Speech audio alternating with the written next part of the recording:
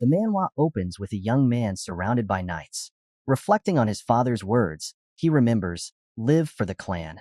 He understood that he should desire nothing and remain by his brother's side like a shadow. Exhausted from the battle, he kneels. A knight approaches, mocking him. What a priceless sight, a knight fighting off the continent's strongest commanders on his own. As expected of that man's brother. Very interesting indeed. The knight addresses the young man as Cyan glares at the figure before him, Boris, and silently curses him. Boris smiles at Cyan's failure. Cyan grips his dagger and demands, "Who made you do this? Was it the Emperor?" Boris, sensing Cyan's terrifying power, remarks, "That sickening black fog, just like the rumors said. You are an assassin from Mist. Mist is an organization that is like fog to our Knights of Light. I will report to the higher-ups that I got rid of an impure being affiliated with the heathens." Cyan challenges him, "Sure, go ahead. If you even have a mouth left to do that after this, I guarantee you won't even have a tooth remaining after I'm done with you." Boris warns, "If you intend to use your secret power, you better give up now. There is a 9th-star magic barrier cast here."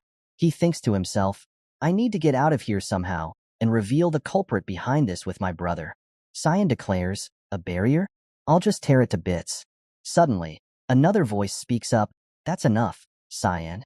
A man clad in golden armor appears, surprising Cyan, who is lost in thought, recalling his father's words. "Live for the clan," his father always said. "Your brother, Ascll, is by extension the clan. Ascll vert's success is Cyan vert's success." Seeing his older brother's arrival, Cyan realizes that the culprit behind this was Ascll. As Ascll approaches Cyan's position, Cyan truly gives up.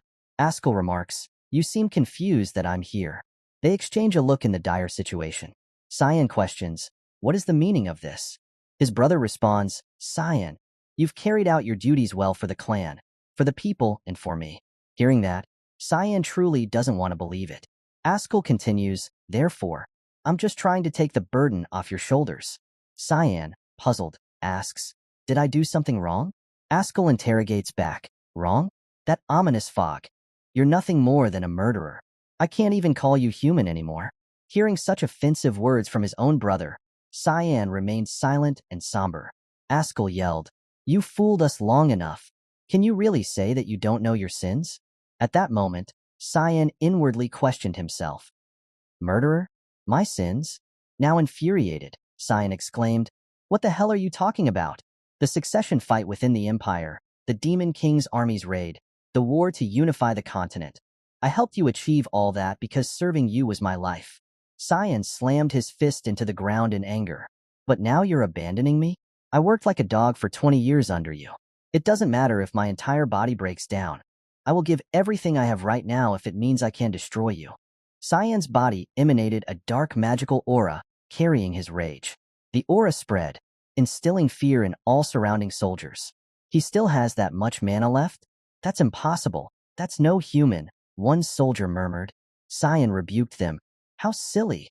The hero is trying to kill his younger brother because he's afraid. Aren't you ashamed of yourself?" Ascll's face twisted in anger as he glared at Cyan. Cyan then exerted all his strength to attack his brother. He declared, "Just once is enough.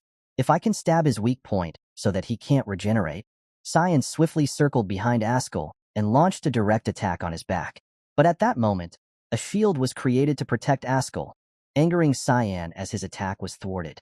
Boris, standing beside Ascll, was supporting him without hesitation.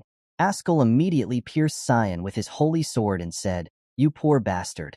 I wanted to do you the favor of giving you a painless death since you are my brother, but you have shown your true colors. I knew what you were from the start, a demon. It's a good thing I never trusted you to begin with." Shocked by his brother's words, Ascll showed no mercy as he kicked Cyan off his sword and turned away, leaving Cyan to wait for death. Cyan lay on the cold ground, blood flowing from him. In that moment, he cursed, "Damn it, is this my end? What a foolish life I've led." Cyan's eyes gradually closed, but something compelled him. His body seemed to act on its own, charging straight towards Ascll with fury.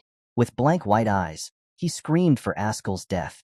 Before the dagger could come close to touching Ascll, the holy sword struck him away. A surge of energy from the holy sword enveloped Cyan's body. But something strange happened. A figure was trying to call him, "Young master." Young Master Cyan. Cyan suddenly woke up, his body drenched in sweat. Before him stood a maid, a girl with an annoyed face, saying, "How long do you intend to sleep? Get it together. You need to get ready." Cyan stared at the maid calling herself Emily and asked, "Why are you here?" Something felt off to him. It has been almost 20 years since I last saw her. She looks the same as the last time I saw her. The maid now looked at Cyan as if he were crazy. "What are you talking about? Are you still dreaming?" Cyan looked around and remarked, "This place. I remember it. It's the room I used to live in when I was younger. The furniture arrangement is the same too." He covered his face, realizing, "Wait, am I back to being a child?" Interrupting his thoughts, Emily called, "Young Master Cyan, you're stalling for time because you don't want to go for training, huh? Make up your mind and get going." Cyan didn't understand what Emily said and asked, "Training? What training?" After a while, he began to understand the issue. "Vert Clan Day. I'm certain I'm back in the duchy, in the past. Is this just like the thing where your life flashes before your eyes before death? I remember, 27 years ago, Foundation Year 985, March 1st. It was a year before I entered the academy. Every year, the duchy holds a duel training session. My father, Duke Vert, attends the event, making it a very big deal. My opponent is Krantz Vert. He is the same age as me, my half-brother. His mother, Margaret Erzith, is the Duke's wife. Thanks to that, Krantz received a lot more attention despite the fact that we were both the youngest. I was a bastard son, and after being mocked in this fight, I became a laughing stock to everyone. This duel was the reason my father stopped paying any attention to me too." Cyan whispered to himself, "It's fine. I just need to win." The maid then whispered to him, "Why don't you just surrender instead?" Cyan sighed, "Ha, even a maid is looking down on me." He drew his sword and felt its weight. "It's just a rapier, but it's so heavy. My strength is the same as when I was this age. This sensation? It's definitely not a dream, nor is my life flashing before my eyes. I've never even heard of a magic spell that is capable of creating such strong illusions. Am I really back in the past?" Cyan wondered, standing opposite his half-brother. Krantz sneered, "You didn't run off, huh?" "Indifferent," Cyan pondered. "Then maybe I can change the future." The master of the house, also Cyan's father, signaled for the duel to commence. Krantz rushed forward, mocking, "Where are you looking, you idiot?" With a smug smile, he swung his sword towards Cyan. Observing him, Cyan evaluated. What is he, a snail? Utilizing skills honed over time, Cyan gracefully sidestepped the strike, catching his brother off guard. Enraged by the miss, Krantz cursed, "Dodging like a coward, huh?" As his sword missed its mark, Cyan simply flicked his own sword, knocking the blade from Krantz's hand. He then delivered a swift kick to his leg, causing Krantz to fall to the ground in pain. Both the master and mistress of the house were surprised by this turn of events. Looking at his fallen brother with the eyes of a predator, Cyan thought, "Now, if I just put my sword up to his throat, this duel is over." But that's not enough. Remembering how Krantz had always bullied him, Cyan seethed. "I need to really stomp him down so that he can never try to do anything to me again. In this life, I will pave a path on my own." The outcome of the duel was Krantz's defeat. The Duke ordered Cyan to see him, even clearing his schedule. Was my victory in the duel that impressive? Cyan wondered. A high-class knight named Yulkin, directly affiliated with the Duke, escorted him. Walking down the corridor, Cyan encountered Margaret Erzith, the mother of Krantz, and her maid. Cyan silently speculated. Seems like she was talking about her son. Inquiring about Krantz's condition, Cyan asked, "Is Krantz okay, madam?" Furious, she retorted, "You have the audacity to ask such a question after beating your brother like that? How thick-skinned of you." Disdainfully, Cyan replied, "That's how duels are. See you." She didn't stop there, insulting both Cyan's mother and him. "This is why bastards shouldn't be treated like legitimate children. Like mother, like son. It's all because the mother is some dirty whore. You should be on the streets begging for food. Instead, you dare to put up a fight. You should know to be grateful." With a look as if preparing to kill her, Cyan thought, "She has crossed the line. Should I kill her?" That thought crossed his mind. Should I just kill her? But reason pulled him back. "No, I know better than anyone how to make her suffer. I'm going to torture her slowly, painstakingly slowly," Cyan thought. With a calm demeanor, he questioned the lady again. "You know I'm going to the academy along with Krantz, right? What exactly is your point?" I'm sure you want your son to graduate with his limbs intact, right? I guess you're not that worried about him. Huh, Duchess? Understanding Cyan's implication, the Duchess became enraged. You vulgar piece of shit, how dare you? Just as she raised her hand to strike Cyan, the knight by her side intervened. I apologize, Duchess. The Duke called for him with urgency, so I don't think we can delay any longer. We'll get going now. Fuming but unable to act, the Duchess stormed off. Cyan smiled inwardly. The Duke's orders are absolute. I'm being protected by the guard knight who was given that order, a knight who won't submit even to the Duke's wife. How nice and reliable. Arriving at the master's chamber, they knocked, and the master allowed them in, saying, "Come in." Facing his father, Cyan greeted him. Cyan, the youngest child of the House of Vert, greets you, father. He thought, it's been almost 15 years since we met one-on-one. The master turned to Cyan and gestured for him to sit down. Duke Willius Vert, the great feudal lord of Velias, a western feud of the Ushif Empire, was known to the world by a different name, Guardian of the Continent. The hero who stopped the invasion of demons for a long time with the help of his remarkable magic power and worldly wisdom. This man shouldered a responsibility no one compelled on him until his very death in battle against the invasion of the Demon King's army. All he wanted was peace across the entirety of the continent. But my memories of him are different, Cyan reflected. He saw his father as a man who utilized his free will to decide on living his whole life serving others. A stupid man. With a serious expression, his father asked, "Your eyes precisely followed the sword and dodged it." Cyan had to pay attention to what his father was saying. He continued, "The moment Krantz ran at you, you looked straight at the path of the swinging sword and turned your body to dodge it. When did you learn how to wield a sword?" Cyan evaluated. As always, he's sharp, and answered his father's question. "I wouldn't say I learned it. I practiced every night on my own." His father remarked, "From what I know, you've never had any interest in swordsmanship. Why did you hide such excellent skills?" Cyan replied, "I didn't really want to catch others' attention." His father persisted, "Despite that, you really went all out at taking down Krantz. But wasn't what you did after that unnecessary?" His intention behind that question seemed probing.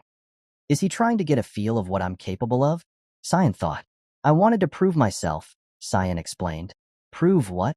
"That I'm better than Krantz, even though we share the same blood, which is also what I concluded as the meaning of the duel." "What you said made your father laugh, and he praised you. Excellent. A clear and concise answer that shows off your level-headedness. I didn't know you were so talented. I'm delighted you'll become a great, reliable support for Ascll one day." When the name Ascll was mentioned, Cyan froze, recalling images from before his regression. He thought, why would I become his helper? It's the same as always. He is still obsessed with Ascll. His father continued, "It's not exactly a trophy, but I want to reward you for this duel. If you want something, you can tell me." Cyan thought, "Then I'll destroy everything that Ascll will try to do." He smirked with implied meaning and replied, "What I want." Immediately after that, the scene shifted to Cyan's maid, who was frantically confirming, "You said you want to enter the battlefront?" "Yeah, that's right. Nothing certain yet, though," Cyan responded. "This is driving me crazy. Are you out of your mind? Do you have any idea what kind of place that is?" she exclaimed.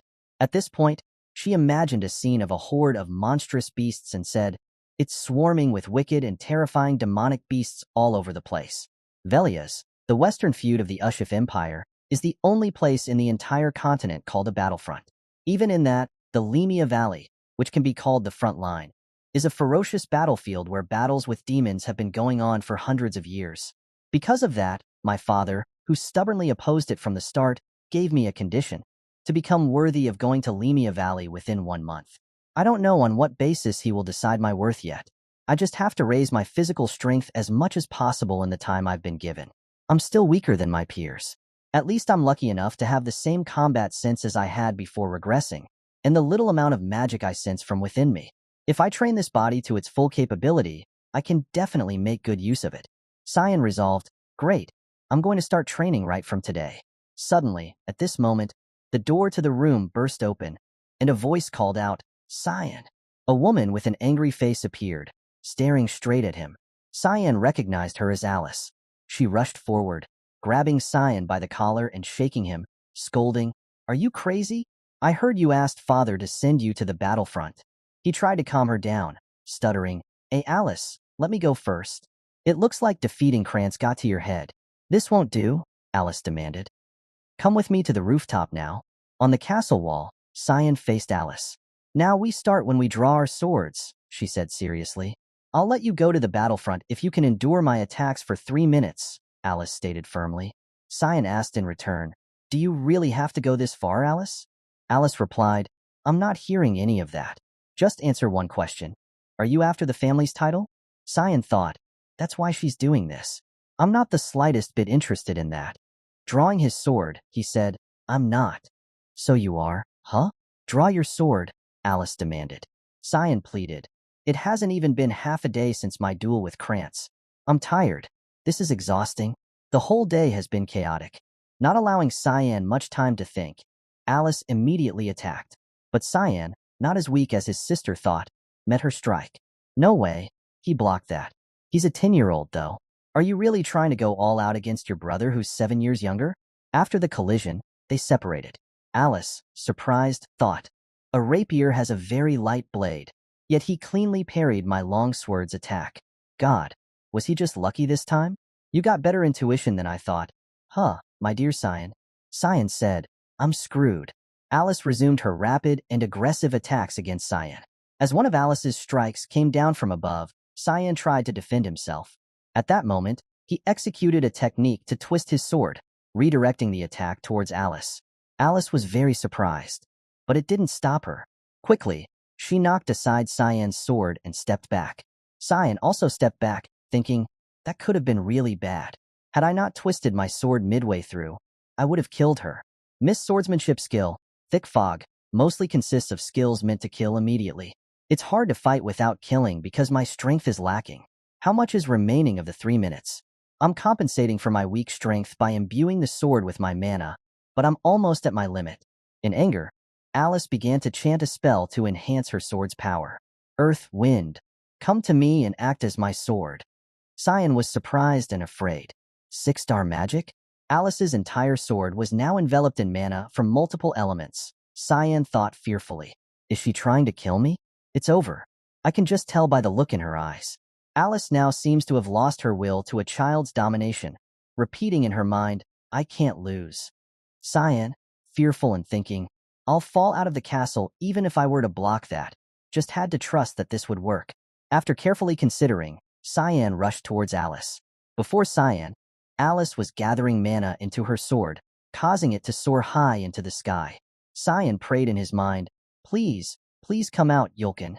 Just as Alice's dangerously large sword was about to touch Cyan, the knight of the family appeared, demanding that everything stop. He deflected Alice's attack with his sword and lifted Cyan with his other hand. The force of the collision lit up the night sky. With a serious expression, he warned, Miss Alice, you're being too harsh against a much younger opponent. Cyan sighed in relief. I was wondering when he was going to appear. Alice, now sobered up, immediately hugged Cyan and apologized. Sorry, Cyan. I must have lost my mind for a second there. I just wanted to stop you from going to the battlefield. I was too obsessed with that. Cyan thought cheerfully, this is very like her. She always tries so hard with everything. He added, my sister was the elite of the elites, who got an S in all subjects in the Royal Academy, where all the talented children gathered, whether they were talented in swordsmanship, magic, or other fields of study. On top of that, her beauty was astounding, so people called her God's child. From a young age, she was trained in swordsmanship. She was mentioned as being the future guardian of the continent, along with the oldest son, Ascll.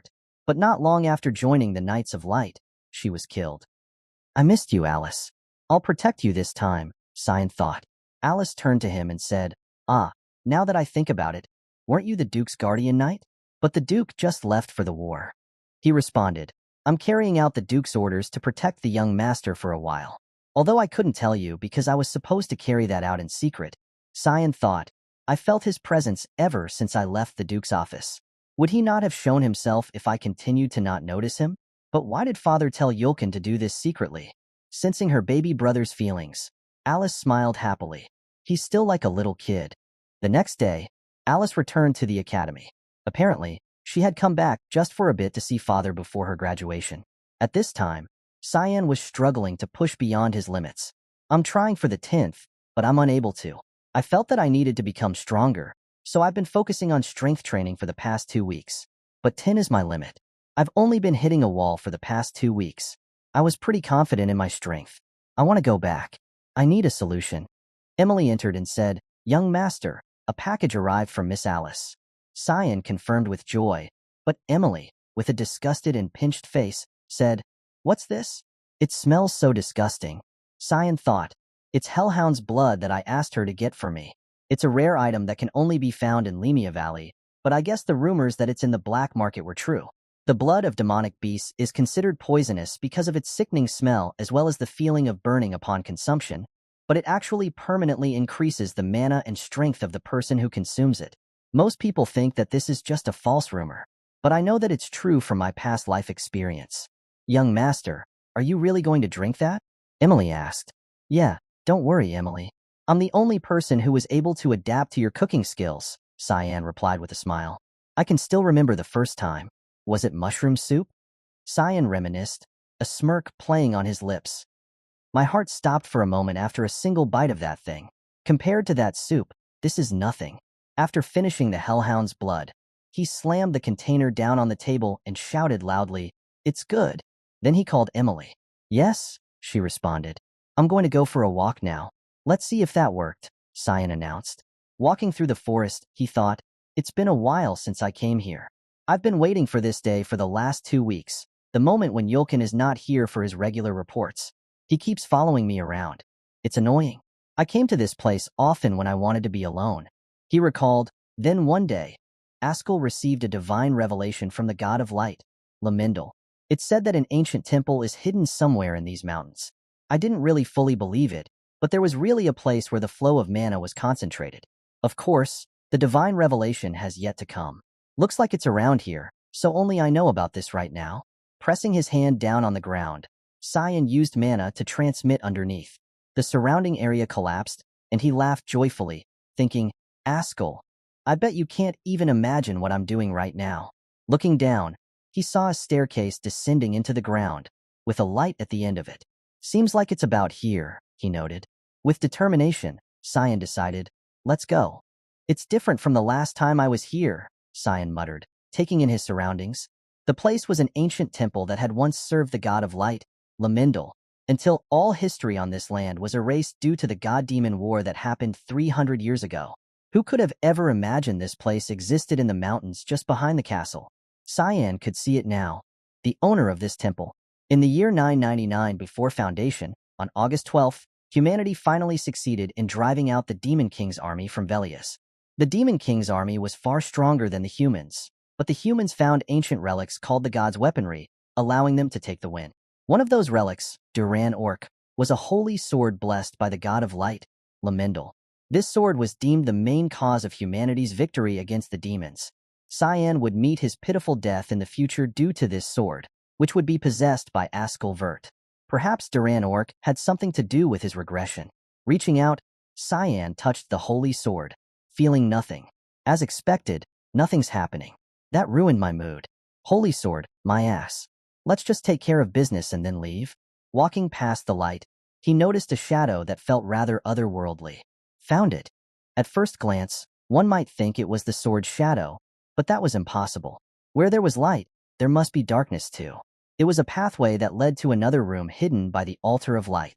From the darkness, a staircase appeared, leading down to a mysterious wooden door. Cyan began to open the door and stepped inside. In front of him was a bloody red sword. "It's nice to see you, my sword." Demonic sword Kirim. Holding it, his face showed joy as the magical power emanating from it caused the surroundings to change. "Good morning, Kirim. Are you still not awake yet?" A gruesome voice emerged from the sword, "Kikiki. Child, don't you have any fear?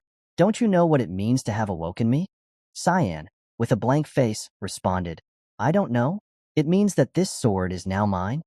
The darkness grew larger and said, waking up a sleeping demonic sword, "It's too late to regret it now, child. Your body is now mine." The darkness swooped towards Cyan, but as it got closer, he only needed one hand to grab it. The darkness transformed into a woman. Cyan said with a crazed smile and eyes, "You weren't this rash before." The woman, now trying to escape, asked, "What are you?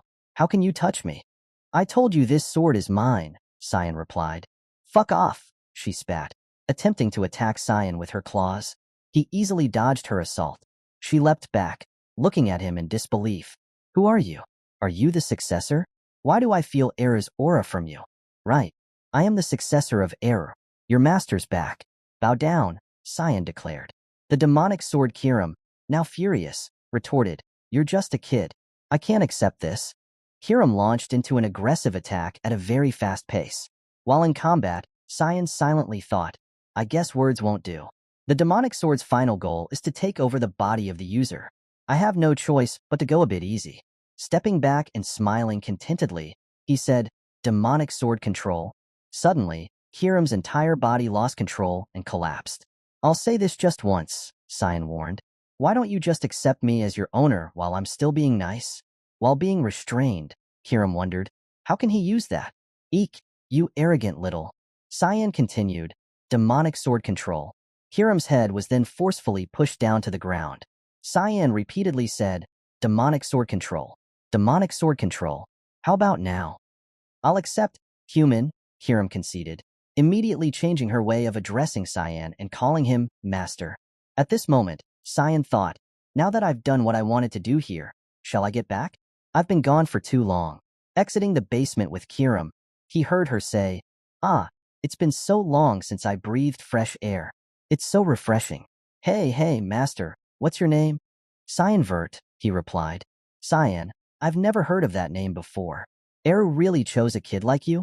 Yeah, in my past life, Cyan confirmed. Kiram asked, past life? What the hell are you talking about? I died once before, Cyan explained. What the hell? Kiram exclaimed, looking at the holy sword. He's still sleeping, huh? He'll have to wait 20 more years for his owner, Cyan explained. You talk like you know the future, Kiram remarked. With a serious look in his eyes, Cyan firmly held the sword and chopped off the handle of the holy sword.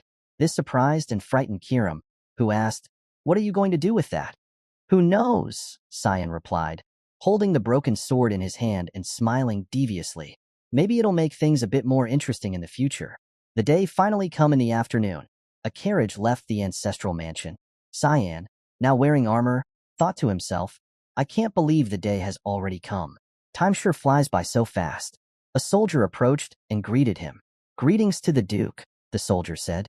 Then the Duke asked Cyan, I'll ask you one last time. Are you still determined to go to the battlefront? If you want to back out now, I won't stop you. Cyan respectfully bowed and replied, Yes, sir. My heart already lies at the battlefront. The Duke ordered his knight, Yulkin, to proceed. Yes, sir, Yulkin replied, producing a magic scroll. From the scroll, a magic circle illuminated the area, summoning a large beast with a fiery body. It stared at Cyan with bloodthirsty eyes. A hellhound, a low-ranked demonic beast from the Lemia Valley? Huh? Cyan observed. The knights and father must have had a hard time preparing this test. Gripping his sword tightly, he thought, they'll sweep in if it gets dangerous. The Duke, watching, said, You must be responsible for your every action. So prove how strong your resolve is by passing this trial and showing it to us. A trial? Huh? Cyan thought. He recalled a conversation with Yulkin about a duel. There's only 3 days left until the deadline of my promise with father. I can't just keep swinging my sword in the air now, can I? I want to get a sense of a real fight too. Help me out, yeah? For a duel, someone your age like young Master Krantz would be, Yulkin started, but Cyan interrupted. I'm not sure why, but he runs away every time he sees me. What a hassle, Yulkin thought to himself. Aloud, he said, If you insist, okay. Instead, I will only fight you with my sword sheath. I'll only focus on defense, so attack me all you want. Thanks, Yulkin. I have another favor to ask. Whatever happens from this point on, don't tell father about it. This is an order, Cyan instructed. Yulkin was curious about what Cyan mentioned, but at that moment, Cyan rushed to attack. Yulkin could only use the sword sheath to defend. That was heavy. I can't believe this is the sword of a 10-year-old, he thought. He's quick. Cyan's swordsmanship speed and strength amazed Yulkin. Just a second of distraction, and Cyan disappeared, leaving Yulkin astonished. Right after that, Cyan attacked him from behind. Although Yulkin only stood still to defend against the strikes, it was quite astonishing. Phew, Cyan thought, as I thought, I can't win against you yet. Good job, Yulkin. Thanks for helping me, Cyan said. Yulkin, surprised, responded, "Great job, young master." In his heart, he thought, "I can't believe the weak young master Cyan has grown so much. If the hunch I had back then was right, by now the young master can overcome any trial that comes at him." Returning to the present, Cyan faced a large monster for training. A second later, he disappeared from his current position, his body swiftly rushing towards the monster. Here it comes. Cyan's figure passed by the monster, leaving it with a powerful strike. With my current strength, fighting a monster is still too much. I've got to end this battle as quickly as possible. I'm going to kill it off with this attack. After thinking it through, Cyan immediately channeled his power into his right hand holding the sword. His body leaped high into the air. Then he thrust the sword like a spear through the monster's head. The entire scene unfolded in awe before everyone's eyes. Cyan's father beamed with delight. Cyan looked at the monster and thought, "It feels like a waste. This much blood could fill a few bottles. If I did something like that here, they'd think I'm crazy. Should I carry something like a cup with me, at least?" His father applauded, saying, "Impressive, Cyan. Then I'll see you at the battlefront." Cyan stood there and thanked his father. Kirim spoke up, "Master, do I look like a kitchen knife to you?" Cyan asked back, "No, of course, you're a demonic sword. Why do you say that?" Kirim replied, "Then use me, damn it. I need blood to gain strength. Please, just let me have one gulp." Cyan reassured, "Don't you worry, because soon I'm going to use you to my heart's content. Look forward to it." That's when you should have woken me up. The scene transitions to a battlefield where a group of ogres is attacking. People shout, "It's an ogre! Ogre in the northwest. Set up a line of defense and take it out right away. Leave none alive. Start the restraint of salvation." The entire army is filled with fervor. On the battlefield, magic is cast, its light forcing the ogres to shield their eyes. Smaller magic circles begin to appear underneath them, from which threads shoot out, binding the ogres' bodies. The command is given for the attack. The entire army begins to attack the ogres, whose dazzled bodies await death. Some ogres try to escape, but a warrior charges in, and an ogre's head falls off, landing right where Cyan is sitting on his horse, observing. His maid, Emily, stands behind, frightened. She cries out, "Young master, why did you want to come to a place like this? Aren't you scared?" Cyan looks at the battle and thinks to himself, "To think I'd be back here. I feel nostalgic. It's just like hell, as usual." Cyan's father approaches and asks him, "How does it feel to be on the front lines, Cyan?" Cyan responds, "I'm a bit nervous." His father says, "As you can see, you will never know when you'll die in this place, so don't ever let your guard down." Cyan confidently smiles and replies, "Okay, I will keep that in mind, father." In the front lines, there are usually 3 to 4 battles a day, and every battle has its own detailed response manual. With the capable advanced knights as the core, they take care of all the monsters that try to cross the front lines. When this battle has ended, the tent assigned to Cyan is in the rearmost area, where it's the safest. With the guards here being so disciplined, Cyan thinks, "I won't even have a chance to feed Kirim. Do I really have to wait till dinner time?" Cyan asks, "What are you doing, Emily?" She responds, "Didn't the Duke tell us that we won't know when and where we would die?" Cyan wonders, "Unbelievable. Then why don't you pack up and return?" Emily exclaims, "Do you think I can when you can't even do anything without me? With the monsters all over the place, if I were to turn tail, who would take care of you, young master? Move, it's almost time to eat." Cyan inquires, "What about the cape that I requested?" But receives no response. He angrily thinks, "Should I just chase her away? Is this how she treats her master?" At this moment, a doll resembling Cyan is placed on the bed. Cyan assesses, "This should be enough, right?" Emily now in asks, "Are you planning to go out to exercise even in this place?" Cyan replies, "Yeah. Did I wake you up? You sure are diligent. The Duke would be proud of you if he were to find out." Throwing on a cloak, Cyan adds, "Anyway, I'll get going, so please take care of things as usual. I'm asleep right now. Got it?" "Okay," Emily responds. At this moment, Cyan is moving at a very fast speed. Because this is the front line, night guard duties are usually strengthened. So if I don't move now, moving around freely will be difficult. Cyan executes his skill, Thick Fog third move, Fog's Descent. If I remember correctly, there should be tons of monsters in this place. It's the perfect place to use Kirim. Isn't that right, Kirim? Kirim replies, This strong scent of blood, master. I don't think I can hold back. Quickly, let me cut something down." At this moment, A pack of hellhounds is charging towards Cyan to attack. Cyan confirms, "All right, Kirim, we'll do as you please." With the skill Fog Sword, rushing Fog Storm, Cyan moves through the hellhound pack, leaving them with deadly slashes. After a while, at the corpse of a hellhound, Cyan inserts a sharp tube into its blood vessel. Blood flows through the tube into a wooden cup. Cyan lifts it up and drinks it heartily, joyfully commenting, "Kuru, this is the stuff." Kirim expresses, "It's my first time feeling so refreshed after waking up." Cyan evaluates, "Good work. Keep training like this." Kirim asks, "How long do you think it will take for us to get stronger by killing these mutts?" Cyan replies, "Don't worry. The night is young, and there are plenty of monsters. Before them now is a herd of beasts waiting for them." Kirim excitedly expresses, "I'm getting excited." The scene shifts to a group of horse-drawn carriages, in one of which sits a young lady with white hair. The person in the carriage says, "I still think the front line is too dangerous. Why don't we turn back?" The young lady replies, "I told you not to treat me like a child. I'm the royal princess of the empire. How many times must I tell you that I'm bound to my duty to assist father in his tours? I really will get mad if you mention this again." "Understood, princess." "Oh, that reminds me. There's news saying that the youngest son of the Vert family is on the front lines. He should be around the same age as you. That Duke Vert brought his youngest son. The Duke wasn't really going to bring him. The kid volunteered himself. You guys are about the same age, so you should try to get along." "Humph, like I care about such a trivial thing. Forget it.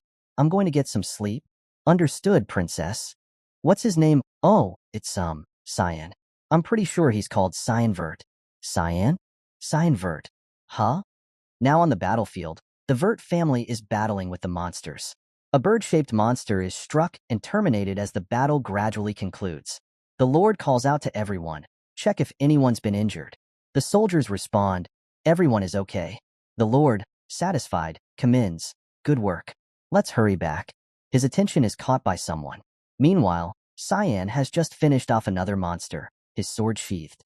Cyan's father inquires, "How are you adjusting to life on the front lines?" Cyan respectfully replies, "I'm learning something new every day, father." Surprised, his father asks, "Is that so? I thought you'd want to hurry back. You've endured for quite some time. I'm very proud of you." He then leaves, leaving Cyan pondering over his unexpected praise. He says, "I have something to talk to you about tomorrow, so come to my tent early in the morning."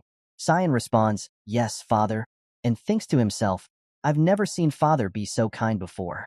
Now, at the monster territory during the night, sounds of movement and intense attacks echo everywhere. A large monster is attacking something underground. Cyan manages to move to avoid the attack, observing, "A deathworm? They should usually only appear deeper into the valley." Kirim suggests, "Master, you seem to be struggling. Why don't you let me take over instead?" Cyan confirms, "Let you take over?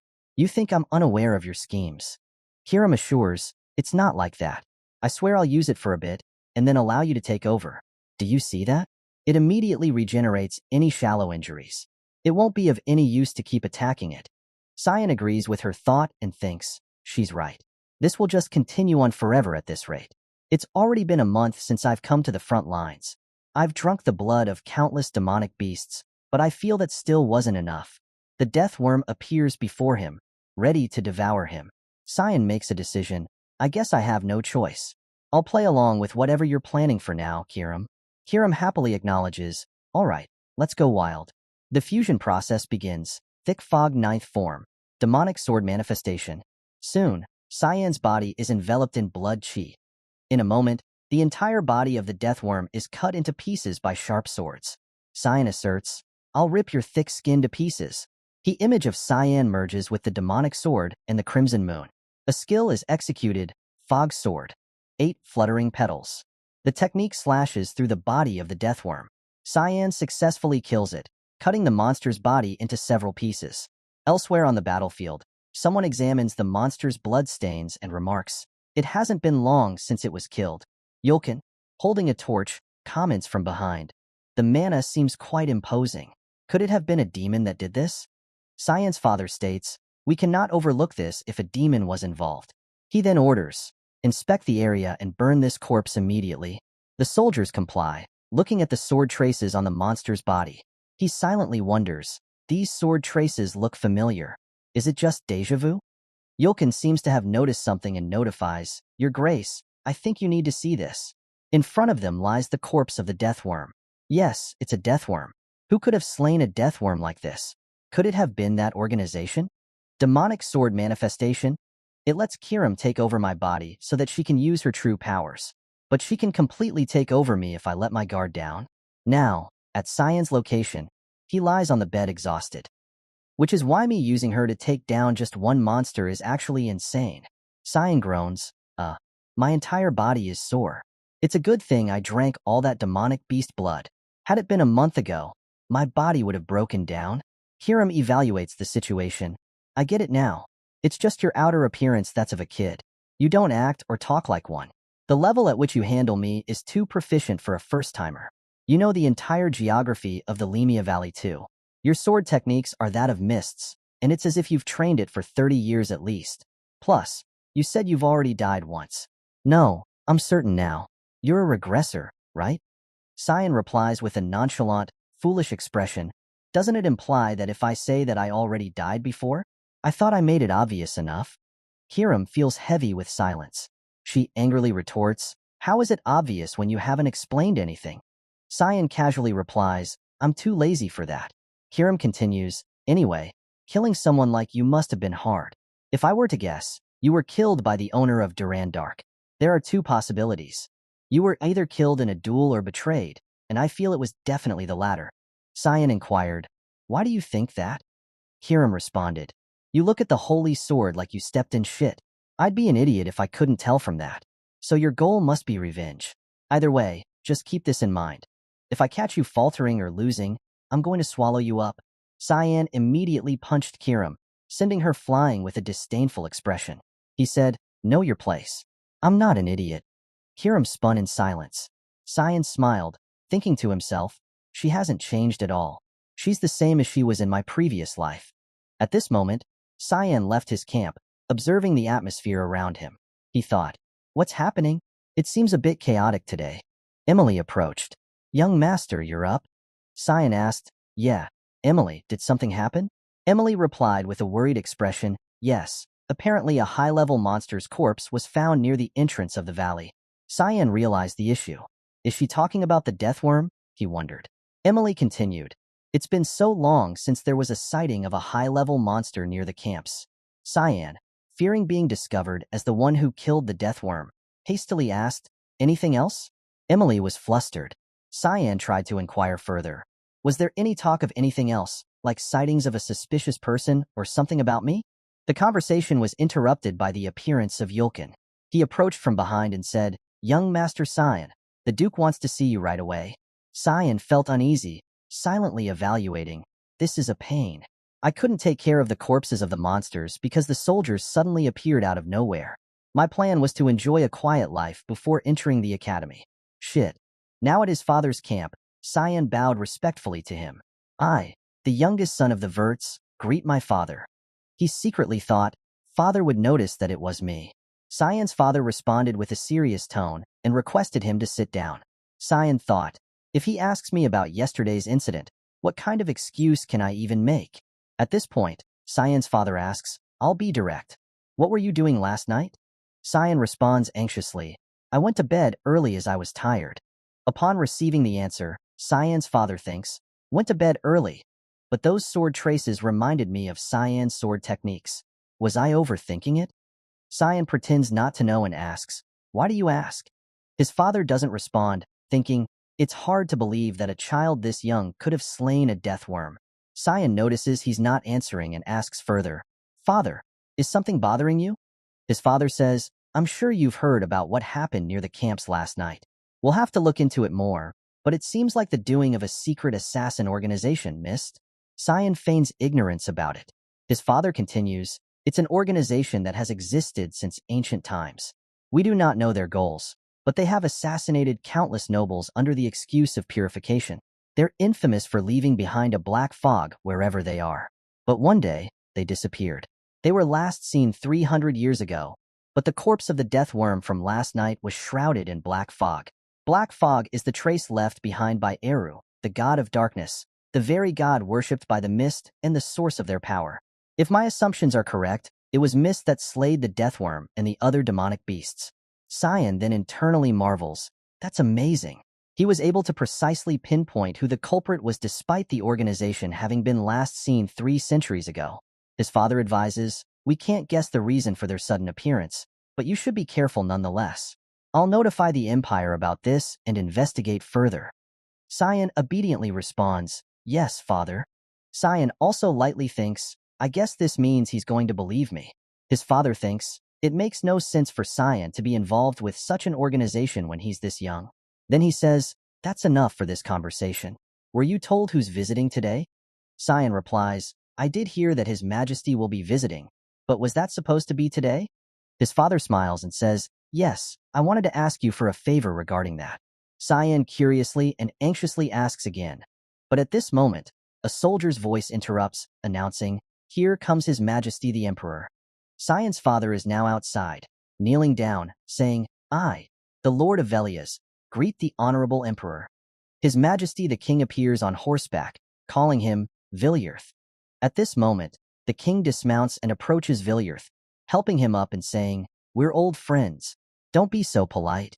Though he has the king's permission, Villiers still feels some apprehension. Your Majesty, he says. The king's gaze now turns towards Cyan's position. Oh, is it that child? Cyan bows and replies, I greet the Honorable Emperor, His Majesty. I'm Cyan Vert, the youngest of the Verts. The king compliments. For a boy this young to be residing in such a rough environment, your children are definitely different from the ordinary ones. Cyan, feeling comfortable, thinks, I was wondering what the favor was going to be, but he just wanted me to appeal as his son. I was always cooped up in the mansion in my past life when the Emperor visited. Emily, nearby, exclaims, look over there, Emily. It's the Emperor. I'm so deeply touched by father's trust. At this moment, the king calls a servant and says, splendid. I wanted to introduce someone as well. From the drawn carriage, a beautiful woman appears. She introduces herself, I'm the 5th princess of the Ushif Empire, Erin Severus. Cyan looks at the princess and thinks, Erin Severus, the tragic 5th princess. After some greetings, Cyan and his father are now in the camp where his father tells him, you'll need to escort the princess for the day. Cyan wonders about the significance of the task he's been given. His father reassures him, no need to be so surprised. You just need to keep her company. You're the same age as her. You'll see her once you enter the academy too. Cyan recalls seeing her at the academy in his past life. I saw her a few times between classes, he thinks. Then his father says, there's no harm in becoming acquainted with someone of the royal family. It won't be long, but I just want you to get along.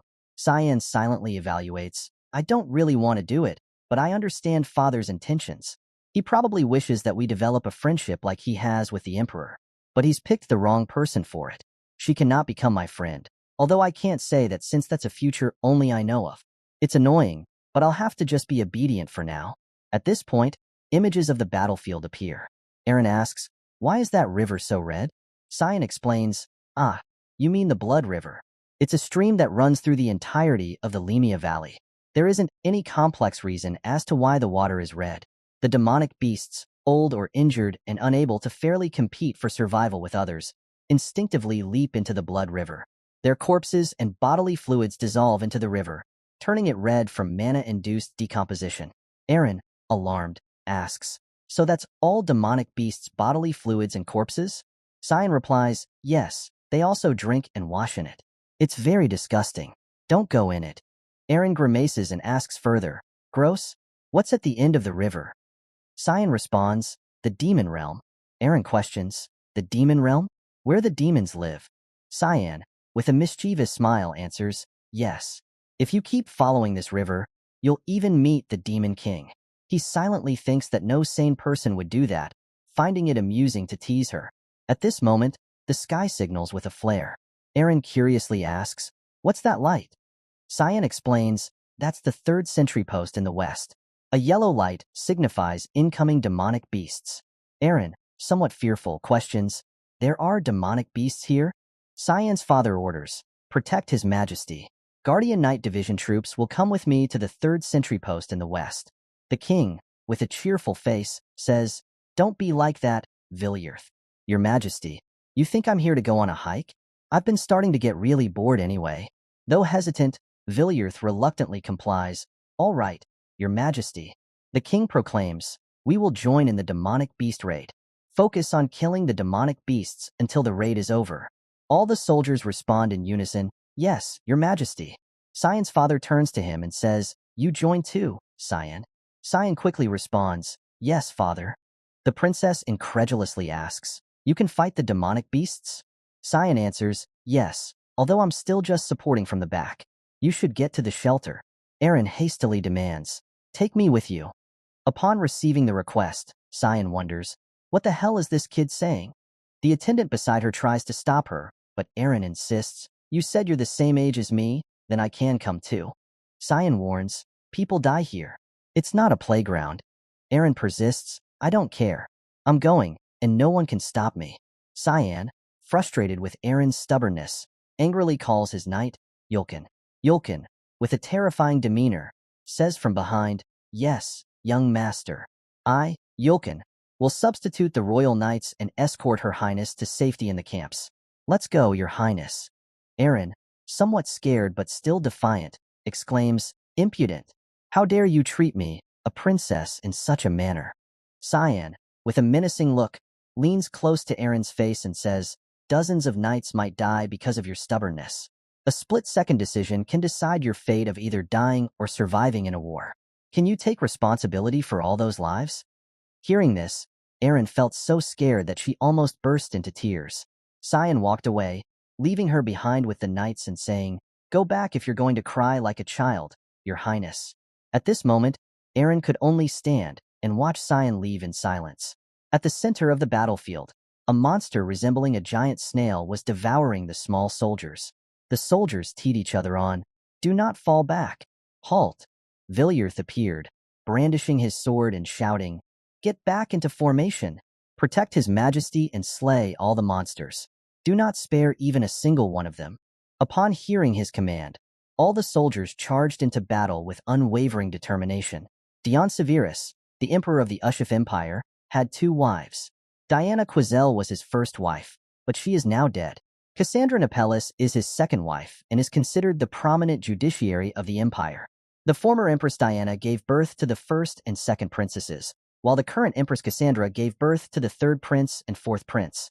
However, Aaron Severus, the 5th princess, was a bastardized daughter born to a peasant mistress. People treated her as something like a scarecrow of a princess for her mixed blood, but she did not care about how others perceived her. She fulfilled her duty as a part of the royal family and devoted herself to her studies more than anyone. However, she was framed for treason by those who resented her, and she was kicked out of the royal family and the empire. Rumors spread that she died alone from a disease on an island, leading people to call her the tragic princess. She could have lived a happy life had she not been greedy. It would have been better for her to live without any ambition. After recounting the story, Kiram asked, isn't that what your father always told you in your past life? Cyan, who was currently in a state of battle with monsters, replied, it's different. That's what royal politics are like. At this moment, a giant snail was attacked by powerful lightning strikes, its body thoroughly cooked. Other giant snails suffered a similar fate. Cyan stood nearby, observing and evaluating. The Emperor Shur is skilled with his holy lightning skill. The king is slaughtering all the giant snails within his reach. Cyan stated, Emperor Dion is known publicly for being an 8th star in magic rank. Had he not become an emperor, he probably would have been the Mage Association's head. I'm sure an intermediate rank demonic beast is no problem for him. I guess you could say that being an emperor is his hobby. After a period of fighting within the camp, the king and Cyan's father were sitting, enjoying wine. The king said, it's been a while since I shared a drink with you, Villiers. Although I do feel quite lonesome that it's only me drinking. Villiers replied, I'm sorry. I do not allow myself to drink on the front lines. At this point, the king changed the subject, saying, anyway, I was reminded when you asked me about the current atmosphere in the empire. There has been a recent spike in assassinations of nobles. It's causing a lot of anxiety, Villiers remarked. Are there any patterns to these assassinations? The king replied, yes. All of the assassinated nobles were corrupt officials. Plus, black fog was present at all the murder scenes.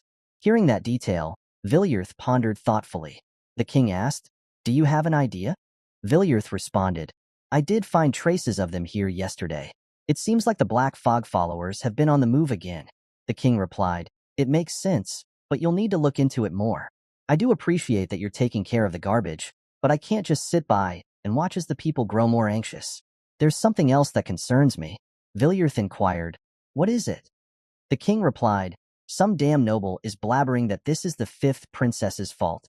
Villiers asked again to confirm, "You mean there are people trying to tie Princess Erin to those incidents?" The king clarified further, "I've been suppressing them by shrugging it off as nonsense, but it seems like there is a group that wants to use her. Let me ask you for a favor as a friend and not as an emperor. If I end up dying before you, please take care of that child." Accepting the request from the king, Villiers responded with a serious face, "I, Villiers, will carry out your majesty's orders to completion." Upon receiving Villiers' assurance, the king was pleased and thanked him. At the campsite, it was raining heavily. In Cyan's tent, Emily was feeling frustrated and asked, "That's all?" Cyan replied, "What more did you expect?" Emily said firmly, "She's the princess. You just ended the escort there. You're never going to get married at this rate." Criticized by Emily, Cyan felt it was a bit much, thinking, "I wasn't going on a date." Then Cyan left the tent, telling Emily, "Anyway, I'll trust you to take care of things while I'm gone." Emily expressed some concern, asking, "Are you going training again? It's raining so hard." Cyan reassured her, "Don't worry about it. Don't stay up waiting for me either." But as he was about to leave, a girl in a cloak stood outside in the rain, waiting at Cyan's camp gate. Cyan was puzzled by the person in front of him. Emily, fearful, asked, "Who are you?" At this point, the stranger took off her hood, revealing herself as Princess Erin, and asked, "Cyan, where were you going to go?" Erin approached him and asked, "Sorry, can we talk if you're not busy?" Quickly changing her demeanor, she welcomed Erin warmly. Outside Cyan's camp, there were not only soldiers from Cyan's clan, but also royal soldiers. Erin asked Cyan, "How long have you been here?" Cyan replied, "About a month." He curiously asked her, "Why did you come to see me?" Erin felt something slightly ominous behind her and said, "Can you excuse us for a bit?" Cyan turned to Emily and said, "Emily, go outside for a bit." Before leaving, Emily turned back and said, "All right, have a good time together." With everything quiet now, Cyan thought to himself, "A good time with a 10-year-old? No, I'm 40 in this situation." Erin hesitantly said, "I'm sorry about what happened earlier. I feel like I didn't act as a princess should." Cyan responded politely, "You don't need to worry about that. I apologize for being rude." Erin smiled and said, "No, I would have said the same thing if I were you." Her smile faded, and her face took on a slightly saddened expression as she continued, "You're acknowledged by a lot of people, unlike me, and you're a lot more mature." Seeing Erin's change in demeanor, Cyan thought, "So that's the kind of personality she has." Erin then expressed her desire, "Right, you're entering the academy too, right? Let's be." Cyan understood what she was suggesting and cut her off before she could finish. His face turned serious with a hint of intimidation as he firmly declined, "I'm sorry, but I don't believe I can be of any help to you." This made Erin feel fearful for a moment. Cyan clarified his stance, "If you're here to make friends, please leave." Erin tried to persuade Cyan, "I just wanted us to be on good terms." "You're harsh. Do you also think that I'm just a shell of a princess?" Not receiving a response to her difficult question, Erin continued, "I understand. I guess there's no benefit in being friends with me. Sorry for wasting your time." She then decided to leave, saying, "I guess I was short-sighted. I thought maybe we could at least talk." "But you're completely different from Sir Ascll," Erin said. Hearing the name of his betrayed brother, Cyan became visibly unsettled, thinking, what did she just say? In that moment, he lost control and gripped Erin's hand tightly to stop her from leaving. In pain, Erin asked, "What's with you?" Cyan responded with a cold tone, "Ascll, how do you know my brother?" Fearfully, Erin replied, "I got to know him when I was touring the Royal Academy last year. He advised me not to care about what others think and that I should just fulfill my role as a princess." Hearing this, Cyan understood the issue at hand. He thought to himself, advised her, "Huh? I know that demonic bastard's personality better than anyone." It all began as soon as she met him. The plan to bring down Princess Erin. Cyan was furious, but still worriedly warned Erin, "Let me warn you." But his words were cut short as their camp was suddenly shaken. Emily rushed in from outside, saying, "Young master, you have to run." At that moment, a giant log came crashing down onto Cyan's camp from above, so fast that no one could perceive its approach. The entire camp was smashed. Emily, luckily outside the attack range, escaped death. What appeared before them now was a huge monster holding a tree branch. People began to shout to each other, "Damn it! That's the young master's tent. Hurry, check if the young master is okay." Emily sat crouched on the ground, engulfed in fear, calling for her master. By now, the shock had reached Villiers' camp. The king and Villiers were worried, unsure of what was happening. A soldier entered to report. The king's face darkened as he asked, "What did you just say?" The soldier reported in detail. Advanced rank demonic beasts ambushed the rear camps of the border regions. "I believe the princess was there when it happened." The king urgently ordered, "Everyone in the imperial army, to the rear camps immediately. We need to secure the safety of the princess." The soldier acknowledged the order and replied, "Yes, your majesty." The king pondered. She was in the rear camps? Whom was she going to see? The scene shifted to the area under attack by the monsters. Two ogres appeared. Cyan, lucky after the attack, was now hiding and assessing the situation. Death worms and ogres too? They should only reside in the deeper regions of the valley. For them to be here in the rear camps, something must have changed. Is it because of me? He wondered. Emily cried, "Young master, I thought you were really dead. I'll never leave your sight again." Returning to the time of the attack, when the camp was attacked from above, Cyan managed to hold Aaron and dodge to the side, avoiding the fatal blow. He silently evaluated, "Back in my day, I even killed the Demon King, as if I died as some mere troll." Aaron worriedly asked, "Do you think the knights in the camps are okay?" Emily replied, "Don't worry, your highness. The knights are really strong." Aaron hugged her face and cried, "This wouldn't have happened if I didn't come here. The knights that came with me are—" The knights behind her reassured her, "We're okay, your highness. It's given that we would protect you as the knights of the empire." The remaining knight also smiled confidently and said, "He's right, your highness. We'll protect you with our lives." Suddenly, Cyan's expression turned serious as he warned the knights, "Move." The knights didn't understand his meaning and were unaware of the imminent danger approaching from behind. In the next moment, the troll's large hand grasped one knight's body, and with a single grip, the knight was killed. Cyan stepped forward to protect Aaron and instructed her to step back. Seeing Cyan's appearance, the troll seemed to recognize something. Cyan immediately realized, "I knew it. It's me that it wants." Upon identifying its target, the troll threw the knight's body aside. Cyan urgently told everyone, "I'll distract the troll, so get away with the princess." Emily agreed without hesitation, not worrying about Cyan. She carried Aaron and said, "What are you doing, Mr. Knight? Let's go." Cyan thought angrily. She was really eager to leave, huh? The troll raised both hands to attack Cyan, who prepared to counter. In the next moment, his sword cut through the troll's arm. After the attack, Cyan wondered, "Why are the advanced-ranked demonic beasts all attracted to me? I feel like they're smelling something on me." Kiram chuckled maliciously and said, "You drank the blood of countless demonic beasts to become strong. That's why you reek of them. It'd be weird if they didn't come for you." Cyan asked urgently, "You knew about this? Why are you telling me now?" Kiram smirked and replied, "Did you forget? What I want is your body." Before she could react, Cyan squeezed her from Kiram's body, and Kiram's sword appeared. Kiram complained, "What are you doing? Please treat me better." Cyan demanded, "Shut up. I don't care how many monsters come at me." After saying that, he rushed towards the troll. The troll threw a punch at him, but he dodged and approached its head, cutting it off. The troll's heavy body fell to the ground. Cyan said, "Now that no one's watching, let's go sip on some advanced-rank demonic beast blood." In front of him was a crowd of large monsters. Kiram excitedly said, "Oh, it's going to be a feast." But then he noticed something and said, "Wait, is that a large dragon with a purple body?" A large dragon with a purple body appeared. Cyan exclaimed, "A devil dragon." Its roar echoed around them. Kiram confirmed, "No, it's still a baby. I guess it also smelled you." Cyan smiled maliciously, thinking, "It doesn't matter why the dragon is here. Demonic sword manifest." Cyan and Kiram's bodies merged.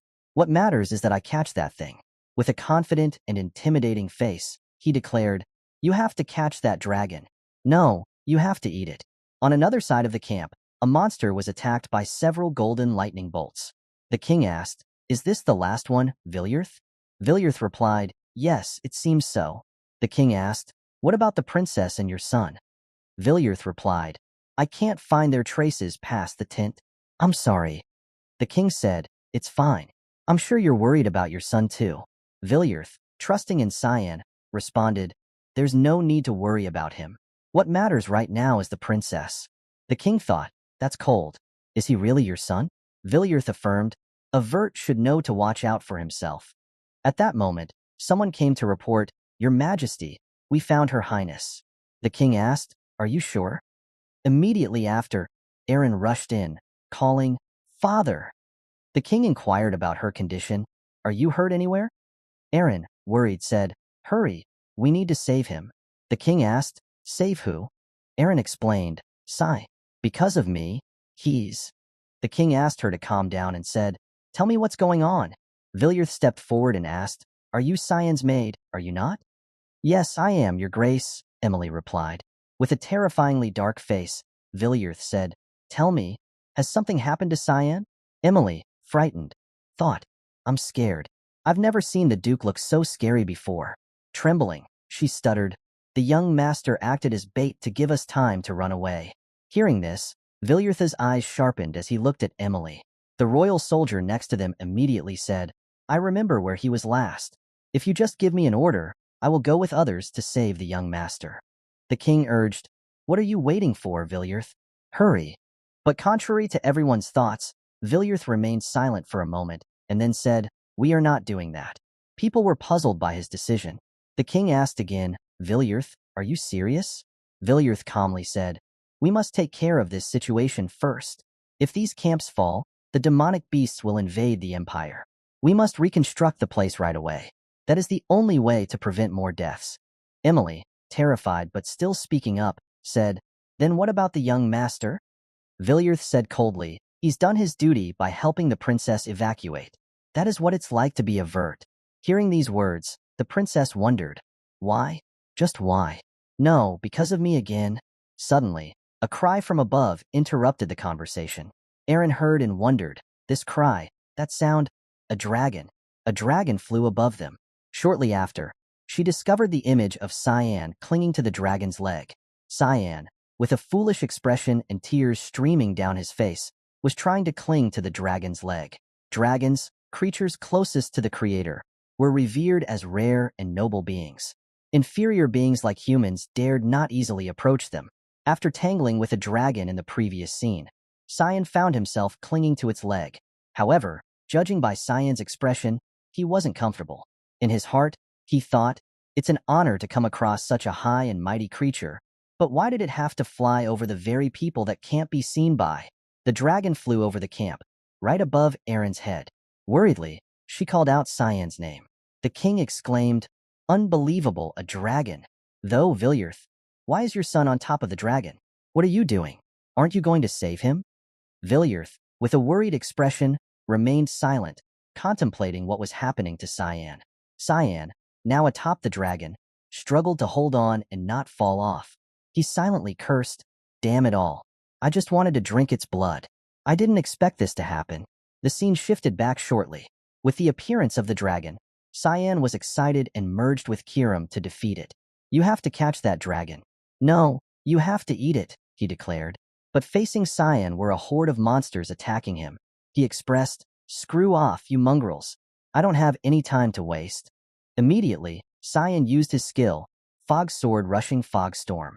Within seconds, his figure moved among hundreds of large monsters, cutting them into pieces. Then, he landed facing the dragon. Cyan remarked, he's definitely not a fully grown dragon. The size speaks for itself. As Cyan identified his presence, the dragon immediately shot out a large energy beam from its mouth. Facing it, Cyan remarked, oh, tiled. That's real bright. As the powerful energy approached Cyan, he swiftly dodged, then quickly moved closer to the dragon's head. Kiram evaluated, Ammon's action now. You're being rude. Cyan felt annoyed by the complaint.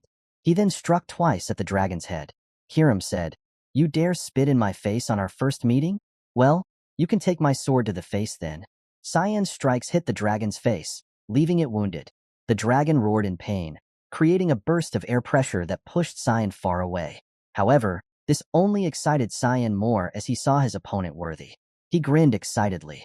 As the dragon's horn attacked, Cyan simply dodged aside. Then, He used his skill, swordless eighth fluttering petals. Cyan's body fluttered through the dragon's body, leaving it with many fatal strikes. The dragon fell from the sky to the ground, surrounded by swirling dust. Cyan, standing before the dragon, remarked, "Phew, I guess I can't take on a dragon just yet. My shoulders are sore.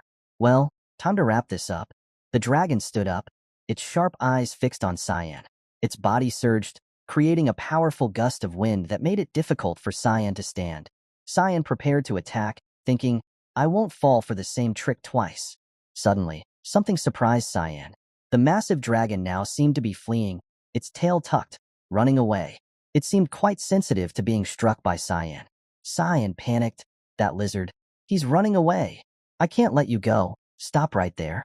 Without hesitation, Cyan soared into the sky, chasing after the dragon. And that's why we see the current scene. Cyan still tightly clutching the dragon's leg, thinking to himself, "I guess I used up all of my luck coming across this dragon." After that, Cyan made his decision. Well then, how will I take care of this situation? At this moment, Kiram appeared and asked, "What's wrong with you? Why aren't you doing anything?" Cyan responded irritably, "What do you mean? Can't you see all those people below us?" Kiram, angered, retorted, "So what if you unsheathed me? You've got to do something at least." Cyan replied, "You want me to use the demonic sword with all those people watching? I'll be burned at the stake immediately if they see that." Kiram complained, "Then what? Are you just going to stay on this dragon?" Cyan, feeling annoyed, replied, "I'm thinking right now." Meanwhile, on the ground, Villiers was concentrating on casting some kind of spell, with golden swords surrounding the magic circle. Cyan recognized the spell and thought, "That's advanced 8-star magic. He's going to use the secret sword of the heavens." Knowing that his son would get swept up into it too when the time came, Villiers cast the spell. Dozens of swords flew, attacking towards the dragon. Cyan cried out, "You're really living up to your title as the continent's guardian father." As the swords attacked, the dragon showed no fear, maneuvering and dodging all the swords flying towards it. Cyan expressed in joy, "Oh, that's right. Good dragon. Keep avoiding it like before."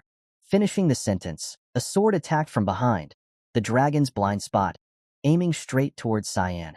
This made Cyan worried, and he expressed, "I don't think you'll dodge this one." Then the sword grazed the dragon's leg, causing Cyan to lose his grip and fall freely downwards. "Damn it. I can't believe I missed the opportunity for such a special meal," Cyan lamented. Kiram angrily exclaimed, "What are you doing? Fly. Are you going to kiss the ground?" Cyan disagreed, saying, "No, if I use a mist, still I'll be burned at the stake." Kiram shouted, "Are you just going to let yourself die then?" Cyan resigned to fate, saying, "I don't know, till maybe I'll even stop thinking." Suddenly, Cyan had an idea. He joyfully exclaimed, "Wait, I think there's a way."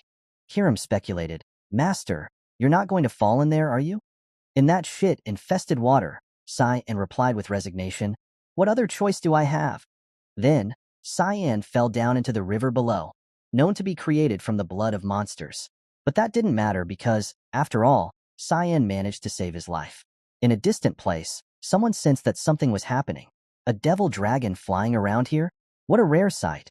Another demon behind him said, "It's a young one. Seems like it got lost and got itself into trouble." The young demon boy responded, "There must be some strong demonic beasts over there," the red-haired demon replied. "No, it's humans who live across that border." The young demon boy speculated, "Humans? No, there's no way a dragon lost to something like a human." Then, he grew quiet. The demon next to him didn't understand his thoughts and asked, "Is something bothering you?" The young demon boy replied, "I can feel a very strange energy from over there. Something strange, but also familiar." The red-haired demon suggested, "If you're that concerned, you can go check it out. However, please refrain from killing everything you see just because you're bored." The young demon boy irritably said, all right, I won't cause any trouble." After saying that, he immediately created and flew towards Cyan's direction. At this point, at the position of the river of monsters, columns of bubbles of air rose from that position. Cyan emerged from below. He tried to crawl onto the nearby ground.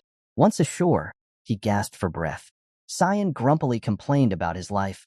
"Fuck my life." Cyan turned to the side and asked Kiram, "You alive?" Kiram, wet and angry, said, "Don't even talk to me." I am trying to decide how I should kill you right now. Cyan reassured Kiram. We'll clean up once we go back. Don't be so mad. Kiram, clearly concerned, asked, Oh, so you're planning to go back? Get it together. This is the demon realm. Cyan tried to ease his worries, saying, Don't worry. There's no way we'd come across a higher demon here. Suddenly, a voice interrupted their conversation, exclaiming, I knew it. I knew something fun would be waiting for me here. The familiar voice sent a shock through them. I remember this voice, Cyan muttered, feeling its deep imprint in his memory. The young demon boy from earlier now stood in front of Cyan, his face fierce as he demanded, Are you a human? Cyan, taken aback by the sudden confrontation. The demon king Velkarion, Cyan stated, recognizing the formidable figure before him. In the past, all who witnessed him agreed. Standing before me now is the embodiment of evil. Cyan, reacting swiftly, cursed under his breath. Damn it, Velkarion. Why now? Velkarion, with chilling patience, repeated his question. I asked if you're human. Aren't you going to answer me?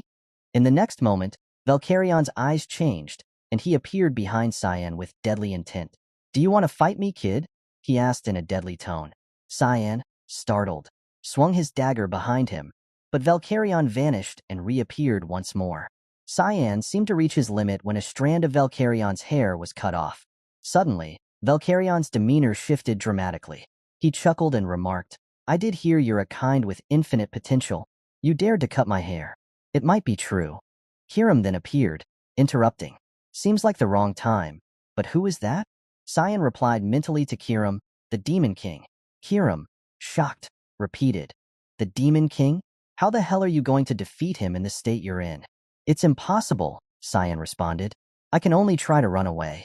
At this point, Cyan trembled, wondering, but could I survive against Velkarion? Fortunately, Velkarion had no intention of harming Cyan. He reassured him, Hey, relax. What am I going to do against a little kid like you? You can calm down. Look, I'm really not going to do anything to you. We can talk with me lying down if you're so scared. Even if I'm an asshole, I won't fight kids. Cyan found this strange and wondered aloud. What? Why is he suddenly lying down? Velkarion chuckled and asked again, Are you human? Cyan confirmed that he was. Velkarion continued, How did you get here? Cyan replied, Through the current of the water. Velkarion mused, So it's your first time in the demon realm. Your aura is a bit strange, you know? Who are you? Cyan nervously denied any familiarity, sweating as he replied, Just a normal human. Velkarion smirked mischievously. A normal human, but it feels like you know me. Cyan's mind raced. We've never met before, he insisted. Velkarion remained relaxed on the ground, saying, I guess that's true. I've never seen a human before either. When could you have seen me? Cyan pondered silently. Why is he so relaxed? Is he really the same Demon King I know? Velkarion responded, I felt a strange energy while making my rounds. Cyan wondered aloud. Making your rounds?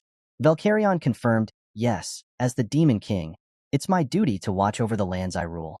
Suddenly, Velkarion stopped and asked Cyan again, Kid, what did I just say? Cyan answered, That it's given for you to watch over the lands you rule as the Demon King. Velkarion chuckled. Aren't you shocked? I'm the Demon King. I knew it. You do know me from somewhere? What kind of kid in the world would react like you did? Has your mom never threatened you by saying that the Demon King will take you away if you're not a good boy? Cyan doubted himself, questioning, There's no way he's the same Demon King. If things go like in my past life, the demon's invasion should start soon. But this guy doesn't seem like someone who would do that. If this is his true self, then what triggered him to change? Cyan gathered his courage and asked, If you're really the Demon King, what is it that you wish to accomplish? Velkarion laughed in response, asking the Demon King such a question. You're quite bold. Nothing much. I just want my people to live good lives and eat well. Though if anyone dares to get in the way, I will kill them all. That is my duty as the Demon King. At this point, Cyan started to feel fearful. He thought, it was just for a moment, but I definitely felt it. The true monstrosity of Velkarion that I knew in my past life. It's repressed right now, but some incident must have removed the chains on that side of him. I need to prevent that incident from happening. Cyan gathered his resolve and said, Demon King, do you want to make a deal? Something will happen to you soon. Something that threatens the people you rule over. Velkarion, with an angry expression, asked, "What are you talking about? You're not making any sense." Cyan replied seriously, "I don't know exactly what the incident is, but I am certain that it will trigger a great war between humans and demons." Valkyrion, intrigued yet skeptical, asked, "You mean I'm going to want to take your lands?" Cyan responded calmly, "That's why I want to negotiate with you. Promise me that you won't start a war, no matter what happens." Valkyrion considered this for a moment, then said with a hint of amusement, "Huh, you're making no sense. All right, let's say that I don't start a war. What are you going to give me in return?" Cyan met Valkyrion's gaze firmly and replied, "I'll help you, no matter what happens. I'll do my best to support you."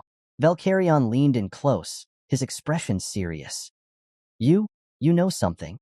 Then he smiled and asked, "Your name?" Cyan answered firmly, "Cyan Vert."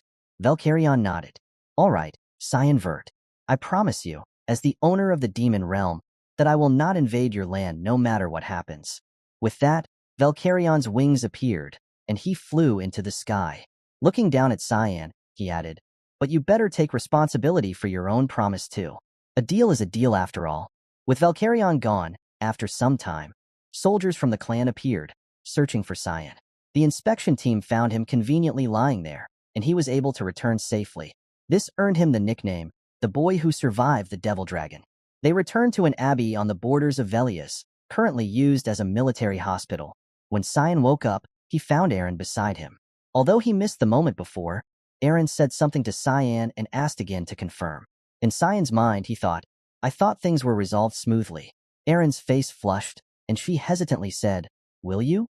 She seemed to intend to say something like, "Will you marry me?" but suddenly stopped and instead said, "Will you be mine?" Cyan's face looked bewildered because he didn't understand her meaning. He silently thought, "What the hell is she saying?" Cyan suddenly interjected, "Nah." Aaron realized how confusing her words were, and with a sad expression, she started shedding tears. "Ah, of course. I'm an incompetent princess." In this difficult situation, Cyan thought to himself, "She's really getting on my nerves. I knew she was incompetent, but her attitude makes her even worse. It's obvious what's going to happen, but I can't stop thinking about how this piece of work is somehow involved in her tragic end." Cyan had made up his mind by now and spoke up, "You're right. You can't bring any benefit to me or anyone else for that matter in your current state. You have no influence or even basic etiquette. It would actually be detrimental for me to be close to you." His words were cutting for a vulnerable princess. Then he added, "However, I'll watch you from afar until you develop into someone better." This statement truly touched Aaron, and she asked, "What do you mean? Watch me?" Cyan tried to appear indifferent and replied, "Yes, don't be disappointed." Aaron's emotions were stirred, but she tried to remain composed. "No, I get what you mean. I just have to improve enough so that you'll acknowledge me." She pointed at Cyan and smiled, saying, "Just wait and see. I don't know when, but I'm going to become so powerful you won't be able to ignore me." Cyan, seeing Aaron's confidence, felt puzzled but responded, "I'm looking forward to it." However, he thought to himself, she cheered up real fast. She's just a kid. Before leaving, Aaron turned back with flushed cheeks. "Ah, one more thing," she said. "Thanks for being alive, really." Cyan, dumbfounded, surely couldn't understand her at this point. The scene shifts to another location, the outskirts of the rear camp, deep within the forest. A cloaked man moves through the snow until he reaches a tree stump. He looks around cautiously to ensure no one is watching. Once satisfied, he takes out a brightly colored cube. Holding the cube, he smiles joyfully and mutters, "Not much left now." Suddenly, a voice startles him. "So it was you, Reynold Crimson." As soon as the voice speaks, his body freezes. He cannot move. "My body won't move. It's as if some invisible chains are tying me down." The person behind him is Cyan. Cyan smirked faintly. "A small dimension box. I guess its commercialization has yet to happen. An artifact imbued with a dimensional realm and enough mana to allow infinite storage."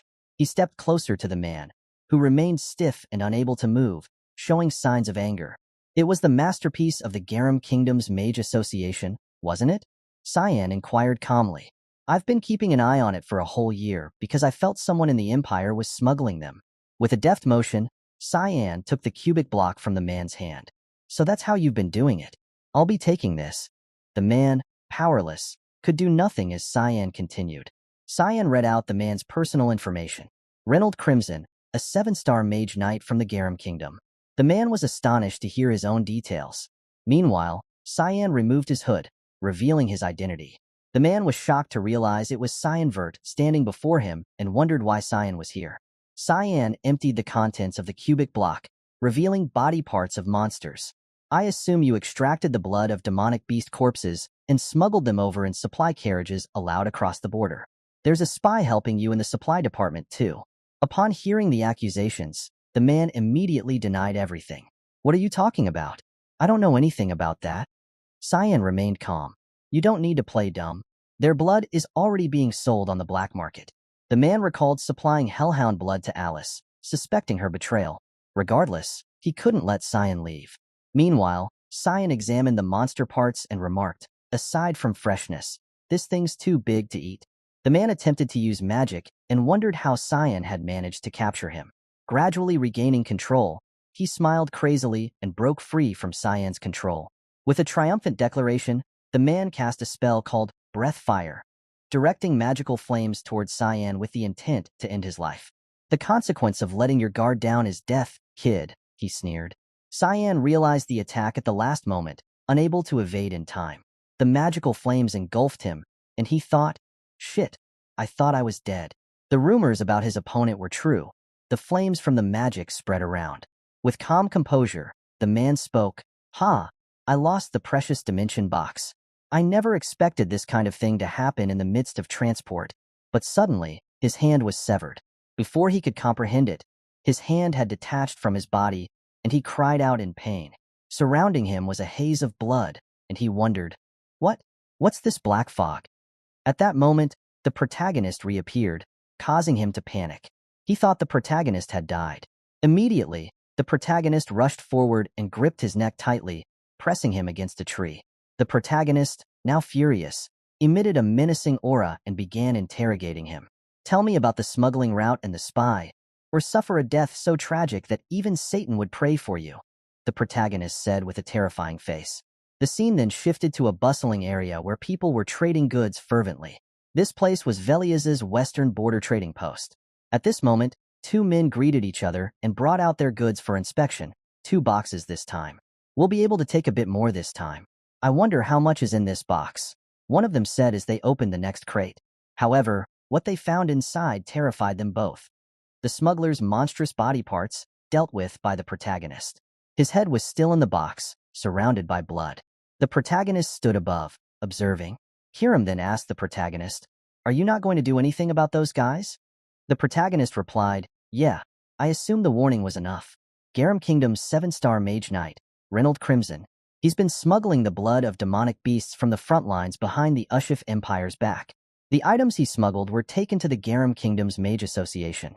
The Garam Kingdom's Mage Association, the protagonist continued, is a place where all mages insanely obsessed with magic gather. They study the origin and foundation of magic, as well as the art of creating new magic.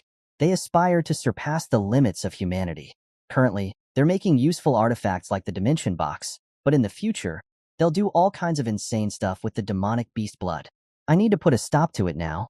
The protagonist left, and Kiram teased him. Are you changing class from assassin to problem solver? Annoyed, the protagonist requested Kiram to shut up. Kiram suggested, I thought you were going to live for yourself. Isn't this a really selfless thing to do? The protagonist replied firmly, I just don't want any more people using the demonic beast blood. The scene shifted to a residence in the Ascll Empire. Ascll, the protagonist's older brother, stood by the window, reading some letters. In the letters' content, there was a mention of Cyan. Ascll wondered aloud. Cyan went to the front lines with father? An attendant on the bed, upon hearing the name Cyan, asked curiously, Cyan Vert? Ah, that half-brother of yours. Ascll responded with irritation, Yes, he's been getting on my nerves. I'll have to go see him. At Cyan's camp, Emily finished packing their belongings neatly and expressed joy. Finally, we're out of the front lines. I'm so excited. I bet the academy will be incomparable to this gloomy place. Cyan, however, lamented, Yes, it's the beginning of hell for me. He explained that the academy wasn't what Emily expected. It was a place filled with politics, envy, jealousy, and prioritized networking over education. Still excited, Emily shared, I heard there are lots of handsome instructors. I'm so excited. Cyan, curious, asked why she was so enthusiastic. Emily continued cheerfully. Is romance finally coming into my life? Cyan wondered. Is she really coming to the academy for me? After some time traveling from the battlefield back home, Cyan stepped down from the horse carriage and admired the surroundings. Suddenly, he encountered his half-brother again. But strangely, Krantz looked terrified upon seeing Cyan. As Cyan attempted a normal greeting, Krantz ran off in fear, leaving Cyan puzzled. Kiram then asked, "Who was that?" Cyan replied, "Krantz, my half-brother. Don't mind him." Kiram laughed and speculated, "I feel like you're the opposite of your family members." Cyan denied, "Not really. I'm not that far off from Alice." In his mind, he thought, the real opposite is someone else. As Cyan entered the family hall, he was surprised to find the servants lined up respectfully, welcoming him back. Cyan wondered why they were suddenly polite, thinking, they never even glanced at me before. But now they're being all polite, as if father or that bastard is here. Much had changed over the past year. I guess it's the reward for my hard work, Cyan mused. As Cyan approached the door to his room, he felt a sinister aura emanating from within. Silently acknowledging, I recognize this aura. The aura that makes me shudder. Cyan opened the door and affirmed to himself, yes, beyond this door is that bastard. Behind the door stood the detestable face of Ascll, grinning disgustingly. It's been a while, Cyan, Ascll greeted casually. Cyan was shocked to encounter his brother in his own room. Reminding himself to stay calm, seeing Cyan's troubled expression, Ascll immediately asked, "Do you not remember me?" "I guess that would make sense. The last time I saw you was before I went into the academy." At that moment, Cyan didn't hear anything Ascll said. His face resembled that of a demon, his mind consumed by unrest. He had only one thought. As it is, I can't calm down. Right now, I'm going to kill. As soon as Cyan drew his demonic sword, Kiram appeared, attempting to restrain him. She stood beside him like a shadow, saying, "Get it together. If you don't want to die, there's no fun in killing him right now." Cyan was infuriated, but he managed to restrain himself. He bowed before Ascll and said, "I greet my older brother." Ascll asked again, "So, you do remember me?" Cyan replied, "How could I forget my own older brother's face?" Ascll then patted Cyan's head and said, "That makes me happy." Though this angered him, Cyan forced himself to remain calm. Ascll smiled and remarked, "I was worried that you would have forgotten me. I'm glad you haven't. I heard that your swordsmanship has improved. You'll soon be able to help me on the battlefield." Cyan, with a serious expression, tried to control his response. "Yes, I too. I'm looking forward to that very much." This made Ascll slightly doubtful of Cyan's expression. Then Ascll said, "I'm glad I came here just to see you today." In Cyan's mind, he thought, he's the kind of guy to not even spare a glance at those he deems useless. Knowing that he's here for a reason is helping me calm down. Weirdly enough, Cyan then forced a strange smile and said, "I missed you too." Meanwhile, in the corridor, Emily struggled with 2 suitcases, looking displeased. She complained, he doesn't even have any baggage. Couldn't he have helped me?" As she reached the door to her room, she dropped the suitcases and expressed, "I'm wiped." Then angrily, she opened the door and scolded, Young master, how could you?" However, upon seeing Ascll's presence, she fell silent and stunned. Ascll appeared friendly and smiled, saying, "I heard you were close to Cyan. If you are comfortable with him, feel free to do your work. Don't mind me." After that, Ascll left. Cyan and Emily bowed to bid him farewell. Emily breathed a sigh of relief and said, "Oh yes, young master. I was so nervous." Then she displayed an angry expression towards Cyan's direction and said, "Young master, you should have told me in advance if the first young master was here." Feeling uncomfortable, Cyan spoke to Emily sharply, "Emily, can you leave me alone for a bit?" Emily, unaware of his mood, was about to say more but stopped when she met Cyan's intimidating gaze. He repeated, "Don't make me repeat myself." Emily found it difficult to comprehend. It was the first time she had seen Cyan in such an angry state. Cyan, feeling overwhelmed, rushed to the bathroom, vomiting out everything. His mood seemed somewhat better afterwards. Cyan then asked Kiram, "Why did you stop me?" Kiram replied, "Shouldn't you be thanking me?" Cyan retorted, "It was a good chance for you to take over my body as well." With a wicked smile, Kiram replied, "Don't be mistaken. I just want your rage to grow. That way, you'll be more delicious." Understanding Kiram's intent, Cyan laughed and responded, "All right, Now that's like you. The scene shifted to Ascll's location. He summoned his servant, who promptly reported, I've tracked down the second young lady as you ordered. Ascll inquired, and where is she? The servant responded, she's in the north, in the territory of the White Elves, Farina. Ascll remarked, Farina, they're known for abhorring outsiders. She sure is skilled with others. Let me know if it looks like she's going to come back. The servant acknowledged the order, saying, yes, young master. Then the servant curiously asked, did something good happen? Ascll questioned, why do you think that? The servant observed, you seem much brighter than usual. Was the meeting with your younger brother amusing? Ascll laughed and replied, amusing, I guess you could put it that way. However, his demeanor quickly turned more ominous as he added, but you're wrong. I'm in a terrible mood right now. The servant immediately apologized. Ascll recalled Cyan's expression when they met, reflecting on those eyes as if he was looking at his lifelong nemesis. Is it my misunderstanding? He gets on my nerves. I'll have to keep an eye on him for now, Ascll thought. The servant replied, I'll assign someone to do that. As twilight fell, Ascll sat contemplating Cyan's inscrutable expression. He wondered, Cyan Vert, what are you hiding? The scene shifts to a carriage waiting outside the mansion, with Emily standing nearby. With a displeased expression, Emily addressed Cyan. I'm really disappointed in you, young master. Cyan tried to explain, it's not my fault. I can only take a knight escort to the academy. However, Emily grew even angrier, reproaching, then you should have at least let me know beforehand. After a heated argument, it was time for Cyan to leave. He waved goodbye to Emily before departing, saying, anyway, be good, Emily. Emily seemed indifferent but replied, you be good, young master. With a mischievous expression, Cyan chuckled and signaled for the carriage to depart. Huh? You're really just leaving? Emily asked one last time, her eyes welling up with tears. She urged, don't feel down even if you get bullied. As the carriage departed, Emily stood behind, gesturing for Cyan to take care of himself. Cyan felt a bit embarrassed but acknowledged, that's very like her to say. He reminisced about a childhood memory when he was sick. Outside, it was raining heavily when he was 8, and he was so feverish that he kept losing consciousness. No one was there to take care of him. The person who carried him on her back and sprinted to the nearest doctor back then was Emily.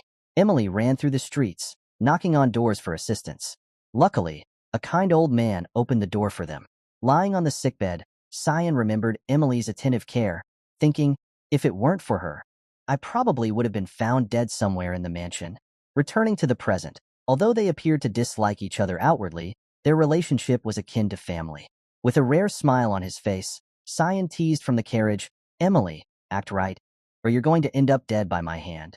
Emily was delighted to hear his playful greeting and pretended not to hear. To Cyan, Emily was more important than a mere servant. After the farewell, Cyan sat quietly in the carriage. His gaze turned pensive. He assessed, anyway, 6 whole intermediate class nights just to escort one person? This puzzled Cyan. He sighed, then smiled with hidden meaning, remarking, seems like shit's going to go down before I even get to the academy. After some time on the road, the sun had set, and the carriage slowed down. 2 knights seemed to signal each other about a plan. Cyan, calmly lying in the carriage, seemed to grasp everything. A knight approached and suggested, young master, I think we should camp here for tonight. Cyan inquired, yeah? Where are we? The knight informed him they were in the central city of Saffron and added, we'll probably arrive in the city in the morning tomorrow. Cyan agreed and instructed, all right, let me know when you're done setting up. The knight acknowledged the order, yes, young master. Cyan observed the surroundings and realized the knight had lied. He thought, there isn't a forest like this near Saffron. It's not somewhere nice and shady either. We're out in the middle of nowhere. Cyan confirmed to himself, it's obvious what they're trying to do. Right after that, a knight spoke to Cyan, young master, you may come out now. Cyan stepped out from the carriage. He knew everything but tried to feign ignorance and remarked, the air is really refreshing. At this point, all the knights surrounded Cyan. Seeing a stranger among them, Cyan asked for their identity. The man in a brown cloak seemed to grow anxious, and the other knights shared the same sentiment, remaining silent. Suddenly, one of them smirked. Cyan noticed with a menacing gaze and asked again, I asked a question. The knight with a smirk on his face and sword in hand replied, you don't need to know. You're going to die soon anyway. Other knights began to express regret. It's a shame that it's come to this. one said. Another added, "There are no personal feelings, though. I'll be nice enough to make it as painless as possible. You just need to stand there with your eyes closed." Then the sinister-faced knight lunged towards Cyan, bidding farewell. However, Cyan faced him calmly, and in an instant, the man's body lay in pieces, his head severed by Cyan. After dispatching one knight, Cyan, now with a chilling tone and bloodlust emanating, brandished his sword and demanded, "I asked, who the fuck is behind this?" The remaining knights, paralyzed by fear, couldn't move, their faces filled with terror. Unfazed, Cyan continued, "Why are you all not moving? Did you not expect this to happen?" The man in the brown cloak, horrified, couldn't believe what he witnessed. Then one knight, summoning courage, charged at Cyan in a desperate attempt to survive, but seconds later his head was separated from his body. Cyan unleashed a barrage of strikes, each cut aimed directly at the remaining knights, slicing through their bodies. They cried out in agony until their lives ended. One of them, too terrified, attempted to flee but couldn't escape Cyan's swift demise. The man in the brown cloak froze in terror, tears streaming down his face, questioning, "This is really an 11-year-old? He reasoned, there was a reason he came alive after fighting a dragon. Cyan retrieved his sword, fixing his menacing gaze on the man. As Cyan approached, the man fell to the ground, trembling and attempting to retreat. With a threatening gaze, Cyan demanded the man to confess everything. Overwhelmed with fear, the man immediately revealed, Mrs. Margaret was behind this. Hearing the answer, Cyan found everything too easy. He seemed somewhat disappointed. Meanwhile, the man continued sobbing and trembling. The horse carriage departed with the man at the reins and Cyan sitting inside. The man elaborated further. From what I heard, young Master Krantz asked Mrs. Margaret for a favor. We were all assuming that this mission was because of that. Cyan was surprised by the revelation, thinking, it was Krantz. All he could do when he saw me was book it. I'll teach him a good lesson when I see him again. Then the man, trembling, asked, "What's going to happen to me now? Are you going to kill me?" Cyan replied, "You don't look that sad about it." The man expressed, "We were the ones that tried to kill you first. I have no right to resent you if you kill me." Cyan disregarded it and instructed, "Just drive. There's a difference between being useless and having no value in being alive." He added, "You're good at driving the carriage." The man was surprised and thanked Cyan. As they approached a majestic city, Cyan announced, "We're here. Central City, Saffron." The scene shifts to a room where a vase lies shattered on the floor, and a startled woman's voice is heard questioning, "What the hell do you mean?" Her butler, seeing the woman's hands tremble as she seeks confirmation, says, "One is missing, and the other 6 were found dead." The butler confirms, adding, "Young Master Cyan left Saffron 10 days ago." Having heard everything, the woman is deeply shocked and exclaims, "You said it wouldn't be a problem. How did that happen?" The butler bows apologetically and replies, "We've underestimated the young master." Enraged, the woman rebukes him. "How can you fail at getting rid of some little child?" The butler, with a worried expression, attempts to suggest, "I think there must be someone behind the scenes that we don't know of. If you give me one more chance, I'll send someone to the academy too." The woman cuts him off angrily and anxiously states, "Enough. If we do that, then sign. If he puts even a hand on Krantz." Remembering Cyan's terrifying face and his past threats, she adds, "Don't you want your son to graduate in one piece?" Just recalling it makes the woman fearful of the consequences if she takes any further action. She then turns away and orders the butler, "It's fine. Don't do anything." The butler bows in obedience, and the woman continues, "And no one must know about this." The butler acknowledges the request and follows the woman's instructions. As the butler leaves, his actions catch the attention of Ascll. The scene shifts to Cyan, who lounges comfortably on a horse-drawn carriage, thinking, "It has been 10 days since we left Saffron. Brian has been acting as my subordinate all this time. I assume they know that I'm still alive. At this rate, I'll safely arrive at the Royal Academy, so I'll have to think about what to do with Brian." Interrupting Cyan's rest, Brian opens the carriage window and announces their arrival. Cyan half opens his eyes, confirming the information. As they reach the academy, Cyan reminisces, brings back the old days. "I can't really call them good memories, but this academy changed me in many ways." Cyan stands before the academy's reception desk, presenting his family crest and introducing himself as Cyan Vert of the Duke Vert family. The staff, upon hearing Cyan's family name, express surprise. The woman attempts to regain composure and welcomes Cyan with a smile. Yes, of course. You're registered. She then instructs Cyan, you just need to go to the assigned dormitory and wait.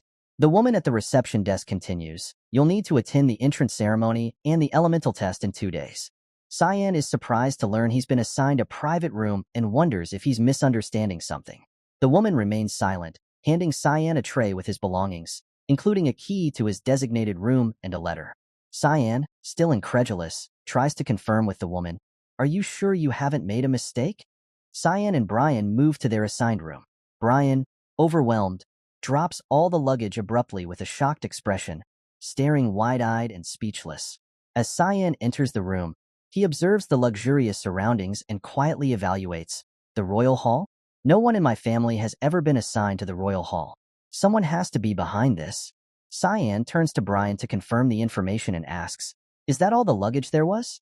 Brian, still in shock, responds firmly, yes, that's all you had. Cyan then reaches into his coat, intending to retrieve something, and says, since I made it to the academy and all the luggage is here, your role is done?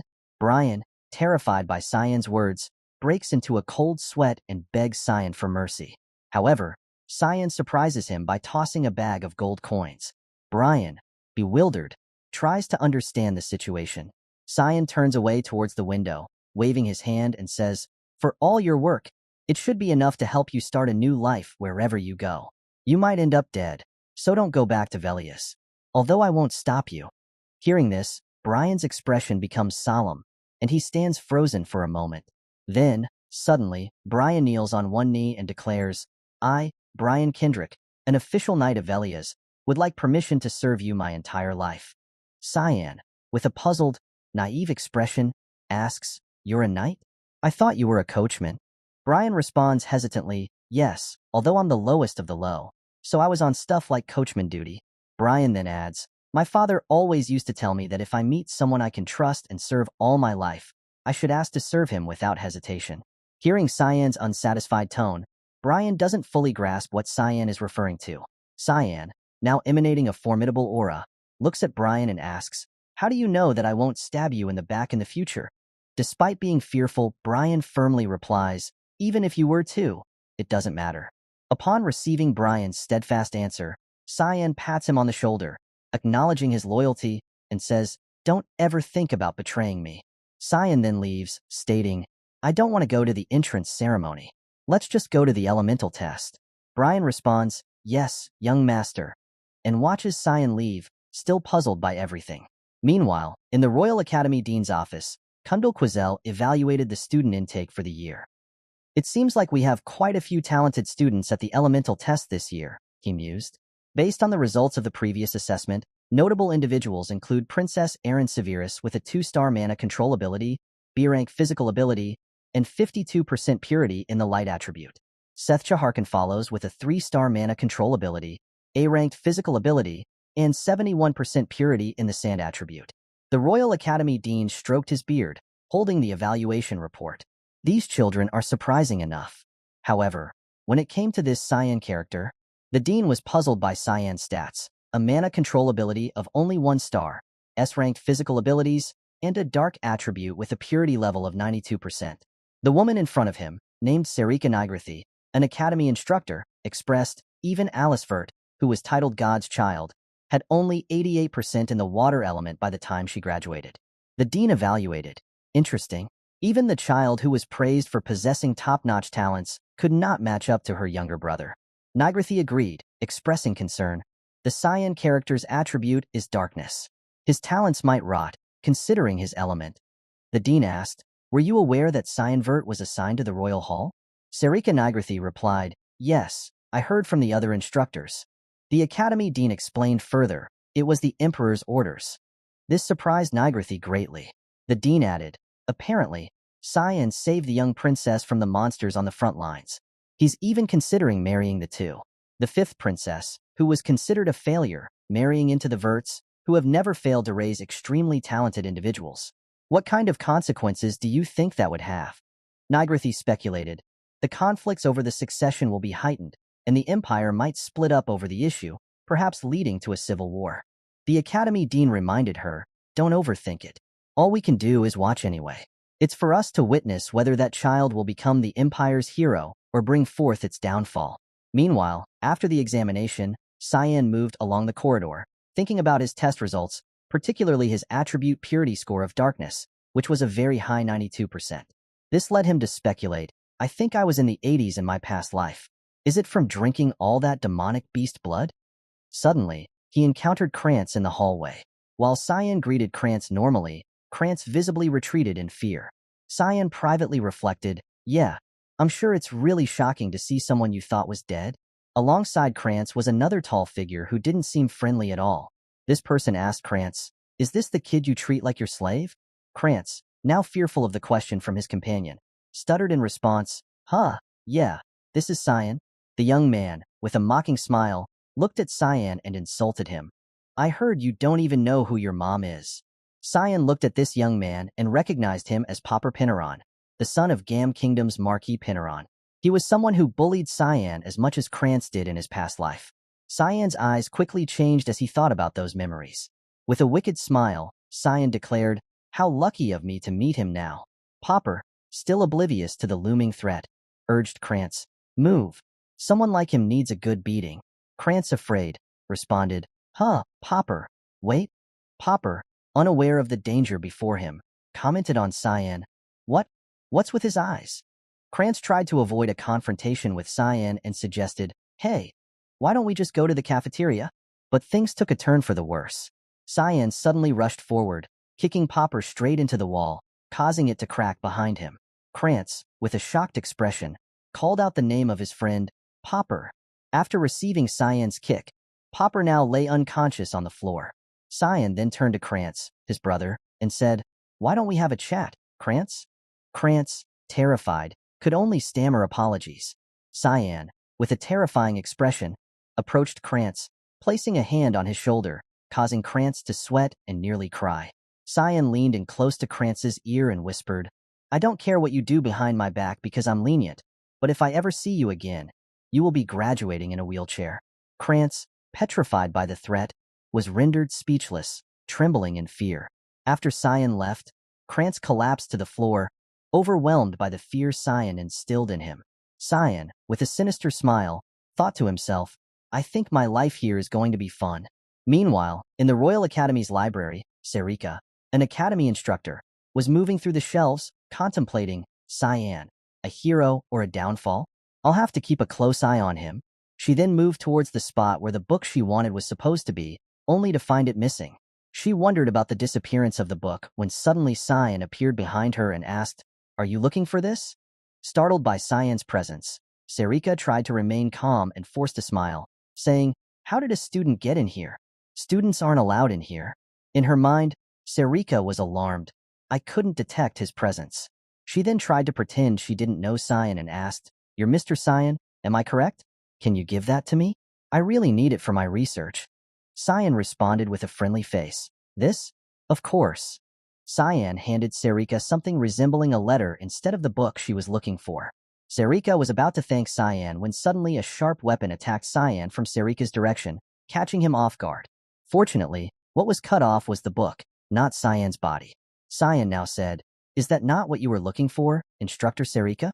Cyan changed his tone and said again, No, the assassin organization's Hall Master of Mist, Serika Nigrathi, now revealed. Her true self with a cold gaze, Serika held the letter hidden within the book and asked Cyan, What the hell? How do you know that? Cyan then recounted, In my past life, I thought Instructor Serika's first impression was very ordinary. She was very friendly. She inquired about the situation at the academy and was very interested, often conversing with me. She expects growth from someone who's being bullied by his own brother. It sounded like a joke. At that moment, Serika said to Cyan, I'm actually very interested in you. This caught Cyan by surprise. Serika acknowledged Cyan's abilities and said, It's rare to see someone with 84% in the dark element. Cyan, with a self-conscious face, responded, But I was told that it's not a special element. Serika continued to encourage and uplift Cyan, stating, That's because humanity doesn't know much about it. I actually think that your growth potential is infinite. In Cyan's mind, a thought emerged. I was swept up in confusion. Maybe this person can help me. However, at the current moment, Cyan realized. It was my misunderstanding. I was being deceived. I must not fall for that innocent-looking face. Being an instructor here is her cover job. She's actually an assassin. She's the hall master of the assassin organization, Mist, and she's hiding out in the academy where all the royals and nobles of the continent come to learn. Serika, now composed, suggested, I'll hear you out in my lab. Come with me. Serika's demeanor surprised Cyan, revealing a foolish expression. In Cyan's mind, he thought, she didn't really react as dramatically as I had expected. At this point, both of them were in Serika's lab, surrounded by numerous peculiar items. Cyan looked around and assessed, this place hasn't changed. Cyan, now composed, casually sipped his tea, then smiled brightly and said, you put poison in the tea. In Cyan's mind, he evaluated, I knew things were going too smoothly. Serika responded with a cheerful smile, saying, it's not a very severe poison. Don't worry, it'll only melt your organs. Cyan confidently thought, but this won't work on me. I'm someone who has consumed countless demonic beasts' blood and Emily's food. Cyan then changed his demeanor, revealing a serious expression fitting the current situation, and said, maybe use something a bit stronger next time. Serika, no longer attempting friendliness, said, then shall we talk? She asked Cyan, how do you know who I am? Plus, you knew that I received my orders in that specific unpopular book in the library. You were aware of the exact location too. Are you perhaps trying to tell me that you're also a part of Mist? Cyan calmly responded with a question. What more proof do you need? Hearing this, Serika became somewhat uncomfortable and exclaimed, huh? You got a big head because of your elemental test, huh? Cyan didn't answer Serika's question but recounted to her. Before setting off to Chatran, I was asked by everyone if just one escort knight will do, and a coachman at that. Cyan continued his line of questioning, because nobles have been murdered left and right recently. Then, Cyan asked Serika, when did the purification project begin? Serika feigned ignorance and asked back, the purification project? With hostility emanating from her, she confirmed, I'm not sure what you're talking about. Cyan, also displaying strength, admitted his own hostility and replied, I'm referring to the assassinations, of course. Serika, now with a threatening tone, said, you might regret what you just said. Unfazed, Cyan confronted Serika.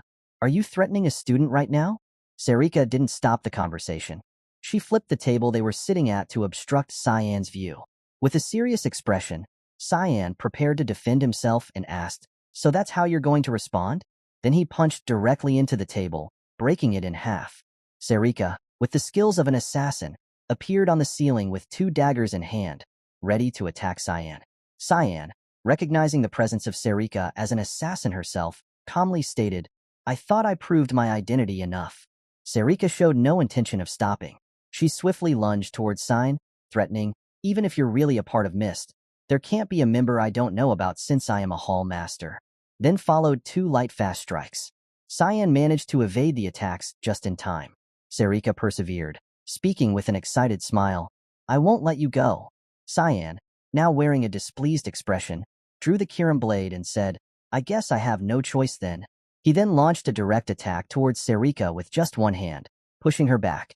In surprise at his strength, changing his grip on Kirim, he rushed at Serika with a serious expression, stating, if you can't believe me, then I'll show you. This was followed by a series of attacks from various angles, making it difficult for her to defend herself. Eventually, she called for a halt to the fight, astonished and questioning the object Cyan held. She wondered, that dagger? Is it the demonic sword Kirim that only the one chosen by Eru can wield? Cyan, holding Kirim, spoke coldly, do you believe me now? I assume Mist is looking for the successor right now. Serika, bewildered, questioned, how do you know that? Cyan confirmed with a cold expression, the very person you've been searching for is right here. He then requested, Serika, bring me to Eru. The scene shifts to a street somewhere in Luwin. The entire area was enveloped in darkness with a sliver of moonlight shining down. Serika led Cyan using magic to open a door. As the door opened, a gloomy mist emerged from deep within the room. Serika then said to Cyan, you're not even surprised that there is a mist base in a place like this? Here, this is the path to the altar you wanted to go to. You are on your own from here onwards. Then Serika left, leaving Cyan alone to proceed into the darkness. Cyan observed his surroundings and assessed, this is a unique realm made with the power of the god of fog. Because of that, it's much bigger than it looks from the outside. Cyan also noticed the presence of ambushers, thinking, anyway, 2 at 4 o'clock, 3 at 11 o'clock. Shortly after, daggers were suddenly thrown towards Cyan, but he anticipated them and easily blocked them all. However, these attacks were just distractions. 2 masked assassins approached Cyan from behind. Cyan calmly thought, I predicted this, but this kind of welcome ceremony is a bit much, isn't it? As the 2 assassins attacked, Cyan calmly dodged and stepped back. The speed of their attacks was so fast that their figures seemed like flashes of red light. They also threw a barrage of concealed weapons at Cyan, but he remained calm and blocked them all. At the same time, Cyan countered by throwing the daggers back at the assassins, nearly striking one in the face. Nevertheless, the assassin's skills were not to be underestimated. Despite the close range, the assassin managed to deflect all the thrown daggers. Cyan observed the situation and thought, he deflected my dagger in that short moment. He admired their exceptional assassination techniques. Not giving Cyan any respite, all the assassins targeted him for an attack. Their secret technique, expansion, was activated, followed by the Death Horn formation. Cyan was put in a difficult position as he was attacked from all 4 directions simultaneously. However, this did not seem to trouble Cyan much. He had grasped their assassination techniques, and in the next moment, Cyan used his own secret technique, expansion. His entire body emitted a red aura surrounding his form. The assassins were astonished when they saw this, realizing it was their own secret technique. They were even more shocked that this technique was being executed by a child. As the 4 assassins closed in on Cyan, he quickly executed the skill, Bloodthirst Wave, causing the red aura to surge in a wave, covering the surrounding area. Cyan explained, Bloodthirst Wave is a secret technique exclusive to assassins that allows you to manifest bloodthirst into a physical form to attack others. As the assassins were hit by the technique, the red aura enveloped their bodies, squeezing them and making it impossible for them to breathe. After a while, all the assassins who were hit by the technique fell unconscious. Cyan observed the situation and confirmed that they wouldn't be able to get up for a while. However, things were not over yet. Cyan's attention turned to the final assassin, who had been standing and observing without taking any action until now. Cyan watched this assassin and silently assessed, though this one is still standing, is he a higher-up? To avoid being caught off guard, Cyan proactively activated the skill, Fog Sword. Unshakable roots of a great tree. At that moment, power was focused into the demon sword Kirim. But before Cyan could use the skill, the assassin began to move quickly towards him, attacking swiftly. Cyan tried to block the assassin's attack and was surprised by his strength. Cyan's mind quickly assessed, he managed to stop my technique midway through. Who is he? Right after, the assassin's mask fell, and the assassin expressed surprise, saying, You've adapted my main skill. The assassin then told Cyan, I can't hold back any longer, Cyanvert. However, when the mask was removed, the assassin facing Cyan was none other than Serika. Cyan was stunned and surprised by the situation when he realized it was Hall Master Serika. At that moment, Serika gave a deranged smile and blushed red as she obsessively demanded, Show me your true powers, Cyanvert. Immediately, Cyan used the skill, Thick Fog 8th Form Assault. As the name suggests, the skill created 8 slashes in 1 second, attacking Serika directly. This forced Serika to be pushed back, and the skill inadvertently cut the hair tie binding Serika's hair, revealing her smooth and beautiful hair. Serika, with a look of delight, remarked, You're proficient with the thick fog and the fog sword too. You're making me even more interested. She then demanded, Show me your true potential, Cyan. However, before she could finish her sentence, Cyan had already run away. Observing the current situation, Serika immediately activated the skill called Zeal for Combat. Meanwhile, Cyan was hurrying away from Serika's reach, his mind filled with worry as he assessed, that is what drives Serika. A hall master who's drunk with such desire will want to fight until one of us dies. Only those who have experienced this would know the fear on Cyan's face as he started to show apprehension. Meanwhile, Serika, using the skill to move through walls, quickly approached with a terrifying, lustful gaze like a demon hunting its prey. Her face blushing in a mad smile, she spoke in a terrifying voice, Come back here, Cyanvert, isn't this what you wanted too? Then Serika used the skill, Fog Sword, rushing fog storm, creating slashes that blocked all of Cyan's escape routes. Cyan tried to defend himself but was pushed back, thinking, I'm not as perverted as you though. At this moment, Sarika said to Cyan, "This is a realm created by Eru. The outside won't detect your energy at all, so you don't need to worry about that." Upon hearing that, Cyan decided, "All right, I can use all the techniques I want in a place like this. I could probably end up killing her, but oh well." The next second, Cyan's entire body changed. A red aura surrounded him, and his eyes turned red, indicating that he had merged with Kiram. Suddenly, Cyan exhibited strange behavior. His whole body suddenly froze, and then he fell face-first onto the ground, unconscious, to Sarika's surprise. She didn't understand what was happening to him. Suddenly, Kiram's voice echoed, "I knew it. You can rest." Then a dark energy gathered and formed Kiram's body. Sarika, still uncertain about the identity of the woman before her, was taken aback. Kiram spoke with a threatening tone.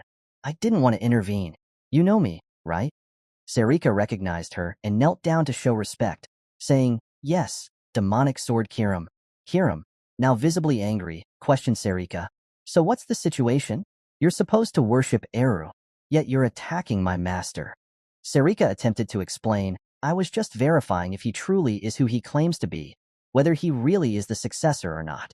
Kiram was not satisfied with Sarika's response and unleashed a fearsome power, stating, "You could have just called for your god instead.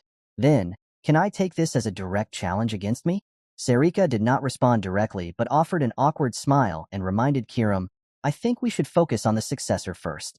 Kiram was puzzled, but when she looked down, she saw Cyan lying in a pool of blood. Alarmed, she exclaimed, "What? Why are you dying?" Sarika explained, "You manifested into your whole form, but that is a very inefficient way of doing it. It eats away at the owner's life force." Hearing this, Kiram became furious and, without mercy, grabbed Cyan by the collar and lifted him up, chastising him. "Hey, this is nothing. What was the point of drinking all that beast blood then?" Sarika intervened, saying, "But I, Hall Master Sarika Nigrathi of Mist, do not reject any fights. Plus, if you're the opponent, I can't turn it down." Kiram was disturbed by Sarika's fighting enthusiasm and thought to herself, "What the hell's wrong with her? I'm scared." At this moment, Cyan began to regain consciousness and demanded Kiram release him. After Kiram let him go, she asked how Cyan was feeling. Cyan, looking exhausted with dark circles under his eyes, questioned Kiram, "Why did you suddenly manifest?" Kiram responded with a mischievous smile, "Just stay behind me. I have to teach that wench a lesson." Sarika, delighted, prepared for battle and said, "It'd be an honor, Kiram." Kiram, feeling disrespected, responded, "Don't be crying and begging for my forgiveness later then." Sarika, unfazed, provoked her further, "I'd love it if you could push me to that point."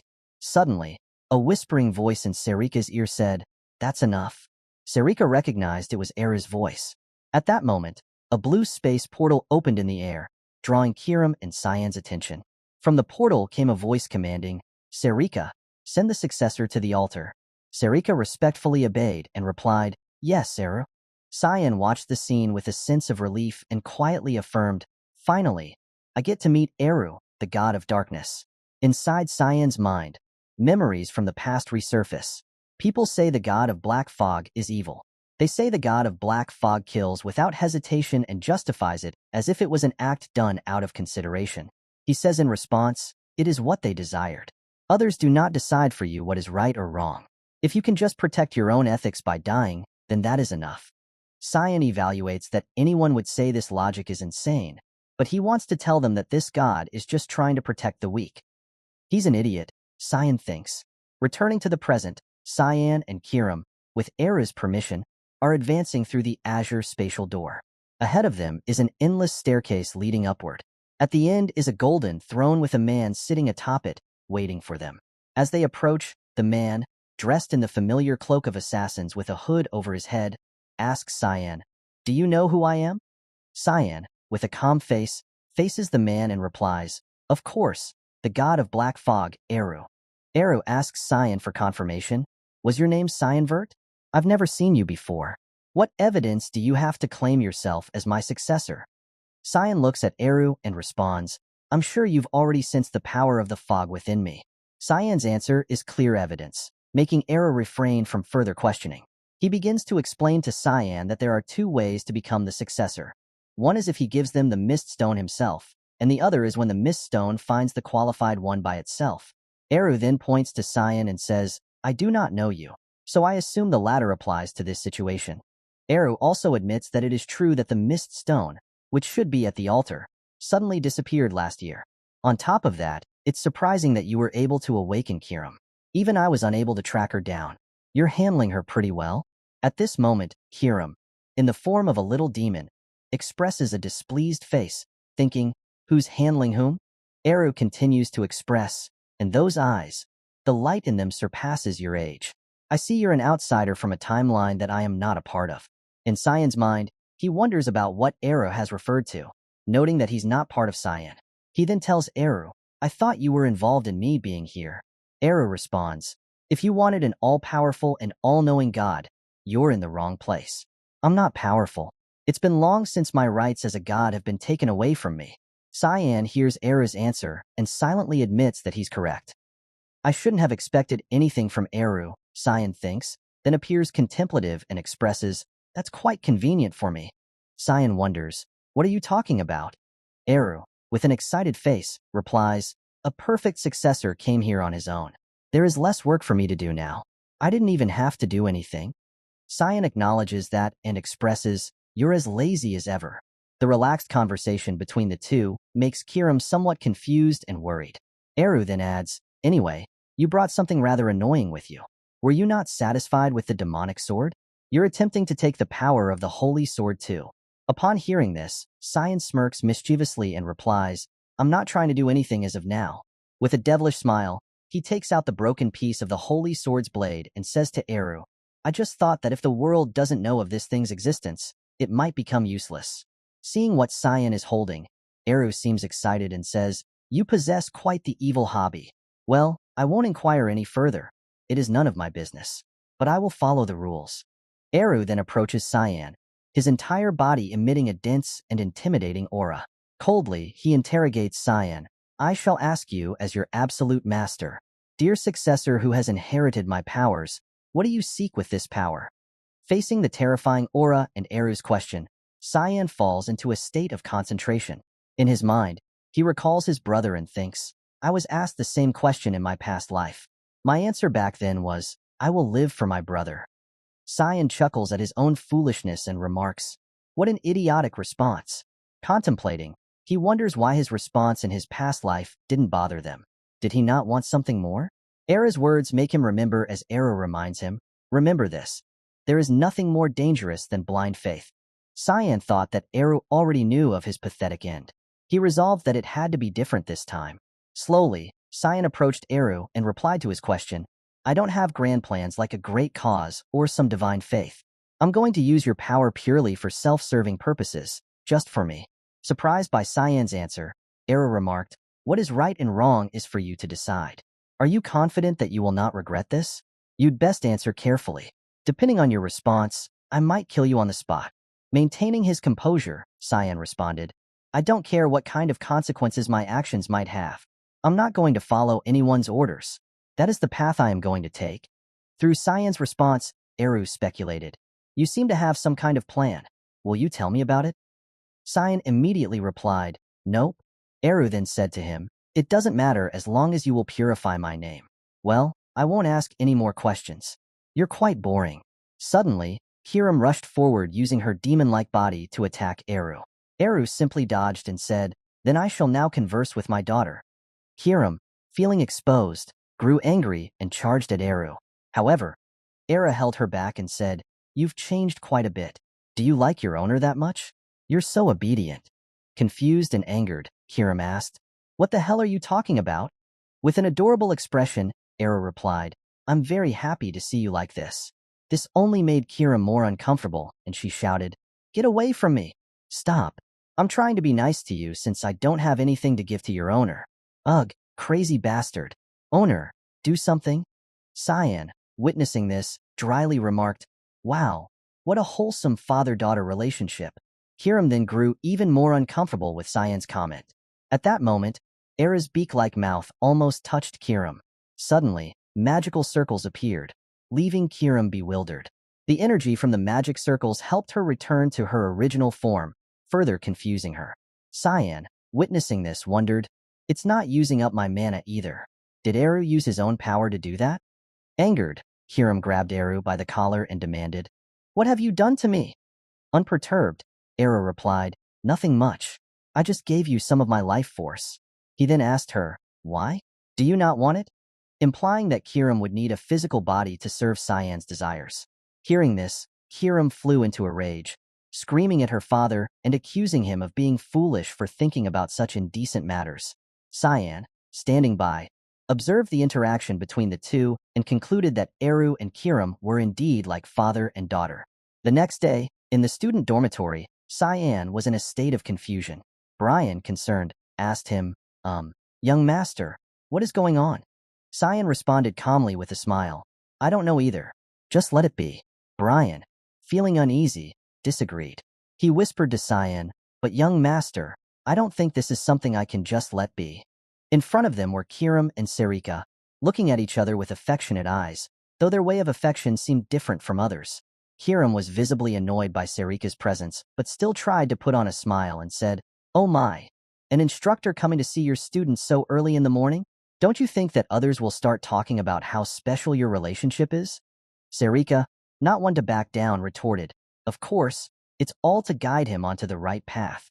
This is a perfectly normal relationship." Kirim glared angrily at Sarika, her eyes like threatening bullets. "Shouldn't a hall master be a bit more careful?" Sarika replied sharply, "What does it matter to you what I do? Mind your own business." The scene of the two women conversing resembled a mythical battle of wits. Their story continued as Kirim declared, "Owner only needs me. You need to stay away from him." Sarika, equally defiant, asserted, "He's my disciple." Cyan, standing amidst their conversation, wore a troubled expression, unsure of how to resolve the situation. He stood up and announced, "I'm going on a walk." Brian, fearful, pleaded with Cyan, "Young master, don't leave me with them." As the verbal duel between the two women continued, Brian sweated nervously, afraid of being caught in the crossfire. Outside the city, sunlight illuminated the towering buildings. People bustled about, engaging in commerce and conversation. Cyan chose a high vantage point for himself, sitting alone, admiring the city's beauty and feeling a sense of contentment. Suddenly, the smell of blood wafted in from a distance. With Cyan's keen senses, he detected it in some alley where a student was being surrounded and attacked by others. He was kicked to the ground, crashing into a nearby barrel. The blow was so strong that he coughed up blood, clutching his aching body. 3 other students stood by, laughing and taunting. One suggested, "Hey, let's try that." Another eagerly agreed, "Damn, you're so right. Let's do it right now." Immediately, he conjured an energy sphere, advancing towards the bullied student. He then forcibly opened the student's mouth and said, "I brought you a little snack. Your friend made it just for you. You're going to eat it, right?" As he spoke, he attempted to launch the energy sphere towards the bullied student, grinning with sadistic pleasure. The bullied student, terrified, closed his eyes tightly, trying to escape. Suddenly, a commanding voice demanded that the bully stop his cruel actions. It was Erin. She sternly questioned the violent student, doing something so cruel to a fellow student. "Aren't you embarrassed to call yourself a noble?" The violent student, interrupted and angered, retorted, "I happen to be Barrett Louis Smill, the oldest son of the Garum Kingdom's Duke Louis Smill household." He then asked for her identity. Erin, standing tall with crossed arms, introduced herself proudly. "I'm the princess of the Ushif Empire, Erin Severus." When Barrett learned she was a princess, he showed no hesitation and instead greeted her with a condescending tone. "Ah, I was wondering who you were, but you're just the 5th princess of the Ushif Empire." He then stood up, leaning in towards Erin with a disdainful expression, and expressed, "It's an honor to meet you." Erin, feeling uncomfortable, replied, "I don't feel like shaking your hand." She then demanded, "Barrett, you better explain this situation." Barrett smirked and responded, "I think you're misunderstanding something." He then gestured towards a student and suggested, "Should we ask her?" Advancing menacingly, he grabbed the student and pulled them forward to face her, asking with a threatening demeanor, "Are we bullying you right now?" The student replied nervously, "No, they weren't bullying me." Upon hearing the answer, Erin encouraged the student, "You don't need to hide it. Just look at you." The student, avoiding Erin's gaze, said, "It's fine. Please, just leave." We're just playing around. Barrett, pleased with the response, taunted Aaron. You heard that, right? I'm starting to be displeased. Aaron, aware of the situation, firmly stated, whatever. I'm going to take her with me. Disrespecting Aaron, Barrett immediately grabbed her arm tightly and threatened. You didn't understand? Puzzled, Aaron questioned. What is the meaning of this? Barrett growled. Didn't you hear Leximus asking you to leave? Aaron threatened Barrett. If you don't let go of me right now, I swear on my name that. Barrett, sneering contemptuously, interrupted. Ha! You're nothing more than a weak little. Before he could finish, Cyan appeared suddenly, kicking Barrett and causing him to fall to the ground. Aaron, seeing Cyan, brightened as she was rescued from the difficult situation. However, Cyan's attention shifted to the woman with pink hair in front, realizing she was Leximus. Leximus, witnessing the scene, worried about the situation escalating because of her. Meanwhile, Cyan wondered if this was the Leximus he knew from the past. Memories flooded back as he recalled their past encounters on a rooftop. Cyan and Leximus engaged in fierce combat for unknown reasons. Despite being a woman, Leximus's swordsmanship was formidable, attacking Cyan aggressively. Cyan defended and retreated, maintaining distance and assessing the situation. He remembered and revealed, continent's best swordsman, Leximus Klein. He knew she was originally from the Ushif Empire, but for some reason, after graduating from the academy, she entered the Count Klein household in Garum Kingdom and even changed her nationality. The battle between them continued with blue and red sword slashes cutting through the air. Leximus executed a sword strike from below, slicing the ground vertically. Cyan attempted to evade by leaping high but was surprised when Leximus immediately leapt above him, swinging her sword in an arc from above. It seemed Leximus struck Cyan, but to her surprise, it was just his cloak. Unexpectedly, Cyan appeared above Leximus, catching her off guard. Before she could react, Cyan dove down, stabbing Kiram's blade straight into Leximus's back, successfully pinning her to the ground. The sword pierced through her from behind, scattering debris around, and Leximus's sword slipped from her hand. She coughed up blood and lay motionless on the ground. Cyan revealed that he was ordered by the Empire to kill her. His mission was to assassinate her. However, upon infiltrating the castle, he ended up engaging in an official duel with her. There wasn't any particular reason for it. She was someone who had reached the peak of swordsmanship without mana. He didn't want to stealthily assassinate someone who had been hailed as the continent's best swordsman.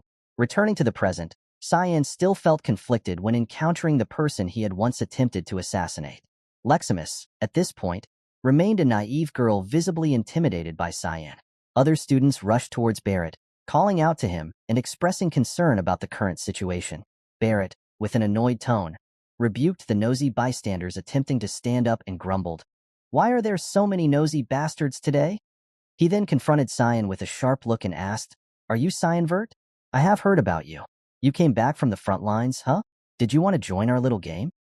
Cyan, considering Barrett's proposition as merely a ridiculous game, voiced his opinion that the misuse of mana marble could lead to the destruction of mana within the body. Then Cyan glanced at Barrett's group and said, "A game where you force-feed someone a mana marble," and declared, "I'll join." Immediately after, Cyan unleashed a shadowy version of the Renin, a purple monosphere appearing in his hand. Moments later, Cyan's Renin transformed into a large ball, growing large and engulfing the area above them, leaving Barrett horrified and speechless. Cyan's gaze then turned menacing as he questioned Barrett, "What are you doing?" He continued to demand that Barrett open his mouth to begin their game. The events following this moment were unknown, but the scene shifts to the Academy's infirmary. Leximus sat on the bed, her wounds bandaged. Aaron and Cyan were also present. Aaron reassured Leximus, "Your external injuries are mostly healed, but you need to be on bed rest for your internal injuries to heal. So rest up for today." Leximus expressed gratitude for their help, saying, "Thank you so much. I don't know how I can repay you for this." Aaron, excitedly with her nose in the air, proudly remarked, "Ha! You saw how those bastards ran away when our Cyan scared them. We just did what we should have, so don't worry about it." Cyan stood nearby, feeling puzzled by Aaron's words. His expression turned slightly somber as he evaluated Leximus's injuries, noting fractures as well as a slight concussion. It's shocking that she managed to endure that.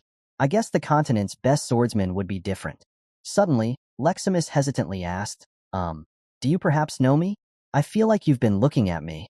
Cyan, puzzled by her question, responded coldly, I thought I knew you, but I don't. Sorry if it was unpleasant. Leximus, embarrassed, lowered her head and said, It's nothing. Their conversation left Leximus puzzled, but she brushed it off and asked, Where's your dorm? What if those bastards come to bully you again to retaliate or something? Leximus, with a saddened expression, replied, Commoner Hall. Upon hearing this, Aaron confirmed, Commoner Hall? You're a peasant? Leximus admitted, Yes, I was enrolled especially thanks to Instructor Velton. He promised me financial support during my school career, but he suddenly got fired. Cyan confirmed the situation, saying, So, in other words, no one's here to support you. Leximus acknowledged that Cyan was right. Cyan continued, You might have to leave the academy then. Aaron, feeling sorry, exclaimed, Oh no, you poor thing. Cyan then suggested, Why don't you just take her as your person, princess? Learn swordsmanship from her while you're at it too. Hearing Cyan speak all this time, Aaron naively pointed to Leximus and asked Cyan with confusion, What are you talking about? Leximus is a boy. Cyan, puzzled, corrected Aaron, saying, She's a girl. Aaron, upon hearing the answer, stood frozen, as she didn't realize Leximus was a woman. Leximus, now flustered, explained, I didn't mean to deceive you, Your Highness. It's just having short hair and boy clothes are more comfortable, so a lot of people mistake me for a boy. Aaron apologized, No, I'm sorry. I didn't even realize. Even Cyan knew. In her heart, Aaron told herself, I guess I failed as a woman. Leximus, flustered, denied, No, no. I should be the one apologizing. Aaron then returned to the main topic and asked Leximus, Anyway, what do you think? I think Cyan's idea is pretty good. You won't be bullied by bad people if you come under me. Leximus wondered why Aaron would help her. Aaron laughed awkwardly and responded, Well, I don't really like being alone. However, the real reason Aaron believed was she couldn't just do nothing either since she is the princess. Leximus immediately thanked Aaron, expressing, I'll make sure to become someone you can be proud of. Thank you so much. Aaron then turned to Cyan and said, You don't need to thank me. It was all Cyan. However, Cyan was no longer there, having left without them noticing. Outside the medical building, Cyan stepped out and thought to himself, I did enough. I'm sure Princess Aaron will take care of the rest. But I see the reason Leximus abandoned the Ushif Empire. She never would have lost her mana if it hadn't been for Barrett Louis Smill, the continent's best swordsman who never lost her mana. She's going to be difficult for even me to defeat. Anyway, my interest right now is elsewhere. Cyan held a joyful mission order in his hand and expressed, The order that I received from Hall Master Serika this morning. It's my first purification mission as a mist. Cyan now holds a task card given by Serika. The card displays characters not in the common language, the specific meaning of which is unknown. Cyan silently evaluates while holding the task card. It's my first mission, and it's this difficult? He recalls Serika's trust in him and grumbles about the difficulty of the task. Walking down the hallway, Cyan expresses his thoughts, as if I'm worried that things are going to just get even harder if she's already bossing me around like this. Suddenly, Cyan's attention is drawn to something. Each step of the hallway is being destroyed by someone. Dust and debris scatter everywhere. Cyan instinctively reacts by covering his face from the dust, silently worrying. What could it be? A demonic beast got into the academy?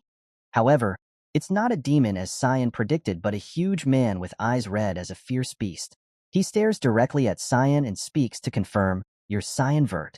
Cyan is startled by the sudden appearance of the tall man and, knowing his identity, asks in astonishment, How do you know me? The tall man confirms with a smug smile, Of course. Magic rank 1 star. Physique rank S, the Vert's youngest son, Cyan Vert. He then maintains his proud smile and introduces himself, My name is Set Shaharkin. I'm a newbie just like you. Seeing Set also being a new student like him, Cyan falls into suspicion. In his mind, thousands of question marks appear as he silently thinks, You're telling me this big man is 11 years old? How is there a guy like that in my past life? Not making Cyan wait, Set immediately flexes his muscles confidently and lets Cyan know, I've already heard lots about you. You beat up demonic beasts and even survived the dragon attack. Then he grins happily and adds, Plus, you received rank S for your physique. Even I didn't get an S. Set then suggests to Cyan, Let's fight now. Facing Set, Cyan recalls memories of him and silently evaluates. I remember now that mark on his chest. It symbolizes Spania. So the rumor that the Prince of the Sand got into the academy was true after all. Spania is a country in the middle of the desert, situated east of the continent. Because of the powerful military led by the first prince, who was a genius in both magic and combat, even the Ushif Empire had difficulty when they tried to conquer the nation. Spania, a powerful nation with a formidable military, fell to ruins because of the sudden death of its sole successor. The cause of death was ruled as sickness. He had focused too much on growing his muscles and neglected his health.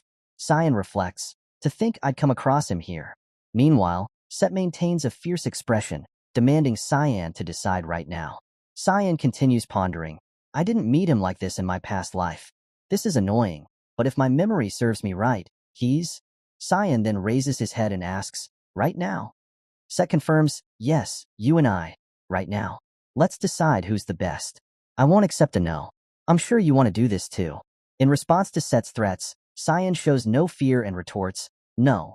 Set, surprised at being rebuffed, exclaims, how come? Cyan immediately points in Set's direction and admonishes him, unpermitted duels are not allowed in the academy. We have to put in an official request in the administration office. Upon hearing this, Set quickly changes his attitude and yields, asking, where is the administration office? Cyan then points to his right and says, the third floor of the main building. Set, happy with the direction, promptly runs towards the main hall, reminding Cyan, I'll be fast. Wait for me. Watching Set's large figure running off, Cyan cynically thinks to himself, another rumor about his brain being made of muscles was true after all. He's going in the opposite direction. I don't know if you can actually request for duels, but I assume I won't see him for a while. I'll focus on the purification project for now. Meanwhile, in the city, specifically at the slave market, a man with a scar over his eye and carrying a sword approaches another man from behind, addressing him as Sir Zickerman. He informs Zickerman, whose full name is Zickerman Albus, that the preparations are complete.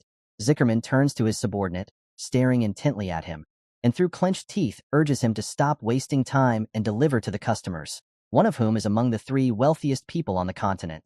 Despite his public image as a philanthropist, Zickerman runs a slave market and even sells crossbreeds. Zickerman then commands his men, declaring, today will be the appearance of my life's masterpiece. Take special care of it. His men acknowledge his order with a prompt, yes, sir. Meanwhile, Cyan observed the situation from nearby, thinking to himself, target checked. I'll be able to get this done quicker than I expected. Suddenly, Kiram interrupted, sensing a very complex energy. Puzzled, Cyan asked, what? What do you mean? Though Kiram didn't know what it was, she indicated, your target, he's hiding something strange. At that moment, near the cages, Zickerman stood laughing maliciously to himself, saying, you finally calmed down. Sleep well, my money back. Suddenly, a red mist appeared nearby, catching his attention. He turned back, questioning, smoke? However, in the next moment, a red light flashed, passing through him and the others.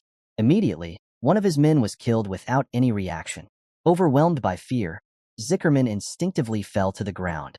His remaining guard, panicked, shouted, who is it?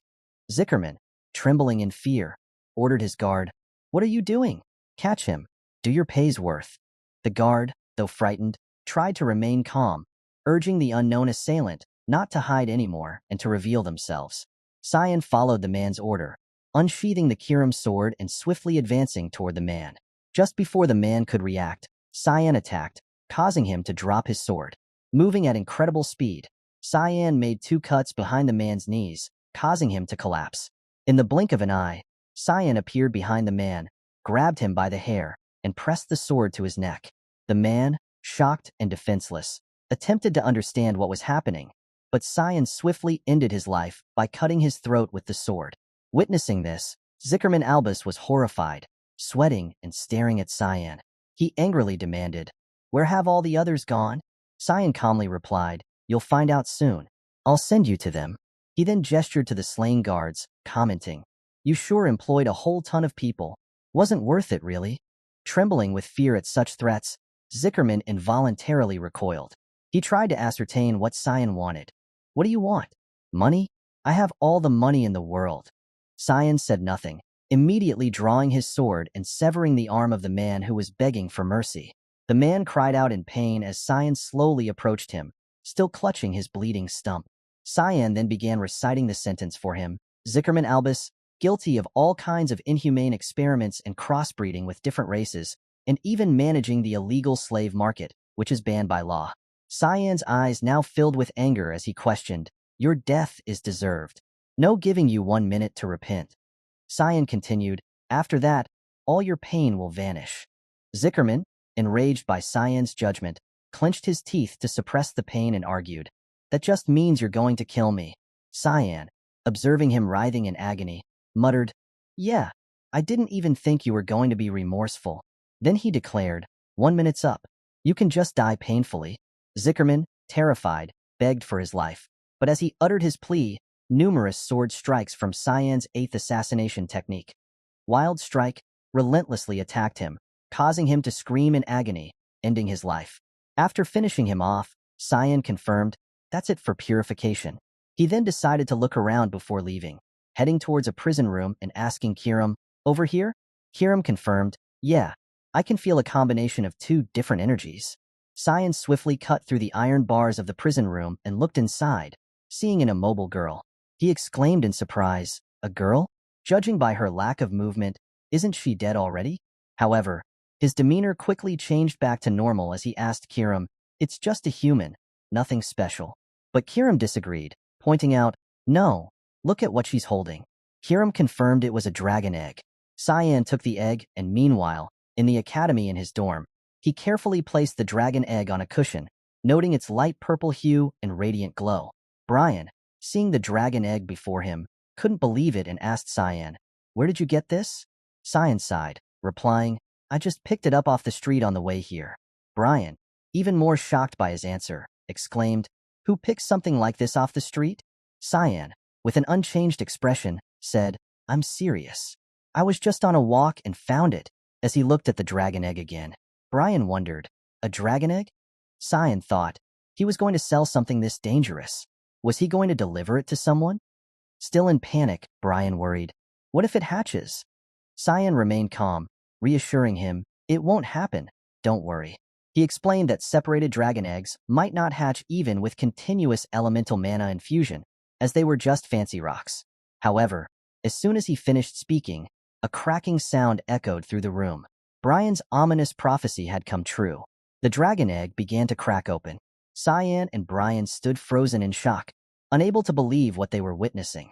Moments later, a purple light burst from within the egg, signaling the imminent birth of a dragon hatchling. Cyan could only watch in awe, praying silently as the light intensified and the egg cracked even faster. Finally, the entire shell broke open, revealing an adorable baby dragon. Brian, overwhelmed, grabbed his head and exclaimed, "It hatched, young master. What do we do?" Cyan remained speechless, simply staring at the surreal scene unfolding before him. He looked at the cute baby dragon sitting in front of him, its body emitting a terrifying aura, and thought to himself, "This thing is neither a dragon nor a human." So that woman was nurturing a draconic human, a mix between a dragon and a human. This is going to be a much bigger pain in the ass than I expected. At this moment, Cyan could only look at the baby dragon without saying a word. Seeing Cyan staring intently at the baby dragon caught its attention. Immediately after, the baby dragon's eyes sparkled, its mouth slowly opened, and it began to speak for the first time since being born, calling Cyan, "Papa." She quickly jumped onto Cyan's lap and affectionately hugged him. Cyan, shocked to hear the baby dragon referring to him as Papa, silently thought, "Does she think I'm her parent?" Kiram couldn't ignore this special scene either. She appeared beside them, witnessing it, and couldn't help but laugh. She pointed at Cyan and chuckled, "Papa, congratulations on becoming an 11-year-old dad." Cyan, feeling annoyed and unable to do anything, silently cursed, "This is all your fault, Kiram." Recalling past events, Cyan remembered when Kiram brought the dragon egg to him. He asked her, "You want me to take this? I believe it'd be bad if the wrong person got a hold of something like this." Cyan agreed, "You're right, but it won't hatch, right?" Kiram speculated, "No, I've never seen a dragon hatch when it's lost its mother. This is basically a dangerous stone."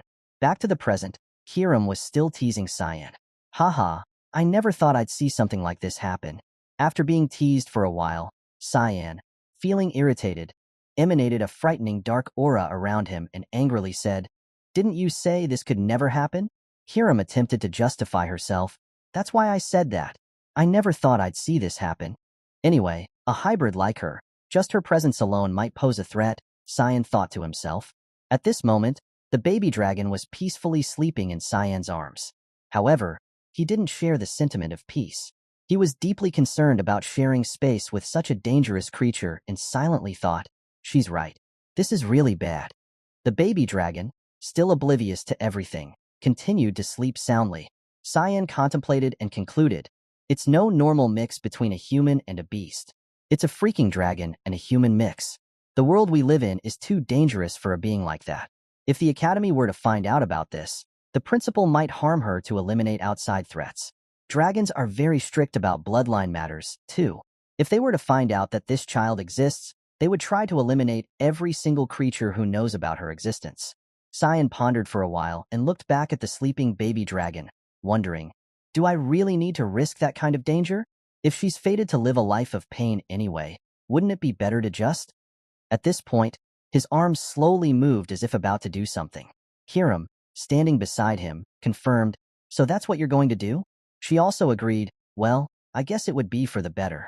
Cyan's arm gradually reached towards the baby dragon while she was still sleeping peacefully, unaware of anything. Though Kiram didn't say it aloud, she silently thought, yeah, if her fate is to live in misery. Cyan, similarly not wanting to end the life of a baby, silently thought, it'd be better to send her off now. Suddenly, at this moment, the baby dragon slowly opened her eyes. As her gaze met Cyan's, she softly called him, Papa. Meanwhile, Cyan's hand was almost grabbing her neck. However, the baby's next action stunned him. As soon as she woke up, the first thing she did was call him, Papa, and quickly cuddle into Cyan's arms. She didn't hesitate to say, I like you. In that moment, Cyan felt a strange warmth emanating from the baby dragon. He wondered, what is this emotion? Though not knowing what it was, that warmth melted the icy heart filled only with hatred within Cyan. He then gently lifted the baby dragon up and looked at her adorable face. The baby dragon smiled brightly back at Cyan. Cyan then made a decision and announced to Kiram, I think it'll work out somehow. Let's just raise her, Kiram. Kiram, standing next to him, saw Cyan's happy smile and was speechless, wondering to herself, is he going to make her his servant or something? The scene shifts to Vert Castle, where Lady Krantz's mother was pacing back and forth in the room, constantly thinking, what do I do? What should I do? Her face was filled with panic. Cyan, that bastard. It'll be bad for Krantz if I don't do something about him. Suddenly, Ascll appeared right behind her and called out, Mother. Upon hearing that, she startled. Ascll, with a handsome face, gently placed his hand on the lady's shoulder and asked, please talk to me if you're struggling with anything. You seem anxious. Hearing this, the lady blushed and thanked Ascll. Then, fearing that information might be leaked, she quickly left. Before leaving, she turned back and said, but I'm okay. I'm not struggling with anything. I have to get going now. Ascll also waved goodbye to the lady in a friendly manner. However, the moment the door closed, his true expression revealed itself. He ordered a servant behind him to report everything. The servant reported, 6 of our knights were found dead in the mountains by Velius. We're assuming that the remaining one got into Lewin with the youngest son. The one behind it was Ms. Margaret, as you expected. Hearing this, Ascll's eyes became terrifying and he asked, anything more? The servant continued, the last thing I heard was that the youngest son was put into the royal hall. The informant has been unreachable after that. I already knew all this, Ascll said. Suddenly, his voice became menacing. So you weren't able to find out anything about my brother? The servant, terrified, thought, he's disappointed. He never keeps subordinates who disappoint him. I can't give up my position after all the hard work. Then he hastily exclaimed, I'll go there myself. Please believe me, I won't disappoint you. Ascll then placed his hand on the servant's shoulder and said, I know how much of a hard worker you are. All right, please be fast. Then he left, ordering further. My brother is definitely hiding something. Find out what it is. The servant remained in the same position and replied, yes, sir. Returning to the academy, Serika was hurrying down the hallway. Suddenly, she arrived at Cyan's room and opened the door, witnessing a strange scene. Cyan and Kiram were holding a baby dragon and feeding it milk. Cyan, noticing Serika's presence, felt awkward and asked, there aren't any classes today. What brings you here? Seeing this scene, Sarika, puzzled, asked, why is there a baby here? Meanwhile, the baby dragon, behaving like a normal child, chirped excitedly. Upon hearing Sarika's question, Cyan sighed and replied, it's a long story. Just tell me why you're here. Sarika adjusted her glasses, appearing serious, and said, well, I can hear about this later. There is a more urgent issue at hand. You've caused quite the trouble. Hearing this, Cyan appeared worried, not knowing what it was about. Sarika then produced a sparring approval form, a duel request. What were you thinking? Staying on the down low was the least you could do.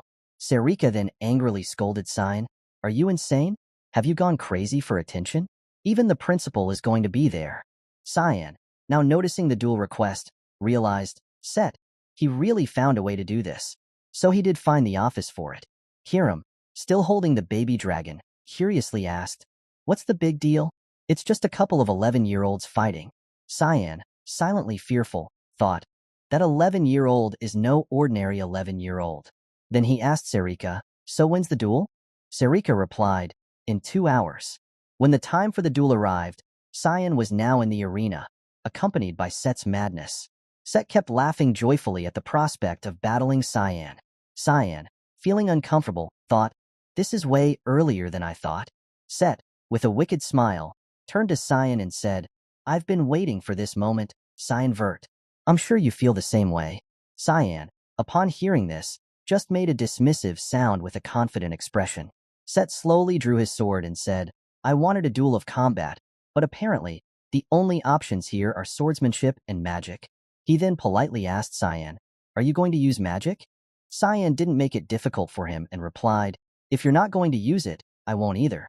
Set, seeing everything had been settled, enthusiastically said, good, I like you. Without hesitation, he prepared to face Set's attack. Cyan drew his own sword to block Set's attack, realizing, but this kind of wavy attack is very easy to deflect. At the same time, as Cyan blocked Set's strike, he did so effortlessly, not directly resisting but using the momentum of Set's sword to deflect it without exerting much force. Set, finding his strike blocked, became perplexed.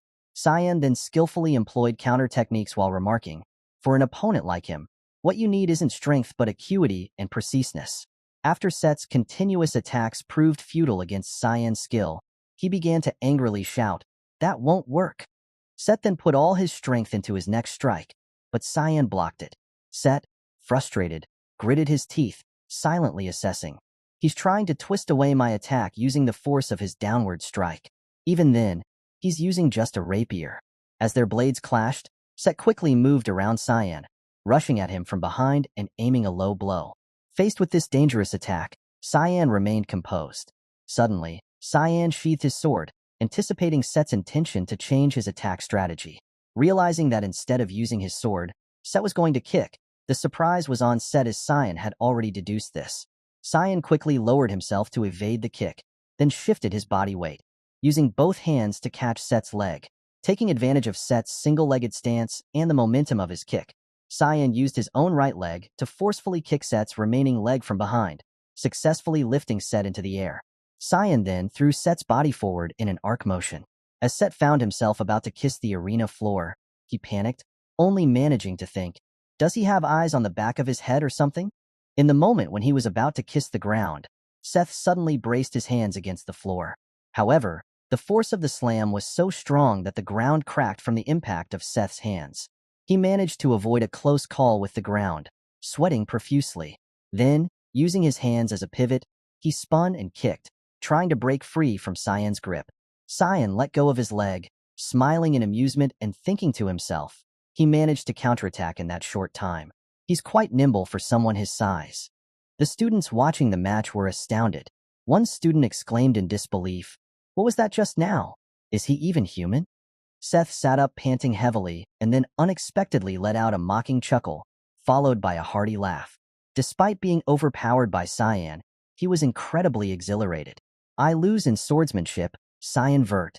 But as a battle enthusiast, he was not ready to admit defeat so easily.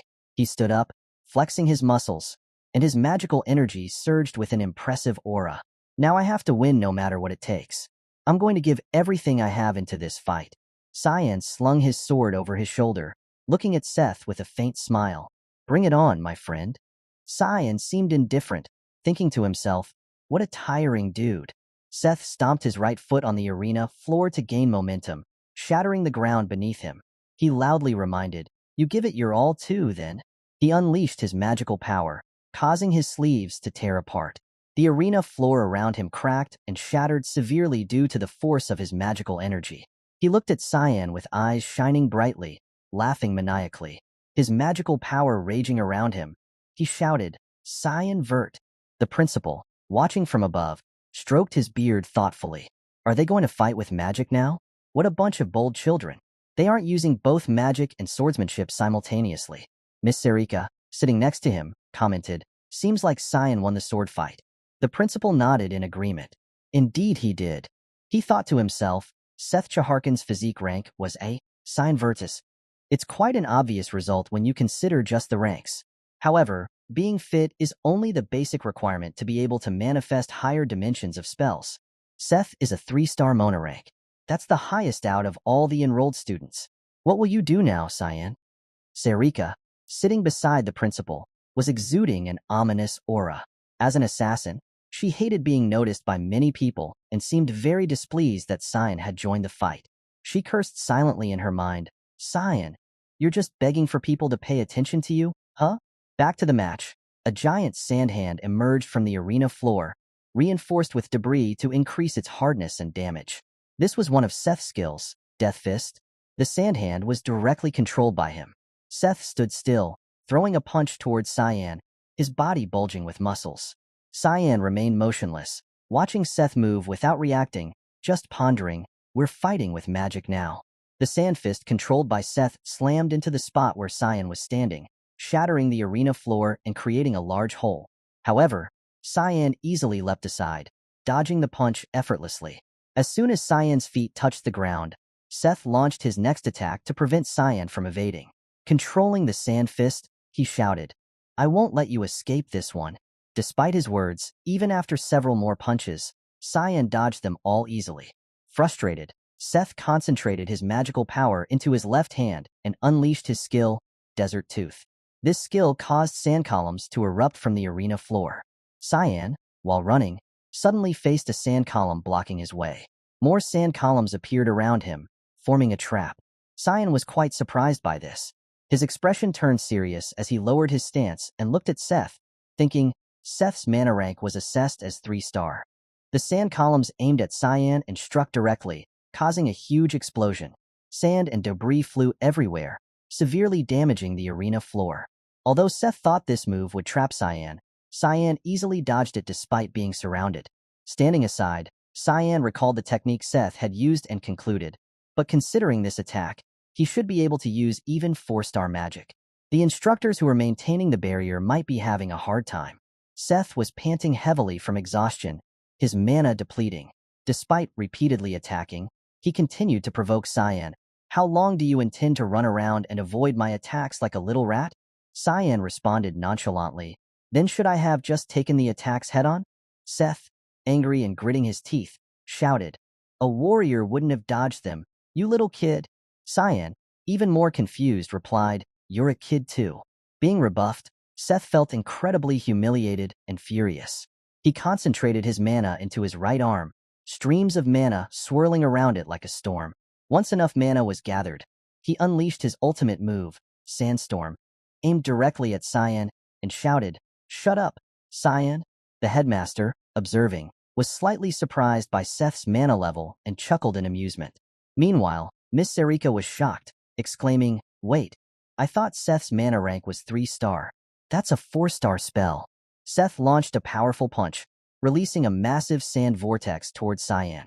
The vortex grew larger as it advanced. Seth, enraged, screamed, You won't be able to dodge this one. Cyan didn't bother to run or dodge.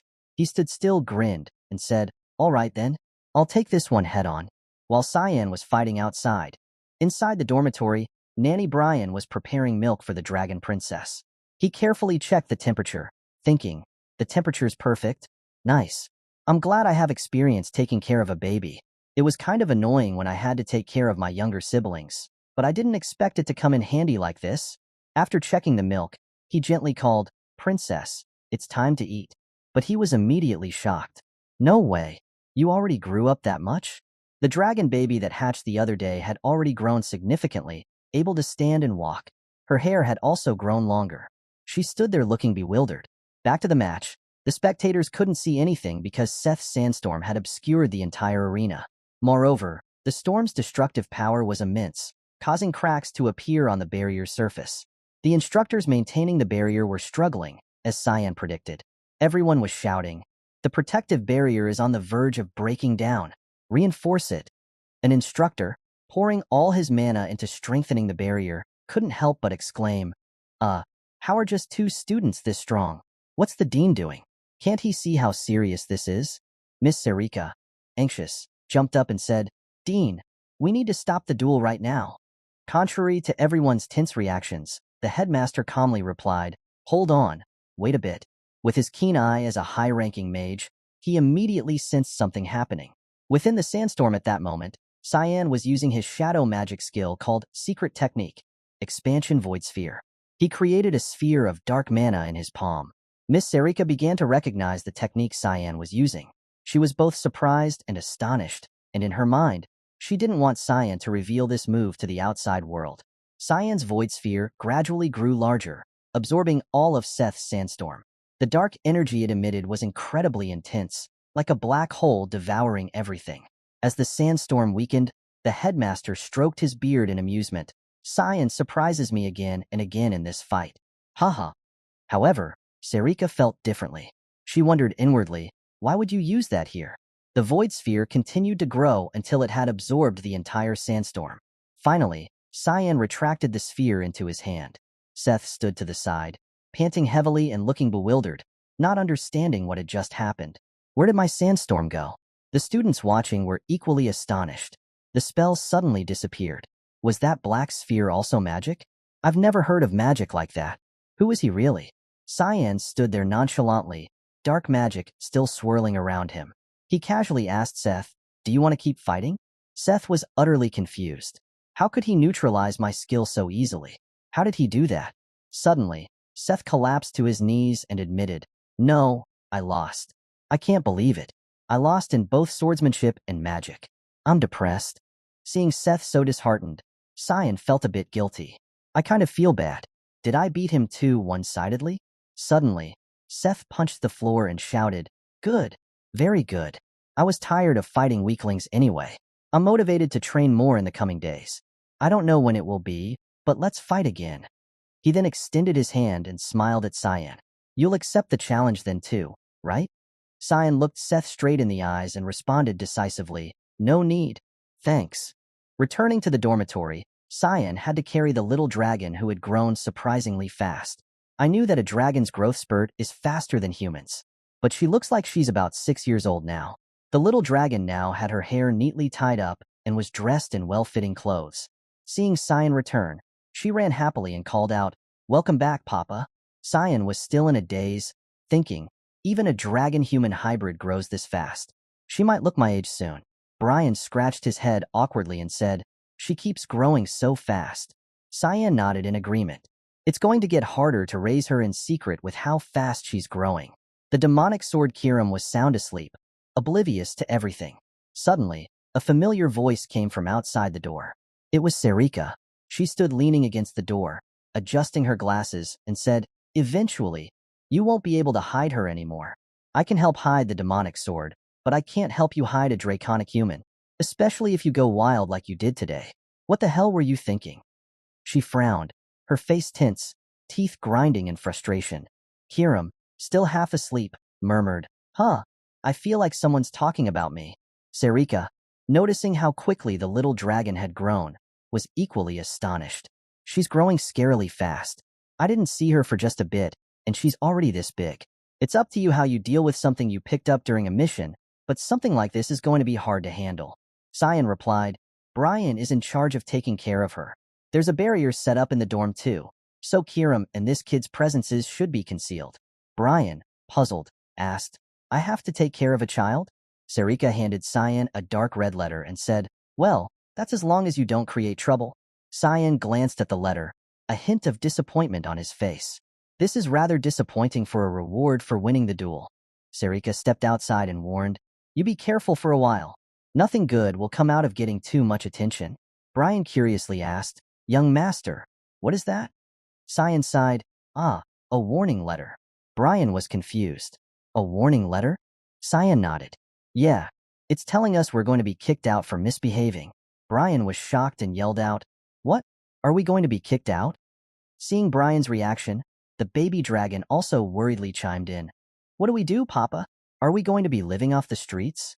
Seeing the adorable face of the baby dragon, Cyan couldn't help but be amazed. "Where did you learn to say that kind of thing? Do you even know what that means?" "Hold on, she's growing way too fast."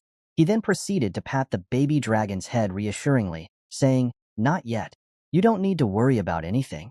Brian was extremely worried, asking, "Are you sure it'll be all right if we go back to Velia's?" "Aye." Cyan quickly reassured him, "Don't worry about it. I'm going to issue a complaint." Cyan noticed a detail in the expulsion notice. "The dean sent this to me himself. It wasn't from the administration office. That must mean that the dean wishes to talk to me." Remembering the previous encounter with the headmaster in their past life, Cyan recalled when the headmaster had asked, "You want to enter the Knights of Light? Have you finally decided to live for the sake of your brother?" Cyan, being young and naive at the time, had nodded without hesitation, but the headmaster seemed to know more and gave advice to Cyan, implying it wasn't a fitting path for him. Cyan's eyes became tense, mixed with a hint of anger. The headmaster chuckled, "Haha, I guess you're aware of that too. Then let me give you some advice. Nothing good will come out of taking this path. Whether you face trials or bear a cruel fate, you won't benefit from anything. That's what it's like to live as someone's doll.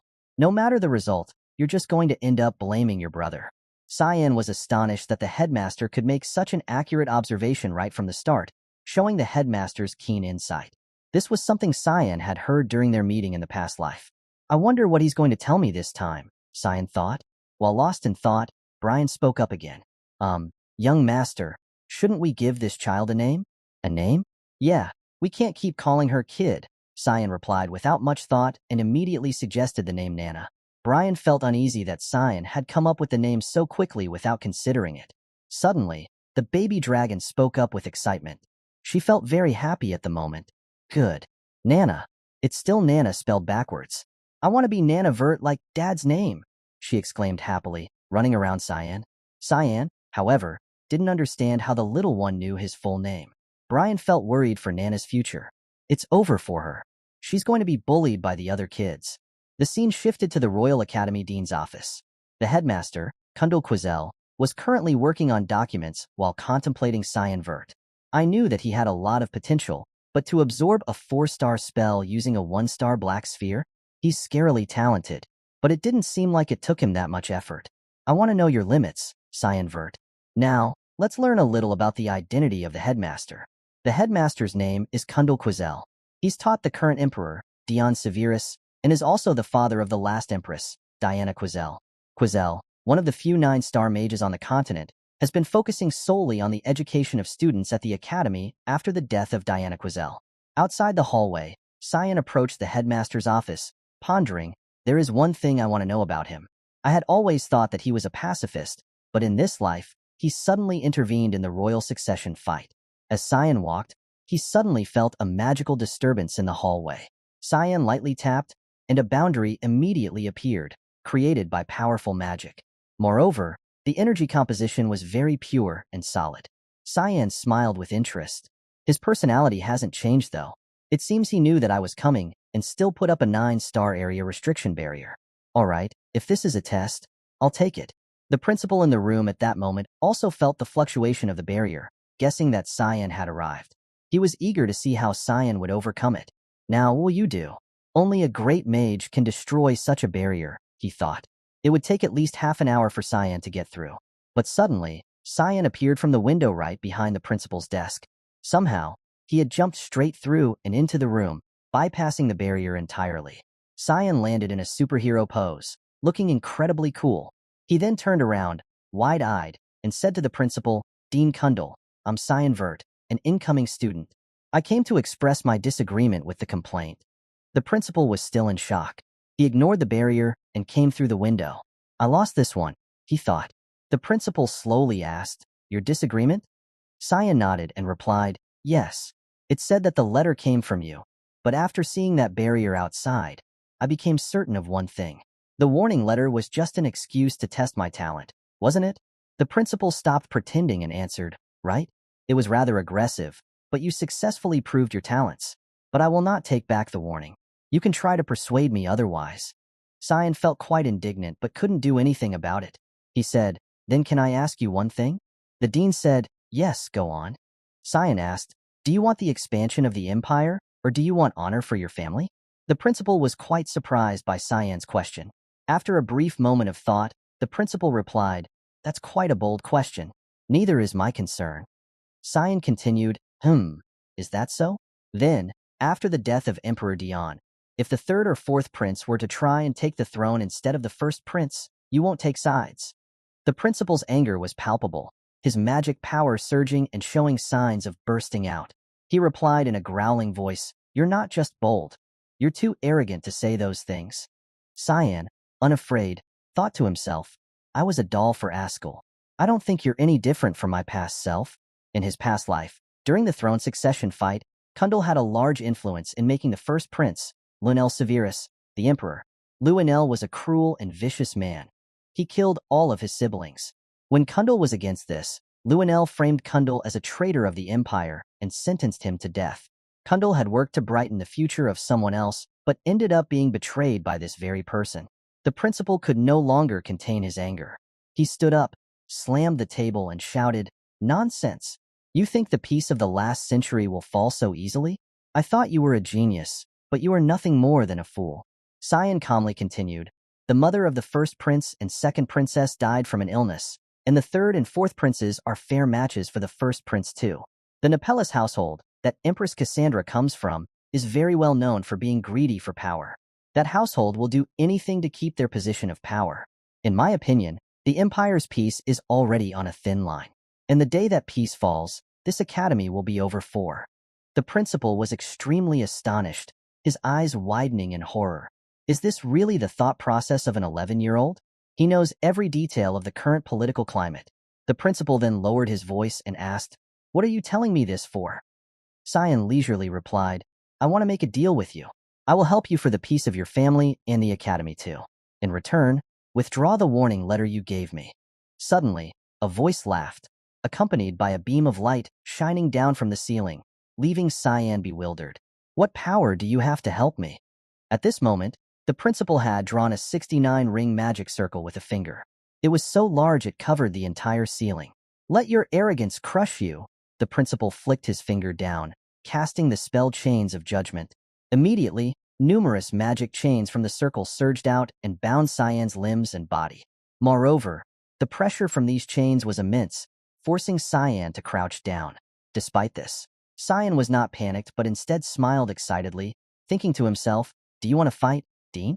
No matter what you do, you won't be able to escape my chain tower, a 9-star spell. Stroking his beard leisurely, he added sarcastically, I must have overestimated your skills. Cyan didn't bother to argue. He just smiled slightly. Then let me prove myself.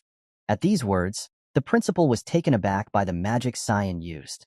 The void sphere technique enveloped Cyan's body in a dark mist as if he had disappeared into the night. The chains gradually became shrouded in smoke as the black mist seeped through their gaps, slowly engulfing them. The black sphere gradually increased in size, enveloping the chains completely. Even the principal had to step back, covering his face in astonishment, thinking, this is absurd. The void sphere is only about 1 star, and yet it has absorbed my spell? Soon, the golden chain shook violently and began to crack. When the sphere reached its maximum size, the first chain snapped and fell to the ground. Principal Kundal couldn't take his eyes off the scene. Sweat began to bead on his forehead. His eyes filled with fear. Just how talented is this boy, he thought. In an instant, the chains completely shattered. The dark sphere gradually disappeared into the air. Cyan, looking composed, casually dusted off his clothes and asked the principal, do you think I'm useful now? Despite maintaining his arrogance, the principal no longer wanted to continue punishing or testing him. Lowering his head, he glared at Cyan and cautiously asked, yes, I'll take back the warning. Is that really all you want? Cyan smiled leisurely and replied, Yes, I just want to have a peaceful student life. The principal was quite surprised by his answer and asked again, is that really all? Cyan firmly responded, yes, that's all. He recalled the catastrophic end of the academy in his previous life and thought, I just don't want to see the academy collapse again. That afternoon, the blazing sun covered the entire street. Brian received an order from Cyan to buy a bunch of stuff for children. On his way back to the academy dormitory with a pile of snacks, he cheerfully muttered, is it because I have a kid at home that I ended up buying all kinds of sweets? He was immersed in happiness, like a true babysitter, walking and laughing joyfully. Thinking about Nana enjoying the food made him suddenly feel even better. However, a sudden bad feeling made him stop and look ahead. Brian realized he was alone on this road. The surroundings were deserted, even though it was still a busy time of day. Feeling uneasy, he thought, the streets are strangely quiet. Am I making a big deal out of nothing? Turning at an alley corner, he nervously glanced into the dark and cold alley, which gave him an overwhelming sense of uneasiness. He felt something vague around him. Looking straight into the alley's darkness, he muttered, come on out. From within the alley's shadows, someone slowly approached. Brian was stunned, eyes wide, staring at the emerging figure. Furrowing his brows in confusion, he exclaimed, you are? Brian's bag of snacks fell to the ground with a thud. He disappeared from the street, leaving only the scattered food behind. After this, the scene shifts to Cyan.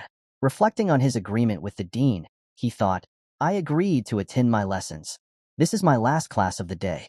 I'm so damn bored. He couldn't sit up straight, lying on the desk and sleeping to the point of drooling. Frustrated, he groaned, I'm so damn bored. He decided to sneak out of the classroom. As he quietly closed the door, he muttered, learning something I already did 30 years ago is basically torture. He resolutely turned away, thinking, I don't have any mission either. I'll just go train. However, Cyan's plan to sneak to the headquarters of the Mist Guild was shattered at that moment.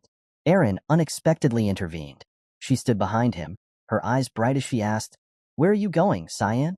She stepped closer with a prickly attitude, continuing to question, the lessons aren't over yet. Cyan, startled, glanced behind him and turned to look at Erin, who was fuming. He quickly made up an excuse, to the bathroom, Your Highness. But the princess wasn't fooled and bluntly judged, lies. That's not the way to the bathroom. Are you sure you're going to the bathroom? Leximus hurriedly intervened upon seeing the princess being too strict. Miss Erin, you need to behave better as a princess. But Erin ignored him and continued questioning Cyan. Are you sure you're going to the bathroom? Not knowing how to respond, Cyan diverted the topic to Leximus.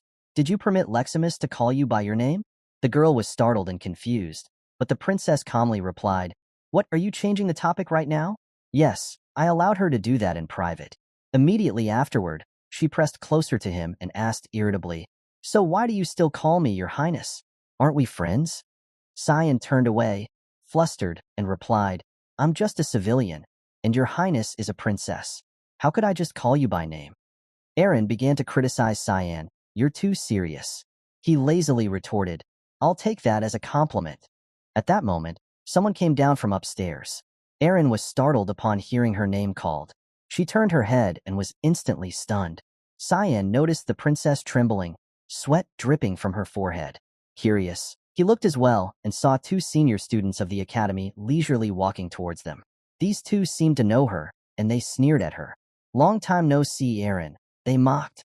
Erin looked at each of them and uttered, Pavian and Nerovian. The princess with silver hair respectfully bowed and lifted her dress. It's been a while. Pavian stepped forward, disdainfully looking at her and clicking his tongue mockingly. Are you hanging around peasants now? Nerovian chimed in with a smirk. Are you going around with servants now that you're all grown up? Birds of a feather flock together. Huh? Erin simply bowed her head, unable to utter a word. Beside her, Leximus also bowed hastily upon recognizing the two in front of him. Cyan realized who they were as well. They were the third and fourth princes, sons of the current queen. Cyan furrowed his brow, thinking, they're of the Nepellus family. They're very clear about not liking her. At this point, the two arrogant princes finally noticed Cyan. Pavian exclaimed in surprise, that's... And Nerovian stammered in confusion upon recognizing Cyan. Cyan introduced himself straightforwardly. Nice to meet you. I'm Cyan Vert, the youngest of the Verts. The two princes ignored Erin completely, stepping past her to warmly greet Cyan. There's no way I wouldn't know a son of Duke Vert. I was impressed by your duel, Pavian said. They saw this as a rare opportunity to recruit someone as talented as Cyan to their side. Shamelessly extending an invitation, Pavian said, I'll make sure to invite you if there's a party. Cyan, uninterested in these royals, glanced at Erin and noticed her dejected and ignored demeanor. She was still bowing, not having moved or spoken since her initial greeting to her royal brothers. The two princes continued their haughty chatter. Let's talk more then. We should become friends, Nerovian said, patting Cyan on the shoulder arrogantly, adding, This is a rare opportunity, you know? Not wanting to waste words on these shallow royals, Cyan responded dismissively, Yes, thank you. Satisfied, Pavian said, Well, see you later then. Erin remained silent. Suddenly, her brother's voice came from behind her. He placed a hand on her shoulder and whispered in her ear with a malicious, arrogant smile. Not you, though, Erin. Her eyes widened in shock as he continued mockingly. Know your place, Erin, and don't get too arrogant. The princess clenched her fists, trembling with anger at his contemptuous reminder. She realized he must have eavesdropped on her earlier conversation with Cyan. He didn't hesitate to humiliate her further, sneering disdainfully, You need to be more self-aware. Beside him, Pavian merely frowned at Erin, looking at her as if she were something worthless. They turned their backs and walked away, leaving Erin engulfed in terrible emotions. Leximus couldn't believe her eyes and exclaimed as she watched the two princes leave. Are they the princes? What's wrong with them? Erin, still with her head bowed, replied coldly, They're still family. The saying is that blood is thicker than water. Cyan suddenly interjected, I'm not sure about that. To me, it looks like you're worse off than strangers. Erin jerked her head up to look at him, her eyes filled with confusion and sadness. He continued calmly, Be it blood or water, it's all meaningless in the face of power. Cyan knew well that in the royal family, everyone would eventually kill each other for the throne. He looked coldly at the backs of the arrogant princes and reminded her, Therefore, if they're treating you like that, it just means they're wary of you. The young princess was stunned, staring at him. Cyan paid no attention to this and continued calmly, They're just trying to keep you in check. Don't feel so down. Then see you, Cyan said. Hearing these words, the princess's cheeks flushed red, and her heart began to flutter. She couldn't focus on stopping Cyan from skipping class and felt like fainting from the heat on her face. Leximus saw Erin's flushed face and foolish expression and worriedly shook her, asking, Miss Erin, are you all right? Having lost interest in training, Cyan returned to his dormitory and called out loudly, I'm here. But he only saw Nana, the dragon girl, sleeping soundly. He looked around the room and muttered, What? No one's here.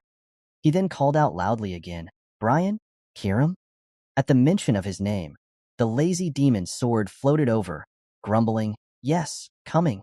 I can't even get a break around here. Seeing Kiram now as a flickering flame, Cyan asked, Why are you in that form? The demon's sword lazily responded, Because it's more convenient when I need to hide my presence.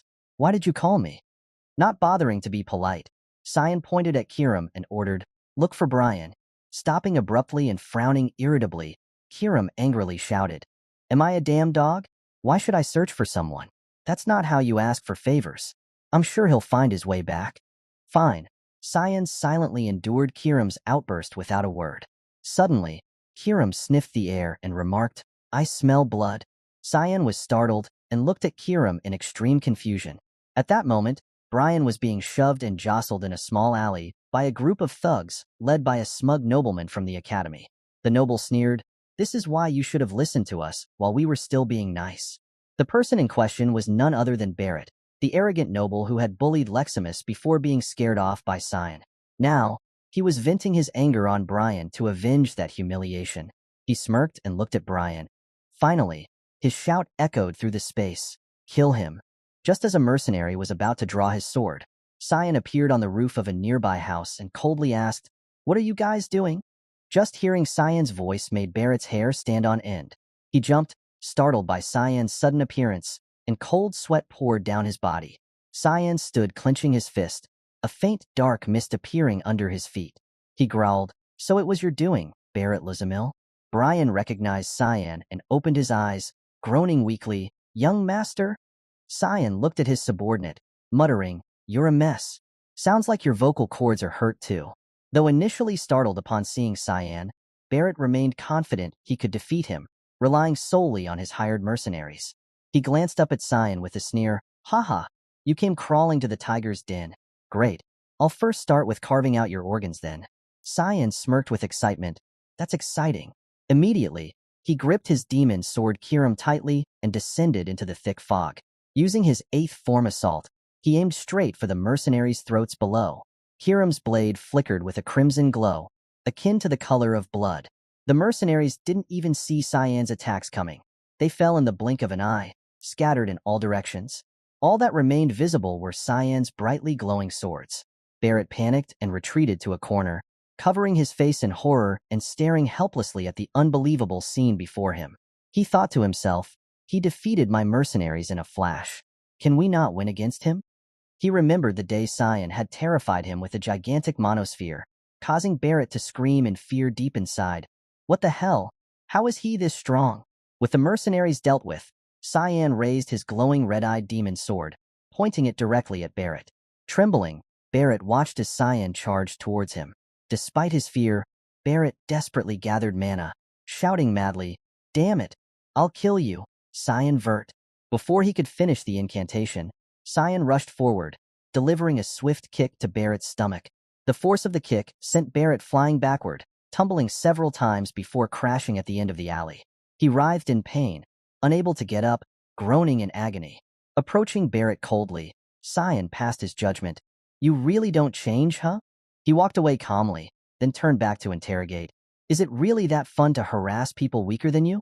Despite being at a disadvantage, Barrett managed to sneer and scoff at Cyan. "What do my hobbies have to do with you? Are you going to kill me for it?" Barrett Louis Mill, the oldest son of the Louis Mill household, which can be considered the real authority figure in the Garum Kingdom, was pretty well known for his problematic behaviors in my past life too. Physically assaulting others was the least of the terrible things he did. He also burned small animals alive for his entertainment. One day, he committed an act that really crossed the line. He murdered a fellow female classmate. His excuse was that she was practicing magic. In the end, there was an order from Mist to purify him. When I infiltrated the mansion where he was staying after his expulsion, I saw the countless corpses of the servants that had been stored in the basement. After torturing him, I was going to kill him in the most painful way I knew. Then he smiled at me, telling me to just kill him instead of dragging things out. That face is still vivid in my head. He said that he was fine dying because he had all the fun that he wanted to have. His smile at that moment was so terrifying that it made others' blood boil. His eyes showed nothing but a perverse indifference, devoid of any humanity. Only recalling that scene stirred up a rage within Cyan. He glanced at Barrett with disgust, thinking silently, "Now that I think about it, killing him like that probably wasn't the punishment he deserved." As he said, he already had all his fun before dying. He recalled the actions he had taken with Leximus. Just death is nowhere near enough to make up for the number of lives he had taken. Thinking about this was enough to stoke the fury within Cyan. The price he had to pay for completely ruining others' lives was still too little. Cyan suddenly grabbed Barrett's mouth and forced him to open it. He swung his arm, conjuring a small monosphere in his hand. Barrett immediately realized Cyan intended to force him to swallow the monosphere to deplete his mana completely. He was horrified but unable to move his soaked body, nor could he escape Cyan's grip.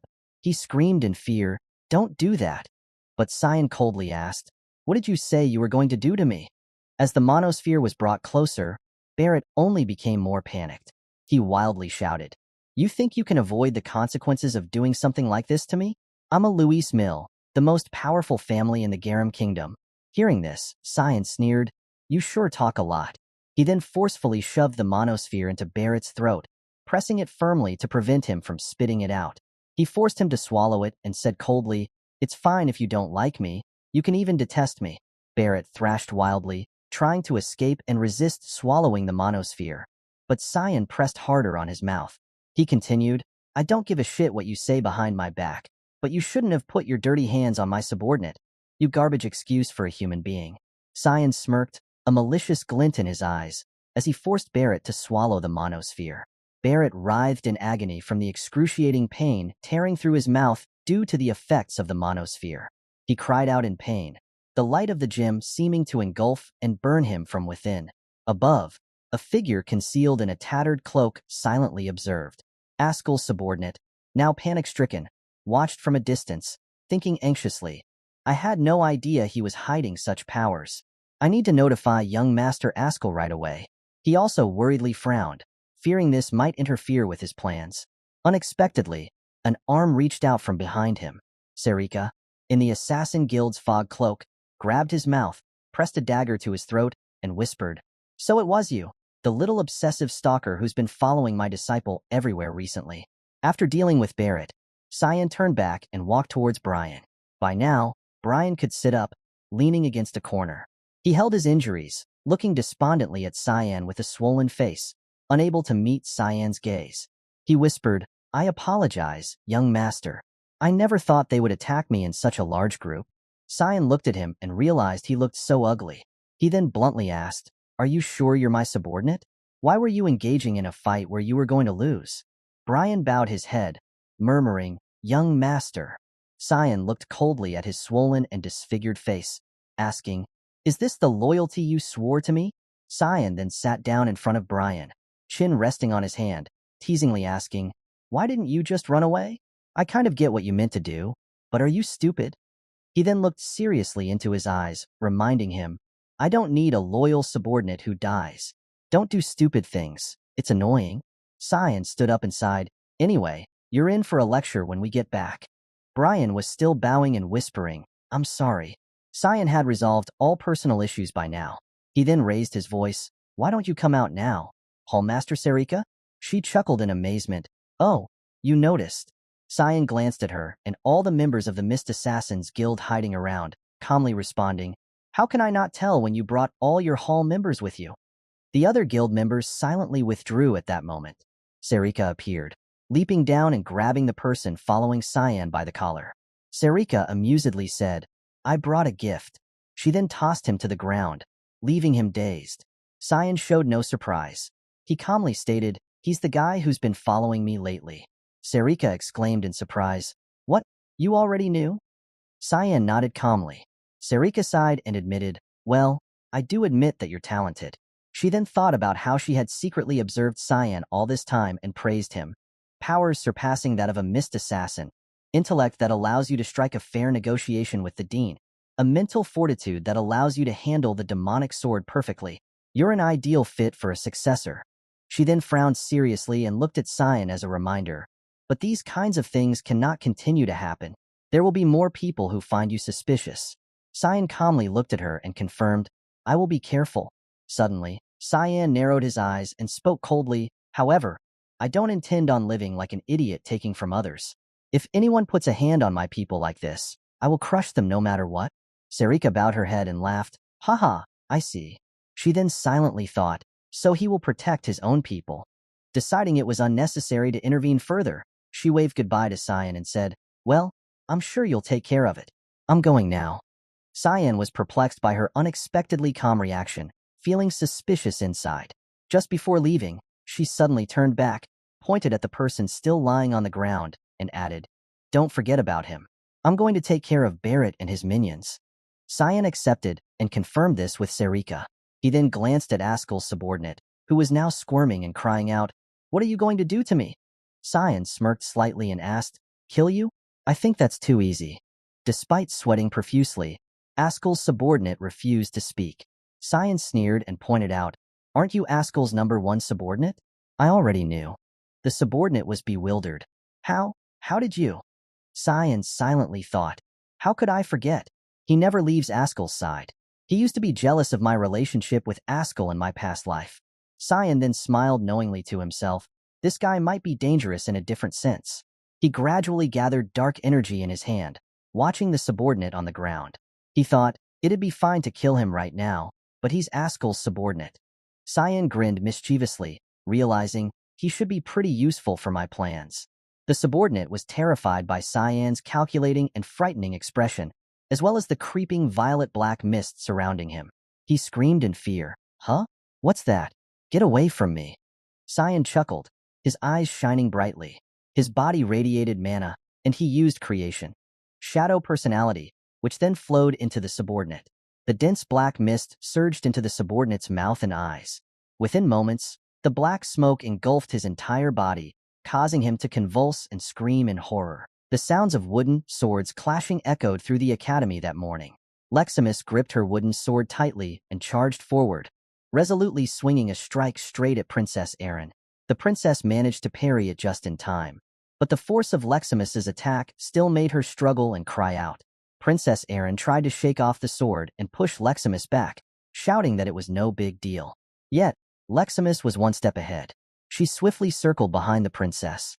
Before Erin could figure out where her opponent had gone, Leximus pointed her sword at the princess's back and gleefully declared, "It's my victory, Your Highness." Startled by her own carelessness, Erin gasped in surprise. She pouted and turned to look at Leximus, muttering in dissatisfaction, "I can't win against you, Leximus. Also, I told you to call me by my name when it's just the two of us."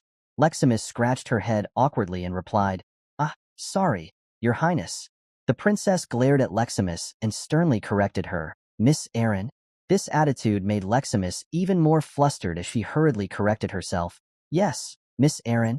At that moment, a loud yelp echoed from the training ground next to them.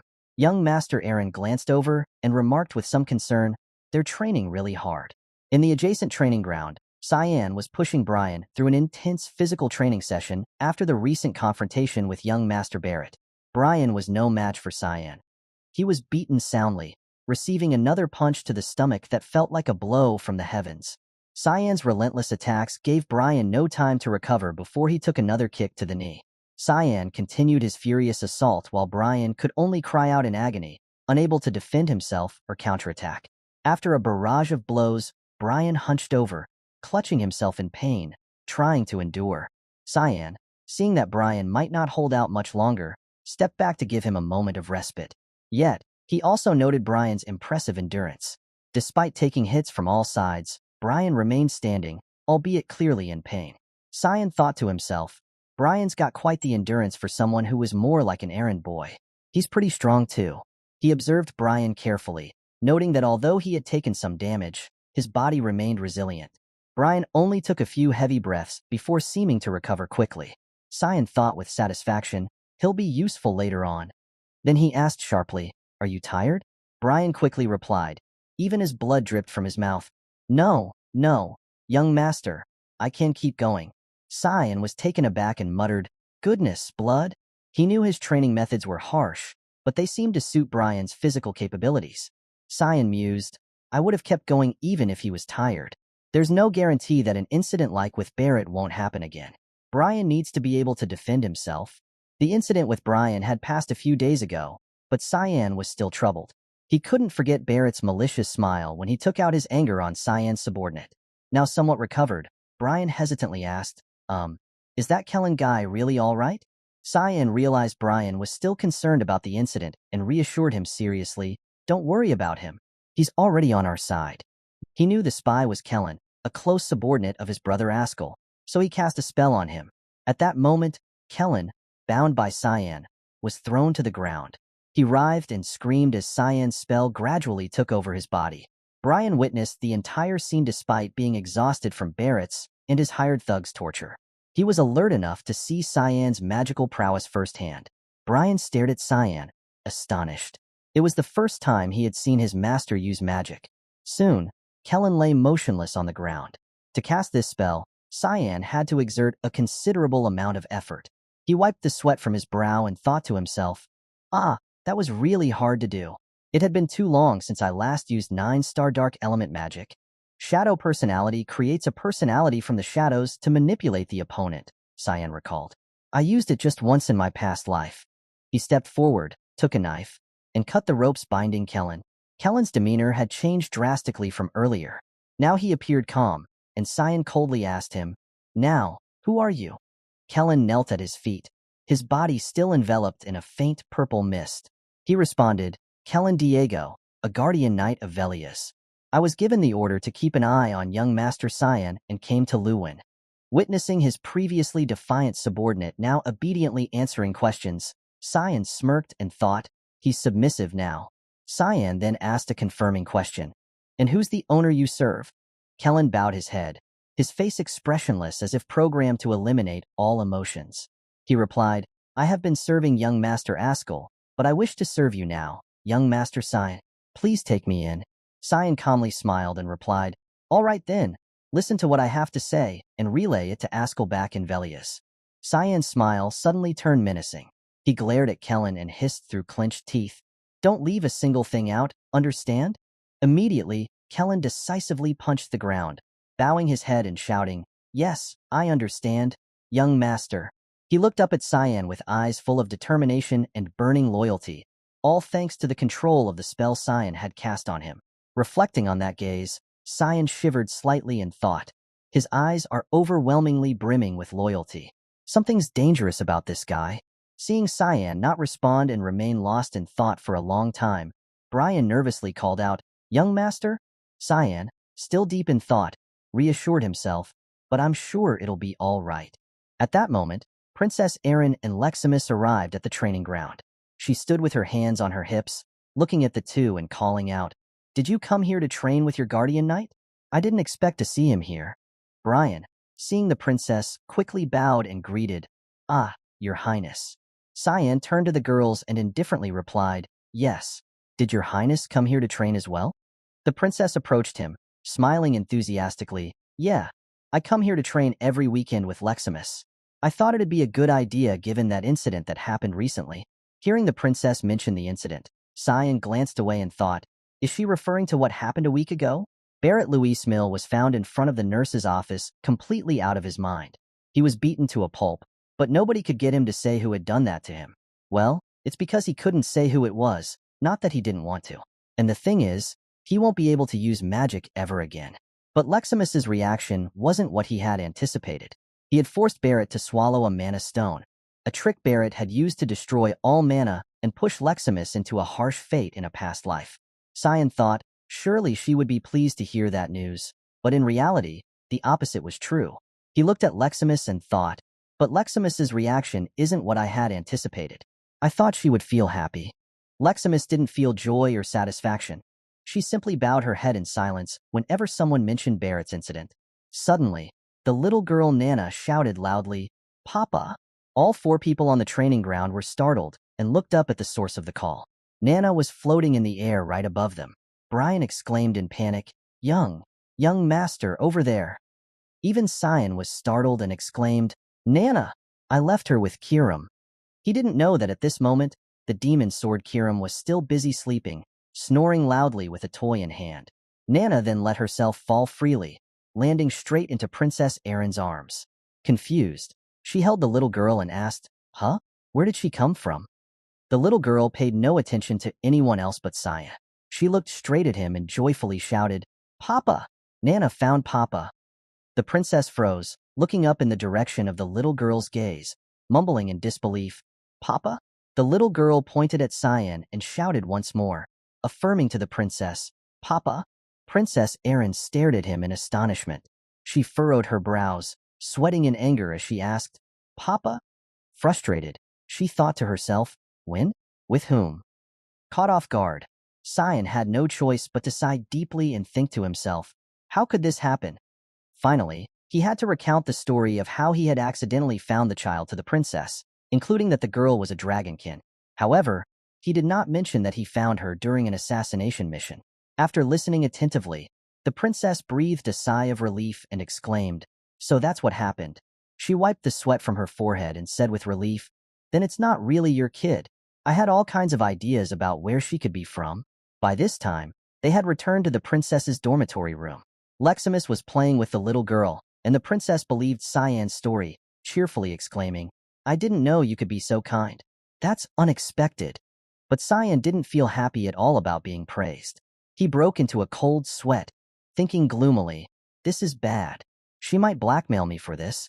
Brian, sitting next to Cyan, was just as worried, his face turning pale as he anxiously thought, we'll get kicked out if the academy finds out about this. She even knows that Nana is a draconic human. However, Princess Erin proactively reassured Cyan. She confidently smiled at him and said, don't worry, Cyan. I won't tell anyone. Both Brian and Cyan were stunned by the princess's firm declaration. Cyan asked in surprise, is your highness serious? Erin turned to Leximus and replied firmly, yeah, right, Leximus? She glanced at Leximus beside her. Leximus was still happily playing with Nana and immediately looked at the princess, smiling innocently, and replied, "Of course. I don't have anyone to tell anyway since I don't have friends." The princess froze, realizing her question had been a bit insensitive. But before she could react, Cyan bluntly asked her, "What's your reason?" The princess tilted her head lightly, frowning, and answered with a gentle smile. "Reason? I just feel bad for her." She turned to look at Nana, who was extremely happy in Leximus's arms, and continued with a smile. "She won't fit in with the dragons or humans.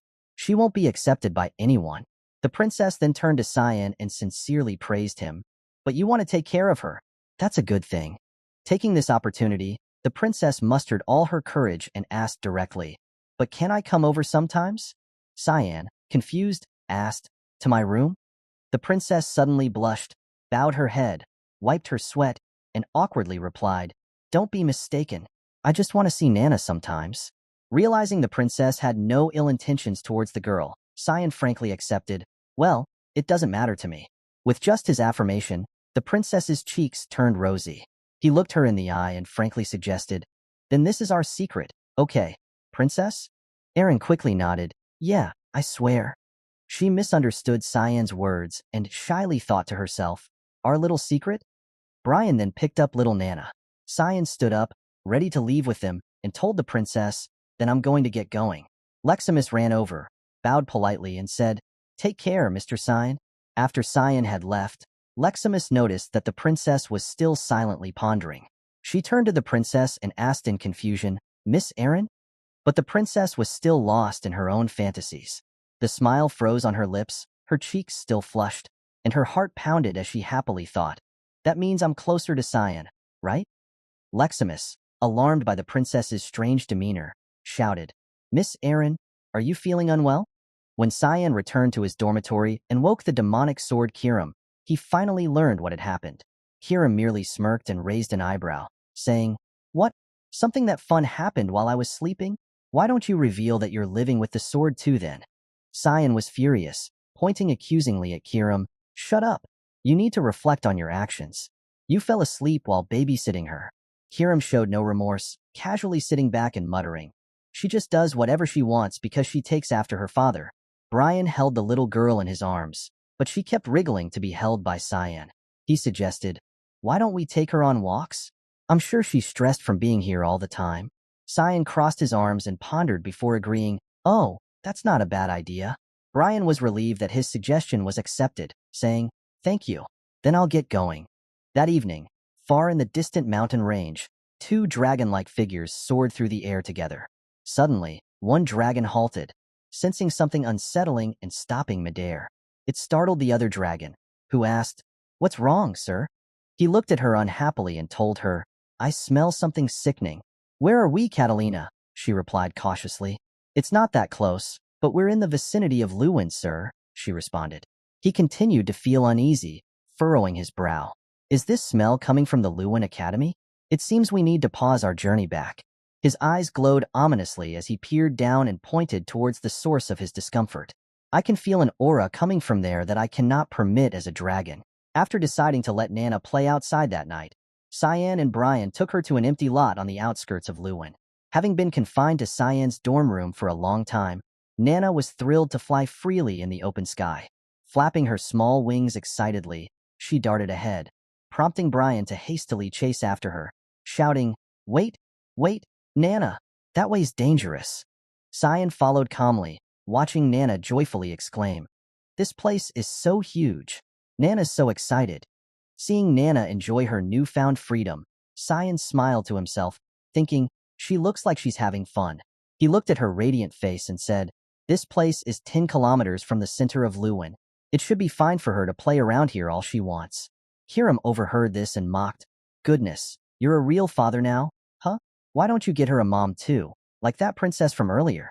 Cyan gritted his teeth, about to retort when Kiram suddenly felt a chilling sensation run down his spine. Kiram also sensed something, muttering, "Wait, something's coming." Just then, two dragons appeared right in front of them. One of the dragons sneered disdainfully, "Sickening." Brian recognized the danger immediately. He panicked and yelled to Nana, "It's dangerous, Nana." Rushing towards her, he grabbed Nana and held her tightly in his arms. In that instant, a tremendous force crashed down dangerously close to them. Cyan hurried over, anxiously asking Brian, "What about Nana?" He scanned them both quickly. Nana clung to Brian, visibly frightened but thankfully unharmed. Brian hugged her tightly, shielding her from the flying debris, and nervously replied, "She's okay." In the midst of this sudden appearance, Cyan stepped forward, sword drawn, calmly telling Brian, "Both of you stay behind me." In the open lot, the ground shattered into pieces as two shadowy figures of dragons emerged amidst blinding light and thunder. Cyan stood protectively in front of Brian and Nana, looking at the high-ranking dragons that had arrived and wondering aloud, "Why are there high-ranking dragons here?" He quickly recognized their identities despite their human form, thinking to himself, "And two of them too." The dragons glanced towards Brian and Nana with calculating eyes. Brian understood their malevolent intentions immediately. He held Nana close, his arms tightening protectively around her, and glared back at them with vigilance. High-ranking silver dragon Lucian narrowed his eyes, full of displeasure and disgust, sneering, "The source of this sickening stench? It's disgusting." His companion, high-ranking red dragon Catalina, also glared at them with contempt, exclaiming, "A mix? How can such a vile creature dwell here?" She glanced at Cyan and his Kirim blade mockingly. "Are you the owner of that halfling human? You even have the demonic sword." Cyan only looked at her with caution and defensiveness. Meanwhile, Kirim felt insulted and grumbled angrily. "What? Objectifying me?" Catalina immediately shouted irritably, "Shut it! You're an inferior thing that's degraded yourself to be a human slave." Her arrogant and contemptuous words infuriated Kirim. She glared at her angrily, snapping, "Do you want to die?" Kirim's attitude provoked Catalina. She snarled furiously, "How dare you?" She was about to rush forward, but Lucian quickly raised his hand to stop her. He stepped forward, looking at Cyan and Kirim, his tone filled with disdain. "Fret not. I'm not interested in you guys. I do not wish to fight against inferior beings unnecessarily." He turned to look at the child in Brian's arms and growled, "However, hand over that halfling to me." Nana seemed to understand their malice towards her, clutching Brian's shirt tightly and trembling in his arms. Brian turned fully as if to use his body to shield her. He glared at the two dragons, even though he was somewhat frightened himself. Nana burst into tears, nestling in Brian's embrace. The dragons did not relent, uttering heartless words, "A half-human, half-dragon. It's worth experimenting on." Lucian stared coldly at Cyan, declaring, "I will let you guys go if you hand it over." Cyan remained unfazed by his threats. He grabbed Kirim, angrily snapping, "Shut up." His attitude enraged Lucian. He frowned, struggling to contain his anger. "What did you just say?" Cyan glared at him, his eyes glowing red with fury. He coldly replied, "I said shut up, you lizard piece of shit." Lucian lowered his head, a smirk forming on his lips as he laughed. Suddenly, he swung his sword, slashing the ground next to Cyan. He did not intend to attack directly, but wanted to intimidate him. Though it wasn't enough to make Cyan flinch, Brian startled, hugged Nana and dodged, shouting worriedly, "Master Cyan." Cyan calmly ordered Brian, "It's fine. Just get far away from here." Seeing that Cyan was still okay, Brian immediately carried the girl away, hastily responding, "Yes, sir." The dragon's power tore up the ground next to Cyan, leaving sparks flying. Cyan observed this and thought, "What a fancy technique." Lucian gripped his weapon tightly, lightning continuously flashing on his sword. He flew up, sneering, "This is why we call you inferior." Cyan did not respond to him directly. Instead, he countered with a technique called Thick Fog Ninth Form, Demonic Sword Manifestation, to let the demonic sword Kirim use his body. Merging with Kirim, his skin darkened, and his hair turned into blazing red flames. The dragons immediately recognized Cyan's new form. Catalina exclaimed in shock, "Sir, that power." Lucian, only slightly surprised, calmly replied, "It's the power of the exile." He frowned disdainfully, grumbling, "Today has been full of surprises." However, he's still just an inferior human. In an instant, Cyan had already soared up beside him, ready to strike with his sword. Lucian was startled when his opponent disappeared from his sight. He glanced around in surprise. When did he? Cyan remained silent, immediately launching a series of attacks that forced Lucian to hurriedly raise his sword to defend passively. This enraged Lucian greatly. He gritted his teeth. "You little He swung his sword towards Cyan, but Cyan quickly evaded backwards to dodge. Seeing his attack ineffective, Lucian thrust his hand forward, activating his shock wave technique. Flickering lightning sparked in his palm as a massive magic formation appeared in the sky above Cyan. Startled, Cyan looked up at the bright rays emanating from the magic formation, crashing straight towards him. In an instant, he was engulfed in a colossal pillar of light from the magic formation, blasting down to shatter the earth and rocks beneath his feet. Quickly utilizing Thick Fog Third Form, Fog Glide, Cyan escaped from the magic formation, appearing behind Lucian. Sensing his presence, Lucian was shocked as Cyan unleashed another technique, Fog Sword. Rushing Fog Storm, attacking continuously towards him. However, Catalina swiftly flew up to shield Lucian's back using Fire Barrier. She confidently laughed, "I'll block this one." But Lucian sensed something amiss and urgently shouted, "Back off, Catalina! You're no match for him." She stubbornly ignored him, arrogantly believing she could defeat Cyan. Smirking amidst sweating, she replied, "Don't worry, sir. I won't lose against him. I have put up a dragon's barrier made from 1,000 years worth of mana accumulation. A human who can't even live 100 years won't be able to." Before she could finish her thoughts, Cyan continued with his next move, Fog Sword. 8 fluttering petals. His eyes narrowed as he smiled, directing his attack straight at the fire barrier. Catalina's eyes widened in shock, her confident smile fading. Cyan's consecutive strikes, focused on the center of the fire barrier, caused a loud explosion with blinding light. Catalina's barrier shattered into countless pieces. In her utmost horror, she couldn't believe her eyes, thinking to herself, "There's no way he can pierce this?" Before Catalina could recover, Cyan swiftly used Double Serial Slash, slashing dozens of times across her body. She could only scream in despair as Lucian helplessly watched his close subordinate torn into countless pieces. Her voice faintly echoed in his ears, "Master." Seeing Catalina disintegrate into dust pushed Lucian's anger to its peak. He gritted his teeth in frustration. "Just what are you? The god of fog has no authority at all. How is it that you can have this much power?" Ignoring his questioning, Cyan remained silent as Lucian deployed a new magic formation in the sky. His eyes glowed fiercely red as he coldly exclaimed, "I guess you don't want to answer. All right, I must admit that you're a worthy opponent." Cyan immediately understood his intentions.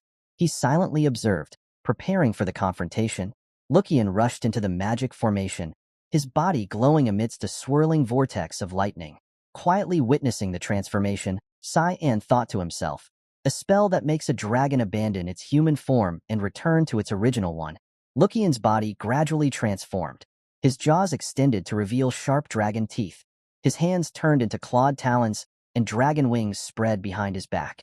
He transformed into a white dragon, roaring fiercely and shaking the heavens and earth.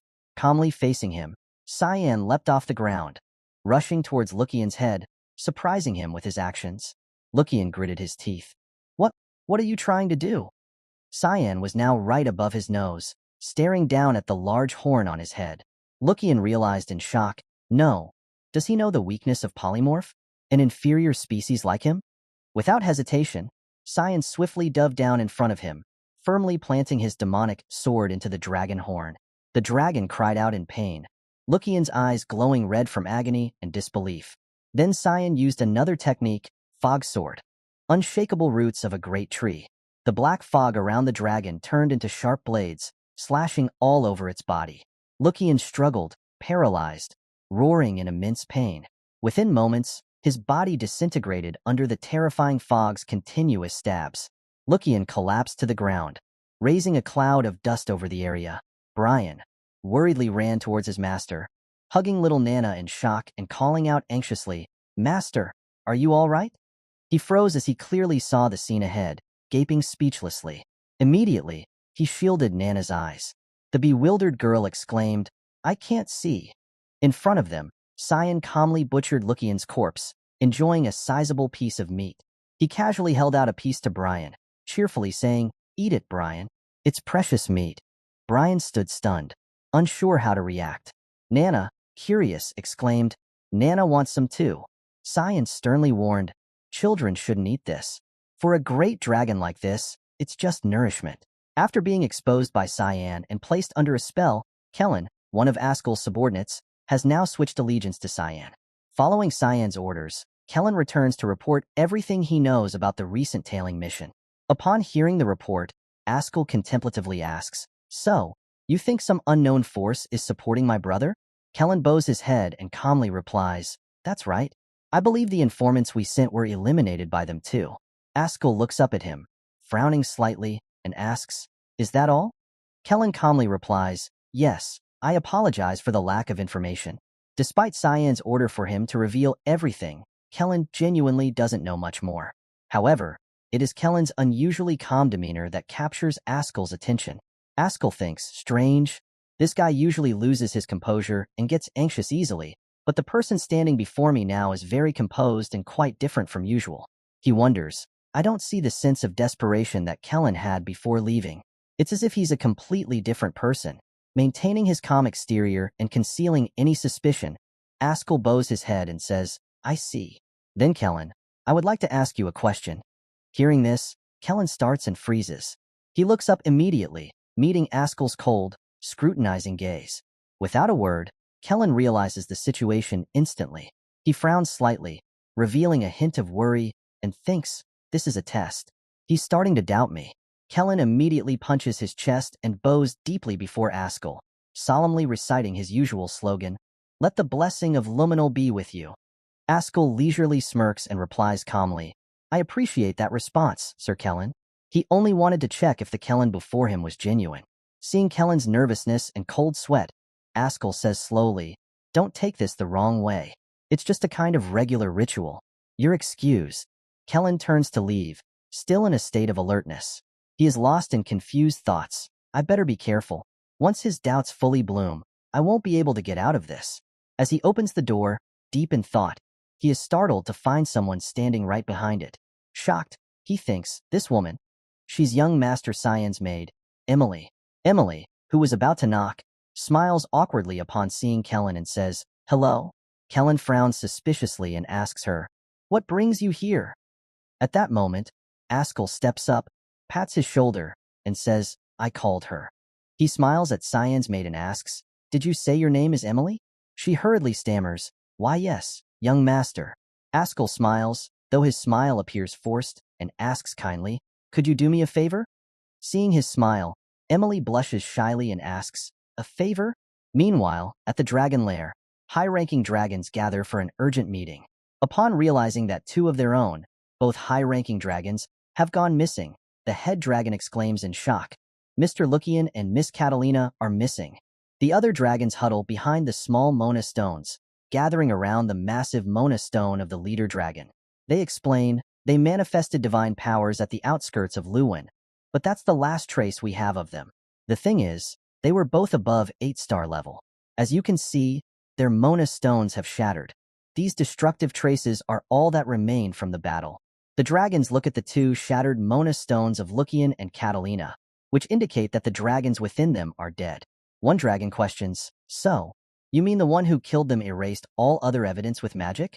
Another dragon adds, "For that to be possible," the high-ranking dragon interrupts solemnly, "it would most likely need to be someone with dark elemental powers. The only one capable of killing those two is Kundal Quazel. However," the dragon hesitates, "he does not possess dark elemental powers. In other words, there is some unknown fourth individual."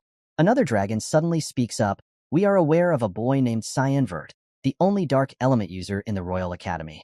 A dragon recalls an earlier event. When Cyan faced a dark dragon on the battlefield, he nearly killed it, though it managed to escape. There are also rumors that he survived an attack from the Devil Dragon on the front lines.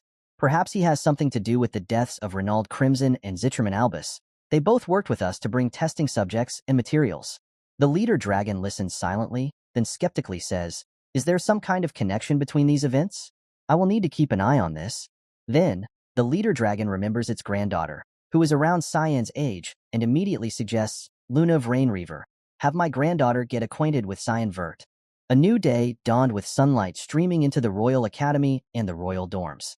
Princess Erin joyfully ran to Cyan's dorm room, carrying a delicious cake. She excitedly exclaimed, "Ta-da! A special cake made by the palace chefs."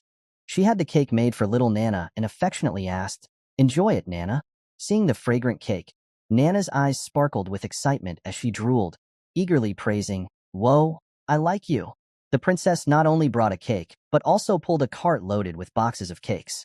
She gently said to Nana, "Have as much as you want. There's still a lot more." Nana stared wide-eyed at the cart full of delicious food. Cyan sat silently in a corner, watching the scene. Contentedly, he thought, they're having fun. We need to stay on the down low for a while. If the dragons were to sense Nana's presence, they might ambush us again. I will make sure that no one can put a hand on the people I care about. After all, I've decided to live purely for my own sake in this life. The sinister face and evil smile of Ascll appeared in his mind. Cyan had a goal for this life. I'm going to completely ruin that bastard's plans. The princess suddenly turned to look at Cyan, surprised to see his expression. He was smiling delightfully, lost in thought, seemingly imagining something interesting. She curiously asked, "Cyan, did something good happen? You look happy." Cyan leisurely replied, I just had a nice thought." At the Vert residence garden, Ascll was welcoming an esteemed guest. He warmly said, "It's been a while since I last saw you." His guest was Luinel Severus, the first prince. The prince slightly smirked and politely remarked, "You look like you're doing well, Ascll." Ascll politely smiled and flattered, "It's all thanks to you, your majesty." However, the first prince seemed preoccupied with something else. He glanced down and muttered, "More importantly, how long do you intend on rotting in this estate in the middle of nowhere? I heard that Alice has left on a journey." Ascll didn't seem concerned about his sister. He calmly responded, "I'm actually worried about her. I don't know what she's doing or where she is." The first prince interrupted, "Worried about her?" He leaned on his hand, looked at Ascll with a smirk, and said, "Aren't you actually worried that she might threaten your position of power?" Ascll squinted at the prince, feigning innocence. "That's not something we should speak of." Prince then said, "We're friends, though. What can we say to each other?" A subordinate approached to pour wine for the prince. Ignoring the question, the prince slowly asked again, "Also, was your younger brother's name Cyan?"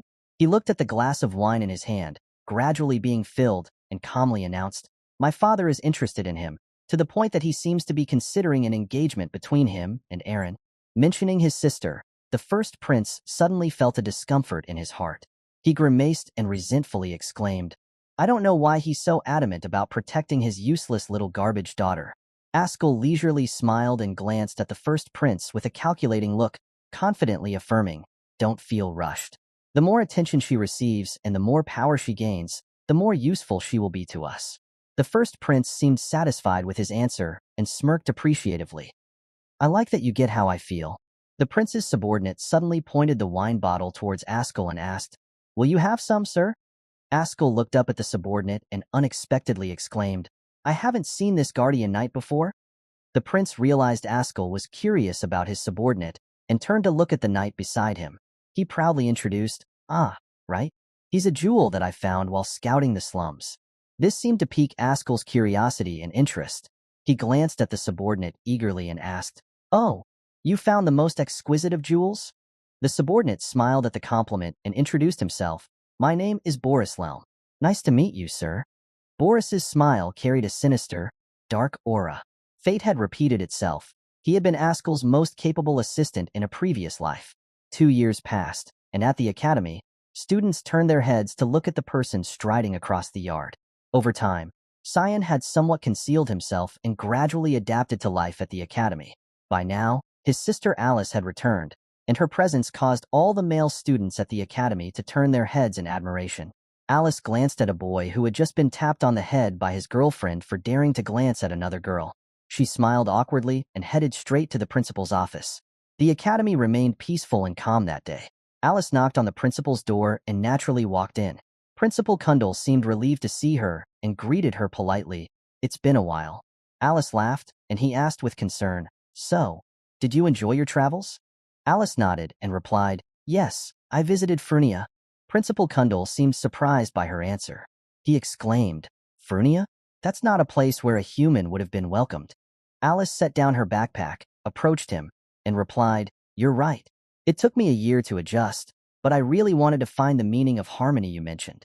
Since you said that place would hold me back from growing, I needed to think of where I belong." Hearing her affirmation, Principal Kundal became contemplative. He frowned slightly and asked, "You seem to have made up your mind." Alice looked at him resolutely and declared, "Yes, I'm going to join the Knights of Light." Kundal hesitantly asked, "You're going to continue on with the will of your family?" Alice confidently looked at the principal, her eyes full of determination, and replied, "Well, someone had to take on the duty.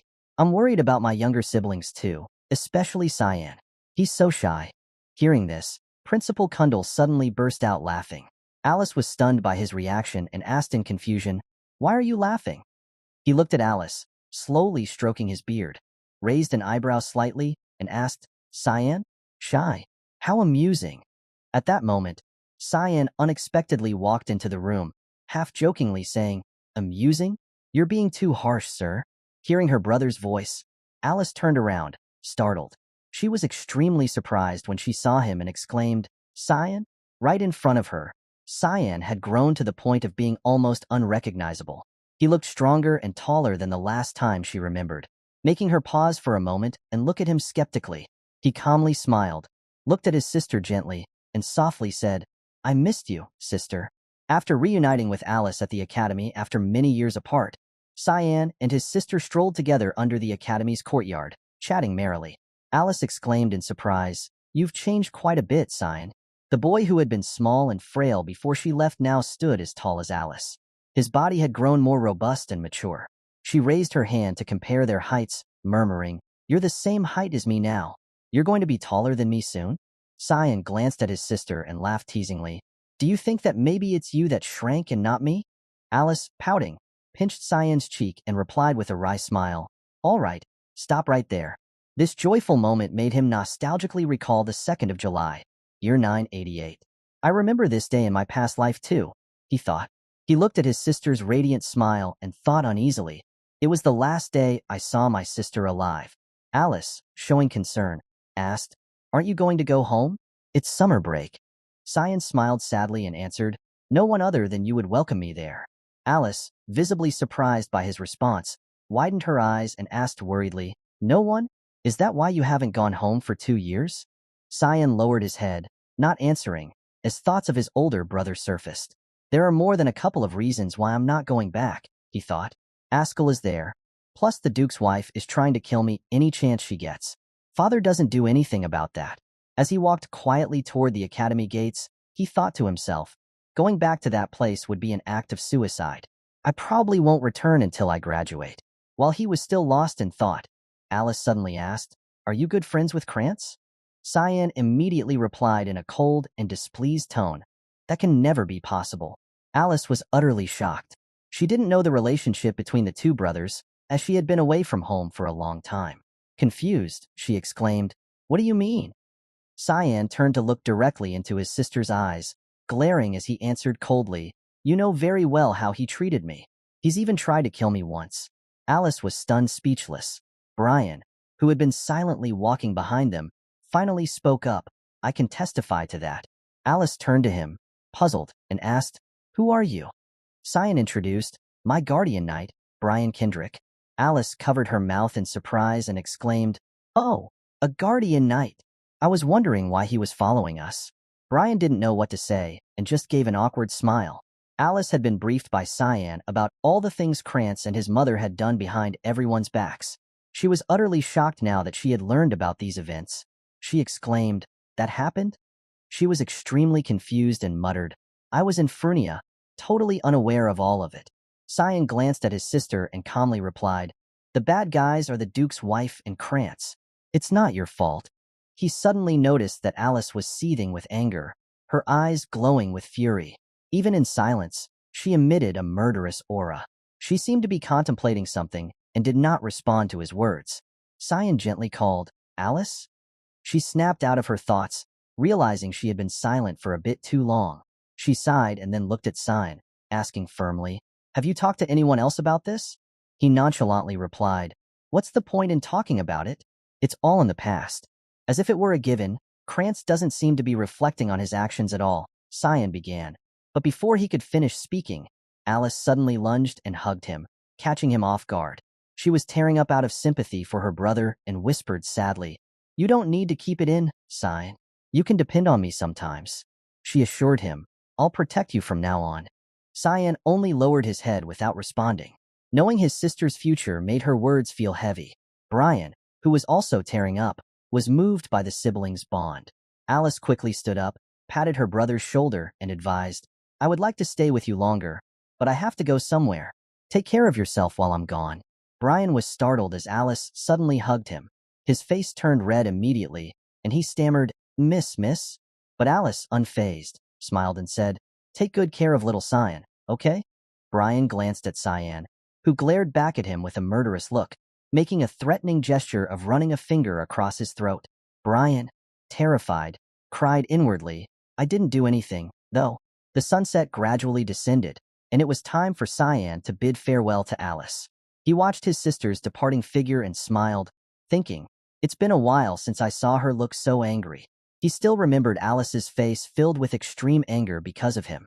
Her appearance reminded Cyan of an incident from his past life, when he was young, back at the Vert estate.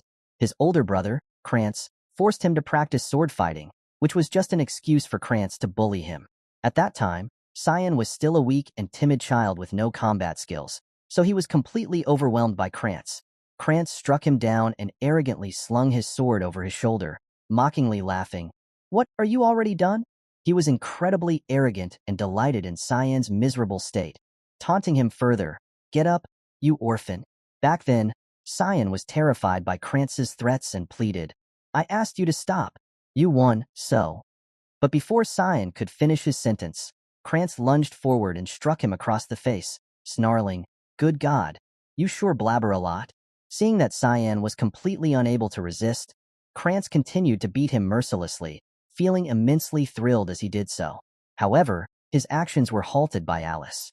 She appeared just in time and shouted, "Stop, Krantz."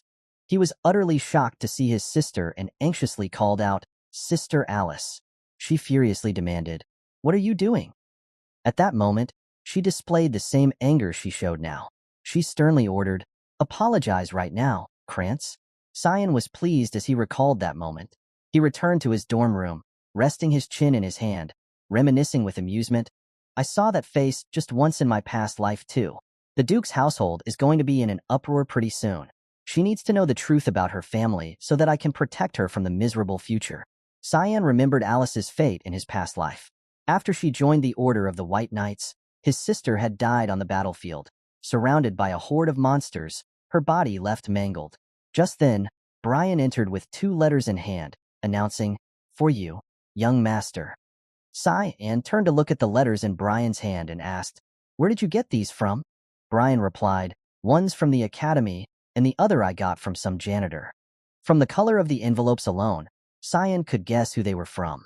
He ignored the letter from the janitor, taking the dull black envelope instead, responding, "Is that so? All right." Brian seemed surprised that Cyan didn't read the red envelope. He asked, confused, "Aren't you going to take this one?" Cyan replied indifferently, "It's probably from the palace."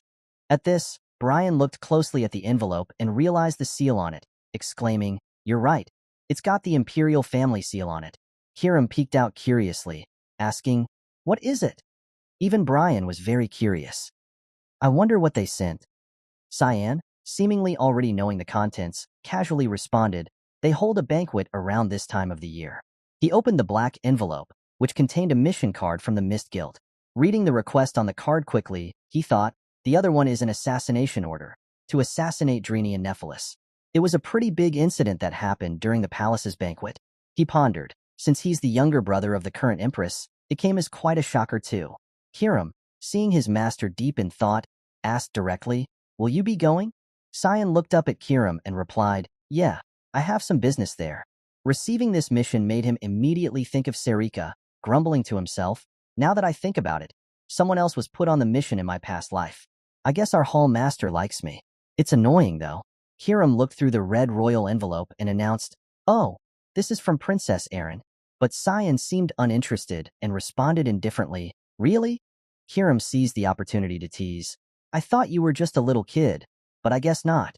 Oh my, you've got a love letter." He didn't bother arguing. Instead, he glanced at Kiram and recited, "Demonic sword restriction." Kiram was immediately pressed to the floor, groaning in frustration. Cyan turned to Brian and commanded, "Make preparations to go to the palace." Brian, startled, bowed in panic and responded, "Understood." At that moment, the door to the room opened, and little Nana emerged, sweetly calling out, "Papa, I'm hungry." Brian, shocked by her appearance, exclaimed, "Young master."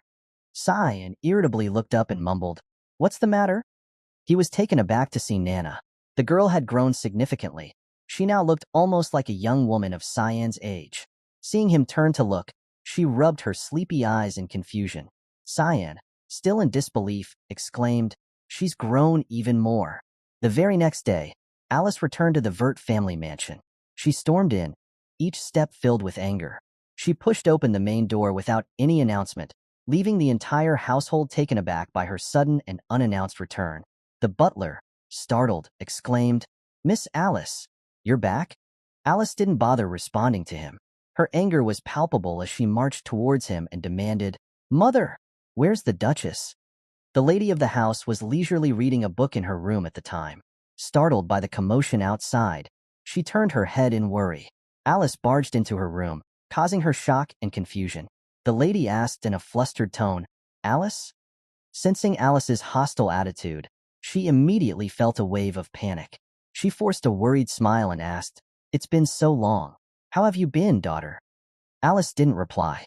Instead, she raised her hand and delivered a resounding slap to the lady, channeling all her pent-up resentment into that single blow. Alice slapped Margaret, causing the Duchess to fall to the ground in shock. The maids were stunned, and one of them quickly called for the head butler. He entered the main hall, fists clenched, and ordered the guards to take action. Margaret, holding her face, looked at Alice in disbelief and asked if she had lost her mind.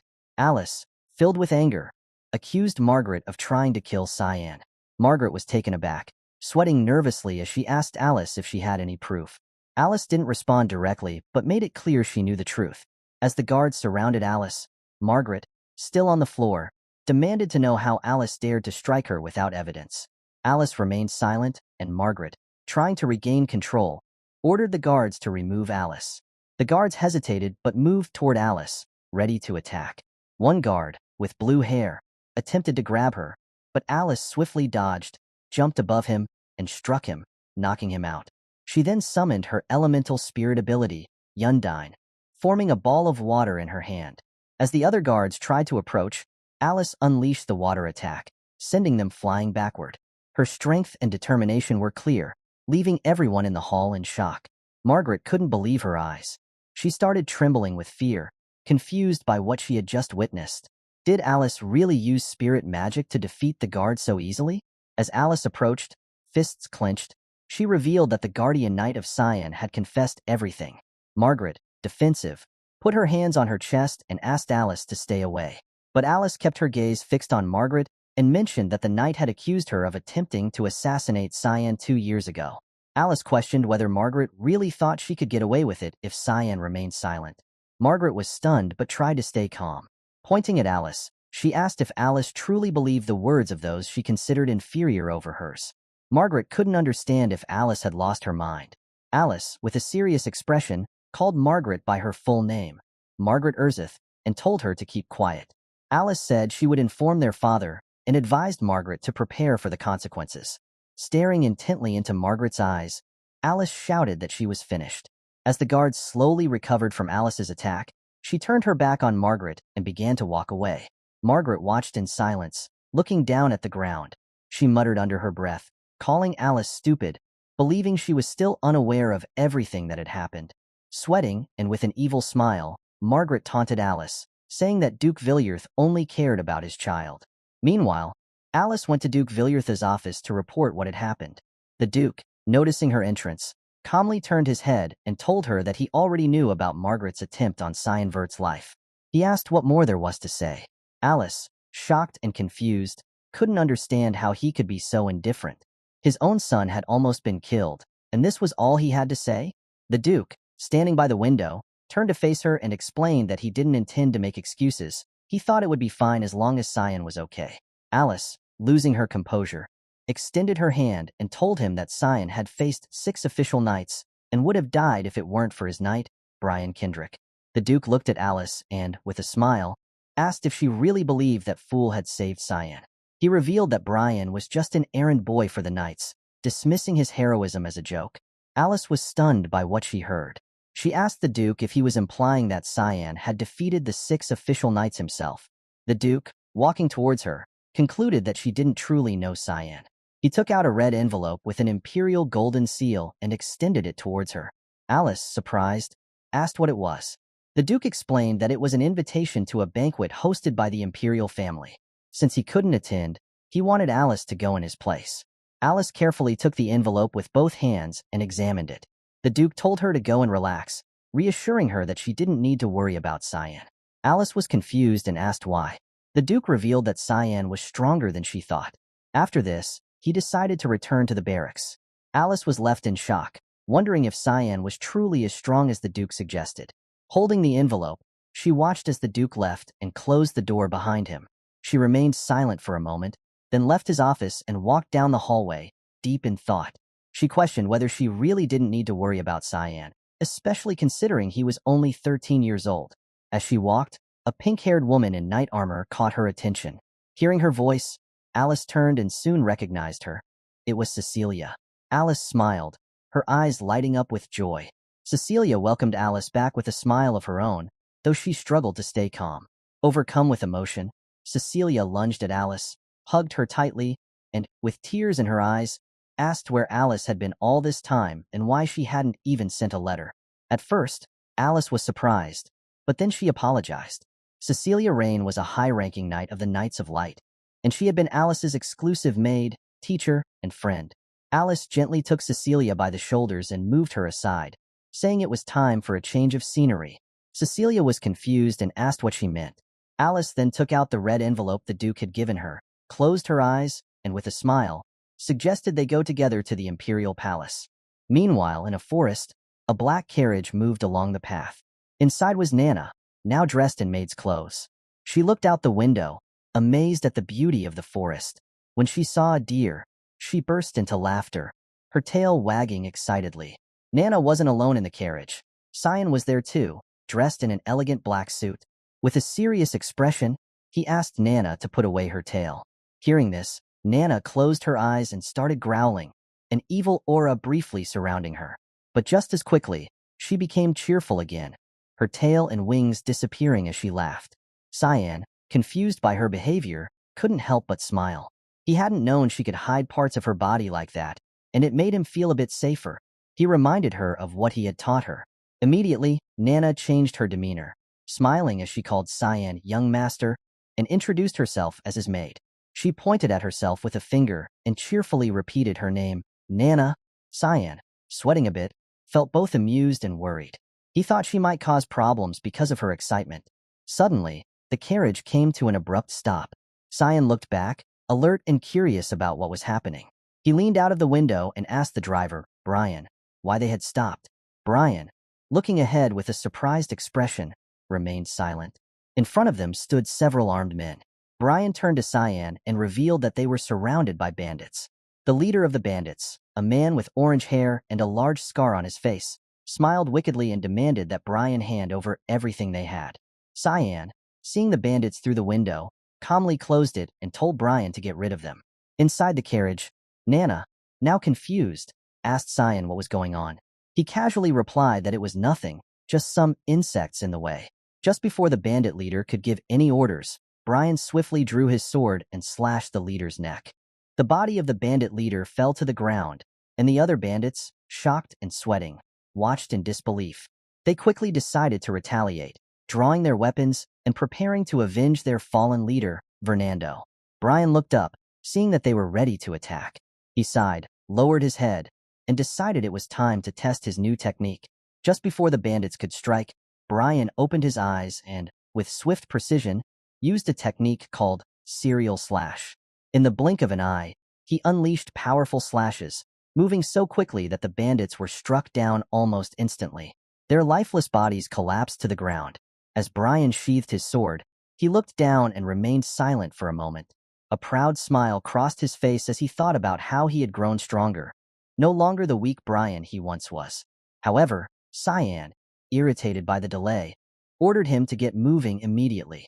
Brian quickly returned to the carriage, started driving again, and responded with a simple, understood. At the same time, in another location, a large stack of reports was placed on a table in an office. Sarika, who was sitting in a chair reading the reports, thanked the woman who brought them. The woman, with her hands resting on her abdomen, explained that more people than usual were expected to attend the upcoming banquet. She suggested to Sarika that it might be better to postpone their plans. With a distant look, Sarika glanced down and firmly replied that the plans had to go ahead now. The woman, nervously sweating, asked why Sarika was so eager to hasten the assassination of Drini and Nephilis. Sarika, resting her elbow on the table and holding the report in her other hand, read it carefully. She revealed that Nephilis was a disgusting man, a rapist who preyed on married women using his powers. In her view, he needed to die as soon as possible. As she picked up another report with a photo of Nephilis, she stared at the image and revealed to the woman that this vile man was her fiancé. The woman couldn't help but be shocked by this revelation. Sarika picked up another report, this one featuring a photo of a girl with blue hair. She was surprised to see that the child, Lunav Rainreaver, would be attending the grand banquet. Lunav, a rare genius with all elemental stats at 20%, was known for her delicate health and had rarely appeared in society. She was the granddaughter of Rigens Rainreaver, the head of the Garam Mage Association. Sarika studied Lunav's report with growing concern. She wondered why someone so reclusive was attending the banquet. The woman standing before her revealed that the president of the association had instructed Lunav to attend. This news shocked Sarika, who began to suspect that something troubling might be planned for the banquet. She felt uneasy about the upcoming event. Meanwhile, in the city where the grand banquet was to take place, Cyan and his group arrived.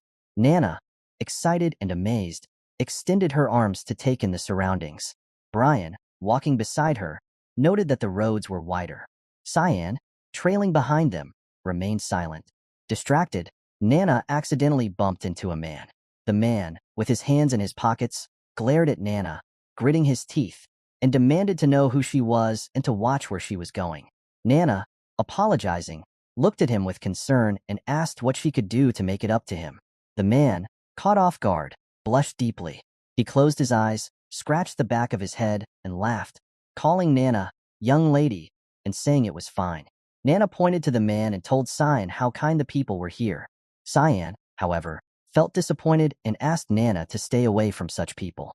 He turned away, remembering that she was still inexperienced and needed to be more cautious in the world. Cyan was worried, feeling that the situation was bad. Brian, next to him, started sweating and looked confused. He pointed out Nana and told Cyan to look at her.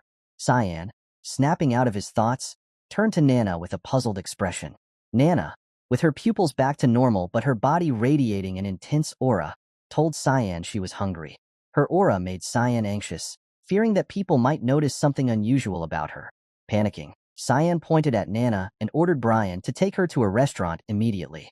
Brian quickly understood the urgency, picked up Nana, and ran towards a nearby restaurant. Cyan watched, bewildered by how a simple issue of hunger was causing such chaos. He realized this wasn't a good situation. Several hours later, in a city restaurant, Nana sat at a table covered in a mountain of plates. She placed her hand on her belly, closed her eyes, and smiled, feeling relieved and satisfied after eating.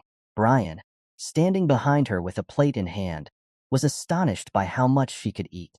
Across the table, Cyan watched, shocked by the amount of food Nana had consumed. He was glad he had brought extra money, recognizing that taking care of her was proving to be quite a challenge. Suddenly, a powerful blue mana appeared, confusing Cyan. He didn't know where the strange mana was coming from. A girl with blue hair, Lunav, appeared, her body emitting the mana. She smiled and introduced herself to Cyan, saying she was delighted to meet him. Lunav approached Cyan, asking if he was Cyan. Cyan remained silent, unsure of who she was. Lunav continued to smile as she gazed at him. Cyan, though confused, decided to stay calm. He turned to the girl and asked how she knew his name. With a serious look, he answered her question, saying yes, he was Cyan, and then asked who she was. The girl, Lunav, smiled and asked if she could sit next to him. Cyan, with a calm demeanor, told her that she still hadn't answered his question. Lunav introduced herself as a second-year student at the same academy as Cyan. The name Lunav sounded familiar to him, but he wasn't sure why she was acting so friendly. He told her that he didn't know her and wasn't interested in students from other years. Lunav, still smiling, explained that she was less known compared to someone as popular as Cyan. Cyan, surprised, crossed his arms, realizing he didn't know he was so popular at the academy. Brian and Nana, sitting across from them, remained silent. Nana asked Brian if Lunav was Cyan's friend. Brian, confused and sweating a little, said he had no idea, as they didn't seem like friends. Lunav looked at Brian and Nana and commented that Cyan's guardian knight and maid seemed very close. She was surprised to see them all eating together. Brian and Nana were taken aback by her observation. Lunav, with a playful look, noted that Cyan seemed warmer in person than the rumors suggested. Cyan, uncomfortable with her sudden praise, said there was no need for them to eat separately.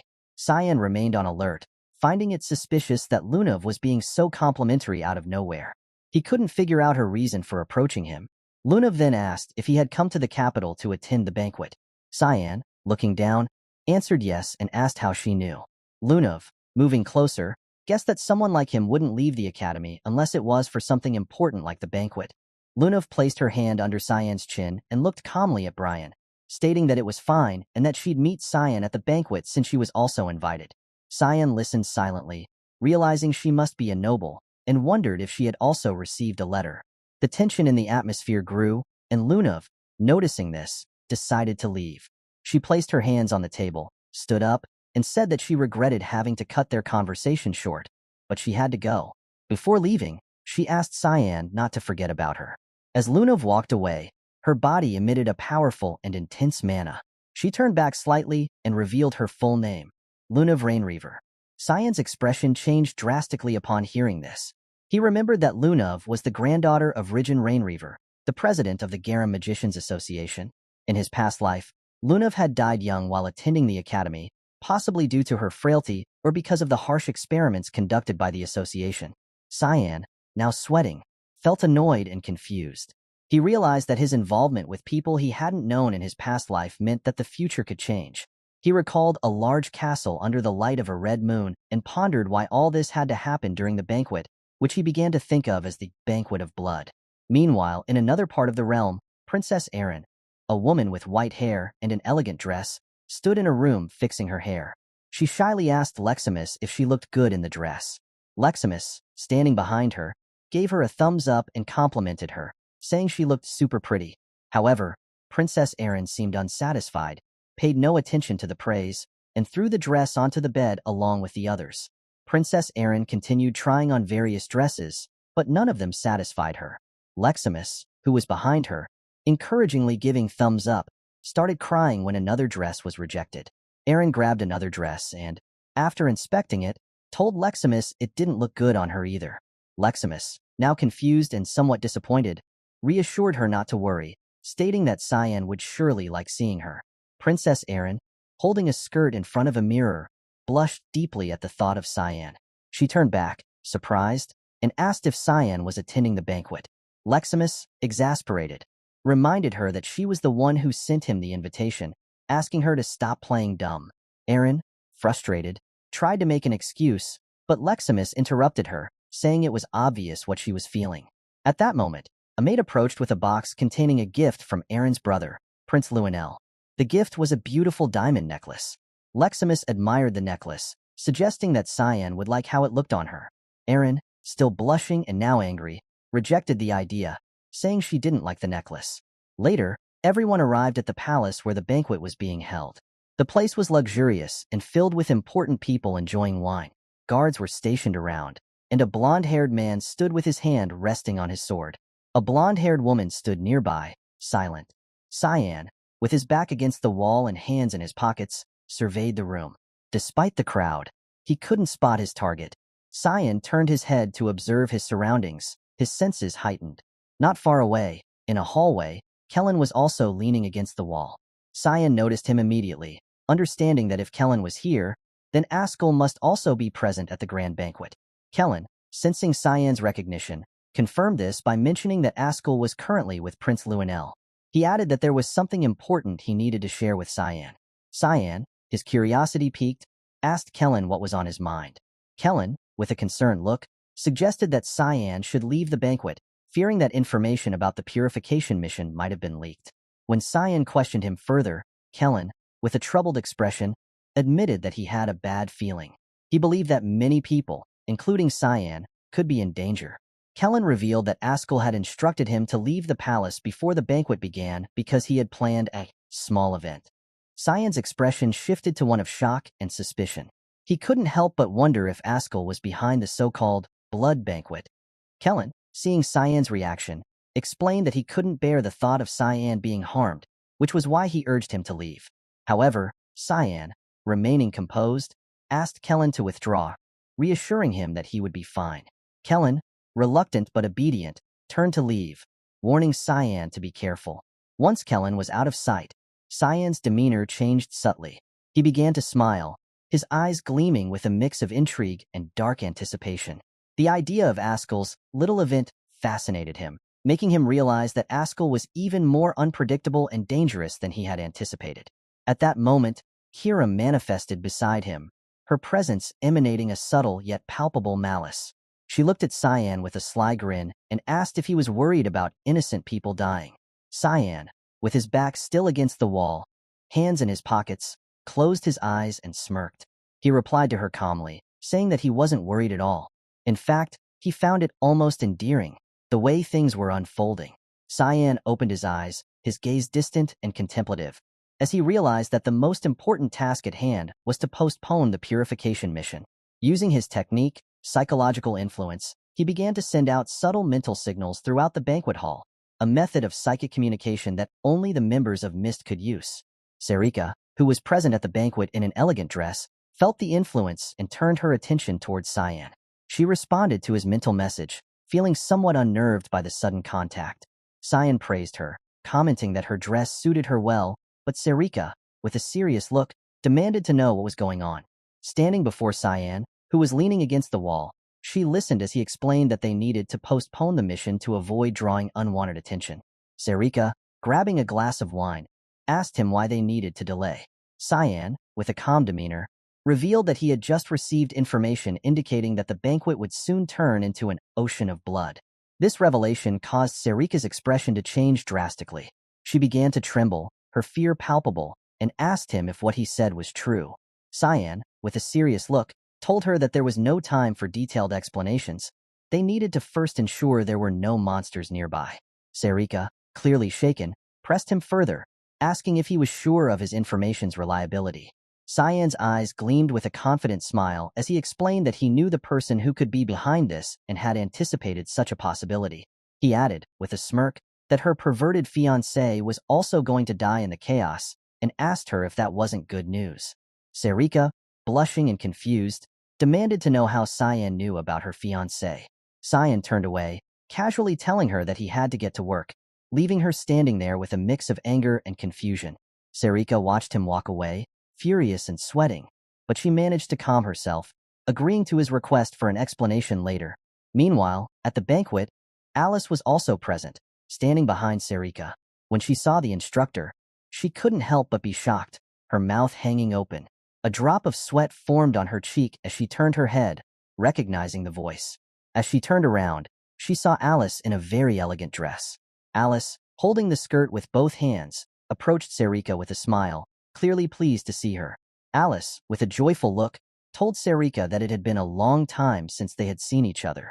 Serika, still confused and a bit wary, asked Alice what she was doing there. Alice placed her hands on her abdomen, closed her eyes, and with a smile, explained that she had only come to get some fresh air, as it was part of her duty. Serika, however, couldn't shake off her fear. She was deeply worried that Alice, too, would be dragged into the impending disaster. Absorbed in her thoughts, she didn't immediately notice Alice calling out to her, asking if she was okay. Just then, a man wearing a blue outfit appeared, advancing toward them with a graceful stride. He extended a hand to one side and, upon seeing Alice, remarked inwardly that it was like looking at two beautiful flowers. Alice forced a smile, while Serika, clenching her teeth tightly, grew angry. She thought to herself that she was already overwhelmed, and now this man had shown up. This man, Drenian Nephilis, was the target of their mission. He approached them, placed his hand over his chest, and bowed his head as a sign of respect. He then introduced himself. Meanwhile, in another part of the palace, Cyan, wearing boots and a black suit, was walking down a hallway. He passed through a door and encountered Brian. Turning to him, Cyan, with a calm voice, explained that he was going to assign him a task. Brian, who was standing attentively beside him, responded with a resolute, "Yes, young master." He placed one hand behind his back and the other over his chest, adopting a serious expression as he declared that the knight Brian Kendrick would fulfill any mission. Cyan, however, couldn't help but feel somewhat confused and embarrassed by Brian's overly dramatic demeanor. With a drop of sweat forming on his cheek, he looked at Brian with a puzzled gaze, thinking that this guy had been getting too confident lately. Brian, still holding his fist to his chest, imagined himself surrounded by powerful flames, convinced of his own strength. Cyan, with one hand resting on his waist, approached Brian and extended his other hand, ordering him to go inspect the underground paths of the palace. Brian, despite his bravado, started to get nervous and began sweating. The thought of the dark, eerie underground paths scared him deeply. Cyan's frustration grew as he pointed angrily at Brian, his teeth clenched tightly. He ordered Brian to leave, emphasizing that he had his own reasons for assigning him this mission. Brian, however, looked past Cyan with a surprised expression and told him to look behind. Confused, Cyan asked what he was talking about. Brian explained that a suspicious person was watching him from behind. Cyan turned around and noticed a woman peering at him from a nearby room, her hands gripping the corner as she stared intently at him. Sensing her presence, Cyan felt a pang of disappointment, thinking that this wasn't good. Brian's eyes lit up with determination as he dashed toward the woman, ready to take her down. He extended his hands, clenched his teeth, and assured Cyan not to worry, as he would handle the situation. Cyan, realizing the potential misunderstanding, tried to intervene. With a confused look, he started to tell Brian to wait, but before he could finish speaking, Brian had already pounced on the woman, pinning her to the ground. Cyan then looked closer at the woman and, recognizing her, calmly told Brian to stop, revealing that they already knew this woman. The woman was none other than Nana, disguised as a maid. Brian, still sitting on top of her, turned his head back with a confused look and asked if this was true. Nana, lying on the ground, closed her eyes and apologized, admitting that it was her fault. She had small scratches on her face and appeared somewhat dizzy from the rough handling. Meanwhile, in another part of the palace, a man wearing a red hood descended a secret passage that led deep beneath the palace. Holding a torch, he moved cautiously down the stairs until he reached the end of the passage. The room was dimly lit, but as the man moved his torch from side to side, it illuminated several others dressed similarly in red hoods. The man approached them with a smug smile and declared that it was time to rise. His subordinates, their faces hidden behind masks to conceal their identities, responded to his command. Their eyes began to shine with a sinister light, and they all started to smile, anticipation building for whatever dark event was about to unfold. As the guests chatted and enjoyed the banquet, Princess Erin walked around, looking anxious. She had invited someone special but couldn't find them, making her increasingly frustrated. To calm herself, she touched the necklace her brother had given her, but still felt uneasy. Suddenly, a girl in a blue dress appeared behind her. The girl lifted her skirt slightly and introduced herself with great respect, bowing to the princess. Princess Erin, confused at first, soon recognized the girl as Luna from the Rainreaver family, a second-year student at the academy. Luna smiled warmly, pleased that Erin remembered her. Erin, still surprised, welcomed Luna on behalf of the Empire, remarking that she could never forget such a genius from the kingdom of Garum. Luna, with a gentle smile, hoped that Erin would notice her kindness, just as Cyan had. Curious, Erin asked if Luna knew Cyan. Luna calmly replied that she had been with him just the day before. This news shocked Erin, and without thinking, she asked if they were close. Realizing her slip, she quickly covered her mouth, feeling embarrassed. Luna, noticing Erin's reaction, began to suspect that Erin had feelings for Cyan. Erin blushed deeply, questioning her own feelings for Cyan, while Luna smiled knowingly. Just then, a loud scream for help interrupted them. Both girls looked in the direction of the noise, surprised and concerned, wondering what was happening. They stood there in shock, unsure of what to do next. At the banquet, a woman in a panic screamed for help, urgently asking others to call the guards. Before she could finish, a hooded man with a glowing gaze appeared behind her. With a swift, deadly slash, he cut her neck, and her headless body fell to the ground. The scene was chaotic, with the woman's blood staining the man's clothes. Princess Erin, paralyzed with fear, could hardly believe that such a monster had entered the palace. Lunav stared at the man, puzzled about his identity and origin. The crowd, terrified, began to flee as the man advanced toward them, his eyes still glowing. Drops of blood splattered on his mask, and he fixed his gaze on Princess Erin, revealing that she was his target. Erin, now in a panic, wondered who these attackers were and where they had come from. Lunav, standing beside her, looked at the man with concern, knowing the situation was dire. Meanwhile, in another room of the palace, Nana, Cyan's maid, introduced herself with a kind smile, while Emily, visibly upset, fell to her knees. Tears streamed down Emily's face as she asked Cyan if he had left her for Nana. Cyan, crossing his arms and closing his eyes, assured her that he had not. Brian, standing nearby, remained silent, clenching his fists. Cyan approached Emily and calmly asked if Ascll had brought her.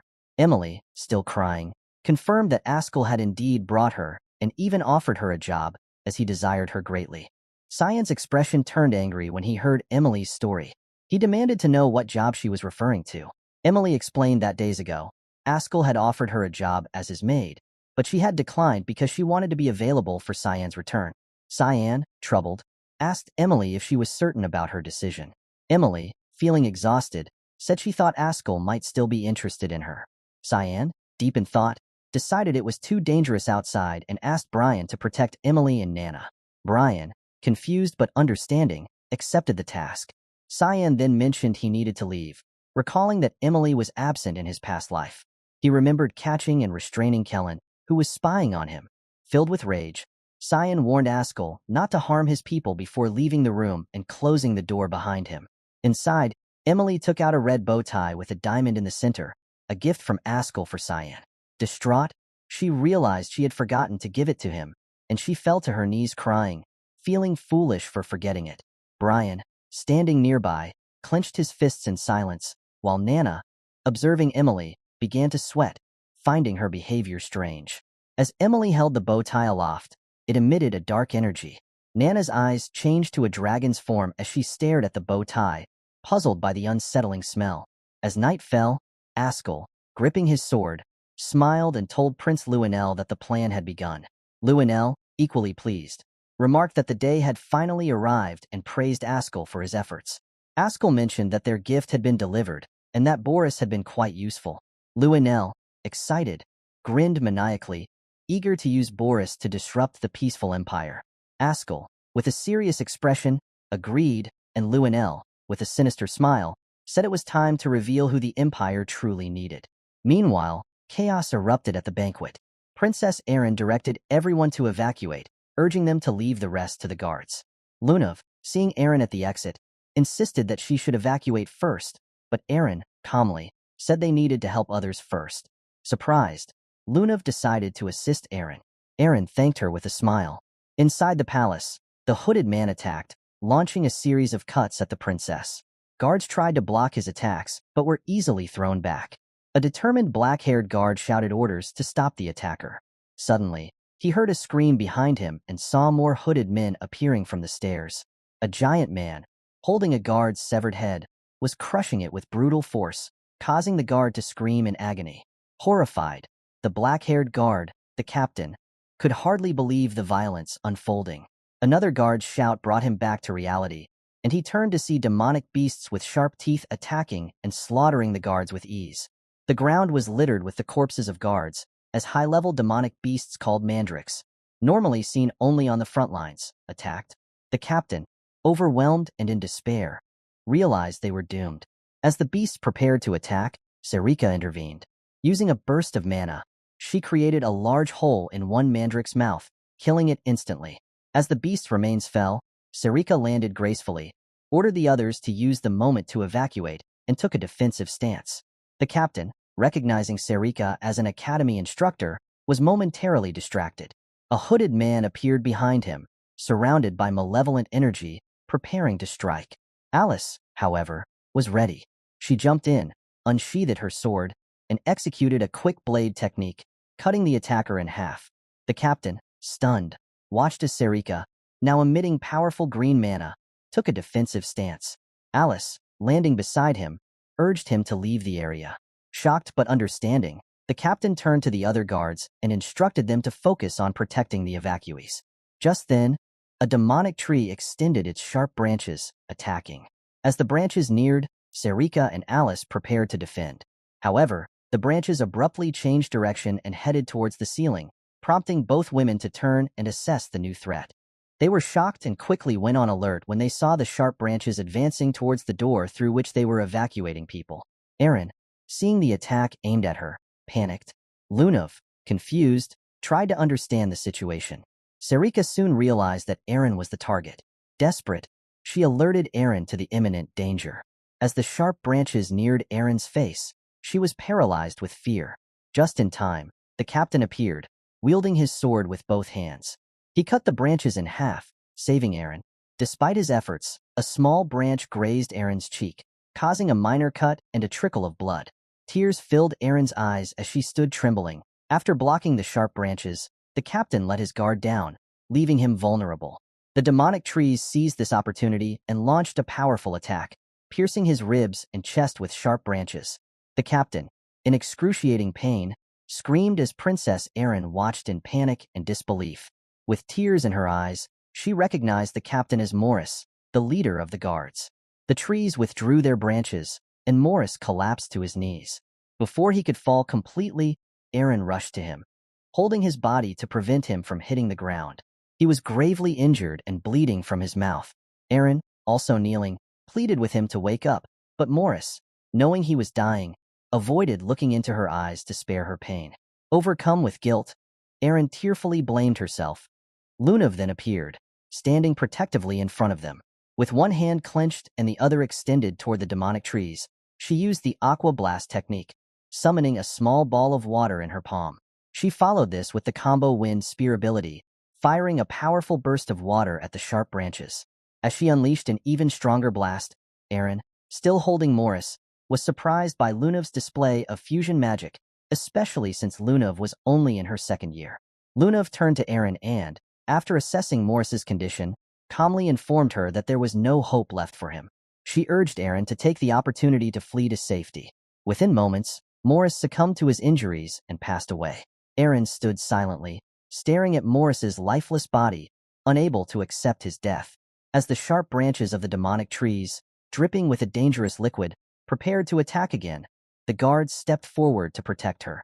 The blonde-haired guard, furious and determined, vowed not to let Boris's sacrifice be in vain. His fellow guard, equally resolute, shouted that they would stop the enemy at any cost. Lunov approached Erin, urging her to leave. Erin, fists clenched and eyes downcast, finally agreed but vowed never to forget Boris's sacrifice. As the trees readied another assault, Erin used her magic to cast a technique called Grim Armor, creating a protective golden barrier around the guards. The blonde-haired guard, surprised by the sudden protection, looked back in shock. Erin explained that the barrier would shield them from the deadly poison of the mandrake roots, which could be fatal with just one touch. Erin, with her hand extended and golden energy flowing from her palm, commanded the guards not to die, emphasizing that it was an order from their princess. Encouraged, the guards smiled and responded with determination. "Understood, Your Highness." As the deadly roots advanced, the guards, filled with resolve, gripped their swords and charged towards the roots to protect their princess. The blonde-haired guard swung his sword with all his strength, cutting through the roots. The rest of the guards followed suit, attacking the trees and slicing through the roots without hesitation. The mandrake trees, overwhelmed by the assault, screamed in agony as their roots were chopped to pieces. The demonic trees became enraged and launched a fierce counterattack. One of the roots struck the blonde-haired guard, and despite the guard's efforts, they were overpowered by the stronger trees. Some guards managed to climb onto the roots, continuing their attack, but Alice, realizing the situation was dire, shouted for the guards to retreat. She used her technique, Freeze, to create an advancing ice barrier that shattered part of the roots, saving the remaining guards. Alice rushed to Princess Erin and urged her to escape while she had the chance. Confused, Erin asked what Alice intended to do. With a sincere look, Alice reassured her, revealing her identity as Alice Vert from the House of Vert, and insisted Erin hurry to safety. The trees, sensing Erin's attempt to flee, roared in defiance, determined not to let her escape. At that moment, Serika, wearing red heels, began climbing the roots. With swift and powerful strikes from her dagger, she sliced through the roots effortlessly. Serika, an alchemy instructor at the academy, knew fighting with her dagger risked exposing her secret identity as mist, but the dire situation left her no choice. The masked men had already massacred many guards and civilians, and the demonic trees had eliminated the guards protecting the evacuees. Deciding it was not the time to worry about her secret. Serika used her fog blade ability, 8 fluttering petals. Moving at incredible speed, she struck the trees at their weak points. Seconds later, she landed on the ground as Alice's ice began to take effect. A guard, resting on the roots, noticed the mandrake had stopped moving and ordered the others to regroup and counterattack. But before they could act, a masked man appeared behind the guard, ready to strike. The guard, sensing the attack, was paralyzed with fear, thinking it was too late. Just before the masked man could deliver the blow, someone counterattacked, cutting the man's head in half. It was Serika, holding 2 daggers. The lifeless body of the masked man fell onto the root, and Serika landed beside it. She looked at the guard and instructed him to stay alert, as there were still demonic beasts around. The terrified guard, now nervous and sweating, acknowledged Serika's command with a shaky, understood. Serika, her expression serious, glanced back as a drop of sweat trickled down her cheek. She knew they needed to keep the demonic beasts at bay to give Alice enough time to escort Princess Erin to safety. Yet, she couldn't shake the ominous feeling that something was off. Meanwhile, Alice, Lunav, and Princess Erin were sprinting down the hallway toward the palace exit. Alice led the way, gripping her sword tightly. Erin, following closely, eyed Alice with a mixture of surprise and curiosity, wondering if she was Cyan Vert's older sister. Worried thoughts about Cyan's safety filled her mind. Suddenly, the ground beneath them shattered as a massive demonic beast, resembling a golem, emerged. The beast, known as the Nightcrawler, roared loudly and blocked their path. The trio halted in their tracks, with Alice staring at the beast in surprise. She gripped her sword tighter, anger bubbling inside her as she thought it almost seemed like the beasts knew exactly where they were. Despite her anger, she felt uncertain if she could defeat this towering creature. As the smoke from the shattered ground cleared, revealing the golem in full, Erin decided to help. She knelt down, placing her hand on the ground, and invoked the chain trap technique, causing a golden magic circle to appear beneath the golem. Lunav, determined to assist, extended her hands towards the beast and used the flame spear ability, creating 2 fiery magic circles in her palms. A giant golden chain erupted from the ground, wrapping around the golem's leg and immobilizing it, while spears made of fire shot up and struck the beast, enraging it further. Alice, witnessing this, was both surprised and confused. She turned to see that it was Erin and Lunav who had launched the attacks. With her hands still extended, Lunav told Alice with a serious look that they were going to lend her a hand. Erin, focusing on summoning more golden chains, caught Alice's attention and urged her to attack now. Seeing an opening, Alice felt a wave of confidence. Though initially confused by the sudden teamwork, she soon smiled, realizing she couldn't lose heart with her academy companions by her side. The demonic beast raised its hand towards the sky, roaring as it prepared to attack. It swung its hand, launching a powerful strike that shattered part of the area. But just before the attack could reach them, Lunav quickly extended her hands and used the protection technique, creating a barrier that shielded them from the blow. Alice seized the moment. She leaped to the roof, crouched down, and gripped her sword with both hands, preparing to strike. The beast below sensed the danger and went on high alert. At that moment, the blade of Alice's sword transformed into a powerful burst of blue fire. With a determined glare, she declared herself a member of House Vert, Guardians of the Empire, and promised the beast it would regret getting in her way. Using the skill Aqua Blade, she launched a devastating attack at the beast's neck, striking it directly and sending it crashing to the ground. Meanwhile, back in the banquet hall, Serika had been relentlessly battling masked men and demonic trees. The floor was littered with corpses and roots. She approached one of the bodies, her hand glowing with energy, and began to inspect it. As she slowly removed the mask from one of the men, she felt a growing sense of dread. The face beneath the mask revealed a horrifying truth. The man was a zombie, a puppet created by forbidden magic that revived the dead. Serika's shock was palpable as she realized the implications. Forbidden magic of this kind was not only prohibited, but also incredibly difficult to perform. It required immense magical power and time to create such puppets. Serika stood up, her mind racing with the realization that this couldn't possibly be the work of a single individual. The sheer number of puppets suggested a coordinated effort, and she couldn't shake the feeling that someone was orchestrating a plot to start a war. Elsewhere in the palace, more masked men appeared, but they were quickly cut down by a series of powerful golden slashes. Their bodies fell to the ground as a man wearing a red cape and holding a sword surveyed the scene. He couldn't believe that such chaos had erupted on the night of the banquet. As he looked around, he wondered if the battle was finally over, though uncertainty lingered in his mind. Aaron's father, exhausted but resolute, knelt on one knee with his sword embedded in the ground. Despite his formidable appearance, the strain of the battle had taken its toll. As several guards and Ascll rushed to his side, they were alarmed by his posture, thinking he was injured. He reassured them, however, raising a hand to stop their approach. With a weary smile, he admitted that he had simply overexerted himself. Turning his head back, he smiled warmly at Ascll, expressing how comforting it was to have him by his side during such dire times. Lionel, his son, stood nearby, relieved to see his father in good spirits, and couldn't help but smile as well. Ascll, calm and serious, moved to help him up, though Aaron's father initially declined, suggesting Ascll should attend to others first. Ascll insisted, gently supporting him as he rose to his feet. Ascll explained that the knights within the castle would handle the rest, assuring him that there was nothing to worry about. With a calm and steady gaze, Ascll promised they would stay by his side to protect him. Meanwhile, in another part of the palace, the demonic beast that Alice had fought finally succumbed to her powerful attack, collapsing lifelessly to the ground. Alice, still gripping her sword with both hands, glanced around with a mix of confusion and exhaustion. Sweat dripped down her face as she tried to comprehend where these relentless attackers were coming from. Behind her stood Lunav and Princess Aaron, both visibly fatigued and drenched in sweat. They were surrounded by masked men, their swords drawn and their bodies emanating a sinister energy. The situation was dire. Alice, exhausted from battle, couldn't understand why these enemies kept coming. Despite their weariness, the three of them knew they couldn't afford to let their guard down. The battle was far from over, and they had to find the strength to continue fighting. Then the scene shifts to where Brian and Emily was. Brian asked Emily, "Is this tie a gift from young Master Ascll to young Master Cyan?" Emily calmly replied, "Yes."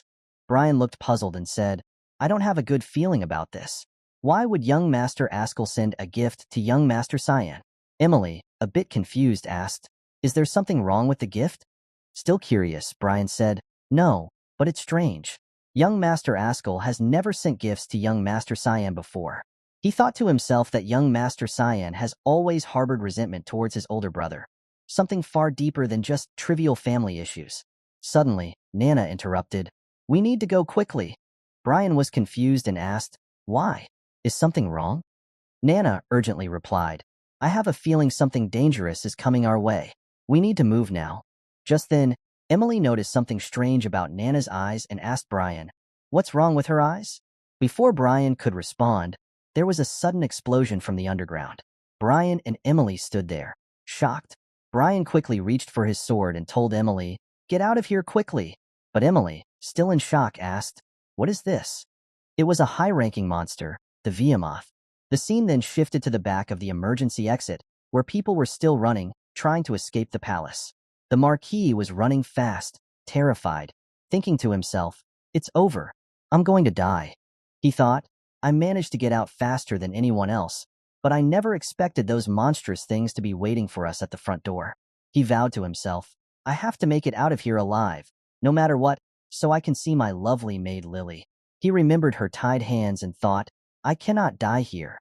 A sinister smile crossed his face as he thought, "Just thinking about her keeps me going. Now I want to see Sarika broken like her maid." He then asked the guard who was following him, "Are you sure the back door is safe?" The guard quickly replied, "Yes, I think so." Angry, the Marquis snapped, "You think so? Are you kidding me? Don't you know who I—" But before he could finish his sentence, a masked man attacked him, killing him instantly. He lay dead on the floor. The guard who was following him was shocked and shouted, "Marquis Drenian!" The girl beside the guard was also shocked, but it was too late. He was already dead. The knights following the Marquis were now panicking, saying, "We're screwed." Suddenly, they were all stunned to see a surge of water. It was Alice, who used her water mana ability, Aqua Explosion. She then turned to Lunav and said, Now it's your turn.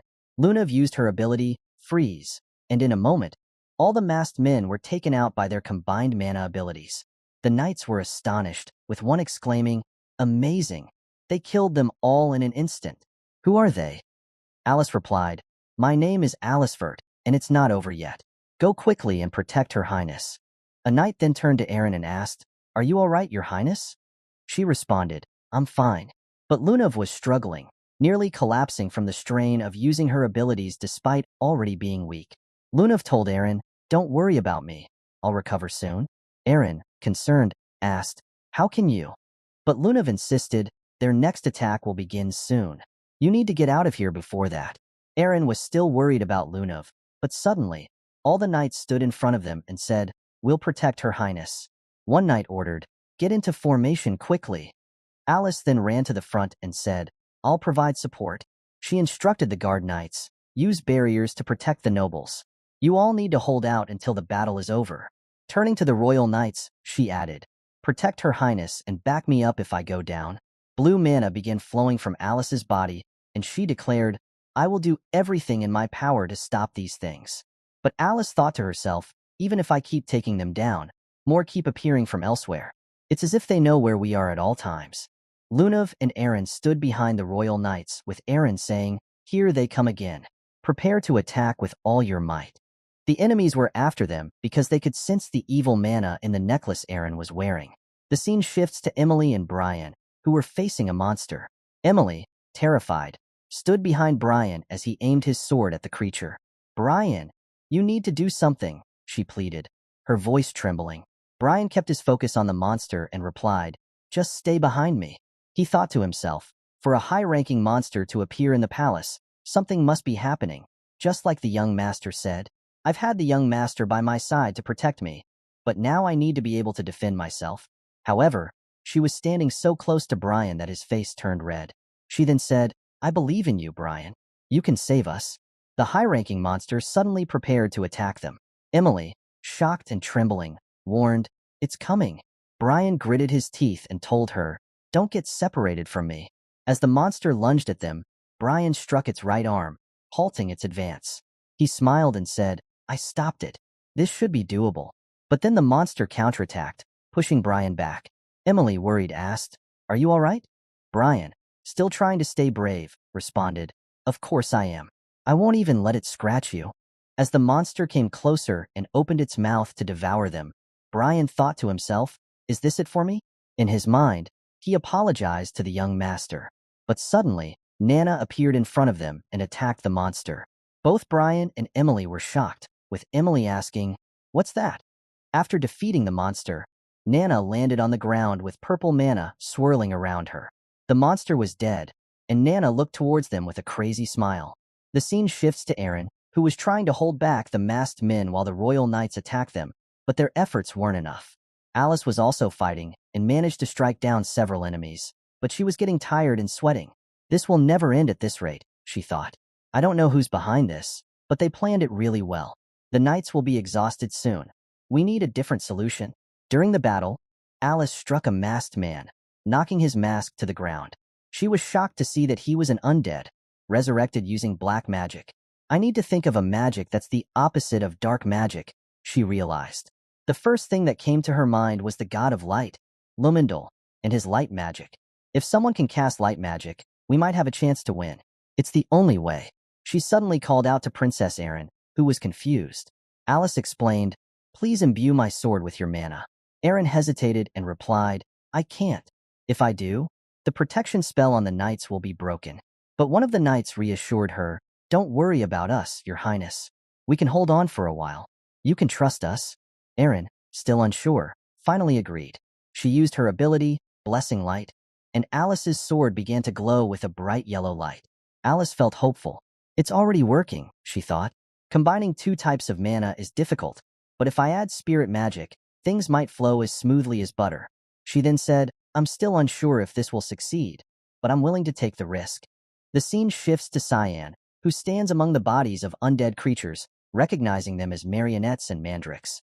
Picking up a mask, he muses, "So Boris has already started helping Ascll. Interesting. This must be when Boris becomes Ascll's subordinate." Suddenly, Kiram appears and asks, "Is this necromancy? A human using ancient dark magic. How is that possible?" Cyan responds, "Boris has a way. He often uses dazed stones to accelerate monster strengthening, which attract monsters with their mana." Kiram then says, "I can sense the mana from those dazed stones coming from that direction." Cyan nods. "It looks like the entire palace is turning into a bloodbath. We should move before things get worse." Suddenly, he pauses and adds, "Wait, I need to change so no one recognizes me." He quickly changes clothes and puts on a mask to cover his mouth. The scene shifts to Alice, who summons the spirit Marion using her magic. Lunav notices and says to Aaron, "Did she use light-type mana to summon Marion temporarily to kill all the masked men? But mixing mana like that is dangerous. She won't be able to hold out long in such an unstable state." Worried, Lunav continues, "We need to stop her quickly, or her body will break down, and the spirit will consume her." The spirit then places her hands on Alice's head and says, "Child, why are you sacrificing yourself?" Alice replies, "I couldn't think of any other way to defeat these monsters." The spirit sighs, "What a cruel fate for a child blessed by Frunia." Just then, the masked men attack Alice, but the spirit intervenes, telling the monsters to stay away from Alice. She raises her hands and uses magic, sending the monsters flying backward. Lunav and Aaron, watching in shock, are stunned by the power. Aaron says, "Just a swing of her hand has that much force? How is this possible?" Lunav interrupts, "But it's not enough. The monsters are getting back up." Aaron, worried about Alice, pleaded, "That's enough. You need to stop. You'll die if you push any further." But Alice thought to herself, "If I stop now, the situation will get worse. I need to end this so everyone can be saved." Just as the Spirit Marion was about to use her powerful ability, Spirit King's Authority, Rongomiant, Cyan suddenly appeared and grabbed Alice's arm. This action left the spirit confused and Alice shocked. Even Lunav and Aaron were stunned, wondering who this masked man was. Alice initially thought he might be another marionette, but she quickly sensed something different about him. His aura is completely different from the masked men, she thought, noticing the strange black fog surrounding him. Cyan transferred some of his mana into Alice's arm, making her unable to move. Panicked, Alice cried out, "No, I'm going to be consumed by the fog." The spirit Marion then said to Alice, "Goodbye, Alice." Alice, sweating and confused, couldn't understand what was happening. Marion continued, "I think this is the end of your journey here. Goodbyes can be sad, but they can also be joyous." Cyan released Alice's arm, causing her to collapse to the ground, her stamina completely drained. "Is it because of that fog? I don't have any strength left to stand," she thought. Before disappearing, Marion told Alice, "Remember, Furnia will always welcome you with open arms, so never lose hope." Then the spirit vanished, leaving Alice in disbelief. Aaron and Lunav, still confused by what they witnessed, stood by. Aaron asked, "What's going on?" Lunav responded, "That man blocked the mana, nullifying the spirit's manifestation. I don't even know if he's human." Kneeling and exhausted, Alice watched as the scene unfolded, despairing, "It's over for us now. They're coming again." The undead began to attack Cyan, but he quickly moved back, placing his dagger on his shoulder. In the blink of an eye, Cyan launched a rapid attack, so fast that the undead couldn't even tell where they were hit. Alice, shocked, realized, "Is he on our side?" Cyan continued his strikes, then took a step back, thinking, "I knew it. If I even take a small step back, they'll all be drawn to the princess's group. It's like they're strongly attracted to something." Cyan then asked Kiram, "Can you sense any special mana in the princess's group?" Kiram replied, "Other than Lunav?" "No, just tell me if there's anything else," Cyan urged. Kiram quickly recognized that the mana from the monsters and the princess's necklace were the same. She informed Cyan, "I can feel a similar mana coming from the princess's necklace." Cyan responded, "Got it. I'll close the distance between us in one go. Help me out quickly." Kiram, a bit annoyed, said, "You only need me in situations like these." Cyan then placed his hand on the ground and used the ability Creation Space, covering the area around him with a black-red fog.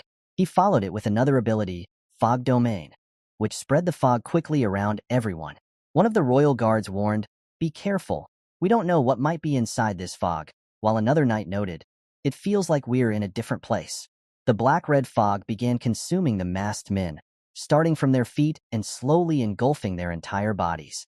The marionettes were shocked, as was Alice, who observed that black fog is absorbing all the undead. Right before her eyes, all the marionettes were consumed by cyan's fog. The area fell silent, as if nothing had happened. Still confused, Aaron asked, "He killed all those marionettes? Just who is that masked person?" Suddenly, Lunav collapsed to the ground, and Aaron, shocked, called out, "Lunav, get it together." But Lunav couldn't even move. Cyan quickly approached Aaron, placing his right hand on her shoulder, causing her and the guards to react with alarm. The guards shouted, "What the hell are you doing?" as Cyan used his right hand to grip Aaron's neck while holding his dagger near it. A guard demanded, "Let her go immediately." Aaron, feeling a strange familiarity, wondered, "Who is this guy?" Cyan then used his dagger to destroy the dazed stone in Aaron's necklace. The guards were stunned, and one asked Aaron, "Are you okay, Your Highness?" Another guard angrily told Cyan, "You bastard. What do you think you're doing?" Alice, also shocked, called out, "Aaron." The royal guards prepared to attack Cyan, but the black-red fog reappeared, stopping them. Cyan then moved to Lunav. Aaron, fearing for Lunav's safety, shouted, "Get away from her." But Cyan didn't move. Instead, he used his mana to transfer energy into Lunav's body. Aaron tried to use her ability, God's Stinger, to attack Cyan, but he dodged swiftly and turned into fog. Cyan reassured Aaron, "Don't worry. I'm not trying to harm you. I destroyed the jewel so the monsters shouldn't be attracted to you anymore." Aaron, touching her necklace, asked, "Are you saying this necklace, given to me by my brother, was attracting the monsters?" Cyan urged her, "It's not the time for explanations. You need to get out of the palace through the front gates quickly. I've cleared the path for you, so be careful." As the black-red fog began to disappear, Aaron thought, "The place is returning to normal." A guard asked, "Are you hurt anywhere, Your Highness?" Aaron, still wondering about the mysterious man, replied, "I'm fine. What about Alice and Lunav?" Alice reassured her, "We're both okay." Aaron was relieved and said, "Let's recover and head out through the front gates as that man advised." She thought, "Getting these kids to safety is my priority right now. I'll think about that man later." Lunav, with her eyes turning purple, suddenly recognized something and thought, "Was that Cyan?" The scene shifts to Brian, Emily, and Nana, who are dealing with the monster attack. The monster was still alive and roaring, but Nana quickly used her powers to kill it. Emily asked Brian, "What is that kid? Are you sure she's just a maid?"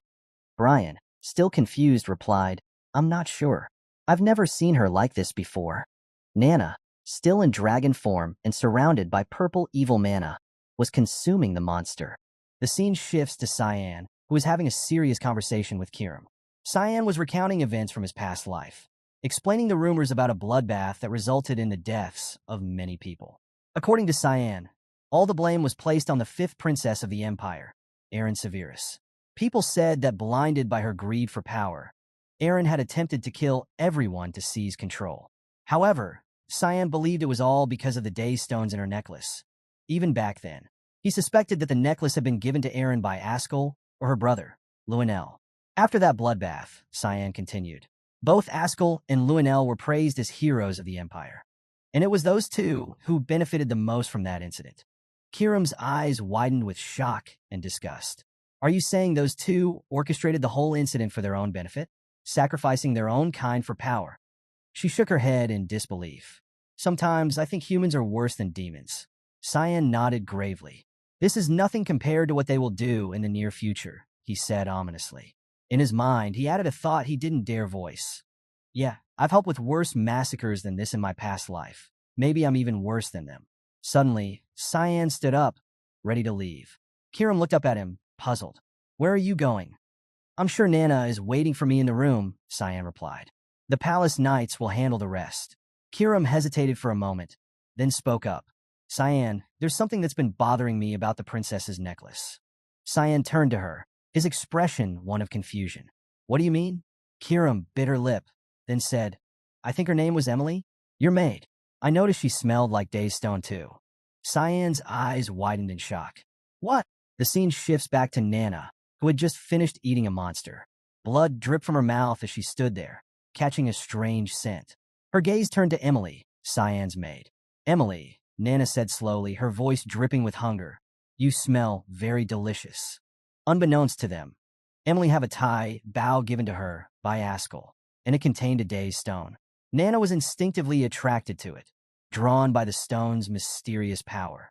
Suddenly, Brian noticed Nana's strange behavior. He quickly stepped between her and Emily, trying to calm Nana down. "Please, Nana, calm yourself," he urged. Emily, pale with fear, stammered. No, I don't taste good at all. Please stay away from me." Brian's mind raced. What is going on? Why is Nana acting like a crazed monster? He could feel the evil aura emanating from her as she took a step toward Emily.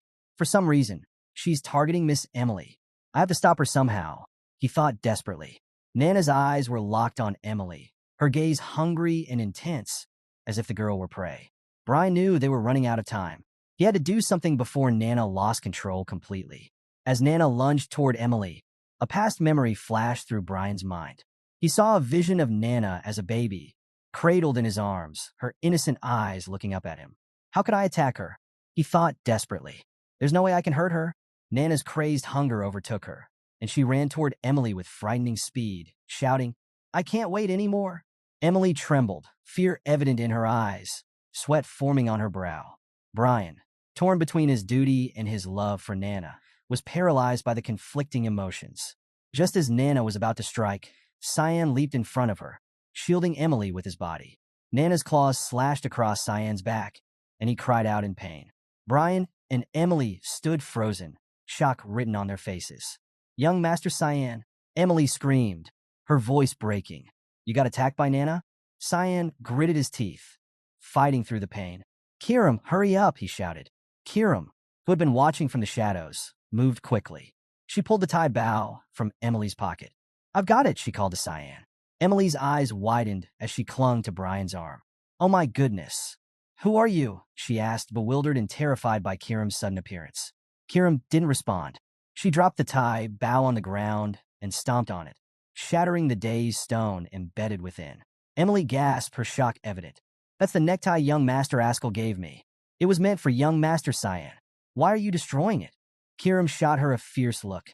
"You have no idea what you're carrying around, do you?" She turned her attention back to Nana. "Hey kid, get it together already.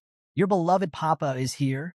The sound of Kiram's voice seemed to reach Nana, cutting through the haze of madness. Her wild eyes focused and she whispered, "Papa." Recognition flooded her face. She blinked a few times, and the dark aura around her dissipated. "Papa, what happened?" Seeing Cyan's injury, Nana's eyes filled with tears. Did Nana do that to Papa?" she asked, horrified. Cyan knelt beside her, wincing in pain, but trying to keep his voice soothing. "It's okay, Nana," he said gently. "It doesn't hurt at all, and I know you didn't mean to hurt me. You didn't do anything wrong." Nana's legs gave out, and she sank to her knees, her small frame trembling with sorrow, her voice breaking with sadness. "I'm so sorry." Brian stepped forward, concern in his voice. "Young Master, are you all right?" Cyan waved him off, still focused on Nana. "I'll be fine. We need to leave this place. It's a mess," he said, looking around at the remnants of the chaos. The scene shifts to Luenel, who stands in an eerily quiet hallway. His eyes scan the empty space, his brow furrowed in confusion. What is going on? He thinks. This place should be teeming with monsters.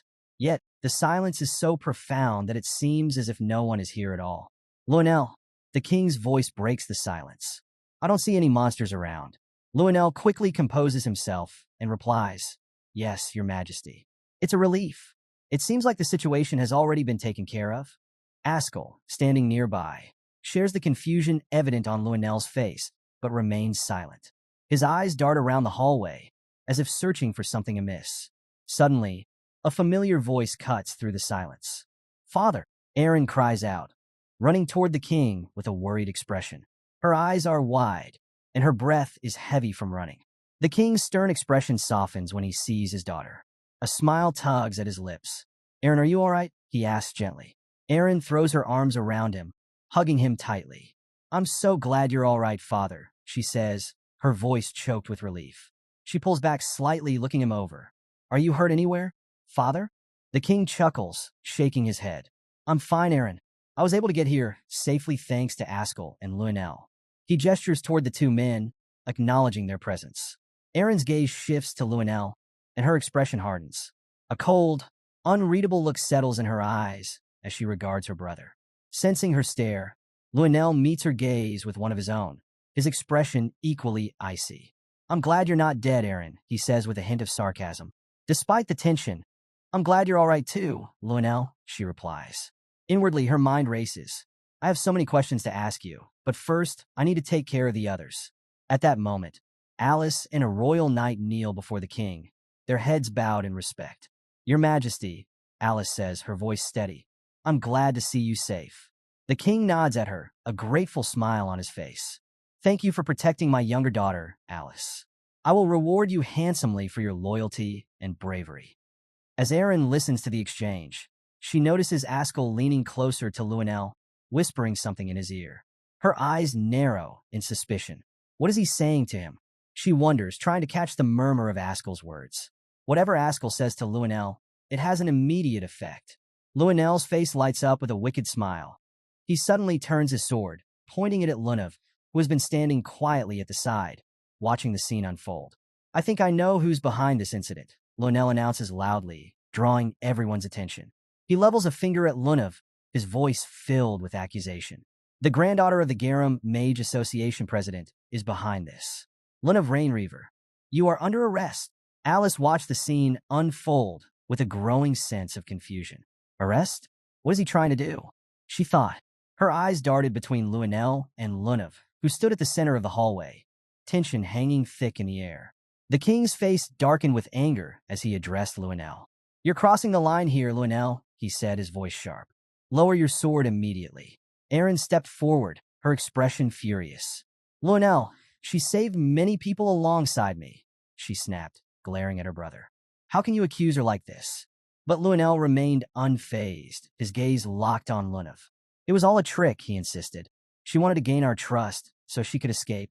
The Garum Kingdom has always been waiting for a chance to strike at the Ushif Empire." Lunav's eyes narrowed, suspicion glinting in them. So their goal was assassination, aiming to create chaos within the Empire, she thought. She spoke up, her voice calm despite the accusation. "You speak as if you have proof of this, Lionel." A guard stepped forward. "Last night, a suspicious aura of mana was detected at the place where she was staying," the guard reported. The king's eyes turned back to Lionel, narrowing slightly. "Is that true?" he asked. His voice was stern. "You'd better be smart with your words, Lionel." Aaron gasped. Lionel seized the moment. "I invited the Garum representatives to try and convey our desire for peace," he said smoothly. "But I also kept an eye on them as a precaution. Give me some time, and I will find the evidence to prove this plot." The king, after a moment's hesitation, nodded. "All right," he said. "Find the evidence and present it quickly." Lionel's face lit up with a satisfied smile. "Leave it to me, father. I will find it, definitely," he promised. Lunav stood silently, her expression unreadable. Is this a trap? Or is this something grandfather intended to happen? She wondered. Despite her doubts, she kept her composure. Shortly after, Lunav and her group from the Garum Mage Association were imprisoned for investigation. The once bustling halls of the palace grew quiet as the news of their arrest spread. Leximus, who had been apart from Aaron during the chaos, returned with the other guard knights. Spotting Aaron, he rushed over and enveloped her in a tight hug. "I'm never going to let you out of my sight again." Meanwhile, Cyan stood by, his thoughts heavy. The funerals of Marquis Drenian, the Empress's younger brother, as well as countless others, were held in the streets, he said quietly. "But at least I was able to prevent more deaths than in my past life." He sighed, knowing that despite his efforts, the banquet would forever be known as the Banquet of Blood. As Alice carefully dressed Cyan's wounds, her hands were gentle but firm. "These wounds could have been much worse," she said, concern evident in her voice. Cyan remained calm, his eyes steady. "You didn't need to do this, Alice," he said. She shot him a stern look. "You need to stay still," she replied, a hint of authority in her voice. "I'm your sister, and you need to listen to me. It could have been really dangerous for you. It's a good thing you ran away when you did." Cyan chuckled at Alice's comment, but there was a hint of nervousness in his laugh. "Yes, I was good at running," he agreed. Alice's expression softened, and she continued, "You know, that masked man who saved me. If it weren't for him, I might have died that day." She paused, looking thoughtful. "Just who was that person?" She glanced at Cyan, studying him closely. "Actually," she said slowly, "now that I think about it, that masked guy was about your height. And you've gotten a lot fitter lately." Cyan's eyes widened slightly, a faint blush creeping up his cheeks. He shifted uncomfortably, unsure of how to respond. Alice noticed his reaction and grinned. "You're embarrassed, aren't you?" she teased. "Come on, can I touch your muscles?" Cyan's blush deepened, and he groaned. "Stop making fun of me, please," he muttered, turning his gaze away. At that moment, Ascll entered the room. His eyes flicked to Cyan, and he smiled. "You've recovered quickly," he noted, his voice smooth. He glanced between Cyan and Alice, a faint smirk playing on his lips. "You two are still as close as ever, I see. I'm almost jealous." Ascll's presence seemed to drain the room of its warmth. Cyan turned to face him, his expression cold. "Yes, thanks to you," Cyan replied tersely. Alice noticed the tension in Cyan's response, and she thought to herself, he seems wary of Ascll. Could it be that Cyan knows about Ascll's cruel side too? Trying to shift the conversation, Cyan asked, "How is the investigation going?" Alice kept her eyes on Cyan, her mind racing. Does Cyan also know that Ascll has a vile, cruel side to him? Ascll's demeanor grew serious as he reached into his pocket, pulling out a bracelet with an embedded day's stone. "I actually came here because of that," he said, holding the bracelet up for Cyan to see. "This was found in Lunav Rainreaver's room." Ascll's voice was calm, but there was a sharpness to his gaze. "Lunav claims that it was gifted to her," Ascll continued. Cyan's eyes narrowed as he examined the bracelet. "Then the person who gave her that bracelet should be on the list of suspects," he said thoughtfully. Ascll nodded approvingly. "You're very clever, Cyan," he said. "Do you remember receiving anything from anyone during the banquet?" Cyan shrugged nonchalantly. "I don't know," he replied, his tone evasive. "Do you know who gave that bracelet to Luna?" Ascll's eyes glittered as he answered. "I heard there was a merchant in the palace, but he was found dead today," he said. "I'm looking for more clues." Ascll leaned closer, his voice dropping to a low, serious tone. "Are you sure you didn't receive anything during the banquet, Cyan?" Cyan's thoughts raced. This isn't an investigation, he realized. He's trying to find a scapegoat. The scene shifts to Emily, who was sitting on a bench outside, softly singing a tune to herself. Suddenly, she felt a presence behind her, and her song faltered. Turning slowly, her eyes widened in fear as she saw a shadowy figure standing there. The scene shifts to Cyan, where Ascll is trying to interrogate him, hoping something of interest will come out of Cyan's mouth. Suddenly, Cyan starts acting like his head is still hurting, which confuses Ascll. Alice quickly approaches Cyan, lifting him up with her hands. "Are you okay, Cyan?" she asks. Cyan replies, "I'm sorry, I don't feel better. It's like my head is still hurting." Alice angrily turns to Ascll. "Can't you see Cyan has lost a lot of blood? The doctor said he needs to rest. But here you are, asking questions and pressuring him to answer." Then Alice looks at Cyan.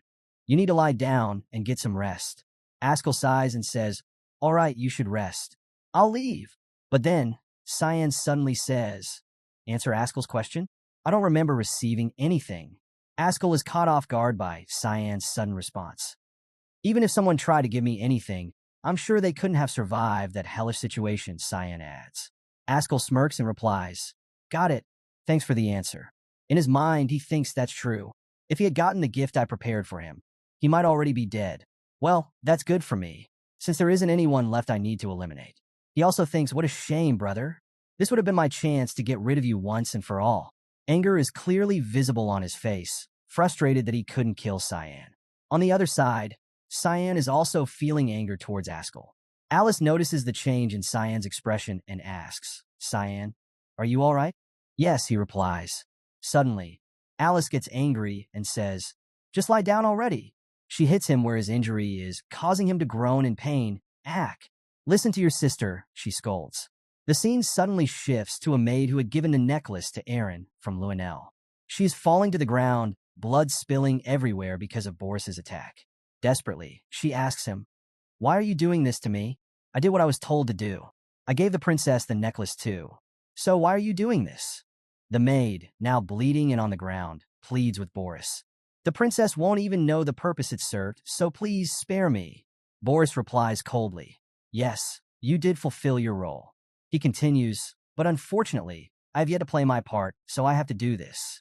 He adds, "The more I think about it, the more unpleasant it all seems. I prepared so thoroughly for everything." But, with those words, he slits her throat with his sword. As he turns to leave, he says, "Rest in peace." The maid lies on the floor, covered in blood. Suddenly, he stops and says, I almost forgot. He thinks if a corpse is found like last time, it could be bad. He pulls out a book that has an evil aura around it. I need to make sure that doesn't happen again, he says. Suddenly, a snake-like dragon emerges from the book, roaring. He commands the creature, eat that corpse.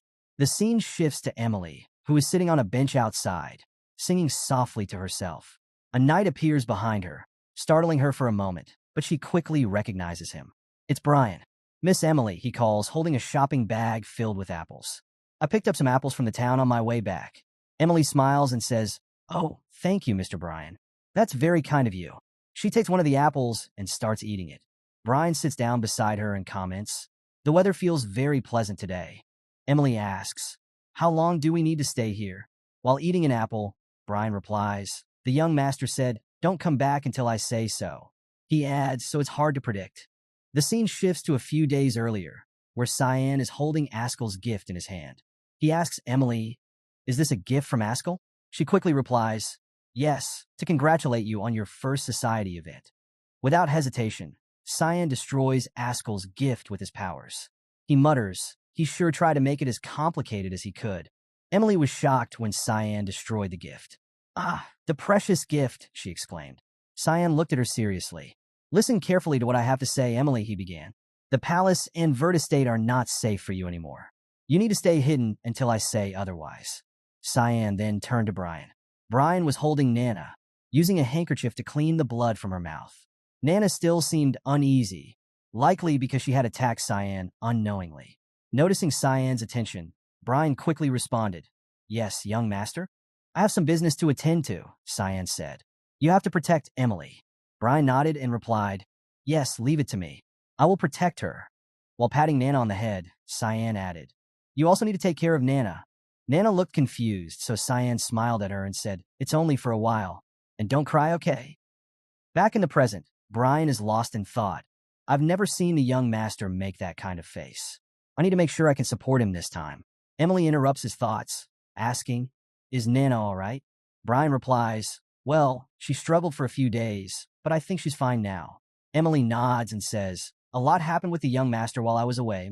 She glances at Nana, who is sleeping peacefully, and continues, I never imagined that the girl I thought was a maid would turn out to be a draconic human. Now that I know everything about her, I should help out as much as I can. Brian smiles and says, I was just thinking the same thing. As his arm accidentally brushes against Emily's, a past memory flashes through his mind. Emily holding his arm tightly. He blushes, wondering why he suddenly remembered that. Still smiling, Emily says, Then let's do our best for the young master, Mr. Brian. Brian, still blushing and a bit confused, smiles back and replies, Yes, Miss Emily. The scene shifts to the king's room, where Lionel is speaking with his father. What do you mean, father? Lionel asks, confused. The king responds, I'm releasing Lunev and the other members of the Garum Kingdom that we arrested. Lionel is shocked. We have clear evidence against them, and you want to let those suspects go? The king's expression hardens. Watch your mouth, Lionel, he warns. I've already made up my mind, and I'm not changing my decision. Growing angry, Lionel retorts, How will you seize reign over the continent if you're so soft? What is it about the Garum Kingdom that scares you so much? The king slams his fist into the wall, his voice rising. Enough of this nonsense. At that moment, Lionel feels a flash of fear. The king continues, still hitting the wall. Reigning over the continent is a nice goal, but our Ushif Empire shares a border not only with the Garum Kingdom, but also with the Demon Realm, as well as Sparnia and Phrynia. If we make an enemy of the Garum Kingdom, we won't be able to hold back the Demon Realm any longer. The king's anger grows as he explains. The entire continent will suffer from all the monsters pouring out of there. Hearing this, Lionel is angry, but knows he can't argue against his father's reasoning. The king adds, Even if I were to gain power over the continent, it would come at the cost of sacrificing too many people. Someone who does such a thing is a monster, not an emperor. Are you not even aware of something so basic? Lionel, frustrated, tries to argue, but letting go of suspects when we have clear evidence is just. The king cuts him off. Are you talking about the Daystones? Lionel is stunned, thinking, How does he know that? My people shouldn't be done with the investigation yet. The king notices Lionel's reaction and says, Your face tells me everything, Lionel. The king continued. Ever since you were young, you never gave up until you got what you wanted. Lionel was sweating, his nervousness clearly visible. I don't know what you're talking about, he stammered. That's enough, you fool, the king snapped. How the hell did you end up like this, Lionel? He turned away from him and said, Aaron is a better fit to be ruler than you will ever be. I don't even want to see you anymore. Get out of here. Lionel's face twisted in anger, his teeth gritting as he muttered Aaron's name in his mind. Aaron Severus, that damned wretch ruined everything I planned. Fueled by rage, Lionel stormed towards Aaron's room. The royal knights tried to stop him, but he barked at them. Move aside, quickly. He burst into Aaron's room, where Leximus stood guard. Her Highness needs rest. Please come back later, Leximus said calmly. Without warning, Lionel punched Leximus in the face. I said move, he shouted. Leximus fell to the ground from the blow. Aaron, shocked, called out Leximus. Her voice filled with concern. Lionel advanced toward Aaron, and she stepped back, fear showing in her eyes. Still, she gathered the courage to ask, What is all this, Lionel? He responded with a wild smile, which confused Aaron. Then he burst into loud laughter. I've come to talk with my precious sister, he said, his voice dripping with sarcasm. Lexis stood up, holding her cheek where Lionel had slapped her earlier. She glared at him threateningly and warned, Even though you're a prince, if you keep acting like this, as the princess's subordinate, I'll be forced to take action. Lionel began losing his composure, enraged but silent. He started sweating and stared at her intensely. With a mocking smile, he called her a parasite and asked what she was going to do about it. He threatened that if she continued interfering, he would have her and her entire family executed, using her words as the excuse to erase her entire lineage. Lexis, shocked and afraid, slowly lowered her hand from her cheek. She knew things were turning bad. Before Lionel could continue his threats, Princess Aaron stepped in and calmly ordered him to stop. Is there a reason you came to see me? Aaron asked.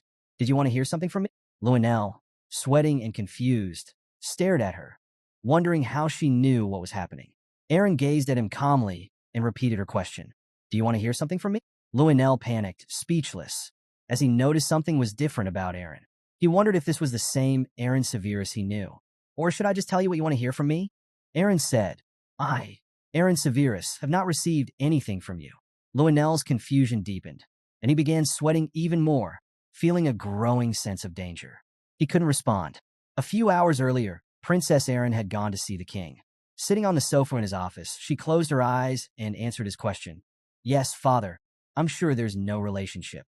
The king, looking at her with uncertainty, reminded her, The necklace you brought me holds a jewel that's not ordinary. It's a daze stone from the Black Blood tribe. The king explained that the daze stones were once used to control forbidden dark magic, particularly to dominate monsters. Though now disdained, it was said these stones were used for controlling dangerous creatures. He told Aaron that there had been recent information about someone inside the palace secretly purchasing one of these jewels. He mentioned a black market merchant named Gilbert and a maid named Marilda. Both had been involved in making deals for some time, but now both were either missing or dead. Hearing this, Aaron's eyes filled with confusion, though she remained outwardly calm. The king then revealed that Gilbert and Marilda had been in frequent contact with Lionel and asked Aaron again if she was sure she hadn't received anything from him, implying the necklace could have been a gift from Lionel. Nervously touching her fingernails, Aaron, with a trembling voice, denied ever receiving anything from Lionel. The king observed her in silence, his expression calm.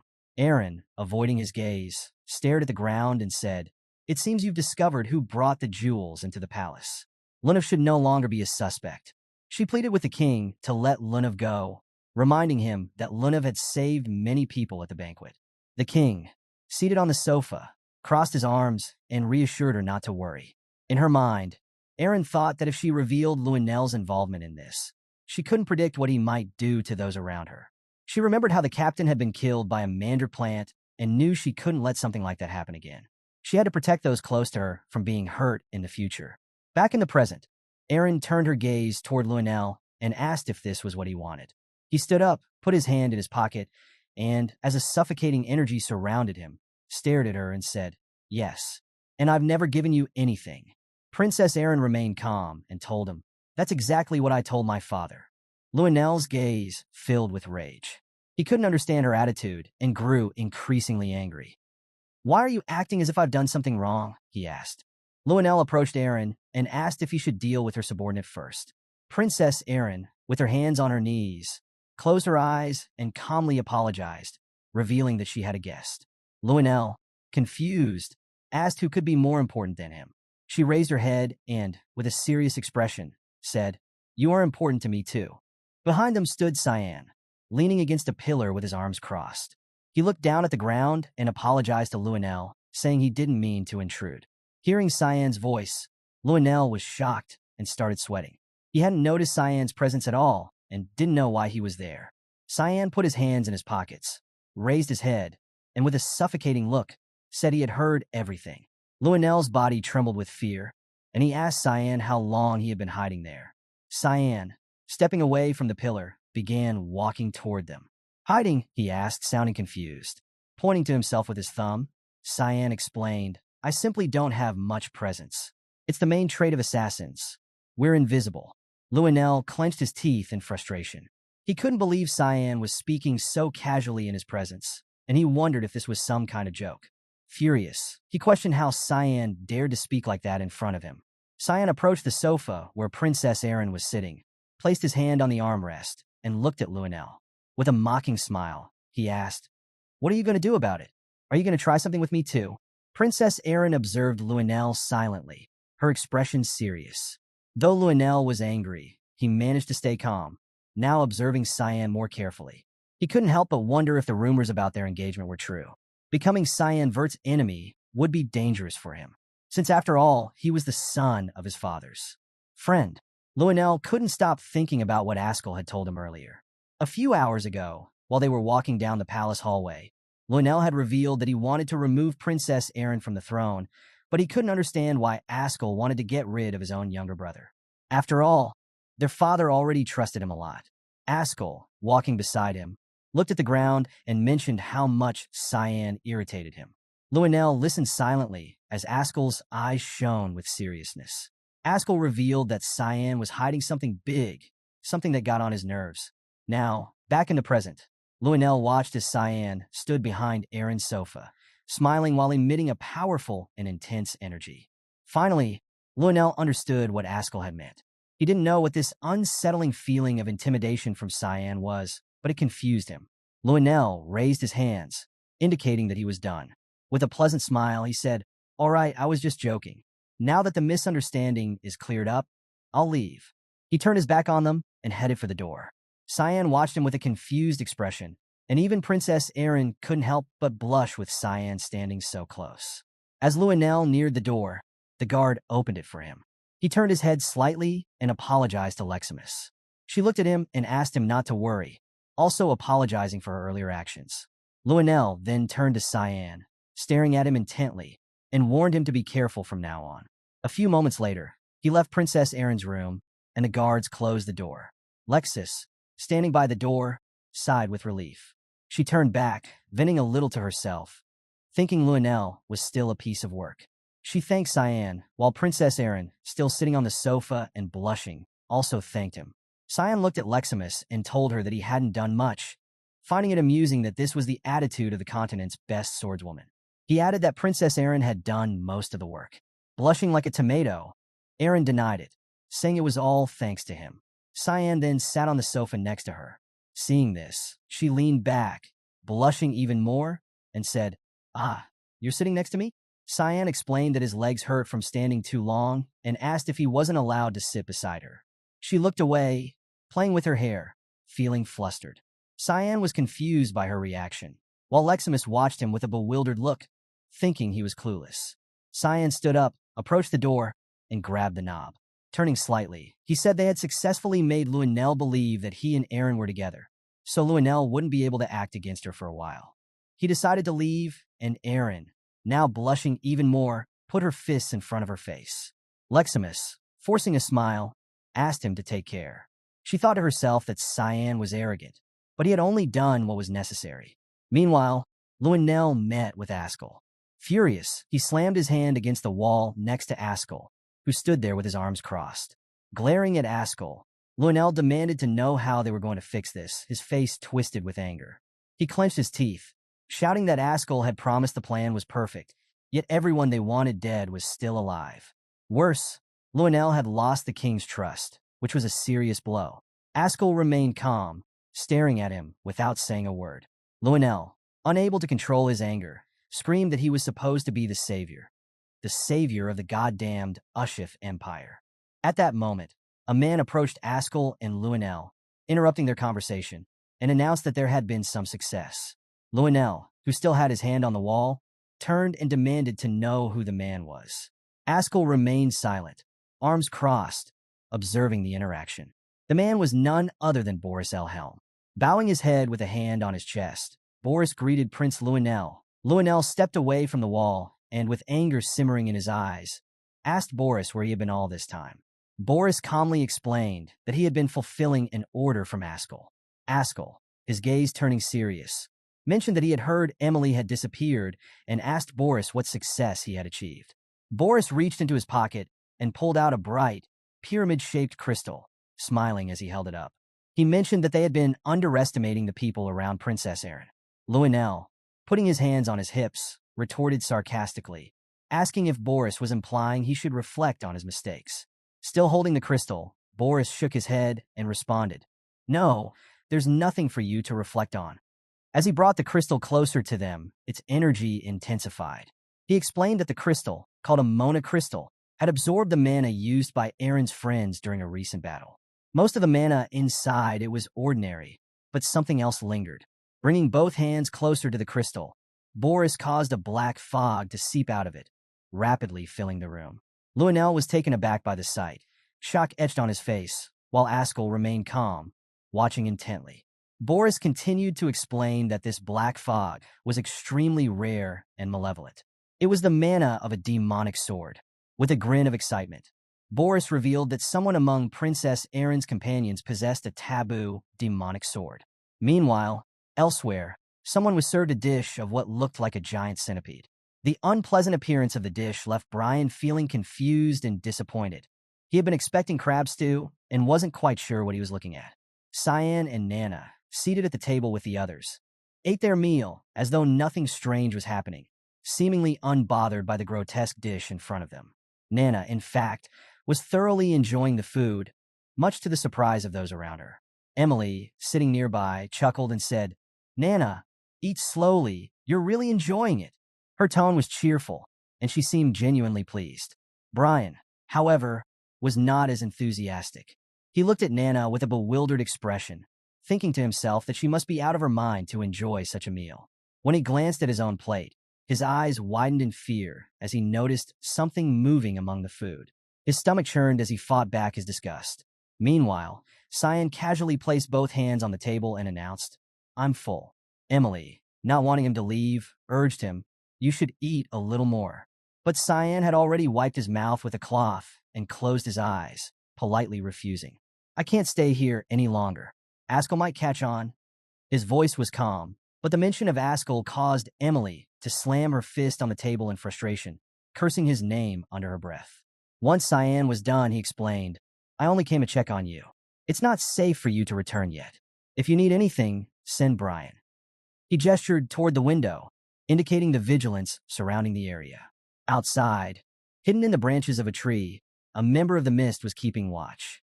Cyan had taken precautions to ensure the safety of this place, making it one of the safest locations for now. As Cyan stood and moved toward the door, Emily's face grew anxious. "Cyan, please come back," she called out, not wanting him to leave. Turning his head slightly, Cyan reassured her, "Don't worry and take care of yourself." He then directed his gaze to Brian, who was still staring at his plate of centipede meat, and called his name. Brian, startled, turned around while absent-mindedly lifting a forkful of food to his mouth. Cyan smirked to himself, realizing Brian might very well meet his demise just from trying to survive Emily's cooking. As Cyan stepped out of the house, the sunlight spilled across the wooden door, bathing him in its glow.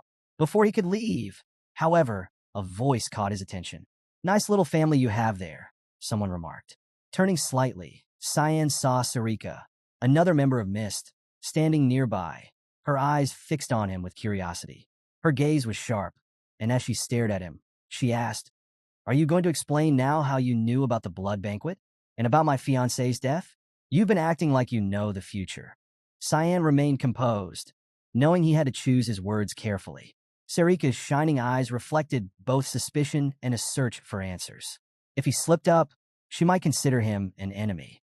After a brief silence, she added, her tone almost demanding, "Just who are you, Cyanvert?" Sarika, furious, confronts Cyan.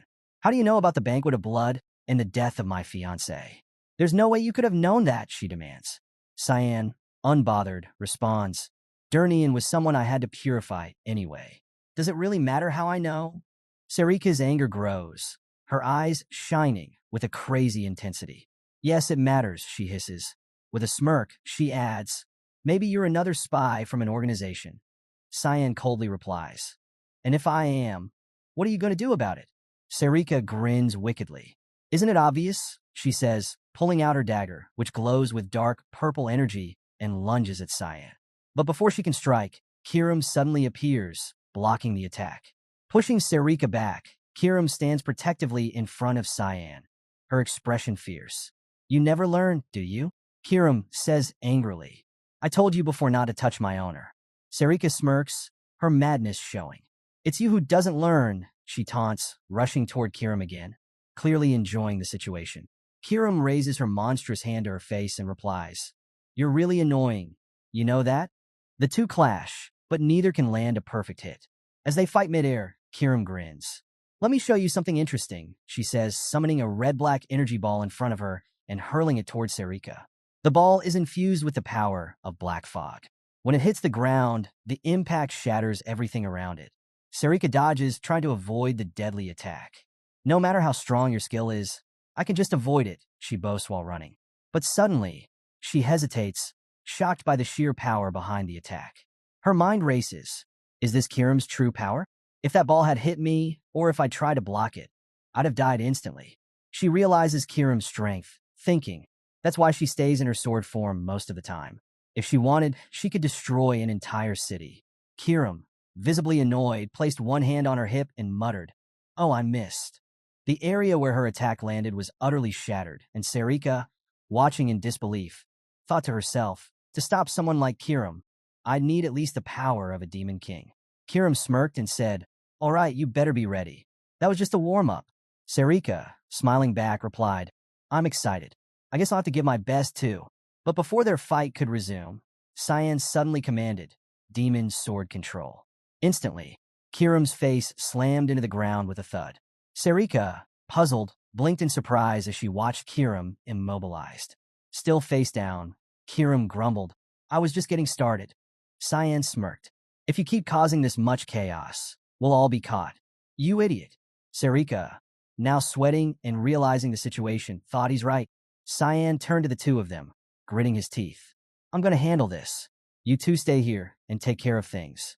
Then, without waiting for a response, he slammed the door shut, leaving them both standing in stunned silence. Kiram, still sitting on the ground, looked confused, while Sarika stood beside her, equally bewildered. Meanwhile, inside the house, Cyan entered with urgency. "Everyone, pack everything up right now." But his command was cut off when a calm voice greeted him. "You're finally here." Cyan froze in shock as he saw Lunav casually sitting at the dining table. Sweat formed on his brow as he quickly glanced at Brian, who was standing nearby, visibly nervous. Brian, sweating profusely, stammered, Sorry, young master." She just suddenly appeared. Cyan's mind raced. How did she get through the barrier and miss detection? Sweat dripping from his face, he looked at Lunav and asked, "How did you find this place?" Lunav, looking amused, smiled at him. "It's one of my talents. Don't worry, no one else knows about this place, just me." Then, with a playful grin, she added, "Though considering all the noise outside, I'm starting to wonder." Cyan, clearly annoyed, snapped, "Whatever. Why are you here?" Lunav tilted her head slightly and said, "I just came here to say thank you." Her casual response only deepened Cyan's irritation. Cyan, still tense, asked Lunav, "What did I do for you to come here and thank me?" Lunav, with a bright and energetic smile, replied, "It's okay. I already know." Her tone shifted as she added more meaningfully, "The moment you entered me that day, Everyone in the room froze in shock, staring at the two of them. Their minds raced, trying to decipher what that statement meant. Cyan's thoughts churned too. Is she talking about that time? His mind flashed back to when he used his mana to save her, assuming she had lost consciousness. Lunav continued, unfazed by the reactions. She began to demonstrate her abilities, conjuring ice in one hand and fire in the other. I can use all types of magic now, she said with enthusiasm. I can even combine or switch between them. She explained further, I can also track down a specific person's mana. Isn't that cool? She beamed. It's a gift from my grandfather. Cyan, growing increasingly worried, responded, it feels more like a curse to me. Your body was broken because of that. Luna blushed and asked coyly, but it was you, wasn't it? The one who saved me. Cyan sighed, trying to calm the situation. Let's go somewhere else, he said, wanting to avoid any more awkward moments in front of the others. As they turned to leave, the whispers behind them grew louder. People started murmuring, speculating about what was going on between their young master and Lady Lunav. Cyan's patience snapped as he gritted his teeth and barked, get to packing. Suddenly, Emily, wide-eyed and excited, asked Cyan, where are we going now? Cyan replied, we'll be heading to Lewin Academy. Emily blushed and eagerly added, does that mean I can take care of you every day from now on?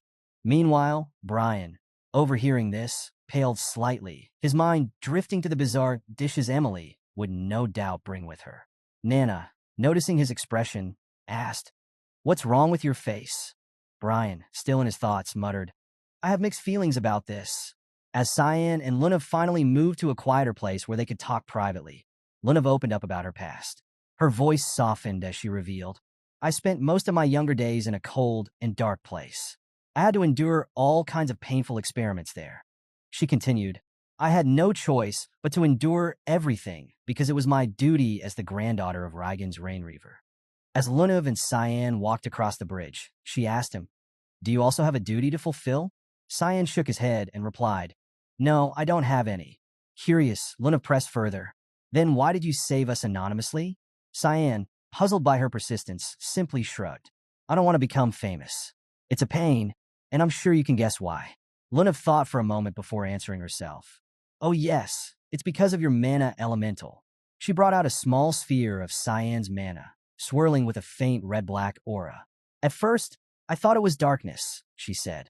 I collected a bit when I met you at the restaurant a few days ago. Cyan's mind raced, still confused by her ability to collect and analyze his mana. So she can read people's mana information just by touching them? I didn't know she could do that, even in my past life. Lunav continued. On the day I passed out, the mana you put into me. She shaped the mana in her hand, showing Cyan the swirling, ethereal substance. What is this? It seems like it's your mana, but not of this world at the same time. Cyan's eyes narrowed, now understanding why she had come to see him. I see. Are you planning to take this mana to your grandfather, Raigan's? To his surprise, Lunav absorbed the mana back in her own body and said cheerfully, no, I won't. Why would I? That would be a pain for me. Why? Cyan asked. Is there a reason? Or are you rebelling against him or something? Lunav, now gazing at the stars, smiled and replied, I'm sure you can guess why I'm doing it. Suddenly, without warning, Lunav hugged Cyan tightly. He stood there, confused, as she whispered, thank you, Cyan, for lessening my old pain. Cyan, taken aback, began to explain her situation. Your body, it was like a boiling pot filled with all kinds of chaotic mana. Someone intentionally closed the lid on that pot, probably to prevent the loss of mana. But that led to the pot overheating, and the mana spilling out began to extinguish the fire of your life, putting you on the brink of death. He stepped back slightly, gently grabbing her by the arms, creating distance between them as he continued. All I did was put a hole in that lid, letting the pressure out.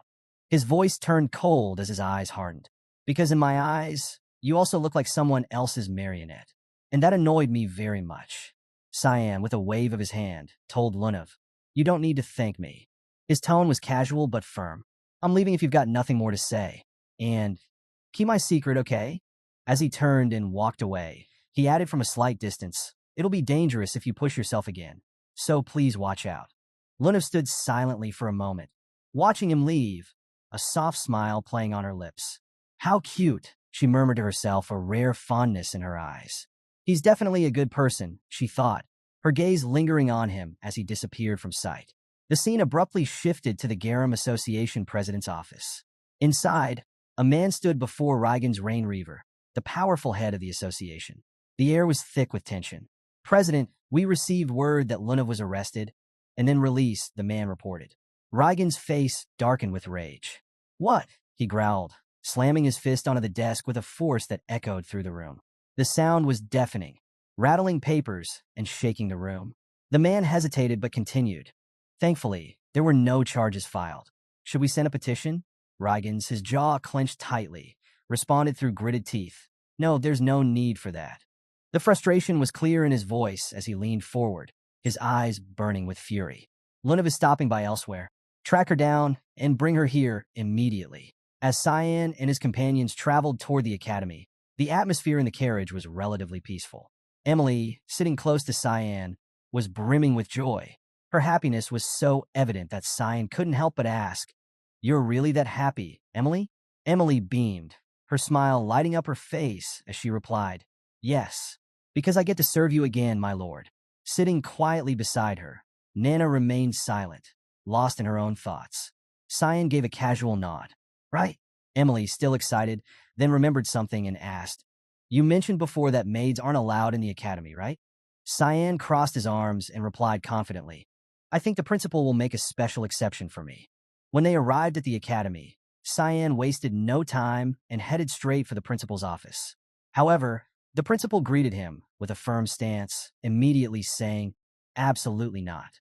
I won't allow it." Cyan folded his arms behind his back, maintaining a calm demeanor. "I'll make sure no one notices her. Please permit it." The principal raised an eyebrow, clearly unimpressed. "Tell me, Cyan, why would I make an exception for you?" A bead of sweat trickled down Cyan's face as he replied, "I won't skip any lessons from now on." The principal's patience snapped. His fist slammed against the table as he scolded. "That should go without saying, even under normal circumstances. And two mates? Not just one." The principal's tone shifted as he leaned in closer, lowering his voice. "Tell me, Cyan, are these two maids somehow connected to the Banquet of Blood?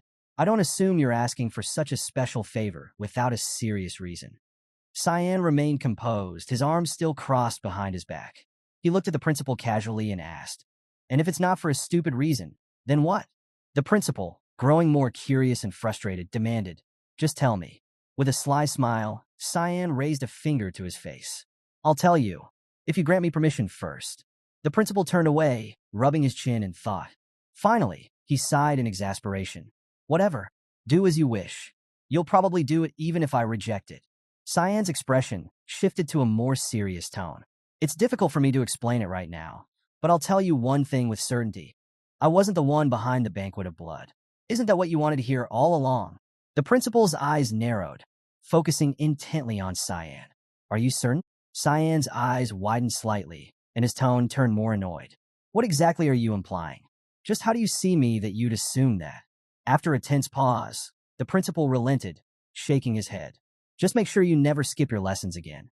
As Cyan walked through the academy's hallway, hands in his pockets, he thought about the recent conversation with the principal, Kundal. He smirked slightly, reflecting, "That went well enough. I wonder how he'd react if he realized the real mastermind behind the Banquet of Blood was his own grandson." Cyan's mind wandered further, piecing together the puzzle. It couldn't have been Luenel himself. He's not that meticulous. Ascll was the one pulling the strings, and Boris must have been the one to carry it out. That's how they always did things in my past life, too. His train of thought was interrupted when he noticed someone in the courtyard. There, doing push-ups with intense focus, was Seth. 1285, 1286, 1287. Seth counted aloud, sweat dripping from his brow. Cyan blinked, confused for a moment. "This guy again?" he thought. Just then, Seth noticed Cyan and called out enthusiastically, "Oh, you're here, buddy." He immediately stood up, gritting his teeth and flashing a determined smile. "Let's fight again, Cyan. It's time to see who's stronger now." Without a word, Cyan slipped into his room and shut the door behind him. Leaning against the door for a second, he sighed. Seth hasn't missed a single class in 2 years, and he's always looking for a fight, Cyan thought, mildly amused by his persistence. From outside, Seth's voice boomed again. "You must be busy, huh? Fine, let's fight next time. Cyan Vert." As Cyan walked further into his room, He felt his foot bump into something. Looking down, he saw Brian lying on the floor, unconscious, a strange purple liquid dripping from his mouth. Sweat instantly dripped from Cyan's face as he crouched down and checked him. Is he dead? Cyan wondered, panic briefly flashing in his mind. At that moment, Emily's cheerful voice called out, Cyan, are you here? Startled, Cyan quickly pointed to Brian and asked, what's wrong with him? Emily walked in, holding a plate of cookies that emitted a bizarre dark purple aura. Nana was beside her, also happily munching on the same cookies. Emily, chewing contentedly, responded, I'm not sure. He fell asleep after eating the cookies I made especially for you.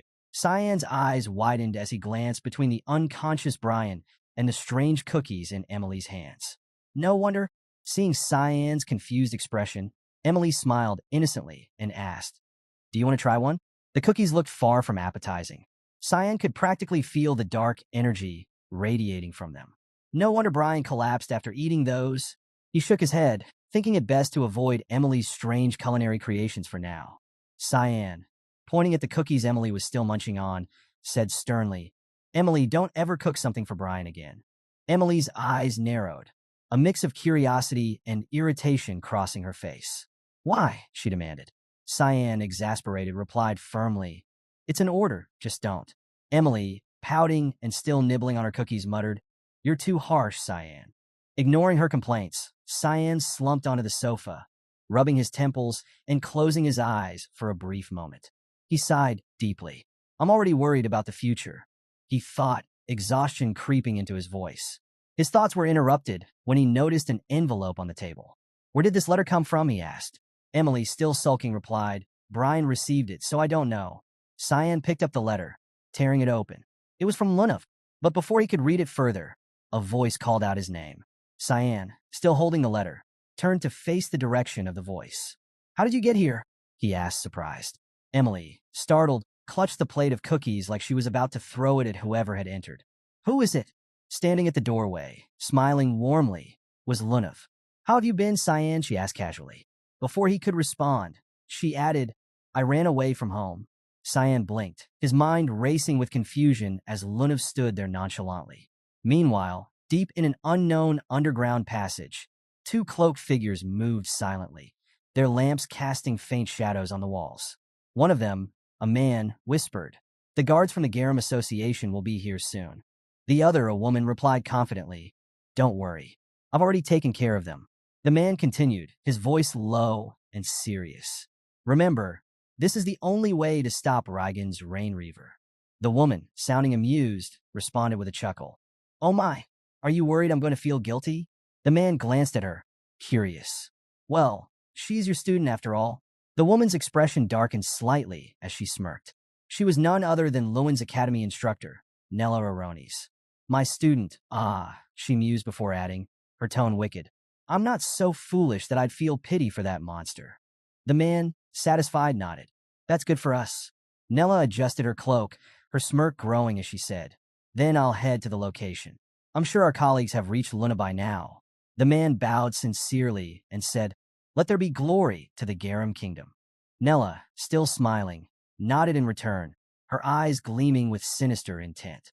The scene shifted to Cyan and Lunav, who were sitting together in a small cafeteria. Lunav looked at Cyan and said, you were pretty aggressive when you dragged me out of your room. I didn't expect you to do that. Holding his teacup, Cyan asked curiously, there was a barrier spell on the dorm doors. How did you get past it? Lunav casually used ice magic from her hand and explained, I analyzed the barrier with my mana and canceled it with a spell. Pretty cool, right? Sweat dripped from Cyan's face as he thought, that's insanely powerful. She can just analyze and undo spells? That's more than just scanning. Lunav chuckled and asked, did you read the letter I sent you? Cyan crossed his arms and replied, you showed up right as I was about to read it. Smiling, Lunav placed her hands around her face and said, I came because I couldn't wait for your response. Cyan's expression darkened as he asked, did Reigens put you up to this? Lunav fell silent for a moment. Growing angrier, Cyan repeated, was it Reigens who told you to contact me? Tell me now. Lunav, holding her cup and lowering her head, hesitated before responding. At first, yes. That was the reason, but not anymore. She continued, whether you trust me or not is up to you. Cyan rested his head on his hands and replied, I don't trust people easily. What are your intentions? Looking into her teacup, Lunav said, there have been some strange things happening at the association. 2 dragons, who had ties to the association, suddenly disappeared in the Lewin region, and smugglers bringing items from overseas have been found dead. Cold corpses. She then looked up at Cyan with a slight smile and said, I had a hunch, but now I'm sure. You were involved with all of it. Cyan lowered his head, thinking to himself, I didn't know the dragons were connected to the association. He chuckled and said, all right, so, what are you planning to do now? Lunav casually told Cyan that she would die soon. Cyan was confused when she heard this. Lunav then said happily that Cyan had helped her before, but she knew about her body's condition. She remembered the days when she had been experimented on and said, I'm already broken beyond repair. As she stood up, Lunav held up her hand and counted on her fingers, saying, I think I have 3 years left. Thank you for your help. Cyan, feeling sad, responded, I don't believe that. Why are you so relaxed about it? Aren't you worried that you'll die soon? Lunav chuckled, closed her eyes, and happily replied, I wish I could feel something. Cyan thought to herself, what an annoying brat she is. He stood up and placed his hands on the table and looked down. Whatever, it's none of my business. Just go back. Lunav, still sitting, asked, Are you leaving? Cyan turned to leave and said, Yeah, I don't like getting involved in annoying situations. As Lunav said goodbye, she cheerfully told Cyan, All right, see you next time. Suddenly, Kiram appeared and asked Cyan, Where are your manners? Is it okay to leave her like that?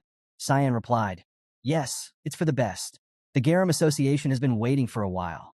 As Cyan left, some guards in cloaks appeared. Lunav, closing her eyes, said to them, I thought I did a great job sneaking out. Why are you here so early? One of the men replied, Let's get going, Miss Lunav. Mr. Rygans is looking for you. Lunav looked at the cloaked man with curiosity. He asked her, What is it, Miss Lunav? She replied, It was always Victor who came to pick me up. Who are you, by the way? The cloaked man explained, Oh, Mr. Victor is busy today, so I'm here instead. We're from the 6th branch of security in the Garam Kingdom. Lunav chuckled and said, Liar, I don't know anyone named Victor. Suddenly, she used her wind ability and started to run away. Ugh, hurry!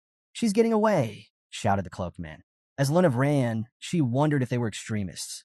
Just then, someone appeared in front of her with a glowing hand full of mana. Thinking quickly, Lunav realized she needed to escape. The man placed his hand on her head and used his ability, Sleep Catch. Lunav was shocked and couldn't move at all. Once the ability took effect, she fell into a deep sleep. The man smiled and said, I didn't think it would be that easy. He removed his cloak, revealing that he was bald, and said, But we were also caught by her way too quickly. He then told the others, Take her to the carriage quickly. At that moment, Kiram sensed something and was startled. She told Cyan, It looks like they're fighting. Cyan wondered, Aren't they from the Garam Kingdom? The men placed Lunav in the carriage, and it began to move toward their destination. When they arrived, they found themselves at a church. One man said, Stand by here and guard the package. The others replied, Yes, sir. The bald man entered the church and spoke to someone, saying, I brought Lunav Rainreaver. Someone sitting in the front row responded, Well done. What a pitiful child. She has been experimented on her whole life, just to be used and thrown away in the end. Nella said, We'll use the child for a good cause. Lunav was in the carriage, unconscious, with her hands tied behind her back, so she couldn't escape. The guards by the carriage became flustered when they saw a red-black fog surrounding them. One man exclaimed, What is this fog? Another said, Wait, it can't be the mist. But before he could finish, his face was cut in half. Another guard, standing nearby, shouted, Marcel! In an instant, all the guards were sliced in half within seconds. One man, scared and sweating, said, What? What the hell is going on? Sweat dripped from his forehead as he pleaded, Stop! That's enough! At that moment, Cyan was sitting on top of the carriage, holding his Kiram dagger. A man on the ground was very frightened, and in an instant, Cyan killed him too. The man shouted before dying, which startled the bald man inside the church. He turned to look at the exit. Nella asked, Are there other guests here? The bald man, still facing the carriage, replied, It seems someone has followed us here. Nella said, Ah, an enemy. The bald man's name was revealed to be Ralph. Nella told Ralph, Show them what happens when anyone tries to get in our way. Ralph, feeling angry, said, Yes, I will go and silence them. Cyan stood over the dead bodies, wearing a cloak. Kirim remarked, "That was much easier than I expected." Cyan replied, "It's not over yet. The stronger guys are in the church." When Ralph came out of the church, a blue aura surrounded him. He said to Cyan, "Not bad for a kid like you. Did you come here all alone?" Cyan, wearing a mask, responded, "Doesn't seem that way for you, though." He thought to himself, he's like Lunav. Ralph clenched his fist and began running towards Cyan. As he got closer, Cyan realized, no, he's more unstable than her. Ralph told Cyan, "I don't need anyone's help to defeat a weakling like you." Just then, Nella came out of the church and asked Ralph, "Are you done?" She was surprised by what she saw. Ralph was sitting on the ground with his arms crossed, looking down. Seeing this, Nella said, "This is not what I expected." In that moment, Cyan punched Ralph in the face, knocking him unconscious. Cyan then asked her, "Are you the last one? Why did you want to take Luna?" Then Nella moved her hand in front of Cyan and used fire magic, creating a crystal fireball in her palm. She said, "Oh my, you won't be popular with the girls if you're too inquisitive." Before throwing the fireball at him, she added, "You should find out the answer to that yourself." Cyan watched her magic closely and thought, combining elements freely. His eyes widened as he realized she was definitely like Lunav. Nella then used her ability, Thunder Flame, sending flames swirling around her body and throwing them towards Cyan. As he dodged the flames, Cyan thought, "I have even more questions now." He pulled out his Kirim dagger. Nella was confused as she saw him deflect the fire with his dagger. Suddenly, Cyan got very close to her and said, "I got you." Seeing him so close, she shouted in disbelief, and sweat dripped down her face. In a panic, she used her ability, Air Leap, to dodge his attack. Cyan's strike hit the ground, causing it to shatter. While in the air, she thought, "This kid is very dangerous. I can't let him live." Gathering her mana into her hand, it formed a blue crystal. She used her ability, Charge Shot, and shot small ice darts towards Cyan. At that moment, Kirim flew in as fog and appeared behind her, saying, "Look here too." Nella was puzzled, thinking he's not alone. Just then, Kirim grabbed her, and she shouted, "Let me go." She used her mana and attacked towards Cyan, using all her might. But he dodged them and landed beside where her attack had hit. The ground shattered where her attack struck. Cyan observed everything and thought, "She sure has a lot of mana." Meanwhile, Nella was sitting on the ground, trying to free herself from Kirim's black fog. Gritting her teeth, she said, "Didn't you hear me?" Kirim, standing beside her, explained, "Stop struggling. No human can free themselves from those restraints." Cyan then stepped in front of her and asked, "Who ordered you to kidnap Lunav? How many more of you are there?" Nella lowered her head and replied, "What an interesting kid. You'll find out soon." One of her eyes was damaged, and blood dripped from her face as she smiled at Cyan. "We'll seek you out, so don't worry about who wanted to kidnap Lunav. See you in hell." Seeing her reaction, Kirim looked confused and said, "That reaction, she's from Heart Curb." Cyan explained, "It's an artifact that keeps the user's mana in their heart, which is why she can't circulate it throughout her body." Nella was startled to hear this. Kirim happily added, "I assume Lunav has something similar." Nella, still in shock, asked, "How did you guess all of that?" Cyan continued explaining, "The monstrous organization that carries out vile experiments in the Garam Association is called the Path of Evolution. Am I right?" Hearing this, Nella shouted, "Wait, who are you guys?" Cyan leaned closer to her and said, "You can find the answer to that yourself in hell." He placed his hand on her head, and Nella exclaimed, "What? This isn't right. Dying like this." Cyan then used his force and put his other hand where her heart was, causing her to cry out in pain. As he did this, he thought to himself, "In my past life, I found an ancient text in a laboratory room of the Garam Kingdom. It described how to use an artifact called Heart Curb, how to control it, and the experiments related to it. It also explained how to eliminate it when its use fails." At that moment, Cyan pulled something out of Nella's heart. The item glowed in his hand. As he held it closely, he said, "Looks like it still works well." Kirim asked Cyan, "What are you going to use it for?" Cyan ordered her to get Lunav out of the carriage. Kirim shouted back, "No way.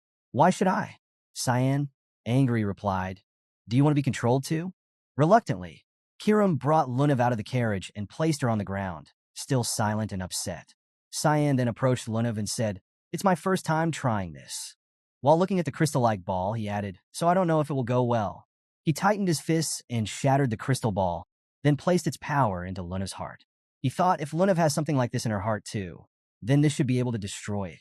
As Cyan transferred the crystal ball's power into Luna's body, Kiram stood with her arms crossed, watching everything closely.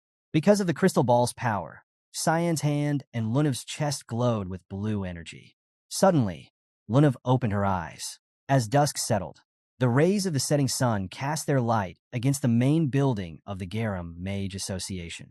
Luna slowly opened her eyes, her expression filled with surprise. What is this feeling? She wondered. Her hand began to release a soft blue glow of mana, and her body felt lighter, as though a great weight had been lifted from her shoulders. She stared at her hand, surrounded by mana, her eyes clouded with confusion. The intensity of the cyan aura around her was stronger than usual, leaving her unsettled. Meanwhile, on the opposite roof of the Garam Mage Association's main building, Kiram and Cyan stood, watching the scene unfold below. Kiram, arms crossed, stared at the building and asked, "What are you trying to do?" Cyan, sitting next to her with a serious expression, gazed silently at the structure before finally speaking. "I thought I could use her later. It'd be a waste to kill her now." Kiram shot him an uneasy glance, sensing the danger in his words. "You're playing a dangerous game. You know she could turn on you later, right?" Cyan looked down for a moment, then chuckled softly. The irony of Kiram's concern amused him. Kiram, now visibly annoyed, muttered, "Since your body will eventually belong to me, I'd appreciate it if you took better care of yourself." Cyan stood up, dusting himself off. "It's time to go. Staying here any longer isn't worth it," he said, preparing to leave. A few hours later, inside a dimly lit room, a man sat at a table, tapping his finger impatiently. This was Luna's grandfather. Luna stood before him, her hands clasped behind her back, her gaze lost in thought. She couldn't remember anything after her abduction. When her grandfather questioned her, she confirmed her lack of memory with a distant look. Her grandfather, his face filled with anger, slammed his fist onto the table. "Do you really expect me to believe that? The kingdom is in chaos because of the blood banquet, and you act as if none of this concerns you." Before Lunav could respond, the family's butler intervened, bowing his head in apology. "This is my fault, sir. I should have searched for Miss Lunav earlier." Her grandfather shook his head, rising from his seat. "No," he said, walking toward them. "This is not your fault. She acted on her own." The butler bowed his head, thanking Rains for his consideration. Rains then approached the butler, placing a hand on his shoulder. With a calm expression, he thanked the butler for his hard work in caring for his granddaughter. The butler humbly replied, "I'm just fulfilling my duties." Rains nodded. "You've done well so far." But in that moment, Rains' hand began to emit intense flames. The butler froze as the heat radiated from Rains' palm, his calm demeanor quickly giving way to panic. Rains' eyes burned with fury, and his body exuded a terrifying, murderous aura. "Did you really think you could get away with betraying us?" he growled. "Harming my granddaughter?" The flames from Rains' hand began to sear through the butler's clothes. Despite the unbearable heat, the butler tried to remain composed. "It's a misunderstanding," he stammered, his voice steady despite the rising pain. "Please give me a chance to explain." Lunav, standing nearby, watched in horror as sweat beaded on her forehead. She couldn't believe what she was witnessing, the cruelty of her own grandfather. Rain's eyes gleamed with rage as he clenched his teeth. "Shut up," he barked. "Hearing your voice sickens me." The flames grew stronger, penetrating the butler's skin and burning deeper into his body. His face contorted in agony as he fell to his knees, his body slowly consumed by fire. Luna pressed her hand to her mouth, paralyzed with fear. She could hardly process the fact that her grandfather was capable of such brutality.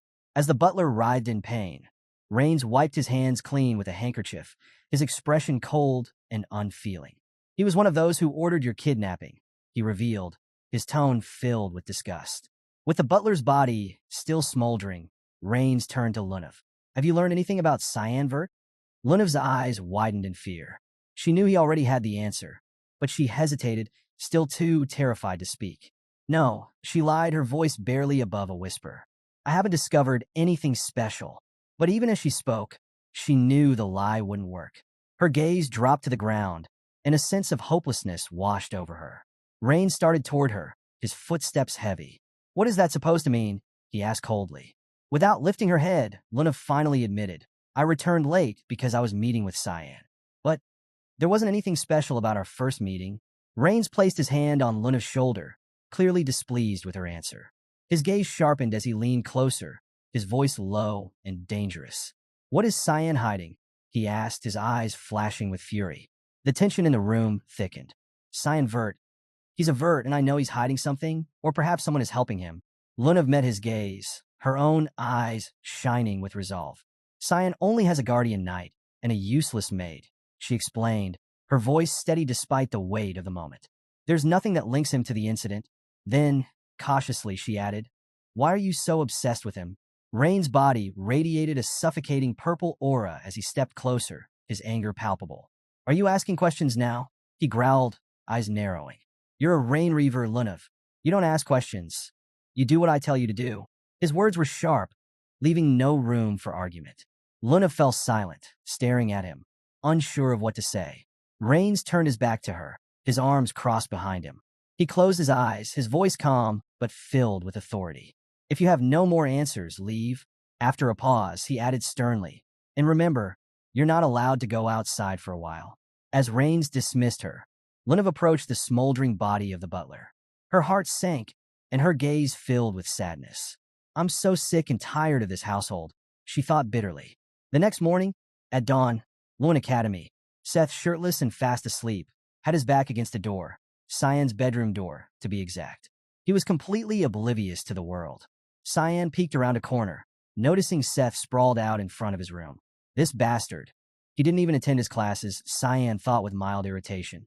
Deciding to deal with it later, Cyan turned and headed downstairs.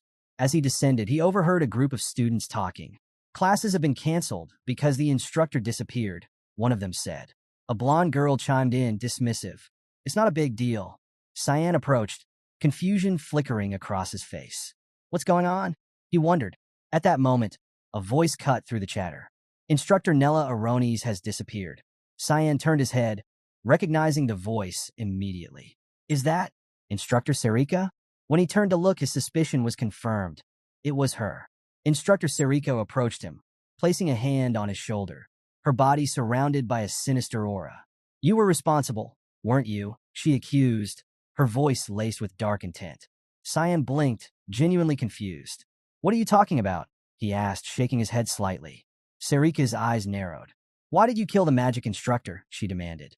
Cyan stepped back, shaking his head in denial. I don't even know that instructor, he replied firmly, his voice filled with confidence. Sera placed her hand under her chin, smirking slightly. Of course, you don't know Nella Aronis, she said to Cyan. You skipped all your lessons. Cyan's face paled, shock and confusion written across it as beads of sweat formed on his brow. He had no idea how to respond. Sera continued, her tone growing more serious.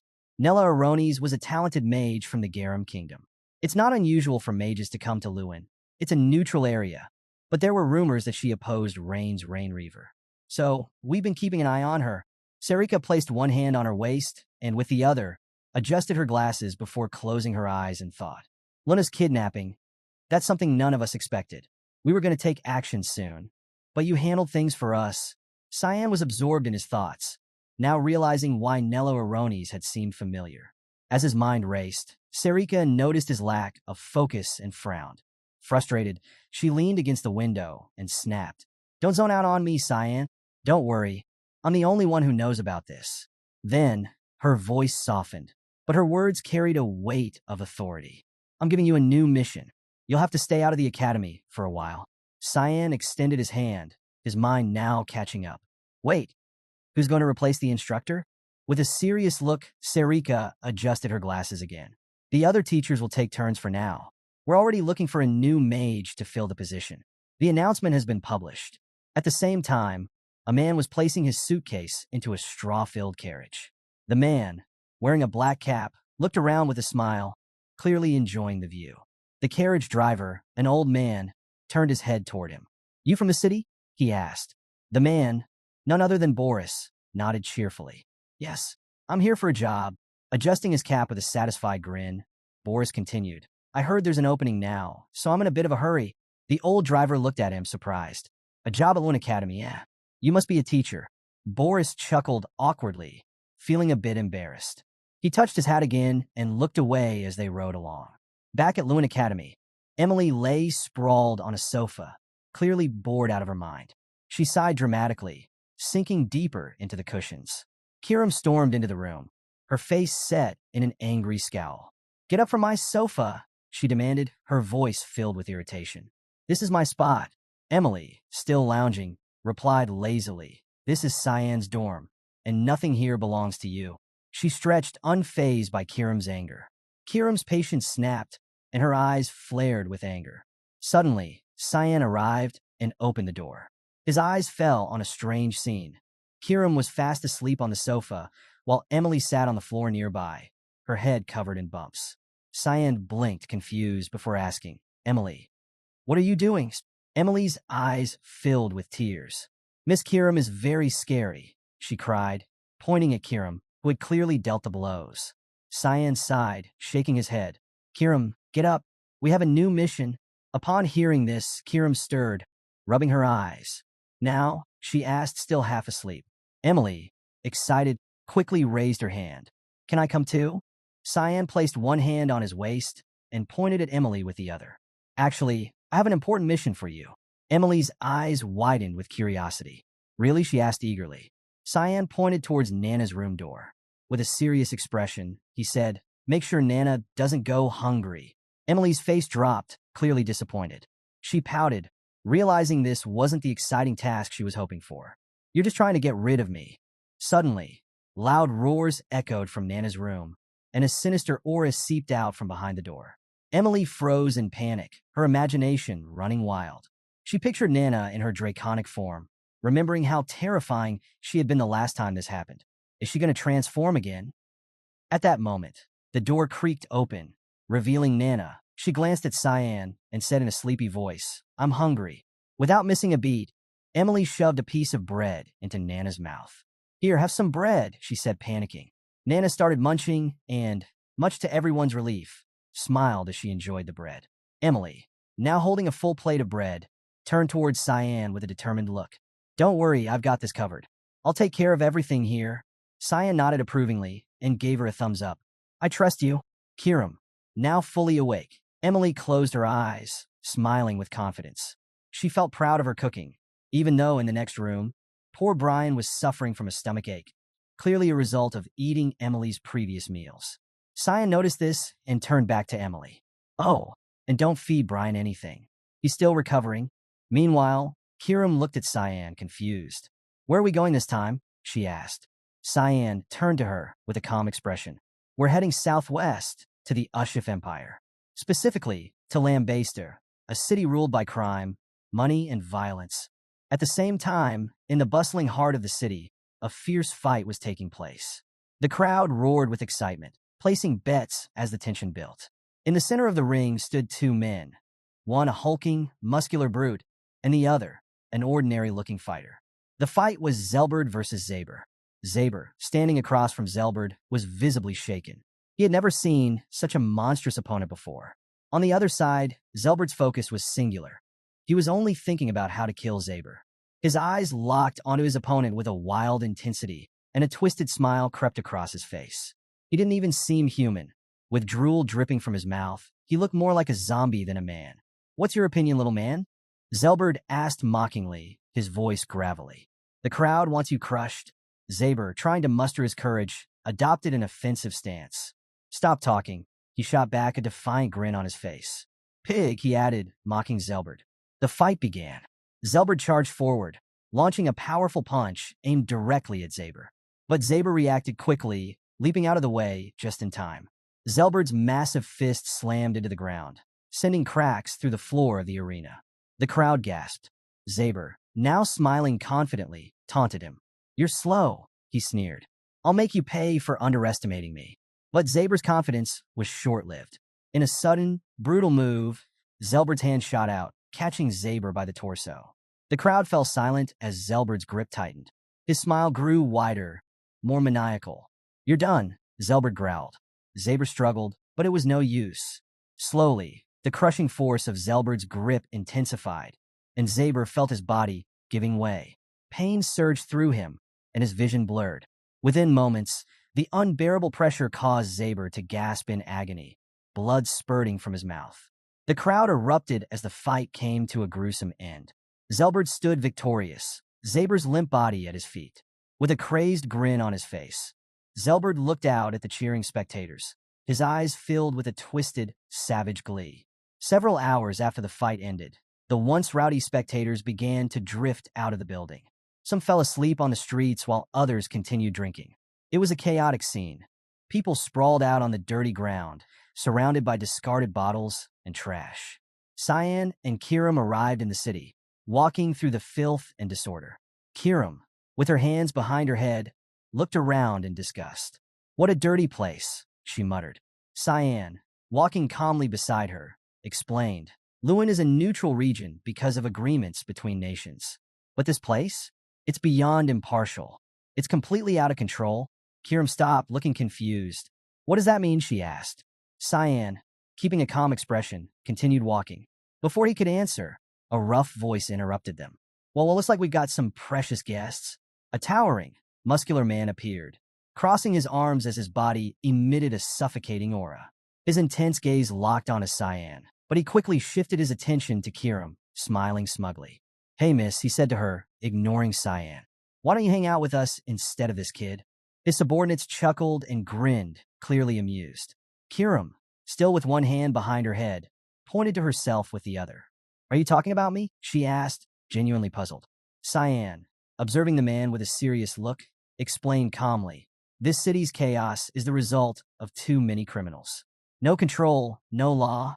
The man's eyes sparkled with excitement, his smile widening as if Cyan's words amused him. "You'd better prepare yourself, kid," he sneered. "We're a bit rough around here. Best you get lost before things get messy." But Cyan remained unfazed, his eyes filled with quiet confidence. A small smile crept across his face. Moments later, the muscular man and his subordinates lay on the ground, bruised and battered, piled on top of one another. The once arrogant leader now had bumps all over his face, and tears welled in his eyes as he groaned in pain.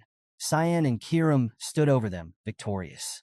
Cyan pulled his hood over his head, while Kiram shifted into her combat form. Without another word, they turned their backs on the defeated group and walked away. After a few minutes, they arrived at a hotel. Cyan approached the counter and placed a red bag full of coins in front of the receptionist.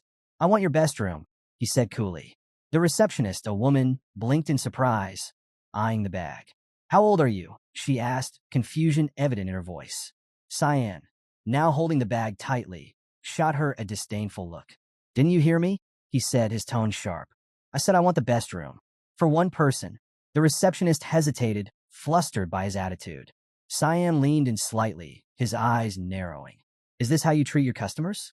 "Who owns this place?" he demanded, his voice drawing the attention of everyone in the lobby. The room fell silent as all eyes turned towards him, the weight of his words hanging in the air. Upon hearing Cyan's demand, the expression of the receptionist, Lisa, changed drastically. Her eyes widened in surprise, and a bead of sweat trickled down her face. She quickly bowed slightly, placing her hands over her abdomen. "I apologize," she stammered. "Welcome to the lambaster cage." Several minutes later, Cyan stood by the window of his newly reserved room. Looking down, he noticed a carriage pulling up outside, surrounded by several men. He was somewhat surprised to see that they had finally started to arrive. Among them were high-status men mingling with rough criminals, some scarred, others wearing eye patches.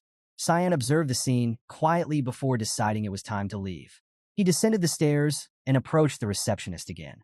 "Your name is Lisa, isn't it?" he asked casually. Lisa turned around, flashing him a kind smile. "Yes, I'm Lisa, from Lambaster Cage. How can I help you?" Cyan stepped closer, his expression calm. "I want to use the cage." Lisa froze, her smile faltering. She glanced away nervously. "I'm sorry, but new clients aren't allowed to use the cage," she replied, her voice shaky. Cyan fixed her with a penetrating gaze. Something was off. The room was nearly empty, and the atmosphere felt tense. He could feel something in the air. "What happened to all the clients who were here earlier?" he asked, his voice low but sharp. "Am I the only new guest here?" Lisa's eyes flickered with alertness. She was trying to mask it, but Cyan could sense her panic. The faintest trace of murderous intent lingered in the room. She lowered her head, pretending to apologize. "I'm just doing my job," she said, her tone filled with fake regret. Cyan stood silently, studying her. She was hiding something, and it intrigued him. His body started to pulse with faint killing mana as a smile crept across his face. Interesting, he muttered to himself. He slipped his hand inside his cloak, watching Lisa intently. He wanted to see just how far she would go. Lisa, feeling the sudden surge of mana, quickly drew 3 small knives, adopting a defensive stance. Her gaze hardened, eyes wide with surprise. She extended her hand back, ready to throw the blades, her movements swift and sharp. Cyan's smile deepened. Without hesitation, he crouched down. Lisa hurled the knives with all her strength, but at that very moment, Cyan tossed something into the air. Clang! The knives struck the object, ricocheting off with a metallic ring. Lisa blinked, confused. The object that blocked her attack was a gold coin, now bent in half. Lisa, visibly shaken and sweating, stood up, gasping heavily. She was in shock, still processing the intense, murderous aura that had washed over her moments before. It seemed impossible to her that Cyan, a boy who had initially seemed unthreatening, could be the one emitting such a deadly presence. Cyan picked up the bent gold coin, wiping it clean with a look of mild disappointment. Lisa, noticing his expression, immediately apologized. "I didn't mean to attack you," she stammered, her voice trembling. "It was a misunderstanding. I didn't want to hurt you." Cyan turned the damaged coin in his hand, frowning as he held it up for her to see. "And who's going to take responsibility for this?" he asked, his voice calm but laced with coldness. His words struck a chord in Lisa, and tears welled up in her eyes. She hadn't meant to escalate things, and now she was regretting her rash actions. The hotel hallway, dimly lit by flickering torches, added to the tension. Lisa, trying to regain her composure, opened a door leading to the basement and gestured toward the dark stairway. "You can reach the cage if you follow the stairs," she explained, her voice softening. She then produced a shiny, square-shaped pendant and handed it to Cyan. "This is the VVIP badge," she said. Cyan eyed the pendant with mild curiosity, taking it from her. "What's this for?" he asked, turning it over in his hand. Lisa crossed her arms, closing her eyes as she explained. "The pendant grants access to special rooms and privileges. It'll keep you secure if you wear it." But she hesitated, glancing at him nervously. "I don't know why you're so determined to visit the cage, but it's dangerous down there. You should avoid it, unless you think you have multiple lives." Cyan barely reacted to her warning. He simply gave a small smile, more interested in the pendant than in her words. "Thanks for the tip," he said dismissively. Bringing his hand close to his mouth, he muttered quietly to himself, considering her words more of a threat than advice.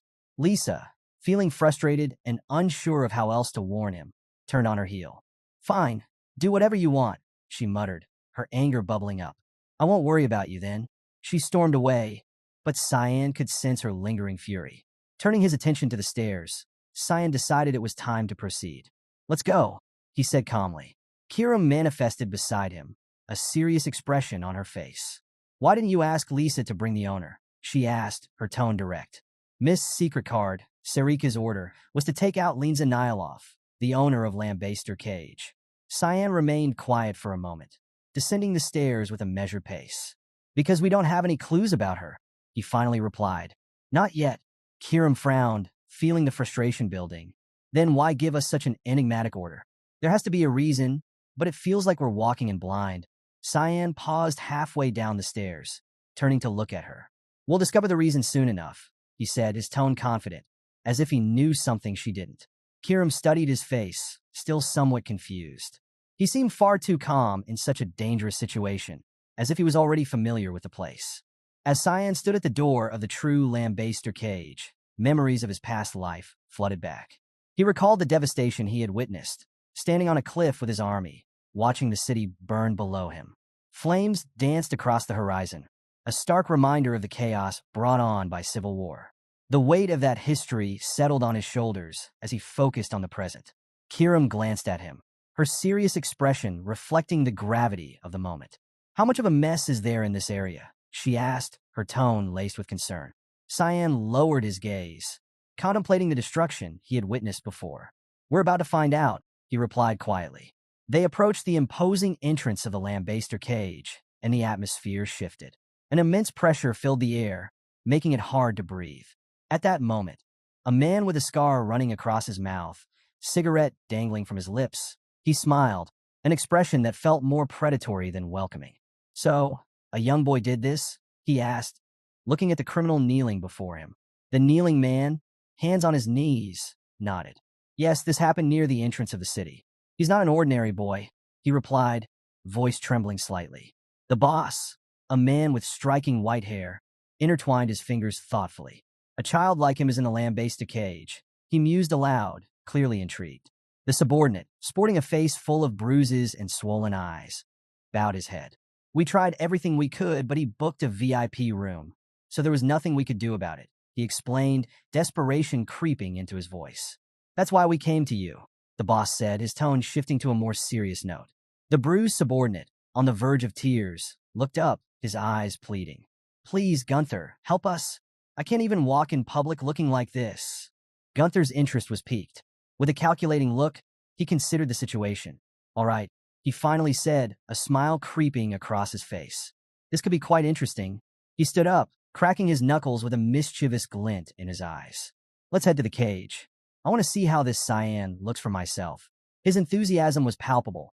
The atmosphere inside the lambaster cage was electric, with the crowd roaring in excitement.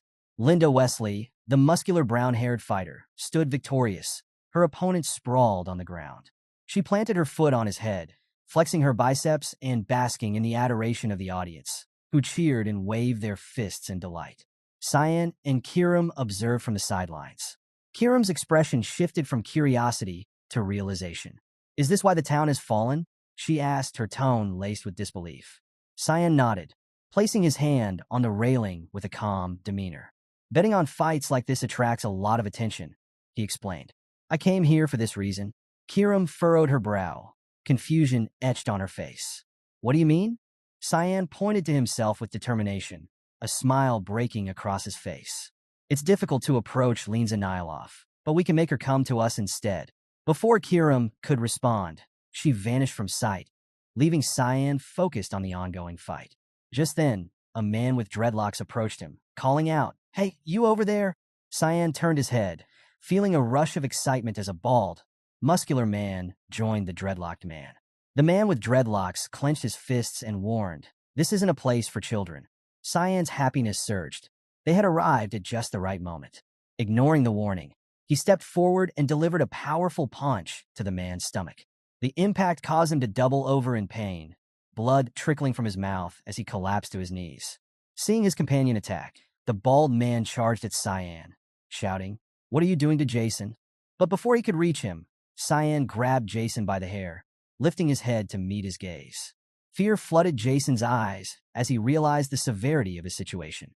With a chilling smile, Cyan clenched his fist, preparing to strike. With a swift motion, Cyan unleashed a devastating punch to Jason's face, the force of the blow knocking out several teeth and sending blood gushing from his nose. The bald man froze in place, panic spreading across his face as he witnessed his friend's brutal beating. Cyan released Jason's head, watching him slump backward onto the ground, defeated. Wiping the blood from his chin with a nonchalant gesture, Cyan turned his attention to the bald man, who was now sweating profusely. With a confident smile, he asked, So, where do I sign to fight? I'd rather be in the ring than just standing by or betting. Cyan entered the ring, and the crowd erupted. No one could believe it. A kid was about to fight. Murmurs spread like wildfire, with the audience guessing it must be due to a lack of participants. One man clenched his fist in anger. This is ridiculous, he muttered, thinking it was all some sort of joke.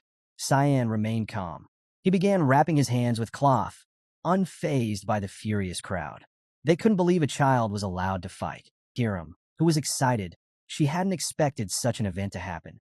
Just then, Cyan tilted his head slightly, looking a little surprised. Zelbert entered the ring. The towering giant, with his menacing presence, locked eyes on Cyan. A sinister smile spread across his face as he taunted the boy. How should I kill you, little kid? Zelbert mocked. Cyan remained silent.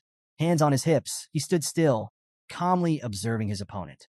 In the crowd, an older man with gray hair crossed his arms, shaking his head in disbelief. They've lost their minds. This isn't a fight, it's a massacre. Next to him, another man grinned like a madman. Isn't this better? He asked, The gray-haired man frowned. Zelberd's not just a giant. He's half ogre. This is over before it starts. Zelberd laughed loudly. He pointed at Cyan, ready to crush him. I'll end this by smashing you into the ground, he declared, but before he could finish his sentence, Cyan moved. With lightning speed, Cyan leapt forward and stomped hard on Zelberd's finger. The giant's face filled with shock. He hadn't expected this. He turned his head, only to see Cyan charging toward him, hand clenched into a tight fist, eyes filled with deadly focus. Cyan didn't hesitate.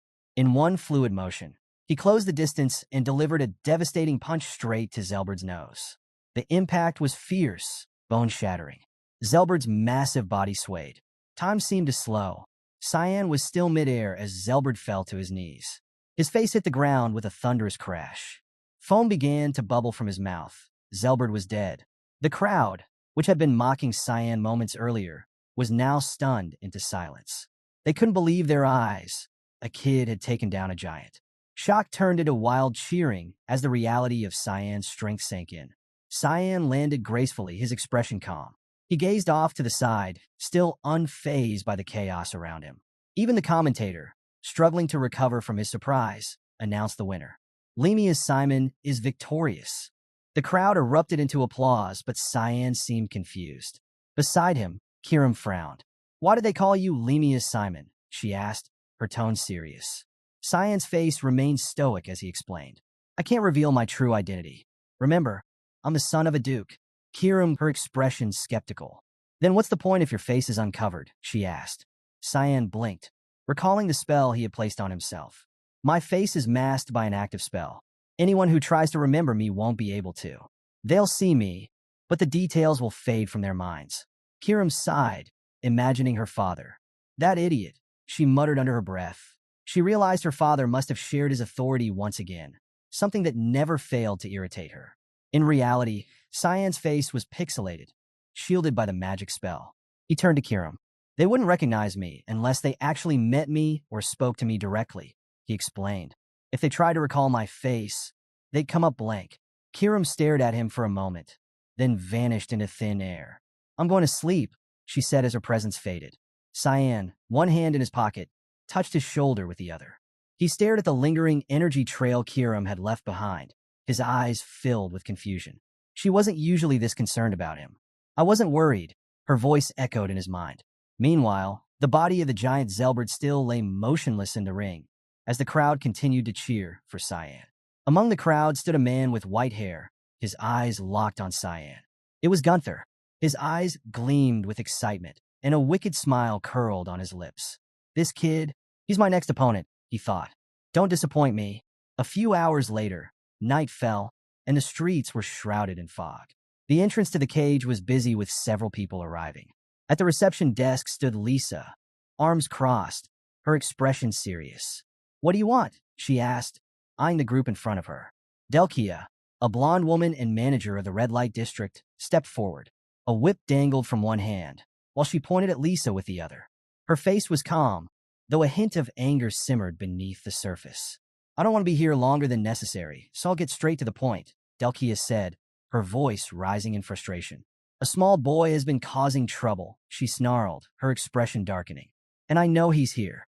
Bring him to me now. Lisa didn't flinch. Her face remained composed as she replied calmly. I have no idea what you're talking about. Now, get out of here. Who do you think you are, storming in here like this? Behind Delkia stood several men, some armed, some not. All of them took on aggressive stances, ready for a fight. Delkia placed her hands on her hips, her smile returning despite her growing fury. You'd better stay out of this, Lisa, she warned, since the problem started in my territory. Lisa's eyes narrowed as her hands slipped behind her back. With a swift, silent motion, she unsheathed two small assassin's knives, refusing to let the situation escalate any further. This wasn't just about territory. It involved their clients, and that made it personal. Delkia clenched her fists, extending one arm to the side as her anger boiled over. He's here, I know it, she shouted. One of the men behind her drew a dagger. Should we finish her off? He asked, eager for action. Lisa's eyes filled with concern. This wasn't good. Cyan had really stirred up trouble this time. Just as she was about to act, Cyan suddenly appeared. Raising his hand, he calmly spoke. Are you looking for me? His voice cut through the tension, and everyone turned in shock, stunned by how he had entered unnoticed. Even Lisa, who had been preparing for a fight, was speechless. "How long have you been here?" she asked, confused. Cyan began to walk toward them, his demeanor as calm as ever. "I've been here since she said the problem started in her territory," he responded, eyes fixed on Delkia's group. Cyan approached Delkia, his eyes meeting hers with a calm, unwavering expression. "Why don't you talk to me instead of bothering Lisa?" he suggested. Delkia, caught off guard by his gaze, looked surprised at first, but as she took in his handsome features, her expression softened. Her eyes filled with admiration, and she found herself smitten by the boy in front of her. With a serious look, Cyan extended his hand. "I apologize if I've caused you any displeasure," he said, offering a handshake. In Delkia's eyes, Cyan was stunning, far more than just a boy. As he spoke, she didn't seem to care about the situation anymore. Instead, she took his hand in both of hers, pulling it close. "It's okay," she interrupted, cutting him off before he could explain further. She brought her face closer to his hand, her eyes soft and full of affection. "What's your name?" she asked, blushing. "Simon," slightly confused but remaining composed, answered.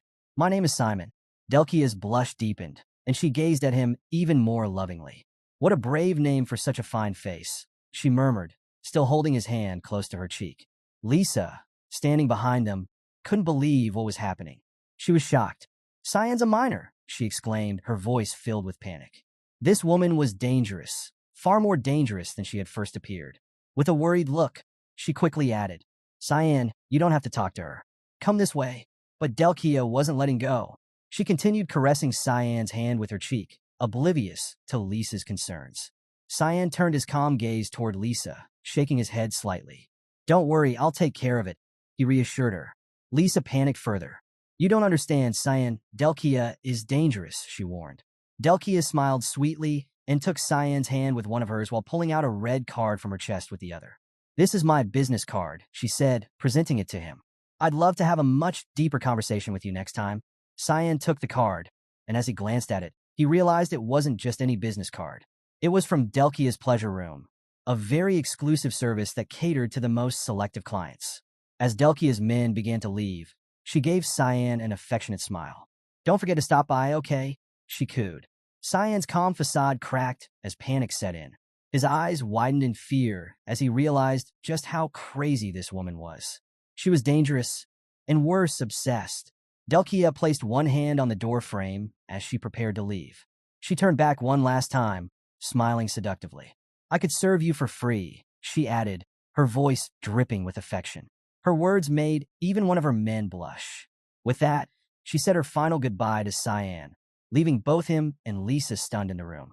Lisa rested her elbow on the table, her face propped up in her hand. She sighed and asked, "Did you even listen to me?" Cyan, pointing toward the door with a confused expression, replied, "They were the ones who provoked me first." Lisa stared at him for a moment before responding. "I also heard you fought in a match, and won," she said. Cyan blinked, surprised. "News sure spreads fast around here." Lisa chuckled. "This is a small place." Cyan began climbing the stairs, and as he did, Lisa called after him. "Don't go anywhere near the pleasure room, all right?" Cyan, his face showing slight embarrassment, waved her off. "I don't visit places like that." Lisa, still with her face resting in her hand, watched him closely. She couldn't help but think he looked adorable, trying to hide his embarrassment. Just then, a mysterious woman appeared, leaning against the wall with her arms crossed. Her voice broke the moment. Delkia left on her own. "That's good." Lisa's head shot up in surprise, her eyes immediately locking onto the woman. It was Linza Nyloff, the owner of the Lambaster cage. Linza's eyes gleamed as she gave Lisa a smile. "You've gotten quite close to Cyan, haven't you?" Linza remarked, her tone teasing. Lisa quickly stood up, placing her hands on her waist before bowing her head in respect. "I'm just treating him like any other VIP client," she explained. Linza, still smiling, added, "You even gave him advice, didn't you?" Lisa, keeping her head down, responded sincerely, "That's not because of any personal feelings. Cyan is still just a child, after all." Before the conversation could continue, a new voice entered the scene. A man with white hair appeared. His smirk was hard to miss as he overheard the conversation. "Underestimating him? Are we?" Lisa's expression shifted immediately. Her eyes filled with alertness as she turned to face the man. "What are you doing here?" she snapped, anger lacing her words. It was Gunther Lichtus, and he casually walked toward them, waving as though nothing was wrong. "Yo, long time no see," he said with a grin. "Why haven't you remodeled this place yet? It's starting to look a bit old." Linza, still leaning against the wall, raised a hand with a playful smile. "I'm the one who called Gunther here," she revealed. Lisa, shocked, turned to Linza with confusion. "Why?" she asked. Linza rested her hand under her cheek, her eyes shining with excitement. "Because I want you to organize a fight for him," she said, her smile widening. Lisa panicked, her eyes widening in disbelief. "Gunther was expelled a long time ago," she exclaimed, remembering the trouble he had caused. Who would his opponent even be? Gunther, now standing closer, pointed at himself with his thumb, a smug grin on his face. "I want to fight Lemia's Simon," he declared, his voice filled with excitement. He stared directly at Lisa, the thrill of the challenge evident in his eyes. "What do you think? Can't you smell the scent of money?" he asked, his voice filled with anticipation. Meanwhile, in another part of the city, a piercing scream echoed through a dimly lit room. Two men stood outside the door, exchanging glances. "She's louder than usual today," one of them remarked, nodding toward the noise. The man with blue hair looked at his companion, his expression calm. "Before she left earlier, she said she'd be the one to seduce him," he explained.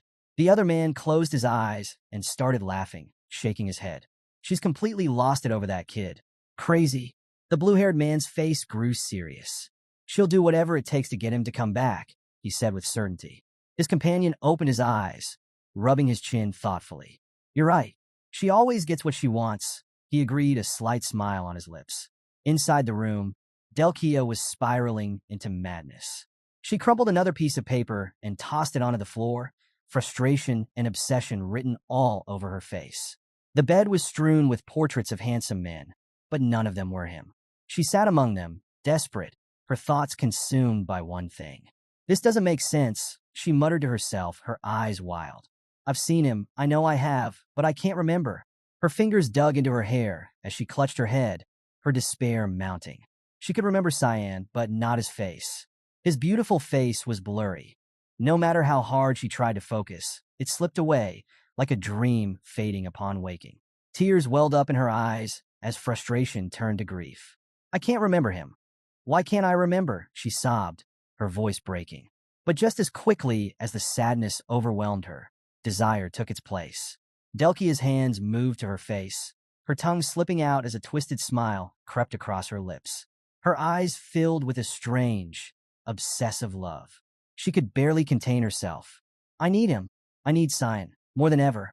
Her obsession grew, her desperation intensifying as her thoughts became consumed by the boy she could not fully recall. In Lambaster's red light district, where alcohol, women, and gambling flowed freely, Aiden stood at a distance, observing one of the clubs with a frown. "That place belongs to Delia," he thought, recalling an awkward moment when she'd taken his arm and pressed her cheek against it. The memory filled him with mild displeasure, though he'd once hoped she might be different. Her tastes are rumored to be questionable. With a resigned sigh, Aiden pulled up his hood and turned away, deciding to search elsewhere for clues about Linza. Just then, a young girl carrying a basket bumped into him, spilling the basket's contents onto the ground. Aiden glanced down to see packs of cigarettes scattered everywhere. He watched as the girl scrambled to collect them, confusion flashing across his face. "Are you all right?" he asked. The girl, looking rather young, clenched her fists, offering a sincere apology, and his brows furrowed in puzzlement. "Why are you apologizing to me?" he asked, not quite understanding. As he gathered the cigarette packs and placed them back in her basket, he glanced up and asked gently, "Did you hurt yourself?" The girl seemed taken aback by his kindness, hesitating for a moment before reassuring him that she was fine. But suddenly, she placed her hands on the ground, prostrating herself in thanks. Startled, Aiden gestured for her to stop. "That's not necessary," he said, lifting the basket toward her. "Here, that's quite a few. Are you selling them?" Taking back her basket, the girl explained, "These are exquisite cigarettes from the Gray Merchant Union. Would you like to buy one?" With a serious expression, Aiden shook his head. "I don't smoke." He eyed the basket thoughtfully, his mind lingering on her mention of the Gray Merchant Union, a name he'd never heard before, his mind swirling with questions. The girl took the basket, bowing in gratitude. Cyan maintained his calm, studying her with mild curiosity. "Where do you usually sell these cigarettes?" he asked. Looking a bit nervous, the girl admitted, "In the alleys west of the red light district. If I'm lucky, I can sell everything by night's end and go home before sunrise." Her honesty struck him. So she can only go home once the entire batch is sold. Cyan thought, his expression hardening slightly. Without another word, he took out a gold coin. "How about I buy the whole lot?" he offered. The girl's eyes widened in confusion, reminding him that he'd just told her he didn't smoke. Bending down, Cyan gently insisted, "Take it." He pulled out a second coin with a smile. "This one's for you." The girl's face lit up, her eyes filled with joy. Taking the coins, she handed over the basket, cheerfully saying goodbye as she walked off, waving and thanking him profusely. Cyan stood there silently, watching her disappear down the dimly lit street, then quietly incinerated the basket with his power. As the embers faded, Kira materialized beside him, her expression furious. "Why not start a charity then?" she asked coldly. Cyan closed his eyes, letting her question hang in the air. "The direction she's heading, it leads to the waste dump," he replied, a steely resolve in his tone. Kiram's anger shifted to confusion. "Why follow her?" she pressed. "Just watch," he murmured. A few moments later, they heard a commotion in the shadows ahead. Someone struck the girl, sending her small frame crashing to the ground. She groaned, clutching her side in pain. As she tried to crawl away, the gold coin Cyan had given her slipped from her pocket, gleaming in the dirt. The attacker, a familiar figure Cyan recognized as a criminal he'd dealt with before, glared down at her with a sneer. Seeing the coin, his eyes narrowed with fury. "So, you lied to us about having no money left?" As the thug cracked his fingers with a menacing grin, he glanced at the girl, sneering as he imagined her lying about the cigarettes too. The bald man behind him chuckled and encouraged him. "Teach her a good lesson." The thug advanced slowly, eyes gleaming with anger, ready to vent the rage simmering within him, spurred on by bitter memories of Simon. The girl cowered on the ground, covering her face as fear and tears filled her eyes. "Please, I didn't steal it. You have to believe me," she pleaded, her voice trembling. Suddenly, a calm yet commanding voice cut through the night. Cyan, perched atop a pile of wooden debris, looked down on the scene and said, "She's asking you to believe her. Yet you still won't stop?" The criminals froze as the familiar voice washed over them like a cold wave, shivers running down their spines. The two men at the back cowered, recognizing Cyan immediately, while the blonde thug clenched his fists, emboldened by Cyan's unexpected appearance at their base. With a defiant grin, he muttered to himself, "This time, I won't let my guard down." Just as the blonde thug prepared to make a move, Cyan leapt down, delivering a powerful kick straight to his face, sending him reeling backward. Without hesitation, Cyan moved like a shadow, striking the others one by one, his blows swift and merciless. The girl watched in awe as Cyan dispatched them in the blink of an eye, stunned by the sheer speed of his attacks. With all the criminals sprawled on the ground, Cyan approached the blonde thug, who lay groaning with bruises darkening his face. Cyan grasped his foot, lifting it with an iron grip. Panic flashed across the thug's eyes, and with a desperate, pleading look, he stammered, "Please, why are you doing this to us?" Cyan tilted his head, the hint of a smile crossing his face. "It's simple," he replied coolly. "I find joy in even the smallest things." He stared intently into the thug's eyes. "And torturing scum like you, well, I enjoy that a lot." With that, Cyan tightened his hold on the thug's leg, applying a bit more force until a sickening crack echoed through the air. The thug's face twisted in agony, and a scream tore from his throat. Cyan didn't flinch. He simply watched, unbothered, as the thug writhed in pain. Cyan quietly approached the girl, scooped up the golden coin from the ground, and remarked, "That guy won't be walking anytime soon." The girl, still shaken, looked up in surprise, grateful yet unsure. And as Cyan handed the coin back, he added with a smirk, "Maybe keep a tighter grip on this next time." With wide eyes, she thanked him sincerely. Just then, a slow clap broke through the silence. A man with stark white hair stepped forward, clapping with a sly grin plastered on his face. Cyan spun around, immediately alert, and eyed the man suspiciously. He didn't recognize him at first, but realized he needed to be cautious. The spell should have hidden his identity. This stranger was none other than Gunther Lictus. Gunther's smile widened as he scrutinized Cyan, his hand resting thoughtfully on his chin. I wasn't entirely certain, Gunther mused, but only one person moves with skill like that. His grin grew as he pointed at Cyan. You must be Lemius Simon. Gunther introduced himself, still clearly amused, as the owner of this part of town. Cyan's expression remained unreadable, calm as ever. He had questions, but now that Gunther was here, he shifted his focus from the man sprawled on the ground to this new opponent. Gunther glanced disdainfully at his battered subordinate lying nearby.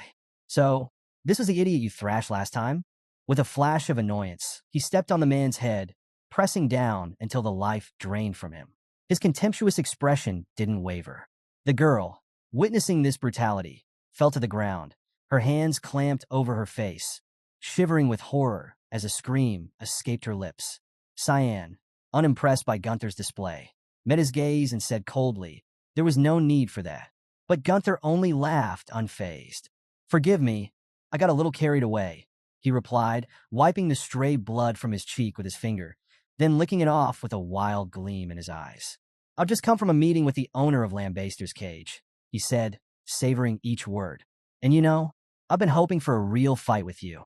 Upon hearing this, Cyan's eyes filled with rage. He realized this bastard knew Linza Nilov. Without wasting a second, Cyan launched a powerful kick at Gunther. Gunther, seeing the attack, looked somewhat surprised but quickly raised his elbow, successfully blocking Cyan's strike. His eyes lit up with excitement, and a smile crept onto his face. He hadn't expected Cyan's attack to carry so much weight. With a challenging grin, he asked if Cyan wanted a real fight now. Without answering, Cyan attacked again. Once more, Gunther blocked with his elbow, but this time the impact pushed him back several meters. Not willing to just defend anymore, Gunther tapped into his power. His fist transformed into solid rock. With a murderous look, he launched a powerful counterattack, throwing a punch straight at Cyan. Cyan narrowly dodged by leaping into the air, and Gunther's fist crashed into the ground, shattering it from the impact. As Cyan hovered above, he took into sight. Gunther was destroying the very ground beneath them. Cyan wondered if Gunther had some kind of ability to enhance his strength. Meanwhile, Gunther yanked his fist out of the ground, turned around with an excited look, and smiled, clearly thrilled to skip the wait for their match. In a swift jump, Gunther closed the distance between them in an instant, saying, "You're better than I expected." He stared at Cyan with a sinister smile and demanded he keep entertaining him like this. A surge of worry filled Cyan's eyes as he realized this guy wasn't in his right mind. Gathering all his strength, Gunther struck Cyan hard in the chest, sending him hurtling toward the ground. Meanwhile, in a secluded part of the pocket dimension belonging to the god of black fog, pillars towered over a vast, eerie space. On one of these pillars sat Serika, deep in meditation, her body enveloped by an intense and powerful purple fog. Just then, a figure appeared. It was the god of black fog himself. He remarked, somewhat amused, that he knew she had assigned Cyan an interesting mission. Serika opened her eyes slowly, acknowledging his presence. With a calm demeanor, the god of black fog informed her that the individual Cyan was seeking wasn't even on the altar list. Serika's lips curled into a faint smile as she closed her eyes again. The god watched her intently, resting his hand under his chin, and commented that he hadn't expected her to involve Cyan in such personal matters. Serika's smile grew as she admitted she wasn't hiding her intentions. She then revealed that Linza Nilov was someone they would inevitably have to eliminate one day.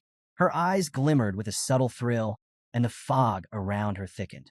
She explained, still smiling, that she simply wanted to test Cyan, to see if he was worthy of becoming her successor. But just as she was about to finish, the god of black fog interrupted her, pointing a finger in her direction. With an intense, almost playful look, he questioned whether there was a chance Cyan might turn out like Linza Nilov, an intriguing enigma indeed. Serika returned his gaze and, with a cryptic smile, replied that they would soon find out. Destiny, after all, was never predictable. At that moment, back in the heat of battle, Cyan's body slammed into the ground with devastating force, fracturing the area around him. Yet, despite the impact, he stood back up, taking an offensive stance and glaring intently at Gunther. Gunther, noticing Cyan's resilience, seemed both impressed and thrilled to have found such a worthy opponent. With one hand on his waist, he cracked his neck with the other, grinning as he asked, "Shall we keep going?" Cyan remained silent, eyes locked on Gunther. Amused, Gunther continued staring at him, smiling as he mocked. Go on. Keep up your gimmick, Lemia's Simon. The aftermath of the intense clash left the area in complete ruins. Amid the devastation, Cyan and Gunther continued their duel. Cyan pressed forward with relentless strikes, landing a solid elbow before winding up for another blow. His piercing gaze locked onto Gunther as he demanded, "Where's Lenza Nyloff?" Gunther, sweat dripping from his brow, blocked the attack with a grimace. His teeth clenched as he snarled, "Why are you dragging her into this?" His anger flared, and with a furious expression, he shouted, "Don't underestimate me." With all his might, Gunther launched a devastating blow. Cyan narrowly avoided it, leaping aside at the last second. His sharp reflexes saved him by a hair. Landing lightly, Cyan began to analyze his opponent's moves. Observing carefully, he quickly realized Gunther's arm wasn't taking any real damage from his strikes. Gunther smirked confidently. "Think you can dodge this?" he taunted. He drove a powerful punch into the ground, unleashing a destructive shockwave that shattered everything in its path. Cyan dodged again, springing to safety on some wooden debris. Seeing Cyan avoid the attack so cleanly, Gunther's lips curled into an excited grin. "Not bad. You're even better than I thought." Cyan balanced on the remnants of the destroyed house. Gunther, undeterred, strode toward him and growled, "Get down here. We're not done yet." At this point, Kiram, who had been watching from the sidelines, hesitantly asked, "Should I step in?" Cyan's attention snapped to the side. His eyes narrowed. "Wait, someone else is here." Suddenly, for knives descended from the sky, embedding themselves in the ground before Gunther. A stern voice rang out. "Stop!" Gunther froze, his eyes darting to the knives. His confusion was short-lived as he turned toward the source of the voice, his face twisting with rage. "Who dares interfere?" he bellowed. "Do you have a death wish?" Lisa emerged, flanked by guards, her expression cold and commanding. She pointed a knife at Gunther and demanded, "Why are you fighting our client?" Gunther's anger boiled over. He jabbed a finger at Cyan and shouted, "He started it." Lisa scoffed, clearly unimpressed. "Stop spouting nonsense," she snapped. "This is just like you, causing problems wherever you go." Gunther gritted his teeth, fists trembling. "I'm not lying. Why do you always blame me for everything?" Their heated argument left Cyan scratching his head in bewilderment. Do these two know each other? He thought, watching their dynamic shift from combatants to bickering acquaintances. Fuming, Gunther turned his back on Lisa and began walking away. "Don't forget about my fight with Simon," he muttered darkly. Lisa watched him leave without saying a word. Cyan, observing the entire exchange, was left utterly puzzled. "What's going on with this guy? He's way more obedient than I expected." And just like that, the tension shifted. The ruins were silent again, but the mystery surrounding these relationships had only deepened. Lisa, clearly worried, approached Cyan. "Are you hurt?" she asked, her voice laced with concern. Cyan descended gently to the ground, brushing off her concern with a calm, "I'm fine," but his sharp gaze lingered on her, and with a tone of quiet displeasure, he added, "I'm not happy about this." Lisa and the guards panicked. Her hands instinctively rested on her abdomen as she bowed deeply, sweat forming on her brow. "You're a VIP client," she stammered. "We're supposed to take care of you." Cyan tilted his head slightly, observing her anxious demeanor. A small smirk crossed his face as he concluded, "You need a favor." Lisa blinked, caught off guard. "How? How do you know that?" she asked, her voice tinged with surprise. "Gunther mentioned he met with the owner," Cyan replied smoothly. "He wanted to fight with me. I wasn't interested, but I'll make a deal." The guards and Lisa exchanged glances, unsure of what he meant. Cyan shifted his gaze to the side, where a young girl who sold cigarettes sat trembling, tears streaming down her face. "Give her a job," Cyan demanded, his tone firm but not unkind.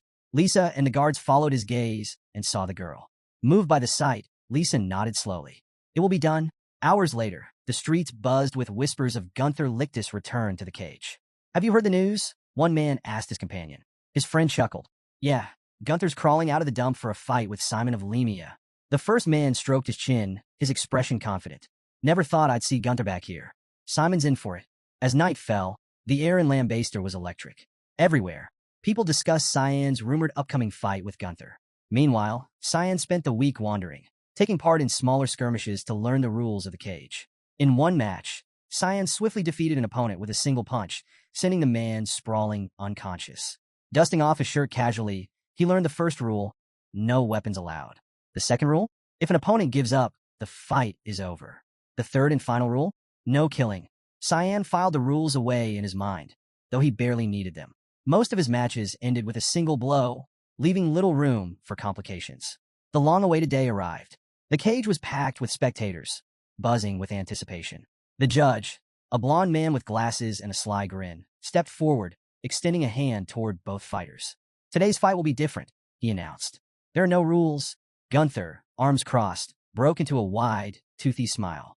On the other side, Cyan blinked, his face a mixture of confusion and disbelief.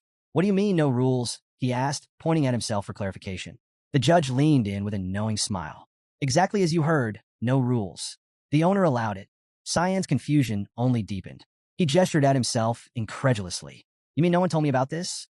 Gunther, clearly relishing the moment, chuckled darkly. You'll figure it out soon enough. The crowd roared as the stakes of this no-holds-barred fight sank in. Cyan's mind raced. What kind of fight is this? He was about to find out. Gunther slipped on brass knuckles, his smirk widening. You have no idea how long I've waited for this, he said, his tone dripping with malice. Cyan's eyes narrowed in disbelief. Spotting the brass knuckles, he turned to the referee in outrage. This is completely unfair. But to Cyan's shock, the referee had vanished into thin air. Gunther chuckled, enjoying Cyan's frustration. The judge's voice echoed through the arena. The fight begins now. The crowd erupted in cheers, their energy electrifying the cage. Among the spectators was Linza, arms crossed and her body glowing faintly with blue energy. She grinned. Let's see how good you really are, she thought, her anticipation growing. Gunther flexed his arms, the brass knuckles gleaming ominously. Didn't anyone tell you this is a no-rules match? He taunted. Cyan shot him a deadpan look and replied dryly, not entirely. Gunther's smile widened as he activated his powers, his arms hardening to the texture of iron. Grab a weapon if you're scared, he sneered. You'll need it. Annoyed but composed, Cyan closed his eyes, exhaled deeply, and let out a low sigh. I don't need one, he muttered, extending his hands. A cold fog materialized around him as he assumed an offensive stance. I have a better plan, he said confidently. Ready to lose? Gunther's grin grew predatory. The thought of killing Cyan made his blood race. I'll savor this, he said, sticking out his tongue. Humans scream beautifully before they die. He began to fantasize about holding Cyan's skull, his twisted imagination fueling his bloodlust. Cyan's expression hardened. The realization of what Gunther was planning filled him with disgust. So that's how it is, Cyan muttered, his gaze like steel. Gunther's bloodlust surged. First, I'll take your eyes, he declared. In a flash, he closed the distance, appearing in front of Cyan with an iron fist ready to strike. But Cyan was faster. With perfect timing, he sidestepped the blow effortlessly. Extending his hand, he summoned the demonic sword, its ominous form emerging from the fog. Gunther, momentarily caught off guard, left an opening. Cyan didn't waste a second. With a single, precise swing, the sword sliced clean through Gunther's arm. The severed limb flew through the air before landing with a sickening thud. Before anyone could process what had happened, Cyan reappeared behind Gunther, his eyes glowing with cold determination. Calmly, he sheathed the sword, his presence exuding an almost supernatural dominance. Gunther's scream of agony ripped through the arena. Clutching the bloody stump of his arm, he collapsed to his knees, his face twisted in a mixture of pain and disbelief. His once confident eyes were now wide with confusion. What just happened? He stammered, struggling to comprehend the swift turn of events. The crowd fell into stunned silence, unable to believe what they had witnessed. Even Linza, usually composed, raised an eyebrow. So, he's not just talk, she thought with a small, approving smile. As Gunther's screams echoed, Cyan stood motionless, his expression unreadable. In that moment, the arena understood one thing. Cyan wasn't just a fighter. He was a force to be reckoned with. Gunther, clutching his severed arm, turned towards Cyan with a gaze full of rage. I won't forgive you for this, he roared, trembling with anger. Cyan's response was cold and commanding. Don't move if you want to stay alive, he warned, his tone laced with lethal intent. Gunther, for the first time, felt a suffocating pressure unlike anything he had ever experienced. Despite his arrogance, he froze, obeying Cyan's command without question. The referee descended into the ring, glancing at Gunther's silent form before raising his hand towards Cyan. The winner is Cyan, he declared. The spectators erupted in mixed reactions of shock and awe. No one had anticipated such a devastating end to the fight. Gunther, once feared and undefeated, had been utterly humiliated. Among the crowd, a man with a black mustache trembled visibly. His eyes locked onto the ominous black fog and the aura surrounding Cyan's demonic sword. Recognizing the sword's mysterious mana, the man's voice caught in his throat. That's the demonic sword, he whispered, his body shaking as the realization sank in. Cyan sat in the lounge, wiping sweat from his face with a towel. As he cooled off, his mind churned with questions. Someone made sure I wouldn't get any details about the rules, he thought grimly. Could Linza have guessed what I'm up to? Before he could delve further, the girl he had saved from Gunther's subordinates approached him. Her eyes shone with gratitude as she handed him a glass of water. That fight was incredible, she said, her voice full of admiration. Cyan accepted the water, momentarily surprised. Noticing her uniform, he realized she had already started working. She clenched her fists excitedly. Manager Lisa said I should start as an assistant, she explained with a bright smile. Please be kind to me. Cyan smiled softly, patting her on the head. Work hard, he said warmly. The girl closed her eyes, her face lighting up with a grateful expression. Lisa entered the lounge moments later, and Cyan's demeanor shifted. His calm face darkened with fury. What were you thinking today? He scolded, his voice sharp. Lisa, to his surprise, lowered her head in apology. I'm sorry, she said, her voice filled with regret. Cyan paused, his anger turning into confusion. Why didn't you tell me the fight was going to be without rules? He asked, his tone firm but calm. Lisa raised her head, her expression uncertain. I didn't know, she explained. The information was only shared between the owner and Gunther. I should have checked more thoroughly. I'm sorry, Cyan sighed, standing up. I need to meet this owner, he decided, brushing past her. Panic flashed across Lisa's face. That's impossible, she exclaimed, her voice trembling. The owner prefers to remain anonymous. Realizing this approach was futile, Cyan turned back to Lisa with a serious expression. Be more careful from now on, he instructed. Lisa bowed her head once more. Understood, she said softly. As Cyan exited the room, a voice called out. Excuse me, do you have a moment? Cyan turned to face the speaker, his eyes narrowing with confusion. Who are you, he asked. The man, the same one who had watched Cyan's fight with Gunther, placed a hand over his chest and bowed. I am Boris, he introduced himself. From the Gray Merchants Union. Cyan's gaze hardened as he sized up Boris. What does this guy want, he thought. Boris leaned closer to Cyan, his voice dropping to a whisper. I've come to see you because I have a proposal, he said slyly. His gaze sharpened, and with a confident smile, he asked, would you be willing to sell the demonic sword? Cyan immediately went on high alert, his piercing eyes locking onto Boris. I don't know what you're talking about, he replied coldly. Boris chuckled, unfazed. No need to play coy.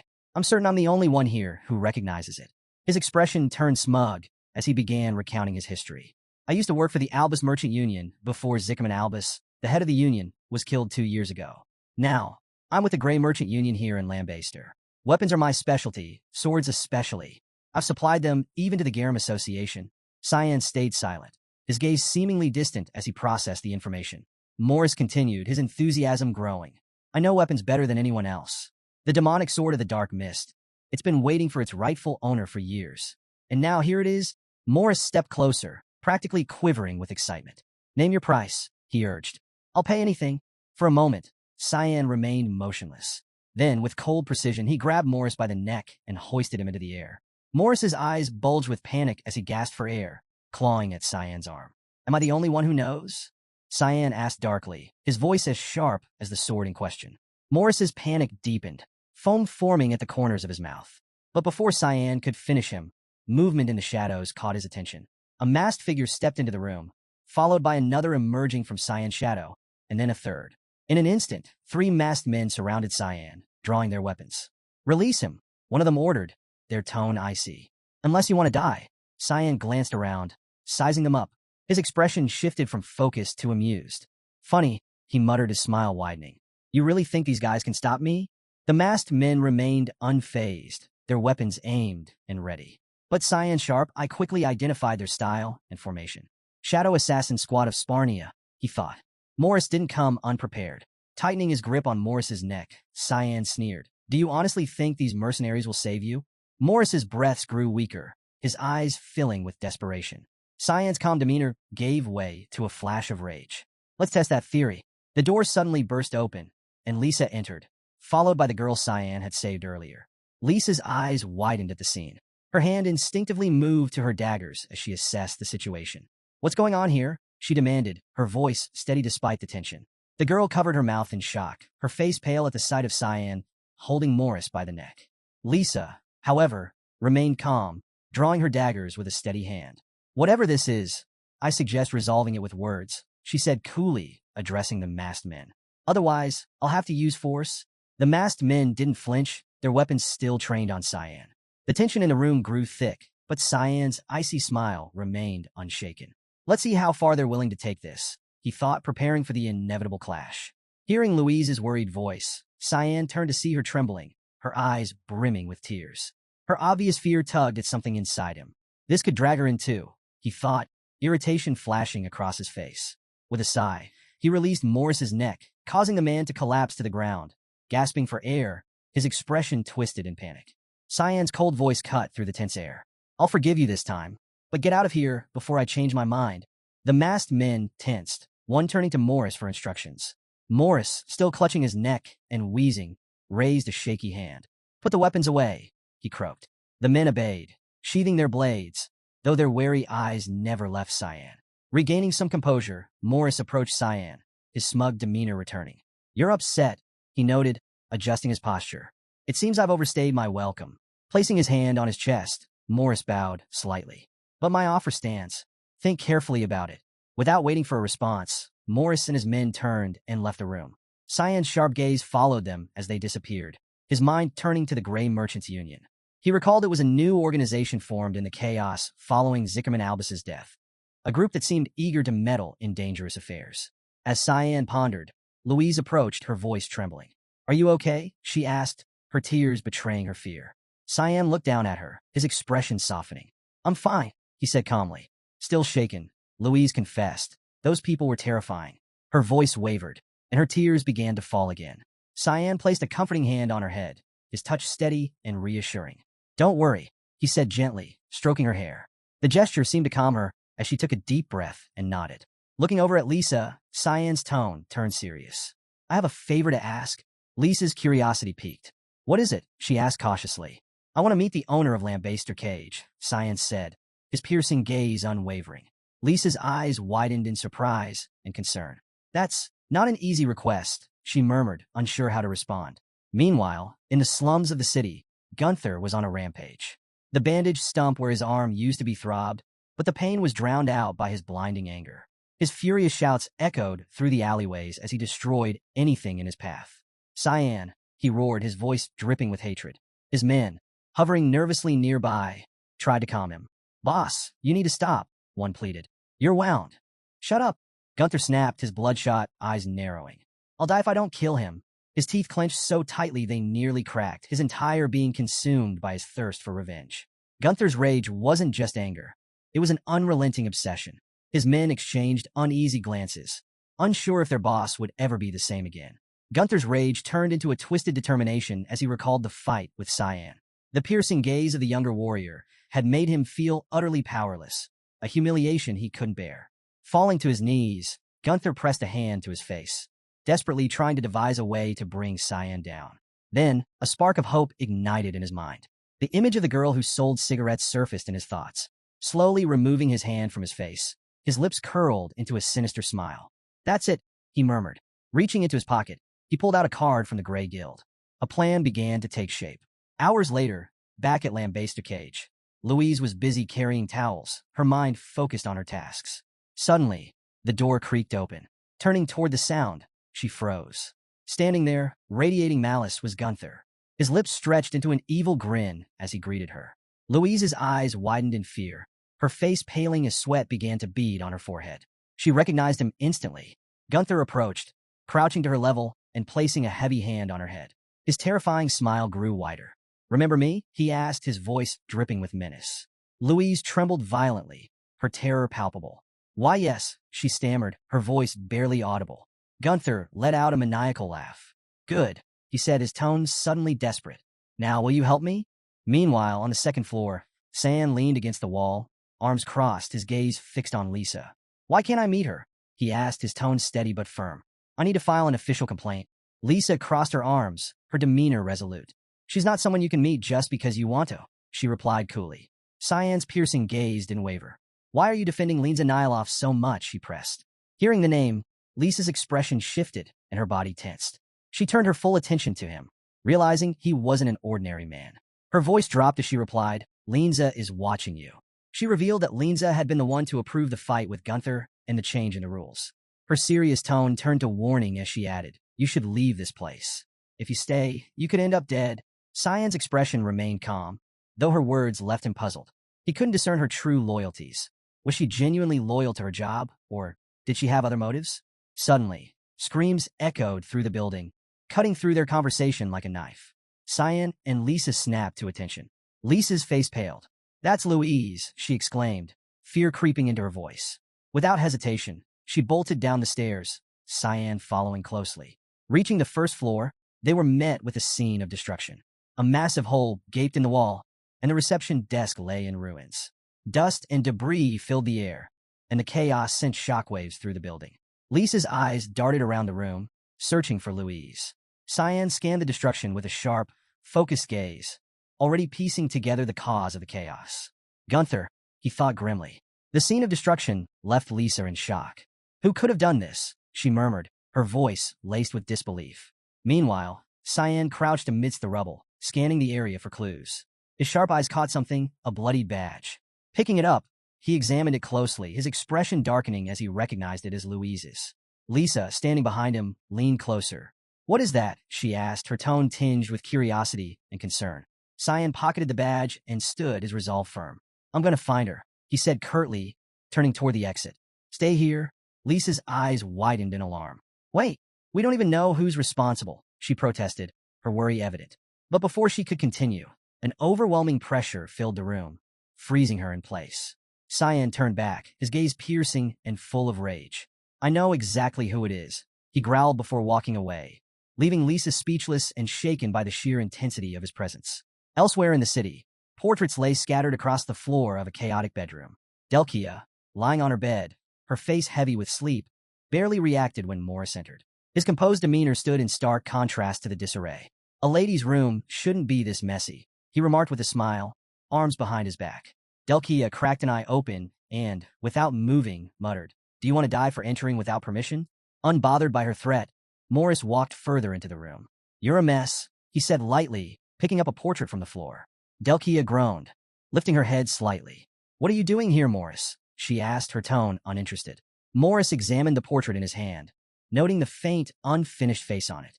"Isn't it obvious?" he replied, stepping closer. "A merchant like me is here to make an offer." Delkia waved him off lazily. "I don't like trades," she said, flopping her head back down. Ignoring her dismissal, Morris studied the portrait further. "This boy, you've fallen for him, haven't you?" he observed. His comment sparked Delkia's curiosity. She sat up slightly, her gaze narrowing. "What do you know about that?" Morris didn't answer directly. Instead, he reached into his pocket, producing a small glass vial filled with a shimmering liquid.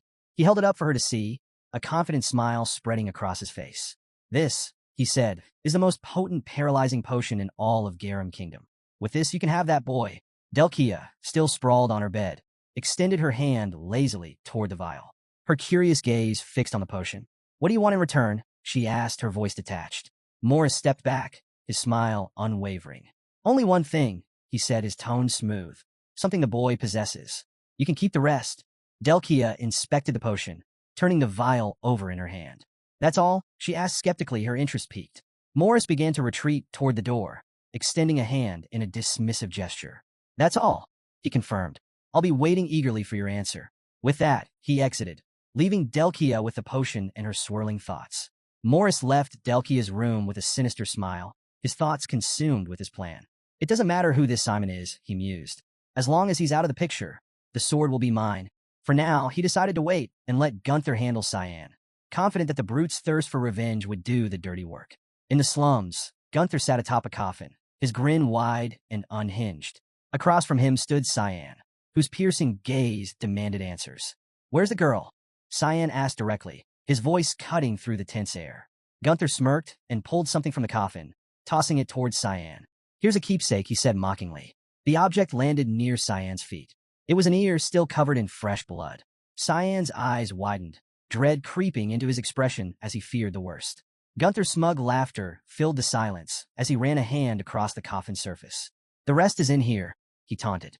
"Care to take a look?" Cyan's energy flared, his rage igniting like a wildfire. His lips curled into a vengeful smile. "You should have said earlier that you wanted to die." Gunther laughed maniacally in response.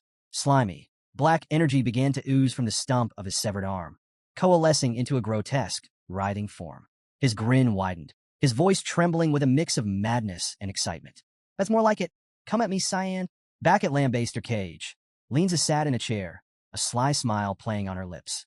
Do you think Gunther will kill Cyan? She asked casually. Across from her, Lisa stood stiffly, her hands resting on her abdomen.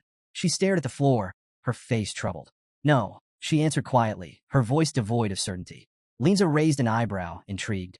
You seem worried about him. Lisa shook her head, forcing composure into her tone. It's been a long time since I had any attachment to him. Curious, Lisa tilted her head. Then why do you seem so invested? She asked, resting her head on her hand. After a moment, she decided to push further. Do you even remember Cyan's face? Lisa froze at the question, her expression shifting from troubled to shocked. Her eyes widened as she realized the truth. No matter how hard she tried, she couldn't recall Cyan's face. Why can't I remember? She murmured, her voice trembling with confusion. Lisa's serene smile deepened as she raised her hand, revealing a ring on her finger. From the ring, a crimson fog began to seep, radiating an ominous power. This is one of Eru's authorities, she explained calmly. The ability to make people forget the user's face. Lisa's eyes filled with disbelief. Eru, the god of darkness, she whispered, her voice barely audible. Lisa nodded, the red fog swirling ominously. That's right, she said, her tone chilling. Lisa's smile widened, her calm demeanor only heightening Lisa's panic. Yes, she affirmed. It seems my past has caught up to me. Lisa, startled, asked, Am I in danger? Her voice was shaky, betraying her growing unease. Lisa chuckled softly, placing a hand over her chest. Not at all, she replied confidently. It's been a long time since we've had such a valuable guest. Her gaze hardened slightly. Make sure to treat him appropriately. Lisa, still shaken, nodded reluctantly, unsure whether Lisa's confidence was reassuring or ominous. Meanwhile, in the slums, Gunther's blood-forged arm pulsed with malevolent energy, fully regenerated and ready for combat. His face lit with twisted excitement as he sprinted towards Cyan. Are you ready? He shouted gleefully. Slamming his blood-red hand into the ground, Gunther unleashed a shockwave of raw power. Cyan had no time to react as the force hurled him backward. Gritting his teeth, he dug his feet into the ground, skidding for several seconds before managing to stop. Gunther stomped the ground, cracking it beneath his feet. What's wrong? He taunted. Why aren't you using that ability from before? His gaze sharpened as his lips curled into a manic grin. Come on, try harder. Cyan, regaining his composure, glanced to the side and froze. The fight had unearthed human remains scattered throughout the area. Shock filled his face as he realized the ground beneath them was a burial ground. Gunther crouched and picked up a skull, holding it aloft. Do you know why these things are here? He sneered. Because they're useless. This place is a junkyard. With a crushing grip, Gunther shattered the skull into pieces. His expression turned cold and cruel as he declared, Lambaster is full of trash.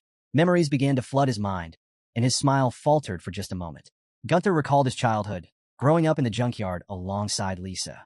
They were mocked relentlessly, living among filth and debris. Yet, even as a child, Gunther had stood in front of Lisa to protect her, no matter the cost. As he grew older, life didn't get easier. He found himself beaten and humiliated countless times, forced to survive by any means necessary, even biting those who threatened them. Then one day, their lives took a dramatic turn. A boy appeared, drawing a sword and pressing it against the neck of one of their tormentors. The man begged for mercy, but the boy's icy expression never wavered. Without hesitation, he thrust the sword into the man's chest, ending his life. The ground behind him was littered with corpses. Gunther and Lisa watched in terrified awe as the boy, unfazed, sheathed his sword and approached them. I left Lewin Academy for some fun, the boy said with a calm, almost angelic smile. Now, all the trash is cleaned up. It was Ascll, extending his hand toward them. Ascll added, You're safe now.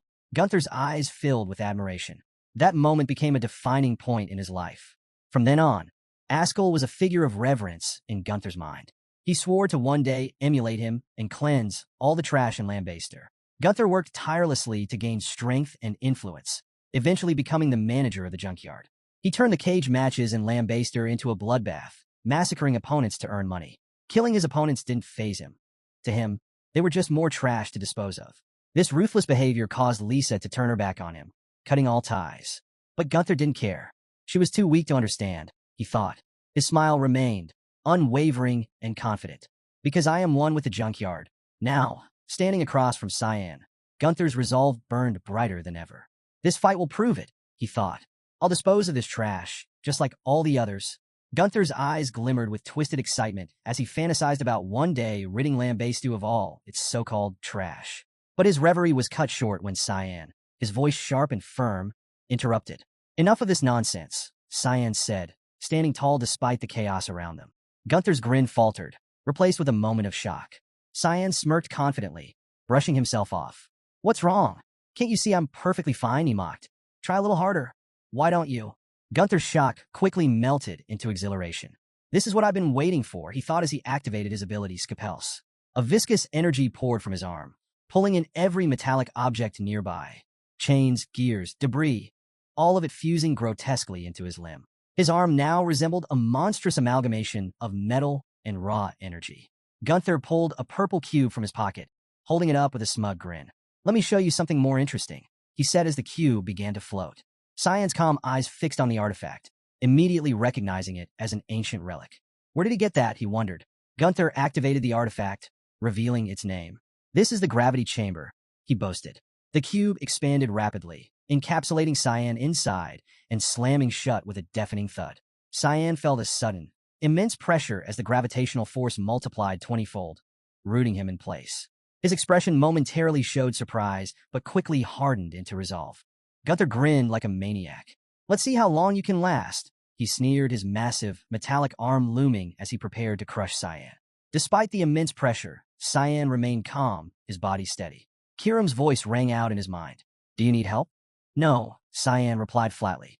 His voice brimmed with quiet fury. "I don't need anyone's help." Gunther, unaware of Cyan's resolve, continued his assault. "Let's see if you can survive this," he roared, swinging his massive arm with enough force to crush anything in its path. But when the blow landed, the cube shattered. Cyan was no longer inside. Gunther froze, his grin fading into confusion. Before he could process what had happened, Cyan appeared beside him, moving at blinding speed. Gunther's eyes widened in disbelief. "How?" Cyan didn't give him time to finish the thought. With all his strength, Cyan delivered a devastating punch to Gunther's chest. The impact was so powerful that Gunther's metallic arm began to disintegrate, pieces of fused metal clattering to the ground as his body was hurled into the air. Gunther gasped, his face twisted in shock. This shouldn't be possible, he thought, his mind racing. His chest burned with pain, and he struggled to comprehend how Cyan had not only escaped but struck back with such ferocity. As he crashed to the ground, Gunther lay amidst the shattered remains of his arm, his confidence shattered along with it. Cyan stood nearby, calm and unyielding, his gaze filled with quiet determination. "This ends now," Cyan muttered. As Gunther was flung into the air, Cyan appeared above him, his piercing gaze fixed on his opponent. Feeling Cyan's overwhelming presence, Gunther instinctively went on high alert. The intensity of Cyan's stare sent shivers down his spine. "I'm going to crush everything," Cyan said coldly, "except your ears." Gunther's fear mounted as he began sweating profusely. Before he could react, Cyan delivered a devastating kick to his back, followed by a brutal elbow strike to his abdomen. The force sent Gunther hurtling toward the ground. While Gunther plummeted, Cyan hurled 6 sharp crystals, embedding them deep into Gunther's body, eliciting cries of pain. Gunther crashed into the rubble below, the impact kicking up a massive curtain of smoke. As the dust settled, his broken body lay sprawled among the debris, sharp crystals jutting out from his flesh. Blood oozed from his wounds as Cyan descended to the ground, approaching him with an unrelenting aura of dominance. Gunther, coughing blood, gazed at Cyan and smiled faintly. "I accept it," he muttered. "Defeat was always my destiny." Cyan clenched his fist, his eyes downcast, silent as he processed Gunther's surrender. With his voice weakening, Gunther continued. "I have no regrets," he said mockingly, blood dribbling from his lips. "That girl, she's Lambester's trash. Born in this city, destined to die like trash. Just like me. And Lisa," Gunther's grin widened, his voice rasping with confidence. "But you're different. Make sure this doesn't happen to her." Gunther's words hit Cyan like a blow, leaving him in shock and filled with questions. What did he mean by rules of the city? Who was enforcing them? Before Cyan could ask, Gunther's breathing slowed, and within moments his life slipped away. Cyan turned his gaze to the coffin, now ominously silent. Climbing over the debris, he carefully lifted the lid. What he saw inside made his eyes widen in shock. Not long after, Lisa and her men arrived at the scene. Taking in the devastation, Lisa's face grew grim. She spotted Gunther's lifeless body in the middle of the junkyard and froze. Concern flickered across her expression, but she quickly masked it. Turning to one of her men, she said firmly. Ensure our VIP client is safe. The man bowed respectfully before moving to comply. Just then, a movement caught their attention. Lisa and her men turned toward the source, and their eyes widened in surprise. Emerging from the wreckage was Cyan, holding the girl's lifeless body from the coffin in his arms. Dust-covered and bloodied, but very much alive, he approached them silently. Lisa's voice wavered as she took a step forward. Cyan, what are you doing? She asked, her eyes filled with shock and worry. She struggled to believe what she was seeing, her heart racing as she tried to piece together what had transpired. Cyan, cradling the girl's body, turned toward Lisa. His sincere expression eased her growing panic as he calmly explained, she's fine, just asleep.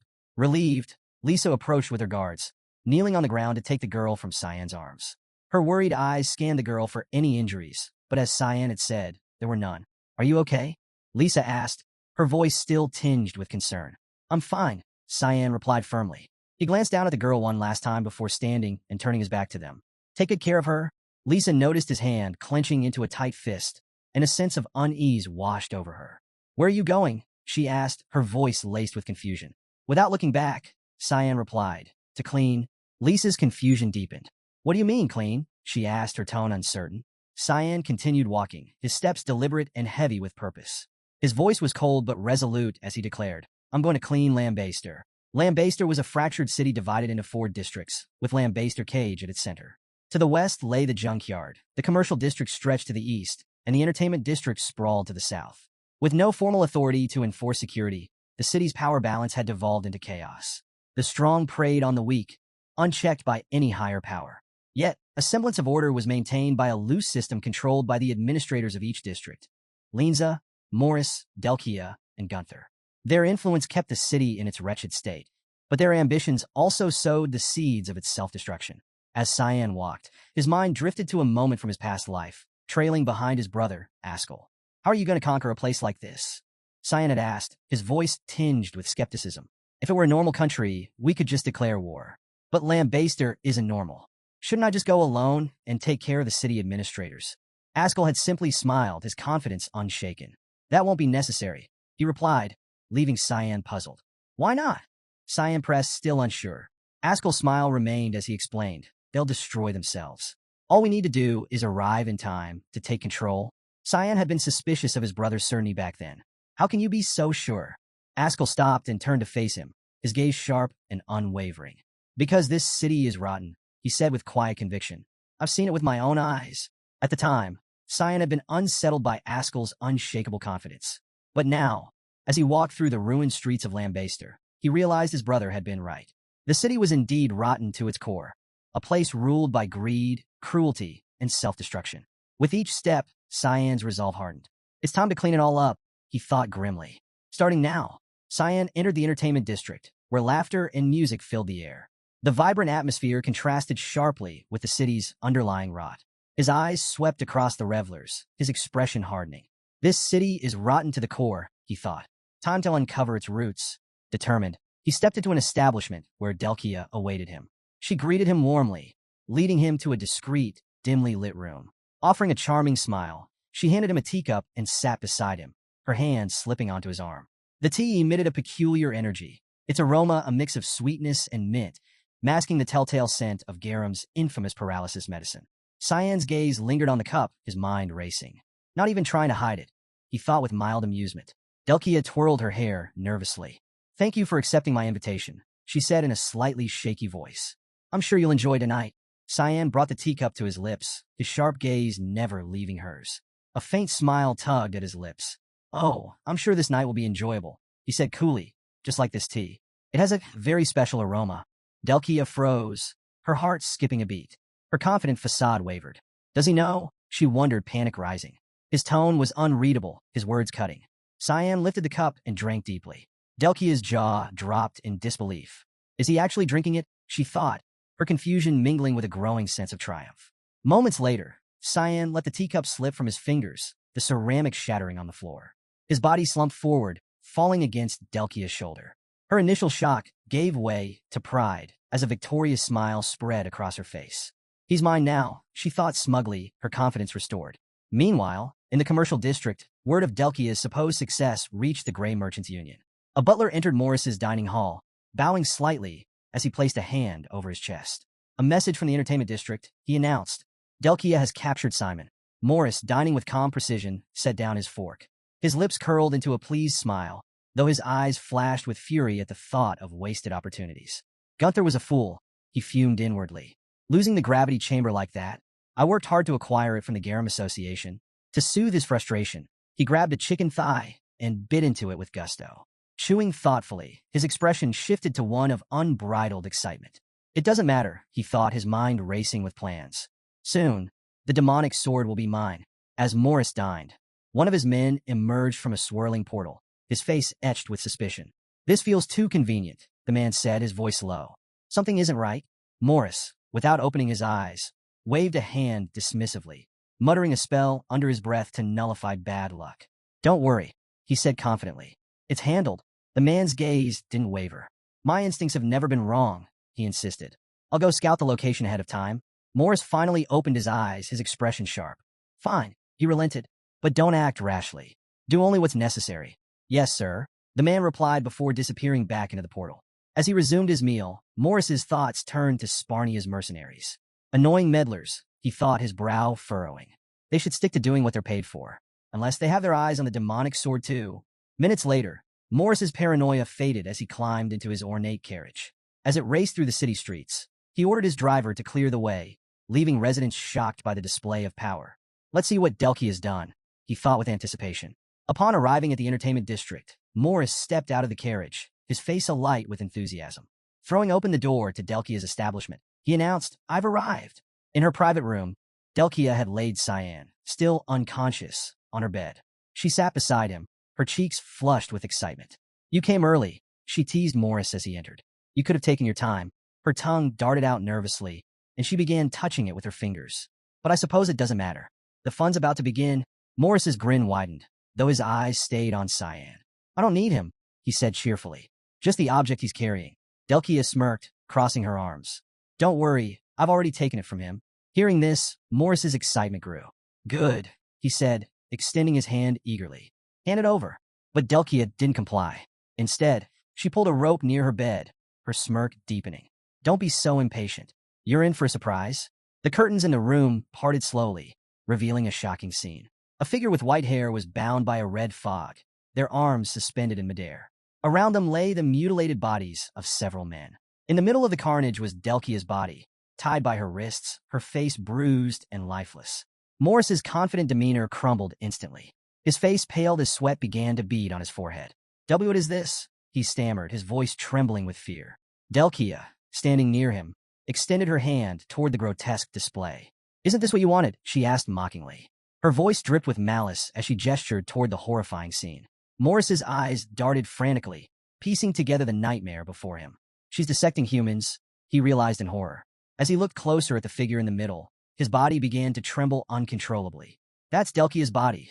The smugness vanished from Morris's face, replaced by sheer terror. He finally understood that he wasn't in control and that he had walked straight into a trap.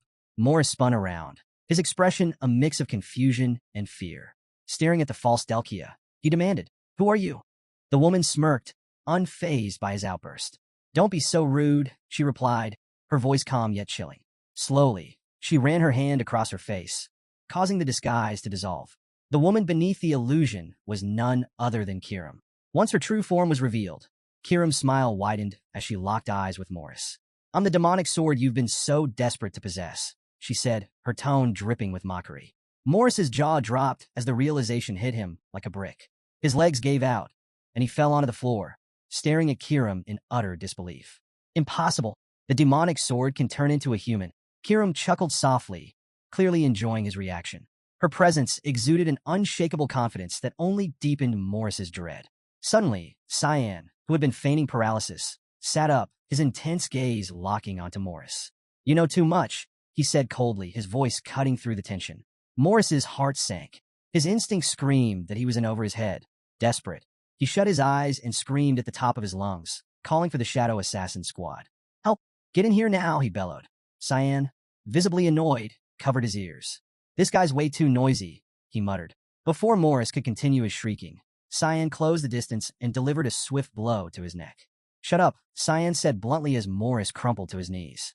Rolling up his sleeves, Cyan's expression turned darker. Since you're so eager to see your men, he said with a cruel smile, I'll send you to meet them. Cyan extended his arms outward, releasing a dense, menacing fog that quickly filled the room. Using his swamp of mist ability, Cyan turned Morris's shadow into a swirling pool of darkness that began to consume his body. Morris's panic escalated as he felt his body being pulled into the shadowy abyss. Cyan stepped closer, his piercing eyes studying him. You gave Gunther the artifact and Delkia the paralyzing medicine, didn't you? He asked rhetorically, his tone icy. Morris, his voice trembling, begged for mercy. I'll never do it again. Please, I'm sorry. Cyan smiled faintly, though the warmth never reached his eyes. I'll make sure you never can, he said, bidding him farewell. The shadow fully enveloped Morris, dragging him into its eerie depths. Desperate, Morris extended a hand upward, pleading for forgiveness. His cries echoed faintly as he vanished into the darkness. Within the shadow, Morris collided with something cold and lifeless. Turning in fear, he saw the body of one of the assassins from the Shadow Assassin Squad. His heart pounded as the realization hit him. He was already trapped in the same grave he had dug for others.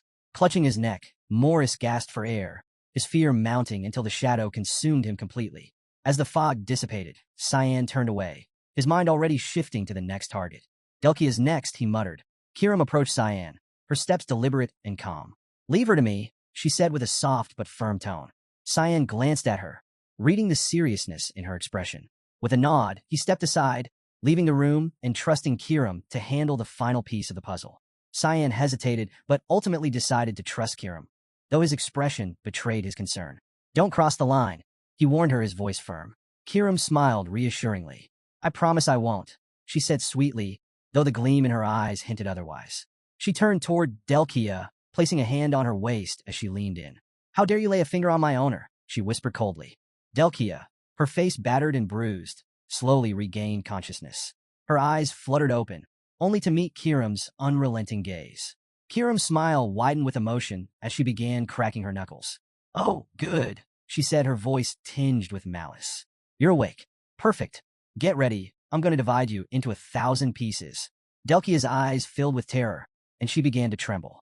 Tears streamed down her face as she begged for forgiveness, her voice shaking.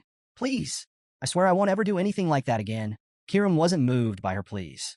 With no hesitation, she delivered a powerful punch to Delkia's face, sending her reeling with a scream of pain. Cyan left the room, his steps slow but steady. As Delkia's cries echoed behind him, his expression grew serious.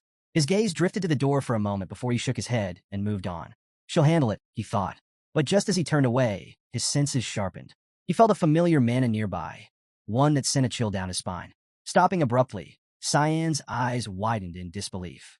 The world around him seemed to shift as he found himself in an entirely different place. Looking around, he realized he was in a domain of the fog. A thick, blue mist began to gather, swirling unnaturally. Cyan's instincts screamed at him that this was bad. The fog seemed alive, its presence oppressive and disorienting. Cyan's heartbeat quickened as he braced himself. From the fog, a soft laugh echoed, mocking his reaction. What's the matter? The voice teased. You look scared. The blue mist coalesced into a single point above him, taking on a humanoid form. Descending gracefully to the ground was none other than Linza Nihilov, one of Lambaster's managers. Cyan stared at her, stunned. His fear was palpable. She's part of the mist too, he thought. His mind raced to process what was happening. Linza's gaze was calm, her smile serene. It seems Sarika hasn't told you much about me, she said lightly. Her voice carried an air of confidence as she studied Cyan.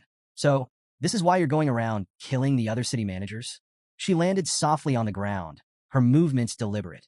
Cyan extended his hand, releasing fog of his own in preparation. His voice was steady, but his eyes burned with determination. Thanks for coming, he said sarcastically. Saves me the trouble of looking for you. Linza's smile didn't falter. Oh, how polite of you, she replied mockingly. Cyan's lips curled into a smirk. Should I call you senior colleague? Then, he asked, his tone dripping with sarcasm. Or maybe just traitor? Linza's expression remained composed as she held up a ring, the red fog swirling ominously around it. Her smile grew more confident as she responded, Don't misunderstand. I'm not the one who's going to fight you. Cyan's instincts flared as something approached him at great speed. Spinning around, he barely deflected an incoming attack in time. His gaze darted to the attacker, his body tensing. A smile played on Linza's lips as she casually said, Why don't you say hello? Cyan's eyes widened in shock as he recognized the figure. Lisa, he thought, his voice caught in his throat. Sweat began to bead on his forehead. Linza's body pulsed with energy as she observed him with amusement. You two know each other, don't you? She asked knowingly. Lisa's stance was aggressive, her knife gleaming in the misty light. Her gaze, filled with hatred, locked onto Cyan. Simon, she hissed, her voice dripping with venom. I'll eliminate you. Without warning, Lisa launched herself at Cyan. Her attacks were relentless, each strike aimed with deadly precision. Cyan enveloped his hands in fog, blocking each blow, but her ferocity made him falter. Lisa, stop, he pleaded. This has nothing to do with you. My fight is with Linza. But Lisa didn't waver. Her piercing eyes bore into him as she delivered another powerful strike. Cyan gritted his teeth, realizing she wasn't listening. There's no choice, he thought grimly. As her relentless attacks continued, Cyan's glowing eyes narrowed with determination. He surged toward her, deciding to knock her out before she could do any more damage. Cyan activated his wave of bloodthirst technique, joining his hands and unleashing a burst of concentrated energy. The wave struck Lisa with immense force, sending her flying backward. For a moment, Cyan thought it was over, but to his surprise, she recovered mid-air, landing gracefully. Lisa braced herself with her hands and feet, stopping her momentum. Despite the direct hit, she stood tall, her gaze never leaving Cyan. She's still standing, Cyan muttered, a hint of admiration creeping into his voice. She's been trained thoroughly, too thoroughly. Lisa dusted herself off, her expression unyielding. Her strength was undeniable, and Cyan realized she had withstood an attack that should have incapacitated most opponents. As Cyan prepared for another round, Linza approached with her arms behind her back, her smile infuriatingly serene. Why did you hesitate? She asked teasingly. You could have killed her if you wanted. Cyan's gaze shifted to Linza, calm but firm. How much longer are you going to hide in the fog? He asked coldly. Linza chuckled, her smile growing wider. Oh, I'm just here to watch. I wanted to see how the boy Sarika trained would fare against Lisa, who was trained by me. Cyan's expression turned serious. You know Sarika? He asked, his voice low with suspicion. What's your relationship with him? Linza's form began to fade into the fog, her voice carrying a playful tone. That's a story for another time, she said cryptically. For now, focus on what's in front of you. Her words snapped Cyan out of his trance. His focus returned to Lisa, who was already preparing for another attack. Cyan went on high alert, bracing himself for the next move. I'll have to end this quickly, he thought, steeling himself for the battle ahead. Lisa activated her Rain of Needles ability, summoning an array of knives that hovered in the air. Her piercing gaze locked onto Cyan, and with a swift motion, she launched the knives at him. Cyan moved with precision, dodging the barrage effortlessly. He backflipped out of harm's way and landed gracefully. But as he was regaining his footing, Lisa took the opportunity to leap into the air, descending with another powerful strike. Using all her strength, she slashed downward. Cyan, quick to react, wrapped his hands in mana and raised his arms to block the attack. The blade met his defense, and though her assault was powerful, Cyan held steady. Lisa's hands trembled as she pressed against him, her eyes filled with hatred. You'll pay, she hissed, her voice shaking with emotion. Gunther was my last remaining family, and you took him from me? Cyan, gripping the blade with his mana-wrapped hands, remained calm. His sharp gaze locked onto Lisa's eyes. Something clicked. This isn't just her hatred, he realized. It's Linza's influence. The faint flicker of Linza's meddling became apparent as Cyan pieced it together. A fragment of memory, he thought, planted to twist her feelings. This was a trap from the start. Recognizing the danger of staying close, Cyan moved with incredible speed. Before Lisa could react, he grabbed her by the neck, lifting her off balance. Shock flashed across her face as Cyan hurled her onto her back. She hit the ground hard, and before she could recover, Cyan climbed on top of her, forcing her to drop her knife. Lisa's panic mounted as Cyan gripped her neck tightly. Using his other hand, he delivered a decisive blow to her head. Her body went limp as she lost consciousness. Cyan let out a small sigh of relief, his plan to incapacitate her successfully executed. Standing up, his expression darkened as he addressed the mist swirling in the air. That's one down, he said coldly. Now, it's just the two of us. The mist above began to gather, swirling ominously before forming the shape of Linza. She descended gracefully, her calm smile never faltering. What are you talking about? She asked mockingly.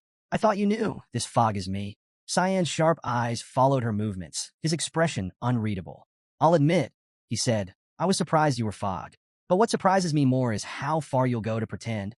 Linza tilted her head, confusion flickering across her face. Pretend, she echoed. What are you talking about? Cyan pointed at her, a confident smile spreading across his lips. That ring on your finger, he said, his voice steady. It's the Ring of Baris, an artifact that lets its wearer absorb mana or divine authority. You've been using it to mimic fog. Linza's calm demeanor cracked slightly as her gaze turned alert. He knows, she thought, her mind racing. Cyan ran a hand over his neck, his confident smirk unwavering. I don't know how you got it, he continued, but one thing is clear. You're an imposter. The air between them grew tense as Linza's confusion deepened. She could no longer feign ignorance. Cyan's sharp insight had exposed her ploy, leaving the mistborn figure on edge. What will you do now? Cyan asked, his eyes gleaming with anticipation. Linza, her composure shattered, raised her hand to display the Ring of Baris, which emitted a powerful blue fog. Her eyes burned with fury as she ordered Cyan to submit under absolute power. Cyan remained calm, watching her with measured intensity. She's already fallen into the trap, he thought, but before he could act, Linza activated the ring's mist barrier ability. A powerful barrier of black and blue mist expanded rapidly, trapping Cyan and the unconscious Lisa within. Linza descended gracefully, her confident smile returning. This is a realm only I can control, she declared. Here, I reign supreme. Her voice dripped with pride as she approached Cyan. How does it feel to be powerless? With a dramatic flourish, Linza summoned a dagger, its blade shimmering with unnatural energy. It's time for you to say goodbye to this world, she said, preparing to strike. But just as Linza raised her weapon, an unfamiliar voice broke through the tension. How fortunate I am to find you here, the voice said, filled with quiet menace. Linza's eyes widened in fear and confusion. What? She whispered, her gaze darting around the misty realm. A crack formed behind her, the air splitting apart with a sinister groan. Linza began to sweat, panic creeping into her features. Emerging from the crack was Kiram, her expression simmering with anger. Linza tightened her grip on her dagger and turned to face the intruder. Upon seeing Kiram, her fear deepened. She broke into my realm? Linza stammered internally. The realization hit her hard. She's as strong as Eru, the god of black mist. Kiram stepped through the rift, her posture casual yet intimidating. She placed a hand on her hip, her piercing gaze fixed on Linza. Why is it, Kiram began, her voice deceptively sweet, that people keep chasing what's mine? Tell me, Linza, how many pieces should I cut you into? Linza's expression faltered as recognition dawned. The demonic sword. Kiram, she whispered, her mind reeling. She braced herself, going on full alert. The possibility of facing someone with power akin to a god was a terrifying prospect. Kiram's confident grin widened. Let's start by getting rid of this mess, she said, snapping her fingers. The misty realm trembled violently as cracks spread across the barrier Linza had created. Within moments, the barrier shattered, its pieces dissolving into nothingness. Linza looked up in panic, her eyes darting frantically as the realm collapsed around her. How? She thought, terror gripping her. She destroyed my realm so easily. The power of the ring faded, and Cyan found himself freed from its effects. Stretching slightly, he turned to Kiram with a calm expression. What took you so long? He asked, his tone dry. Kiram, already irritated, turned to him with a scowl. Excuse me, she snapped, her tone sharp. I just saved your life, and you're complaining? Cyan crossed his arms, his voice steady but faintly chastising. It could have been dangerous. Next time, don't take so long. Kiram's expression twisted into one of frustration, her aura flaring slightly as she glared at him. Dangerous? She repeated, incredulous. Do you hear yourself right now? The tension between them hung in the air, but despite her irritation, Kiram couldn't entirely hide the satisfaction she felt at tearing down Linza's plans.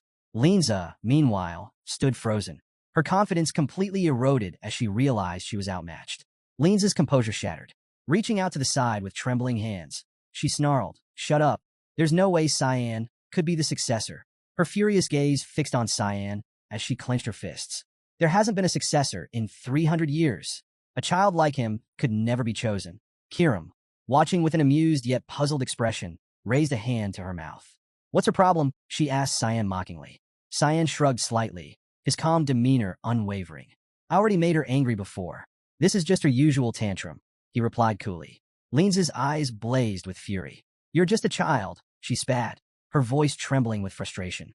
There's no way I'll let a false successor like you stand before me. With clenched teeth, she lunged toward them, her body radiating raw anger.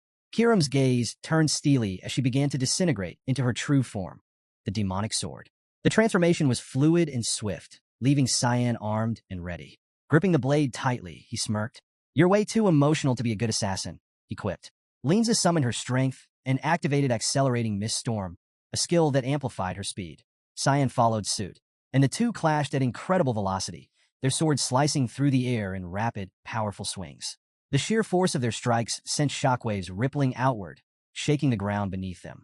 Despite her skill, the difference in strength became apparent.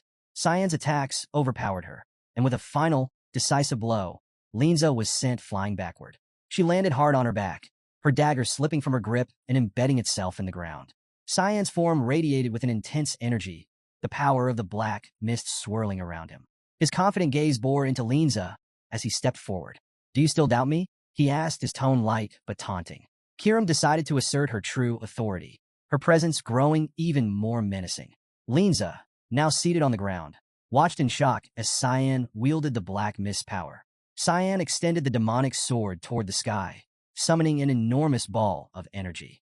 The fog around him shifted, forming a mask over his face, making him appear even more fearsome. Go ahead, he challenged, his voice echoing with power. Block this with your precious ring. Linza's confidence crumbled. Her throat tightened, and she swallowed hard. Her gaze locked on the destructive force Cyan had summoned. The energy orb shot toward her, tearing through everything in its path. Linza froze, her body paralyzed with fear. She had no means to stop it. As the attack closed in, Linza's mind flashed back to her past in the Black Mist Temple. A few years ago, Sarika stood before her with a calm, unreadable expression. Are you leaving? She asked, her voice steady.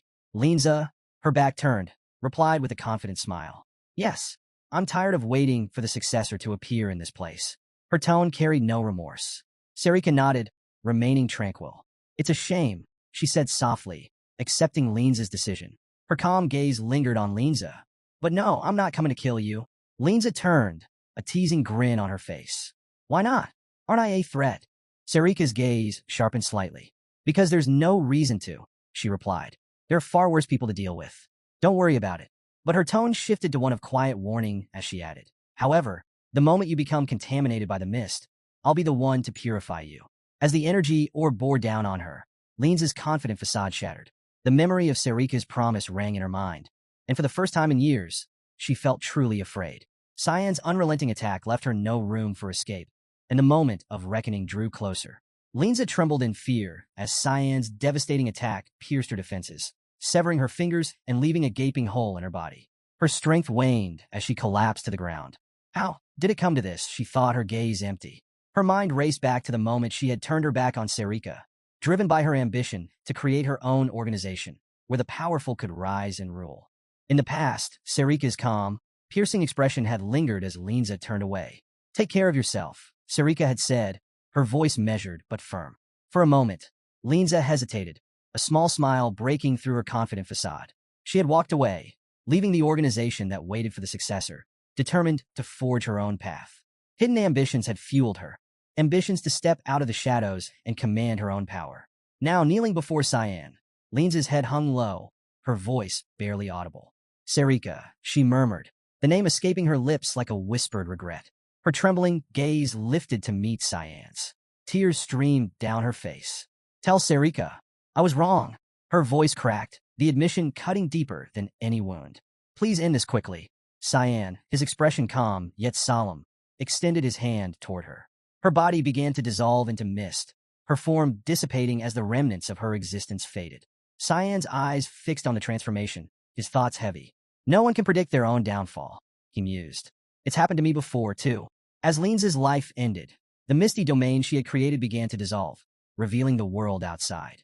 Cyan raised his head and surveyed his surroundings. One of the buildings stood out. It was the Lambaster Cage Hotel. Though unsure how he had ended up here, he was relieved. At least this saves me some time, he thought. His thoughts were interrupted by a quiet, pained voice. Why did you spare her life? Cyan turned to see Lisa, standing amidst the dissipating mist. Her injuries were evident as she clutched a wound on her arm, her gaze burdened with guilt. She tried to kill you, Lisa said, her voice tinged with confusion. And she knew about the miss. Why would you let her live? Cyan regarded her silently, his calm eyes betraying no emotion. Lisa, overwhelmed with guilt, looked away. There's no reason for you to keep me alive either, she said, her voice trembling. Cyan stepped closer, his gaze sharp and unyielding. Are you planning to tell anyone about me? He asked bluntly. Lisa froze, her breath hitching. No, she said softly. I won't tell anyone. Cyan's expression softened slightly as he stepped back. Then there's no need to kill you, he replied indifferently. Lisa's shoulders sagged in relief, though her guilt remained heavy. Why does he show mercy to someone like me? She wondered silently, her gaze fixed on the ground. Cyan, uninterested in her inner turmoil, turned his focus back to the hotel. There's still more to do, he thought as he prepared for the next challenge ahead. With a tired and confused expression, Lisa asked quietly, What am I supposed to do now? Before Cyan could respond, the sound of hurried footsteps interrupted him. The door swung open, and the girl from before, accompanied by the guards, rushed into the room. Her face was etched with worry as she ran toward Lisa. Are you okay? She asked, her voice trembling. Lisa stared at the girl in surprise. The girl clenched her fists, her eyes welling with tears. You disappeared so suddenly, she cried. Her voice cracked with emotion as she threw her arms around Lisa, holding her tightly. She didn't care about Lisa's wounds or the situation. They had frightened her, and she vowed never to lose sight of Lisa again. Lisa's eyes softened, a light of joy flickering within them. She gently embraced the girl, smiling as she asked, Are you hurt anywhere? The girl shook her head, tears streaming down her face as she buried herself in Lisa's arms. Don't ever leave me alone again, she begged, her voice barely above a whisper. The guard stood silently nearby, observing the heartfelt scene with quiet respect. Lisa, moved by the girl's sincerity, let out a warm laugh. We were only apart for a little while, she said soothingly, stroking the girl's hair. There's no need to cry so much. Watching the scene unfold, Cyan's gaze softened. He saw in Lisa a chance for redemption, a path forward where she could make a difference. After a moment, he spoke. Lisa, he said calmly, you should manage this district for now. With the other managers gone, someone has to take responsibility.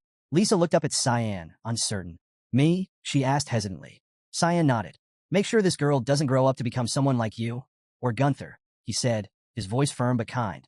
Lisa's uncertainty lingered, but the sincerity in Cyan's words reassured her. She met his gaze and nodded. I'll do my best, she said, though her voice still wavered. Cyan walked over to the girl and knelt down, stroking her head gently. Behave well, all right? He said with a kind smile. The girl looked up at him, her hands clasped over her chest. Are you leaving? She asked, her eyes wide with confusion. Cyan stood, his gaze calm and resolute. Yes, he replied. Take care of yourself. The guards and Lisa watched silently as Cyan began to walk away, his back turned to them. Lisa, still uncertain about the future, called out, Will you come back? Cyan paused, raising his hand in a casual wave. Maybe, he replied without looking back. Lisa brought her hand to her mouth, her smile bittersweet. You have to come back, she said firmly. Hearing this, Cyan smiled faintly. I will, he thought to himself, though his expression held a tinge of sadness. As Cyan continued to walk away, memories from his past life surfaced, the city engulfed in flames, chaos reigning over the streets. He closed his eyes briefly, pushing the images aside. Not this time, he resolved silently. Next time, things will be different. His figure disappeared into the distance, leaving behind a district and a city on the verge of transformation. A few hours later, Cyan arrived at Miss Slayer's temple, holding Linza's dagger. He approached Sarika, who was sitting atop a floating stone, her expression serene yet expectant. As Cyan handed her the dagger, it began to emit a suffocating energy, sending a chill through the air. Sarika's eyes widened as she examined the dagger. You purified Linza, she said softly, her tone filled with disbelief. A small smile formed on her lips. I didn't think you'd actually manage it. Cyan stood with his arms crossed, his gaze steady. Did you send me knowing how difficult it would be? He asked, his tone calm but accusatory. Sarika pointed the dagger at him playfully, her eyes sparkling with joy. What if I did? She teased. You have questions, don't you? Cyan raised his head, his expression calm but curious. What was your relationship with Linza? He asked. And are you part of Mist too? Sarika's smile widened as memories flooded back. Yes, I'm part of Mist, she confirmed. Linza and I used to train together, back when things were simpler. Her voice grew softer as she recalled the past. But one day, Linza turned her back on me. She left, taking the ring of Anbaris with her. The ring meant to be passed down only to the master of the hall. Cyan listened silently as Sarika's gaze grew distant, her mind replaying the moment Linza walked away. She didn't like where Mist was heading, Sarika continued. So, she left without saying a word. Cyan reached into his pocket and pulled out Linza's ring. Holding it up, he asked, Is this the ring of Anbaris? Sarika descended gracefully from her floating stone, landing softly in front of him. Her eyes locked onto the ring, and she nodded. Yes. It was meant to be mine, she admitted. Her voice was calm, but there was an edge of old resentment beneath the surface. Cyan observed her carefully, questions swirling in his mind. Before he could speak, Sarika rested her hand on her waist and smiled. But I don't need it anymore, she said confidently. I've grown stronger without it. Cyan's attention shifted back to the ring. He had assumed the entire mission had been about retrieving it. But now, this revelation left him unsettled. So, she didn't send me for the ring, he thought. Then why? Kiram manifested nearby, crossing her arms as her sharp eyes analyzed the scene. Her voice broke the silence. You're resentful, she observed, her tone flat but knowing. Sarika turned slightly, her back to them. She closed her eyes, her expression softening. I'm only fulfilling a promise, she said quietly. The power of the ring, it breaks most minds. People become corrupted by it, unable to resist its pull. Cyan turned his head toward Kiram, his expression betraying a flicker of confusion. How do you two know each other? He asked, holding the ring tightly. Kiram didn't answer directly, her serene expression unchanged. Sarika, however, chuckled softly. It's not about the ring anymore, she said, her voice light but firm. It's about what happens next. Her words lingered in the air, leaving Cyan with more questions than answers. What promise? He wondered silently. And what is she planning now? Despite his growing curiosity, Cyan kept his composure, silently resolving to uncover the deeper truths behind Sarika, Kiram, and the enigmatic legacy of Mist. Cyan and Kiram stood in thoughtful silence, processing Sarika's cryptic demeanor. After a moment, Cyan spoke, his voice steady but questioning. Is this some kind of test? Sarika offered no immediate response, her silence drawing tension into the air. The ring of Anbaris began to emit a sinister aura, its dark energy palpable. Cyan's eyes narrowed as he clenched his fist. So that's it, he thought. She's testing me to see if I'll succumb to the power of the ring. He turned his gaze back to Sarika, his expression calm but sharp. Let me guess, he said coolly. If I fall victim to the ring's power, you'll purify me too. Is that why you don't like me being the successor? Kiram, standing beside him, frowned and placed a hand under her chin, her mind racing. Could that be true? She wondered. Sarika finally turned slightly toward them, her smile faint but deliberate. It's nothing personal, she said lightly. I just wanted to see if you'll be a disaster for humanity. Or a hero. This kind of test is normal for a successor, isn't it? Her gaze shifted to Kiram, her tone turning teasing. Maybe you made a bad choice. Kiram's eyes flared with anger, her voice rising. What did you just say? She snapped. Cyan, his own confusion lingering, pocketed the ring. Despite his reservations, part of him believed Sarika might have good intentions, or at least something resembling them. At Lewin Academy, the sun dipped below the horizon, casting the campus in golden hues. The dean stood by a large window, his arms clasped behind his back as he watched the sunset. The warm light did little to ease the heavy atmosphere. With Instructor Nella's sudden disappearance, the students had grown restless, their anxiety spreading like wildfire. Turning from the window, the dean wore a serious expression. This is a great burden, he murmured, his voice low, especially for someone so newly appointed. But I trust him. His thoughts were interrupted by the quiet approach of a man. Boris stepped into the room, bowing slightly as he placed a hand over his chest in a sign of respect. Don't worry, Dean, Boris said with a kind smile. I'll do my best to be understanding with the students. The dean nodded appreciatively. Thank you, Boris. Boris bowed again before turning and walking toward the door. His demeanor remained pleasant, but as he left, the dean's sharp gaze followed him. A flicker of suspicion crossed the dean's face. That manna, he thought, his brows furrowing. It's strange. The dean lingered in thought for a moment before shifting his attention back to the darkening campus, the tension of unanswered questions weighing heavily in the quiet room. Sarika entered the dean's office in a hurry, holding a book tightly against her chest. Apologies for being late, she said breathlessly, her gaze quickly locking onto Boris. Her face shifted from surprise to unease as she sensed his presence. Boris turned toward her, placing his hand over his chest in a polite gesture. It's a pleasure to meet you, he said with a kind smile. I'm Boris, the newly appointed instructor. As he walked past her, Sarika's instincts flared. His manna, she thought, panic creeping into her expression. She turned sharply, her piercing gaze following him. It reeks of blood, she realized, her mind racing. Despite Boris's composed demeanor, she knew he was dangerous. The dean, still seated, looked at the floor, his expression heavy. Boris is from the capital, he said quietly, his tone laden with suspicion. Skilled and polite, yes. But his manna is strange. He looked up at Sarika. Keep a close watch on him. Adjusting her glasses with a finger, Sarika nodded. Understood. She resolved to investigate further, her concern deepening. No matter how much he masks it, she thought, the stench of blood in his mana cannot be hidden. Boris exited the office with his usual calm smile, though his aura felt like a specter of death looming over the academy. The next day, a banner bearing the symbol of Lewin Academy was raised proudly in the city. Excitement buzzed among the knights and guards as they prepared to welcome everyone to the city of harmony. Among the crowd was Princess Erin, walking alongside Leximus, her trusted companion. Erin's eyes darted over the sea of guards, her expression growing tense. "Why are there so many guards?" she murmured, her tone tinged with unease. Leximus, observing the same scene, couldn't hide her discomfort. "It's overwhelming," she agreed. "I heard security increased after the blood banquet, but this is—" Their conversation halted abruptly when someone caught their attention. Standing in a quiet corner was Lunav, her hands resting demurely on her abdomen. "Lunav?" Erin's confusion was evident as she stopped in her tracks. Lunav, noticing their gaze, offered a kind smile. Despite the tension, Erin felt a glimmer of relief. Later, the group strolled through a beautiful park. The peaceful setting allowed Erin to feel at ease. "I'm glad you're okay," she said earnestly to Lunav. Lunav smiled warmly. "It's all thanks to you," she replied. Erin's expression turned guilty. "But I didn't do anything," she admitted, her voice heavy with remorse. "You were locked up because of me."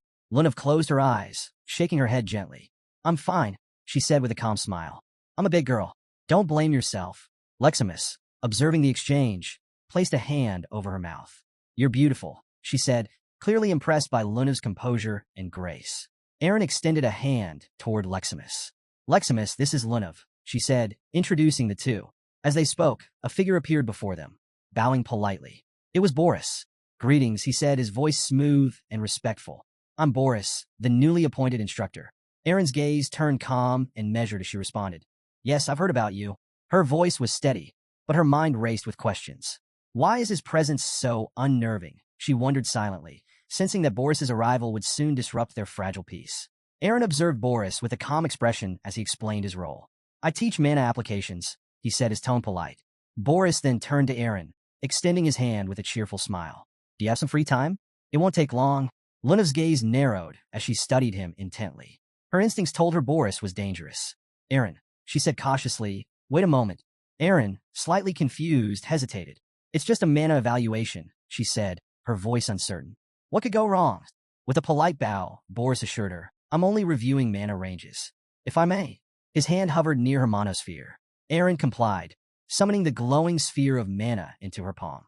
As Boris observed the monosphere, his expression darkened imperceptibly. His lips twitched into a subtle, almost predatory smile. Lunav's unease deepened, and she clenched her fists. Something's not right, she thought.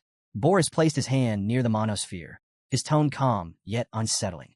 "This will only take a moment," he said as he activated his power. The atmosphere grew heavier. Before Boris could proceed further, a hand shot out and grabbed Erin's wrist, making the monosphere vanish instantly. Startled, Erin turned, only to freeze when she saw who had intervened. It was Cyan. Boris immediately went on alert, stepping back slightly as his sharp gaze fixed on the newcomer. Erin, however, was caught off guard. "Cyan," she stammered, her cheeks flushing with surprise and confusion. "What are you doing here?" Cyan didn't respond to her. His fiery eyes locked onto Boris with unmasked fury, his posture rigid and imposing. What is he doing in Lewin? Cyan thought, his instincts screaming danger. Cyan's mind briefly drifted to the incursion war of the Demon King's army, nearly 1,002 years before Lewin's founding. The battlefield had been a scene of unparalleled chaos. Corpses littered the ground, and monstrous creatures loomed over the land, bringing despair wherever they tread. A lone priest stood against one such monstrosity, raising his hands to the sky as he summoned a golden barrier of protection. The barrier glowed brightly, shielding what few knights remained. But a massive claw, sharp and filled with otherworldly power, struck the barrier with devastating force. The ground itself fractured under the shockwave. The priest screamed, his voice trembling with determination as he poured all his strength into maintaining the barrier. But the monster's power was overwhelming. The golden shield shattered, and the priest was crushed beneath the beast's claw, leaving behind a crater soaked in blood. Nearby, the leader of a knightly unit gritted his teeth as despair filled his heart. Yet he refused to give in. "Reform the lines," he roared to his soldiers, ordering them to press forward, even as the tide of darkness threatened to consume them all. Cyan's grip on Erin's wrist tightened slightly, his fiery gaze not wavering from Boris. The memories of battle and betrayal flashed in his mind, blending with the present. Boris tilted his head, his calm demeanor masking a subtle tension. You interrupted, he said smoothly. I was simply evaluating her mana. I'm sure you were, Cyan replied coldly, his tone sharp. But you don't belong here, Boris. The tension between the two was palpable, the weight of Cyan's words thickening the air. Erin looked between them, her confusion growing as Lunav stood silently, her hand resting on her abdomen, her worried gaze fixed on Boris. What is Boris hiding? Cyan wondered, his mind racing. And why does his mana feel so familiar and so wrong? Amid the chaos of the battlefield, a priest pointed toward the horizon with wide eyes. Someone's approaching, he exclaimed, his voice trembling with both fear and hope. From the sky, Cyan descended, sword in hand, moving with incredible speed. He struck the giant spider-like monster with a series of devastating slashes, wounding it deeply. The creature screamed in agony, its monstrous voice echoing across the battlefield. As Cyan landed gracefully, the captain of the knights stared at him, his eyes filling with joy and relief. The rumors are true, the captain thought, a smile breaking across his weary face. He had believed Cyan was fighting on the western lines, but the timing of his arrival couldn't have been more perfect. One of the priests nearby grinned, his faith restored. Cyan has come to save us, he said, his voice brimming with hope. Cyan, his expression serious, addressed the injured. Step back. I'll handle this, he commanded, his tone leaving no room for argument. The enormous spider, sensing its survival threatened, opened its grotesque mouth and began charging a powerful mana ball. Cyan stood his ground, but just as the energy surged toward him, he disappeared from sight in an instant, leaving no trace. The monster unleashed its attack, a devastating burst of energy that obliterated everything in its path. Smiling wickedly, the spider believed Cyan to be dead. However, a calm voice from above shattered its confidence. Too slow, Cyan said, resting his sword casually on his shoulder. He was perched on the spider's head, his expression one of mild amusement. So this is a special rank monster, he mused aloud. I'm a little excited. The spider's confidence turned to dread. It began to sweat, its fear mounting as it realized Cyan had closed the distance without being detected. Summoning his void sphere ability, Cyan extended his hand and began forming a powerful orb of concentrated energy. As the sphere grew, Cyan leaped into the air and hurled it at the spider's head. The sphere hit its mark, obliterating the creature's head entirely. Its massive body crumpled to the ground, lifeless and defeated. From the edge of the battlefield, Boris observed the spectacle. He began clapping slowly, a wide smile on his face. Impressive, he said, his voice filled with mock admiration. It's no wonder Ascll values you so highly. Cyan turned sharply toward Boris, his piercing gaze locking onto the man. Memories surfaced, and Cyan's expression darkened. I remember you, he said coldly. You were in the rear guard with Ascll. Boris's smile didn't waver. He placed a hand behind his back and approached Cyan, his manner calm, yet unnerving. He touched his cheek lightly, as if amused by the interaction. Yes, he admitted. I heard the northern lines needed reinforcements, so I came to help. But it seems you've already taken care of things. Cyan closed his eyes, his expression hardening as he dismissed Boris's words. Something's off, he thought, but he decided not to pursue the matter further. There were larger battles to fight, and Boris's intentions could wait. For now, hours after the battle, a bonfire crackled in the camp. Cyan placed his sword against a stone, sat atop it, and stared into the flames. The firelight danced across his face as he spoke, his tone calm but tinged with bitterness. Everyone here is on the verge of dying, and this war, it's endless. Boris remained silent, his gaze fixed on Cyan as he stirred the fire with a branch. Cyan's voice grew quieter, more introspective. It's been a year since the Verts commanded the elite knights to deliver the crown to Emperor Enel. And what's changed? The monsters took advantage when the lions weakened. This war has no end. The fire flared brighter, reflecting the emptiness in Cyan's expression. All of this is because of Emperor Enel's greed. If Ascll hadn't asked me to come, I wouldn't even be here. Boris placed his hands on his hips and smiled faintly. Risky words, he said, his tone light but layered with something darker. But I understand. I'm in the same situation as you. I can't say otherwise. Cyan's eyes snapped toward him, surprised. I thought the Emperor brought you here. Boris chuckled, closing his eyes as he flashed a confident smile. No, I wasn't summoned by the Emperor. Ascll personally selected me for my talents. He believed my personality was compatible with his. Boris approached the spider's corpse, extending his hand as his mana flared. Using his power, he began extracting the lingering energy from the monster's remains. The void sphere that Cyan had used to kill the creature reappeared in Boris's hand. Cyan watched intently as Boris manipulated the mana, shaping it into a smaller, concentrated ball. I collect residual mana and transform it into spheres, Boris explained casually. He held the ball up, inspecting it like a prized artifact. My power allows me to store mana. Useful, isn't it? Fog began to emanate faintly from Cyan's body, catching Boris's attention. His curious gaze lingered, studying Cyan's mana. Unique, Boris thought, his smile growing wider. Cyan noticed Boris's fixation and frowned. Is something wrong with my mana? He asked, his tone wary. Boris held up the glowing mana ball, his expression unreadable save for the faint trace of an evil smile. Not at all, he said smoothly. In fact, it's remarkable. You might just be the person I've been looking for. Cyan's eyes narrowed. He recognized the danger in Boris's words, recalling the earlier moments when Ascll and Boris had begun to take an unusual interest in him. The memory faded as Cyan's focus returned to the present. Gripping Princess Erin's wrist, he stepped between her and Boris, leaving everyone stunned.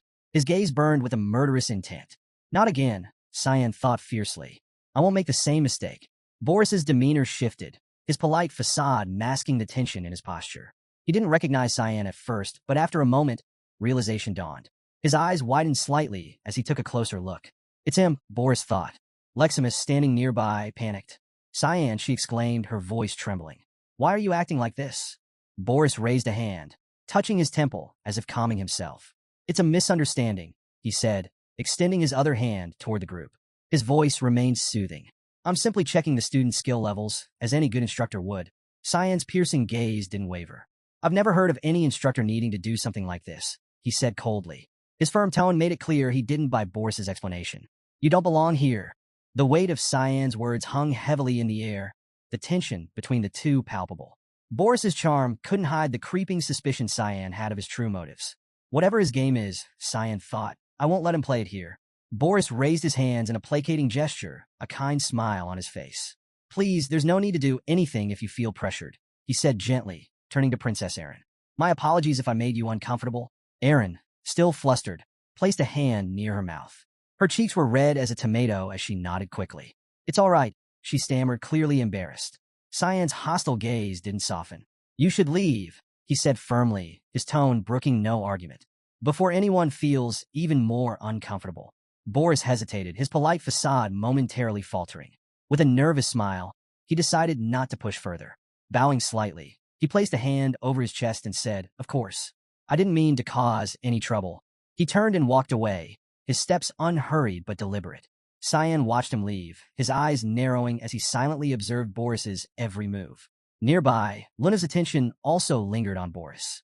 Her expression grew thoughtful as she tried to recall whether she had heard of him before. With a serious expression, Leximus turned to Cyan. Let go of Erin's hand, she said pointedly. Cyan blinked, then glanced at Erin. He hadn't realized he was still holding her wrist.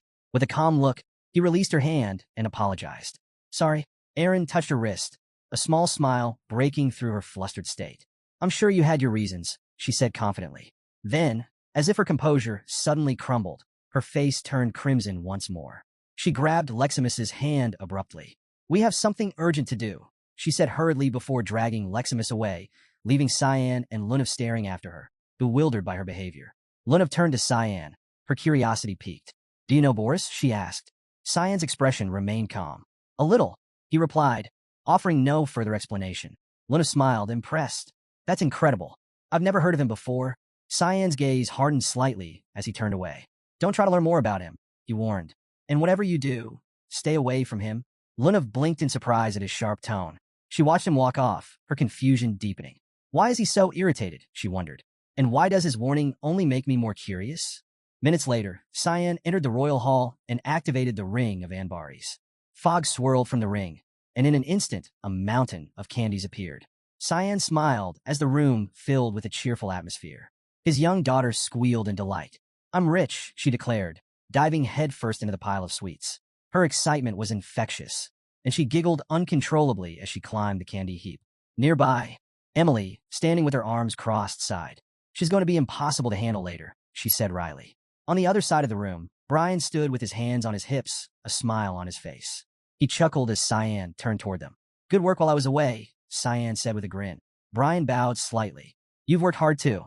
Emily rolled her eyes.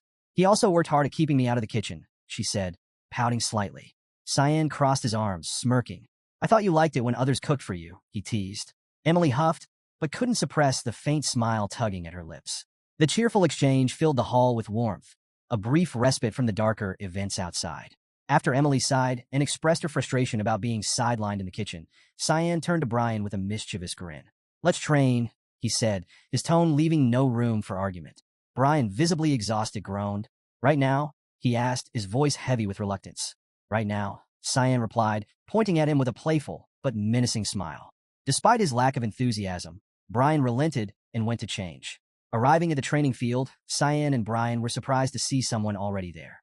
A woman wielded a claymore, her breathing labored but steady as she delivered sharp, precise strikes. Her determination was evident in every swing. Brian's eyes widened. "She's handling a claymore of that size like it's nothing," he muttered, impressed. Cyan watched with a growing smile. Leximus, he thought. Her grit and focus stood out, and he couldn't help but admire her. She's going to be one of the best swordswomen on the continent someday. Deciding to test her skills, Cyan grabbed a wooden sword and descended the stairs. As he approached, Leximus noticed him and froze, her expression a mix of surprise and confusion. "What are you doing here?" she asked, unsure of his intentions. Cyan rested the wooden sword on his shoulder, his smile turning playful. "Let's see how much you've improved," he said, challenging her. "Take the first step."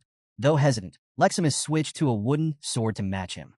But before she could fully prepare, Cyan vanished and reappeared above her, his sword poised to strike. Startled, Leximus barely managed to block the attack. Sparks flew as the wooden weapons clashed. "Good reflexes," Cyan said with a grin, pushing her back slightly. Leximus clenched her teeth as she struggled to hold against his strength.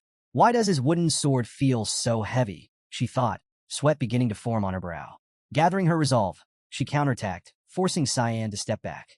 Her grip tightened on the sword as she charged at him with newfound determination. "I won't go easy on you," she declared, her eyes fierce.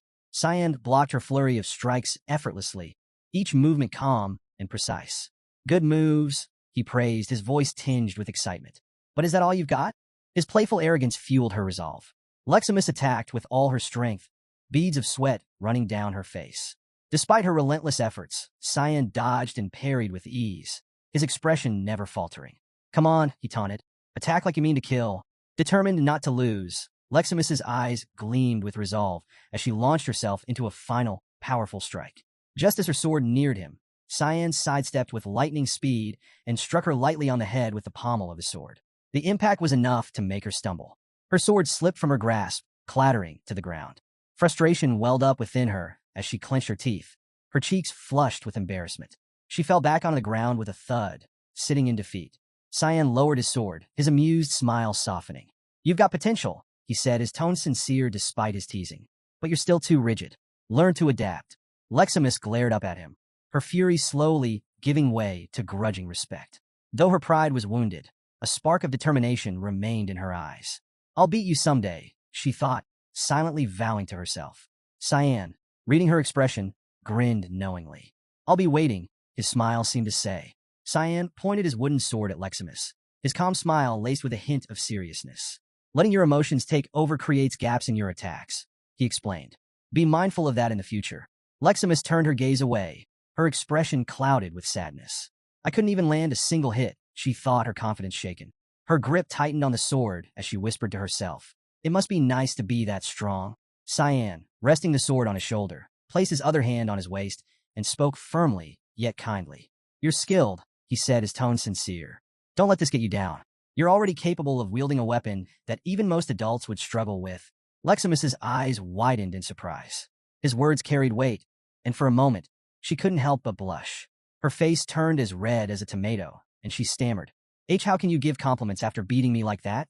Cyan tilted his head slightly, his hand moving to his chin as he regarded her thoughtfully. "She's not going to understand what I mean," he concluded silently. With a calm nod, he decided to redirect her energy. "Keep improving," he said.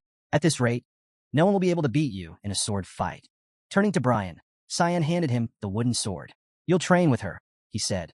Brian pointed to himself in confusion. "Me?" he asked, his tone incredulous. Cyan nodded. "Yes, train her." He turned back to Leximus, his serene expression unwavering. "She'll benefit from your guidance." Leximus, still recovering from her defeat, picked up her sword and stood, her uncertainty fading as she switched to a wooden weapon. "All right," she said, her tone resolute. Brian, visibly uneasy, scratched his head as he reluctantly accepted the sword. "Where are you going?" he asked as Cyan began to walk away. "I've got something to take care of," Cyan replied without turning back. Brian sighed, a forced smile crossing his face. Looking forward to training, he muttered sarcastically, glancing at Leximus. Her sudden burst of excitement made him flinch. This is going to be terrifying, he thought. Meanwhile, Leximus's determination rekindled. Her eyes sparkled with excitement. "Let's get started," she said enthusiastically, her energy unnerving Brian further. Leaving the training field, Cyan wandered the quiet grounds of the academy. The cool night air carried a sense of familiarity that he couldn't shake. After walking for some time, he spotted Lunev standing alone, her figure illuminated by the soft glow of the moonlight. Her posture was tense, her attention fixed on a building ahead of her, the research laboratory of Instructor Boris. Cyan's instincts flared as he observed her silently. Why is she here at this hour? He wondered, growing cautious. He approached her, his steps deliberate, and spoke in a calm but curious tone. "Are you planning to go inside?" Startled, Lunev snapped out of her trance, her gaze locking onto him. "How did you know that?" she asked, her voice calm but slightly defensive. "All I did was look at the place." Cyan's sharp eyes narrowed slightly, his tone growing serious. "You looked at it for a long time," he said, crossing his arms. "What are you thinking, Lunev?" Lunev hesitated, glancing back at the building. Something about her demeanor unsettled Cyan. He couldn't tell if it was curiosity, hesitation, or something deeper that drew her to Boris's laboratory. "This doesn't feel right," he thought, his mind racing with possibilities. Cyan's confusion deepened as he stared at Lunev, who seemed intent on entering Boris's laboratory. Her expression, however, was calm and resolute. "I'm curious," she said simply, her voice steady. Memories of Boris bowing politely before them filled her mind. Who is he really, she wondered. Lunev had never heard Boris's name in the Garum Association, which was strange considering his status as an Eighth Circle mage. Someone of his caliber should have been well known. Yet he was an enigma. Cyan let out a sigh, realizing she was diving headfirst into trouble. "Why should I help you?" he asked bluntly. With a sly smile, Lunev pointed at the building. "Because you hate Boris, don't you?" she teased. Cyan closed his eyes, exhaling heavily again. He didn't respond, but his actions spoke for him. "Fine," he thought reluctantly. "If she's going in, I can't leave her alone." Lunev grinned triumphantly as they waited for Boris to leave. Hours later, Boris exited the laboratory, moving silently into the night. Once the coast was clear, Cyan and Lunev approached the building. Peering around the corner, Cyan ensured there was no lingering presence. His sharp instincts confirmed they were alone. "Stay behind me," he said firmly. Lunev nodded, her trust evident despite her curiosity. Cyan placed his hand on the doorknob and used Basem, a lock-picking technique, to disable the lock. Seconds later, the door creaked open, revealing a room cluttered with piles of books and shelves overflowing with tomes. The duo stood silently for a moment, taking in the scene. "What is this? A nerd's paradise?" Cyan thought sarcastically. Lunev, however, was already drawn to one of the books. "These are about ancient magic," she murmured, her voice filled with surprise. Cyan's expression shifted immediately. A strange mana presence tingled in the air, putting him on high alert. Moving toward the window, that was Kiram. "What are you doing up there?" Cyan asked, his confusion plain. "Kiram, I'm going to the roof," she replied nonchalantly. "You go ahead and do your thing." Cyan shook his head, bewildered, and turned his focus back to the room. "Cyan!" Lunev's voice broke through his thoughts. She stood by an altar, her gaze fixed on something. Cyan moved closer, his curiosity piqued. Lunev placed her hand on a book resting on the altar, different from the others in every way. Its cover was old and worn, with a gemstone embedded in the center. "This isn't just any book," Cyan muttered, his tone sharp. His instincts screamed that this artifact was far more than it appeared. Lunev lifted the book carefully, her eyes scanning its surface. As she turned it over, Cyan recognized it immediately. Hearthcrea, he thought grimly. Boris's armor. The realization hit them both like a thunderclap. This wasn't just an ordinary laboratory. It was a vault of dangerous secrets. Cyan's mind raced. What else has he hidden here? On the rooftop, Kiram crossed her arms, her face twisted in disgust. "This smell," she muttered, her voice laced with fury. "No matter how many times I encounter it, it's revolting." Her sharp gaze scanned the area, her teeth clenched. "Come out at once, Hearthcrea," she demanded. Feathers began to drift from the sky, their pristine white contrasting with the ominous tension in the air. A figure descended, a radiant angel with enormous wings and white hair. A smile played on his lips as he landed gracefully. "It's been a long time," Hearthcrea said, his tone light. "How surprising to see you awake after 3 centuries. Kiram," her fury barely contained, offered a forced smile. I was in a good mood, she said tersely. But you've just ruined it. Hearthkria's cheerful expression didn't falter as he studied her. Your personality hasn't changed one bit, he said with a laugh. Perhaps that's why you chose Cyan as the successor. Of all the people, Kiram's composure cracked, her eyes blazing with anger. What are you insinuating? She growled, her hand twitching as if ready to strike. Hearthkria descended to the roof, raising a calming hand. Relax, he said smoothly. I'm here to help. Kiram's mind raced with questions, her expression shifting to confusion. Help me? With what? She asked, her voice skeptical. Hearthkria smiled knowingly, raising a single finger. The gesture only fueled Kiram's irritation. What the hell are you trying to do? She spat, her forced smile returning as her rage simmered beneath the surface. Inside the laboratory, Lunav opened the mysterious book with careful hands. Her eyes sparkled with curiosity as she examined the contents. I've never seen anything like this, she murmured, her fingers trailing across the page. The text was written in a secret language filled with complex symbols, more like a code than ordinary writing. Cyan observed in silence, his unease growing. What is this? He muttered, his instinct screaming that the book was dangerous. It looks unfinished, Lunav said, her voice thoughtful as she touched an illustration of a sun. Her gaze grew distant as she began muttering. The sun, dark clouds, fog. Cyan's eyes widened in alarm. His heart raced, his instincts sharpening. Without hesitation, he reached out and slammed the book shut, startling Lunav.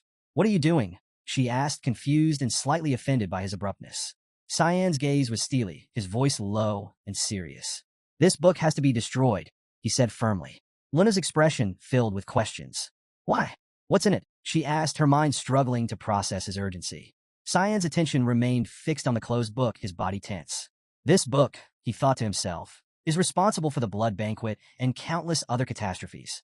The tension in the laboratory escalated when a calm, authoritative voice broke the silence. I can't let that happen, it said. Cyan's expression shifted instantly. Turning, his eyes locked onto Boris, who stood at the doorway. His presence was startling. Cyan hadn't sensed him at all, distracted by the cursed book. A chill ran down his spine as he clenched his teeth, realizing the situation had taken a dangerous turn. The book on the altar began to glow with an intense golden light. The radiance was so blinding that Cyan and Lunav had to shield their eyes and step back. Suddenly, the book shot into Boris's hand as if it belonged there. Placing his other hand on his chest, Boris closed his eyes and smiled. I was debating whether to visit you, he said smoothly, but what a coincidence to find you here instead. Though I must say, spying on me is unpleasant.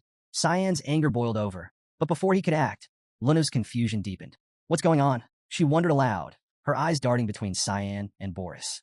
Boris's eyes gleamed dangerously as he extended his hand toward Lunav. I believe she should leave us alone, he said with unnerving politeness. In an instant, a burst of energy sent Lunav flying backward.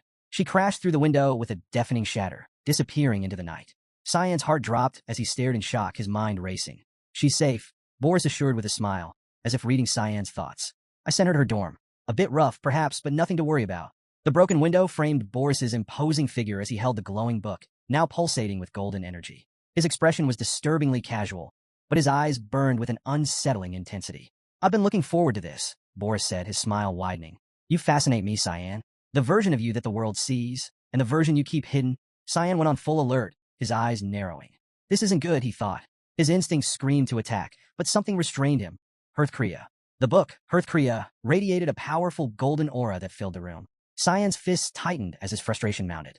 Why now, of all times, when Kiram isn't here? He thought bitterly. Meanwhile, on the roof, Kiram lay with her arms behind her head, her expression twisted in irritation. What is he talking about now? She muttered, her frustration evident. Hearthkria's voice, calm and almost mocking, echoed through the golden light. The person that my owner serves is one chosen by the gods, the book said, addressing Kiram. That means you're on the losing side. Kiram scoffed, closing her eyes as if dismissing the claim. Why would a demonic sword like me side with Lumendal and betray my owner? She asked with venom in her tone. Hearthkria's smile deepened, its aura intensifying. It isn't necessary, it replied cryptically. There are many ways to victory. Golden energy surged from Hearthkria, casting an ominous glow over the area. Hearthkria's attention fixed on Kiram as it delivered a warning. If you steal Cyan's body, it will be difficult, even for us, to deal with you. Kiram opened her eyes, her curiosity piqued. A sly smile spread across her face as she broke the silence. So, she said mockingly, what exactly are you planning to do? The world, as it had always been, was a realm of duality, good and evil, light and darkness, creation and destruction. These opposing forces had clashed endlessly throughout history. Hearthcrea represented the supposed light, and Kirim the darkness, a conflict as ancient as time itself. In the Great Divine War 300 years ago, the angelic forces had triumphed over the great demon god, the forces of darkness. The surface world thrived in the light of victory, but as centuries passed, the memory of these events faded. Monuments like the statue of an angel in the city's center once commanded awe, but now they stood as relics of a forgotten age.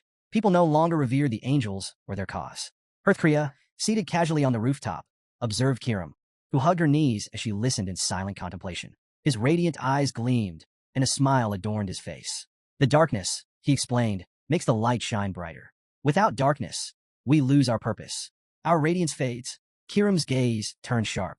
That's the stupidest reason I've ever heard, she muttered coldly, her tone brimming with disdain. Kirim said, if I take over my owner's body and lose control, then you will stop me. Then you guys become saviors once again. Sly smile on Hearthcrea's face as he said to Kirim, yes, definitely I knew that you'd get it.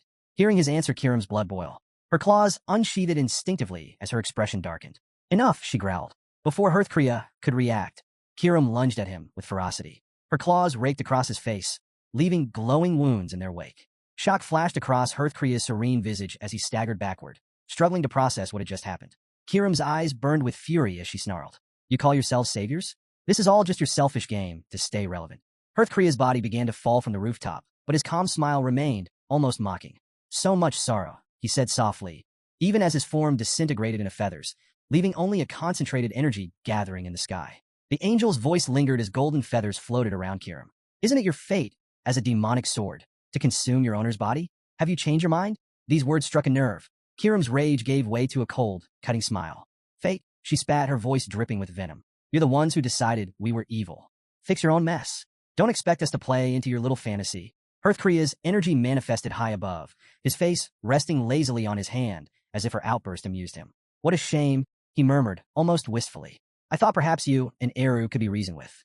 It's been a pleasure, truly. His voice grew faint, and his form vanished entirely, scattering into the night as radiant feathers. Kirim's piercing gaze remained fixed on the fading feathers, her mind a whirlwind of anger and confusion. What did Eru do? She muttered, her voice low and trembling. Hearthcrea's parting words gnawed at her, his cryptic tone implying schemes far beyond her immediate understanding. Still, one thing was clear. She would not be a pawn in their game. Inside Boris's laboratory, the air was heavy with unspoken words. Boris, unfazed, prepared tea and sat at the table. Gesturing toward a cup, he smiled warmly. High-quality black tea from Spania, he said. I'm not sure if you'd like it. Cyan remained composed, his expression calm. Why are you so interested in me? He asked directly.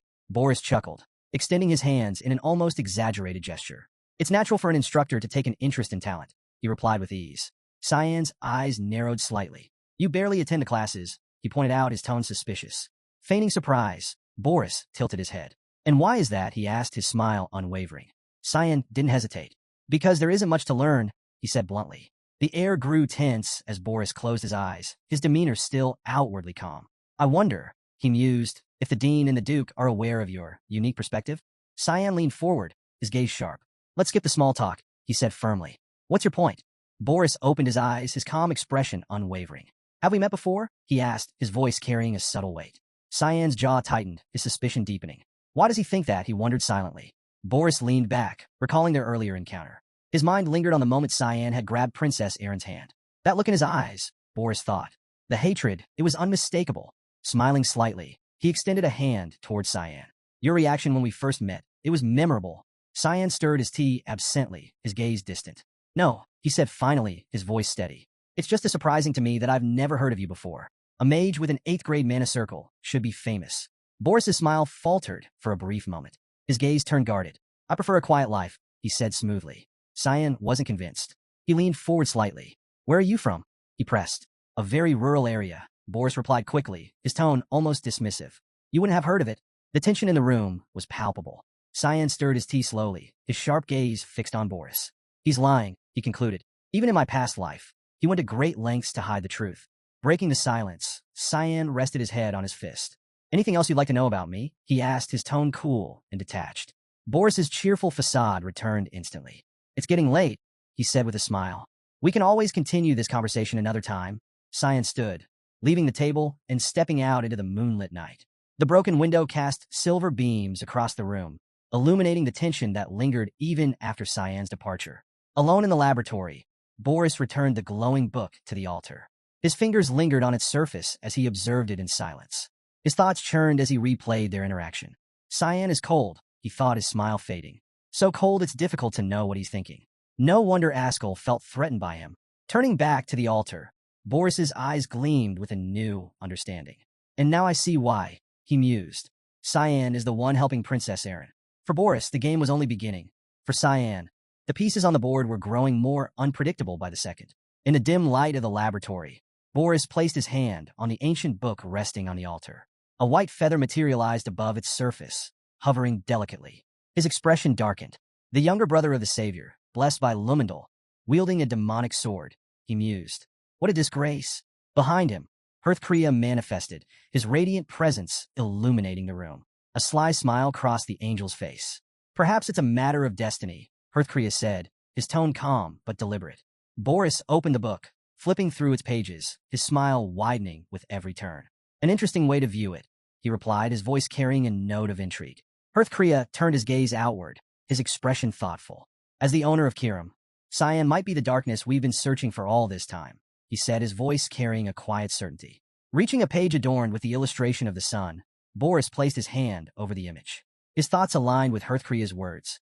If Cyan is the darkness, then he will help Ascll shine even brighter, just as the prophecy foretold, he murmured. The imagery of the black mist concealing the sun came to mind as he closed the book, his eyes alight with joy. The ascension of the Savior is about to begin, Boris declared with excitement. Elsewhere, Kirim stepped through a swirling portal into the kingdom of Eru, the air heavy with mist and tension. Her boots echoed against the ground as she entered, her gaze fixed downward, fists clenched at her sides. Ahead of her, Eru sat on his shadowy throne, his piercing gaze settling on her. Eru's calm voice broke the silence. Kirim, he said, his tone measured. I wasn't expecting you. What brings you here? Resting her hand on her waist, Kirim smirked, though her fury simmered beneath the surface. She began walking toward him. You already know, she said sharply. I just met Hearthcrea, and I didn't realize how close he was to your domain. Suspicion flickered in Eru's eyes. He tilted his head slightly. Did he try something? He asked, his voice even. Kirim's eyes flared with rage. You knew, she shouted, her voice rising. You knew, and you've done nothing. Her teeth clenched as she confronted him. Did you forget? They're the ones who expelled you. Eru's form dissolved into mist, reappearing behind her with disarming silence. His voice carried a quiet sadness. There is no place lower than the one where I've already fallen, he said. What is left for me to fear? The weight of his words surprised Kirim. She turned, her rage momentarily giving way to confusion. What do you mean? She asked, her voice trembling. Eru's gaze softened as he observed her. You're angry because they want to use Cyan, he said, his tone somber. And you? Kirim's fist tightened. Of course I'm angry. Do you even care? She demanded. This isn't about me, it's about Cyan.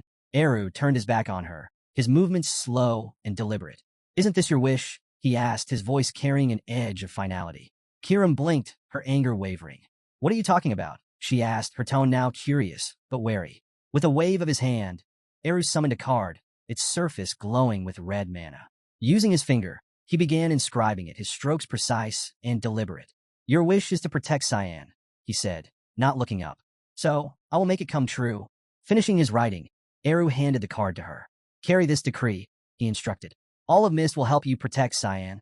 Kirim's cold gaze fell on the card as she took it. Her rage returned in full force as realization dawned. You're not going to do anything yourself, are you? She said bitterly. Has something happened with Lumendals? Eru's silence was deafening, and though his expression didn't change, the weight of his inaction spoke volumes. Kirim's grip on the card tightened, her resolve strengthening even as her questions remained unanswered. If he won't act, then I'll do it myself, she thought, her determination burning like a flame in the mist-filled room. Eru's glowing eyes dimmed slightly, his expression solemn as Kirim's accusations pierced the air. Every decision he had made had been for his daughter's sake, but those words carried no weight for Kirim now. She turned her back on him, her fists clenched in fury. I don't want to hear your pathetic excuses, she snapped, her voice cold and biting. Consumed by hatred, she stepped toward the portal, her glare burning with contempt. Pointing at Eru, she delivered her parting shot. Stay locked up forever, coward. Eru stood in silence, her words sinking deep. Though he remained composed, an undeniable sadness hung over him, knowing that her anger wasn't entirely unjustified. In the city where the angel statue loomed, A solemn ritual took place in a grand hall adorned with angelic effigies. Several women in white hoods lined up reverently, their white hair glinting under the light. At the center stood a leader holding a ceremonial sword, facing a lone knight. The leader's voice echoed through the chamber. Will you, as a proxy of the great god of light, Lumendal, swear to act as a ray of hope against the cruel darkness? She gripped the sword tightly, her tone heavy with purpose. Will you swear to fight and die on the battlefield, should the need arise? The blue-haired knight stood silently, her gaze steady yet contemplative. Alice Vert, after a moment's hesitation, took a deep breath and spoke with determination. I swear to accept the will of the god of light, Lumendal. As her words resonated through the hall, her eyes began to glow with conviction. Yet, deep down, a seed of doubt lingered. Is this truly the right path? She wondered silently. The Empire had been aggressively recruiting talented individuals into the Knights of Light, deploying them to the front lines to face calamities. Even during catastrophic events like the Blood Banquet, the Royal Guard had failed to act effectively. This reality weighed on Alice as she stood before the angel statue, gazing at it with mixed emotions. Joining the Knights of Light had been her dream since childhood, but now that she was here, she couldn't shake the feeling that something wasn't right. Her thoughts were interrupted by a cheerful voice. Congratulations. Startled, Alice turned, her eyes widening in surprise. She couldn't help but smile when she saw her friend Cecilia standing nearby. Cecilia! Alice exclaimed, her joy breaking through her nerves. Cecilia's proud smile radiated warmth as she approached. You've finally achieved your dream, she said with genuine delight. Alice flushed nervously and waved her hands in denial. You're Lady Cecilia now. I should address you properly. Cecilia placed her hands over her abdomen, her tone gentle but firm. Alice, when we're alone, you can address me however you like. Still, Alice knelt before her friend out of respect, shaking her head. I can't. You're my superior now. Cecilia's composure faltered as she grew visibly nervous. Please don't kneel, she panicked, her voice trembling. Later, the two friends sat on a bench by a serene fountain in the city park. The gentle sound of water offered a sense of calm as Alice voiced her concerns. I don't know if I've chosen the right path, she confessed, her voice tinged with uncertainty. Cecilia listened intently, her gaze steady. You've never been one to stray from the right path, Alice, she said softly. I've known you for a long time. Trust yourself. You'll do what's right. Alice looked at Cecilia, her friend's unwavering belief in her lighting a small flame of hope. Thank you, she said, her voice quiet but sincere. As the night deepened, the two friends sat in silence, their bond unspoken but strong, ready to face the challenges ahead. Alice, her eyes closed, let out a sigh, her heart heavy with unresolved emotions. I can still hear their screams, she admitted softly, her voice tinged with anguish. People crying for help. Cecilia, standing beside her, regarded her friend with a serious expression. There's only one way to find out if the front lines are where you truly belong, she said, her tone calm but resolute. Alice's gaze shifted, her confusion and curiosity evident. Before she could ask, Cecilia stood up, a smile spreading across her face. Join me when I head to the front line, she suggested, her eyes bright with enthusiasm. Duke Villiers has entrusted us with an important mission, one that we must fulfill together. Hearing this, Alice's jaw dropped in shock. Father gave us a mission? She asked, her voice filled with disbelief. Meanwhile, Brian strapped on his boots and gripped his sword with determination. His eyes gleamed as he prepared for the unknown. Where are you going? Someone asked. Brian turned to face them, his expression serious. I don't know, he admitted. I was only told to get ready. Emily, standing behind him, watched silently, her usual cheerfulness replaced by quiet concern. Nana placed her hands over her chest, her gaze sorrowful. Will I not see you for a long time again? She asked hesitantly. Before Brian could answer, the sound of boots approaching drew their attention. A calm voice interrupted. Not this time. All eyes turned to see Cyan, his expression serene yet firm. Addressing Nana, he said, Don't worry. He then turned to Brian, a faint smile on his lips. Are you ready? Brian nodded. Yes, he replied confidently. I've prepared as instructed, but I still don't know where we're going. Cyan extended his hand, revealing the ring, which emitted an intense red mist. We're going to the Valley of Lemia, he revealed. Emily gasped, her face a mix of surprise and confusion. Isn't it the place we went to before? It's so far away. Without addressing her concern, Cyan used the ring's power to open a portal. With this, he said calmly, we'll arrive immediately. He gestured for Brian to hurry, his urgency evident. Brian followed without hesitation, while deep inside, Cyan braced himself for what he knew. This was the day Alice was fated to die. Mounted on horses, the Knights of Light arrived at the front lines. The scene was tense, the air thick with the anticipation of battle. A bearded man, Sir Yulkin, the captain of the squadron, raised his voice, ordering the troops to halt. He turned back to face Alice, a broad smile on his face. "Thank you for joining us, Lady Alice," he said with genuine appreciation. Alice, riding beside Cecilia, forced a smile. "Please, Sir Yulkin," she said, her tone slightly flustered. "Don't call me miss." As the troops advanced, Alice's attention fell on the battlefield ahead, a stark reminder of the dangers they were about to face. Sir Yulkin noticed her unease and turned to her with a reassuring smile. "It's truly admirable that you've come here as a knight of light," he said sincerely. Alice nodded, though her mind was clouded with doubt. "Am I truly ready for this?" she wondered, clutching the reins of her horse tightly. Beside her, Cecilia's unwavering presence gave her a small measure of comfort, even as they rode into the unknown. With a forced smile and a nervous tone, Alice pleaded with Sir Yulkin, "Please stop praising me so much. I still have so much to learn." Yulkin, his scarred eye giving him an air of rugged wisdom, smiled warmly. "You'll do just fine," he said confidently. "The Duke will be proud of you." Dismounting from his horse, Yulkin gestured for Alice to do the same. She followed hesitantly, still uneasy. "And stop calling me miss," she added, her voice soft but insistent. Yulkin chuckled heartily as he led her forward. "The Duke is waiting for you." Alice's heart raced as she approached her father. The Duke, tall and imposing, stood at the edge of the encampment, gazing out over the battlefield. His stoic expression made it clear that his thoughts were elsewhere. Gathering her courage, Alice brought her feet together and placed a hand over her chest in a formal salute. "Alice Vert, eldest daughter of the Vert family," she said with practiced precision. "I came as quickly as I could after receiving your message." The Duke turned to her, his face betraying no warmth or pride. "Today, the third and fourth princes, as well as the second princess, are visiting," he stated coldly. "Prepare yourself." Though his words lacked emotion, Alice's eyes brightened with joy. "Yes, father," she replied cheerfully. Despite his distance, she couldn't help but feel a flicker of happiness. The Duke turned again, his gaze sharp. "They've arrived," he said curtly. Alice turned, her curiosity piqued. A procession of knights and carriages approached, their presence heavy with formality. The atmosphere tensed as the carriages stopped, and the royals began to disembark. The third prince, Fabian Severus, stepped out first. He wrinkled his nose in disgust, muttering, "What is that awful smell?" His younger brother, Nervian Severus, followed, covering his nose. "How can anyone live in such a filthy place?" he scoffed, his disdain evident.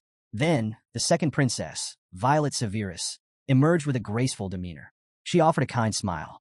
"The Vert family has always worked tirelessly on the front lines," she said diplomatically. As the princes and princess approached, the Duke and the Knights of Light bowed deeply in respect. "It is an honor to host you," the Duke said formally. Nervian, clearly unimpressed, huffed as he climbed back into the carriage. "Let's get this over with quickly," he muttered. "These visits are meaningless formalities." Fabian, however, remained outside, glaring at the Duke. "And what about magical beast attacks?" he asked sharply. "Are there any threats?" The Duke, unperturbed, responded with a confident smile. "Even in the rear guard, the magical beasts here are minor. There's no need for concern." At that moment, the sound of steady footsteps caught everyone's attention. A figure approached from the direction of the camp. The Duke turned, his expression softening into a rare smile of pride. "There is nothing to worry about," he said firmly. "We have the finest knight the Vert family has ever produced." Ascll Vert stepped into view, his eyes calm and steady. His presence exuded an aura of assurance, and his tranquil demeanor silenced the air of unease. It had been years since he had last seen his father. Alice's gaze locked onto Ascll, her heart a whirlwind of emotions. Curiosity, confusion, and admiration all mixing in equal measure. "Brother," she thought silently, unsure of what his arrival would mean for the unfolding events. The Duke approached Ascll, placing a firm hand on his son's shoulder. For the first time in what seemed like an eternity, a proud smile softened his usually stern features. "I trust you'll fulfill your mission with excellence," he said, his voice filled with rare warmth. Ascll locked eyes with his father, his calm demeanor unwavering. "I won't disappoint you," he promised, his words steady and resolute. Fabian's sharp voice cut through the moment. "Take care of the beasts before they get anywhere near us," he ordered Ascll, his expression one of disdain. "Unlike them, we are far too valuable to risk." The second princess, Violet, offered a softer contrast. Her gaze settled on Ascll, a kind smile gracing her lips. "I trust you to ensure our safety," she said, her tone gentle but sincere. For Ascll, her words were a rare honor. His eyes dropped to the ground briefly, his heart swelling with quiet pride. "It's an honor to serve you," he said, his voice subdued yet genuine. Violet looked around, noticing something, or rather, someone missing. Why hasn't Lionel come with you? She asked, her curiosity evident. He's usually by your side for formal events like this. Ascll's penetrating gaze met hers. After a pause, he replied with a serene smile. An unexpected commitment arose. He entrusted me with the task of escorting the twins and you. Though his explanation seemed reasonable, Violet couldn't shake a lingering suspicion. Still, she nodded, choosing to accept his words. Having Count Ascll as our escort is reassuring, she said before stepping into the carriage. The Knights of Light stood at attention, their somber silence creating an uneasy tension. Ascll's intense stare followed the carriage as it moved, his expression inscrutable. Alice's eyes drifted to her brother, observing him with a suspicious gaze. Why is he here? She wondered. Ascll always escorts the first prince. Why has he come to the front to accompany the twins and Princess Violet? Her curiosity was interrupted as Ascll turned toward her. His voice broke her trance. I heard you join the Knights of Light, he said, his tone calm, but carrying an unsettling weight. Top of your class. Congratulations. Alice froze, her eyes widening in surprise. There was something familiar in the way he looked at her, a gaze filled with concealed hatred. It stirred a memory. Alice was 9 years old, celebrating her birthday in her room. Ascll had entered, his presence both comforting and commanding. He stroked her head gently, congratulating her on her special day. Little Alice had clutched a scroll in her small hands, her wide eyes brimming with curiosity and joy. What is this, brother? She had asked, her voice full of wonder. It's a level 4 magic scroll, Ascll explained, kneeling beside her. You can't use it now, but when you grow stronger, when you reach level 4 magical power, you'll be able to use it someday. Her admiration for her brother deepened that day. She cherished the scroll as a reminder of her aspirations to grow stronger. Years later, when Alice finally achieved level 4 magical power, she sat in her room, the scroll in her hands once more. She opened it with reverence, placing her hand over its surface. A magic circle began to glow, intricate and beautiful. Before she could fully activate it, a firm hand grabbed her wrist. Startled, Alice turned to see Cecilia standing beside her, her expression stern. What are you doing? Cecilia demanded, her grip unrelenting. Alice's confusion mirrored in her wide eyes. She began, but Cecilia cut her off. Do you have any idea what this scroll is meant to do? Cecilia asked, her voice both protective and urgent. Alice faltered, realizing for the first time that her brother's gift might have held a purpose she hadn't yet understood, and perhaps one far darker than she had ever imagined. In the memory, Cecilia's panicked voice cut through Alice's confusion. That's a medium-level magical beast summoning scroll, she exclaimed. If you had activated it, something serious could have happened. You could have died. Alice's heart sank as she realized the gravity of the situation. Sweat beaded on her forehead as she stared at the scroll, her mind racing. Did Ascll know the danger when he gave it to her? The implications weighed heavily on her. Back in the present, Ascll turned away from Alice and began walking toward the carriages. Her gaze followed him, filled with unanswered questions. The strange energy surrounding him made her uneasy. Why had he done this? What was happening to her brother? She wondered as the carriages departed. The Knights of Light escorted the royal entourage, their movements tense. Inside the carriage, the third prince, Fabian, couldn't hide his irritation. Did Brother Lionel really assign Ascll to escort us? He grumbled. Fabian crossed his arms, his expression sour. He rested his chin on his hand, deep in thought. It's suspicious, he muttered. Could they be plotting something? Princess Violet sat across from them, her demeanor serious. Assigning someone as skilled as Ascll to protect us is reason enough to be suspicious, she said matter-of-factly. Her piercing gaze met her brother's. You know what kind of person Lionel is. Prepare yourselves if you want to survive. Her words hung heavy in the air. Fabian and Nervian fell silent, their unease growing. The carriage ride continued, but an ominous tension lingered. Suddenly, the ground beneath them shook violently, rattling the carriage. The twins exchanged worried glances, while Nervian turned to the window in alarm. What's going on? He demanded. Outside, Alice sprinted toward the carriages, her expression panicked. We're under attack, she yelled, her voice sharp with urgency. Her gaze locked on the carriage. Evacuate immediately. As she spoke, a colossal antararch, a supreme magical beast, emerged from the earth. Its deafening roar sent a wave of fear through the knights, many of whom stepped back instinctively. The sheer presence of the creature created an oppressive atmosphere that made it hard to breathe. Nervian clutched the carriage window, his teeth clenched tightly in terror. What is that thing? He stammered. It's a terrestrial dragon, Fabian whispered, his face pale. Panic flashed in his eyes as the reality of their situation set in. They said supreme-level magical beasts wouldn't appear here. The Antararch struck the ground with massive force, sending the knights flying. The princes and princess screamed as the carriage rocked violently. Alice threw open the carriage door, her voice calm but commanding. "Get out!" Now, she ordered. The royals scrambled to comply, but as they disembarked, the dragon's massive tail swung toward them with deadly force. Thinking quickly, Alice activated a protection shield, intercepting the tail's attack and saving their lives. The shield shimmered as it absorbed the impact, and Alice's gaze locked on the beast with unwavering determination. "Move forward," she shouted at the royals. "Don't stop." Her voice was steady despite the chaos. This made no sense. There shouldn't have been magical beasts in the rear guard. Consumed by fear, Nervian lost his composure. Without waiting for his siblings or the knights, he turned and bolted into the distance, running wildly in a blind panic. "Get back here, you coward!" Fabian yelled after him, his frustration barely masking his own fear. Alice gritted her teeth, maintaining the shield as the Antararch roared again. "This isn't right," she thought grimly. "Why is this happening here?" She glanced back at the royals. "I'll protect them, no matter what." Fabian shouted after his fleeing brother. "Stop running, you coward."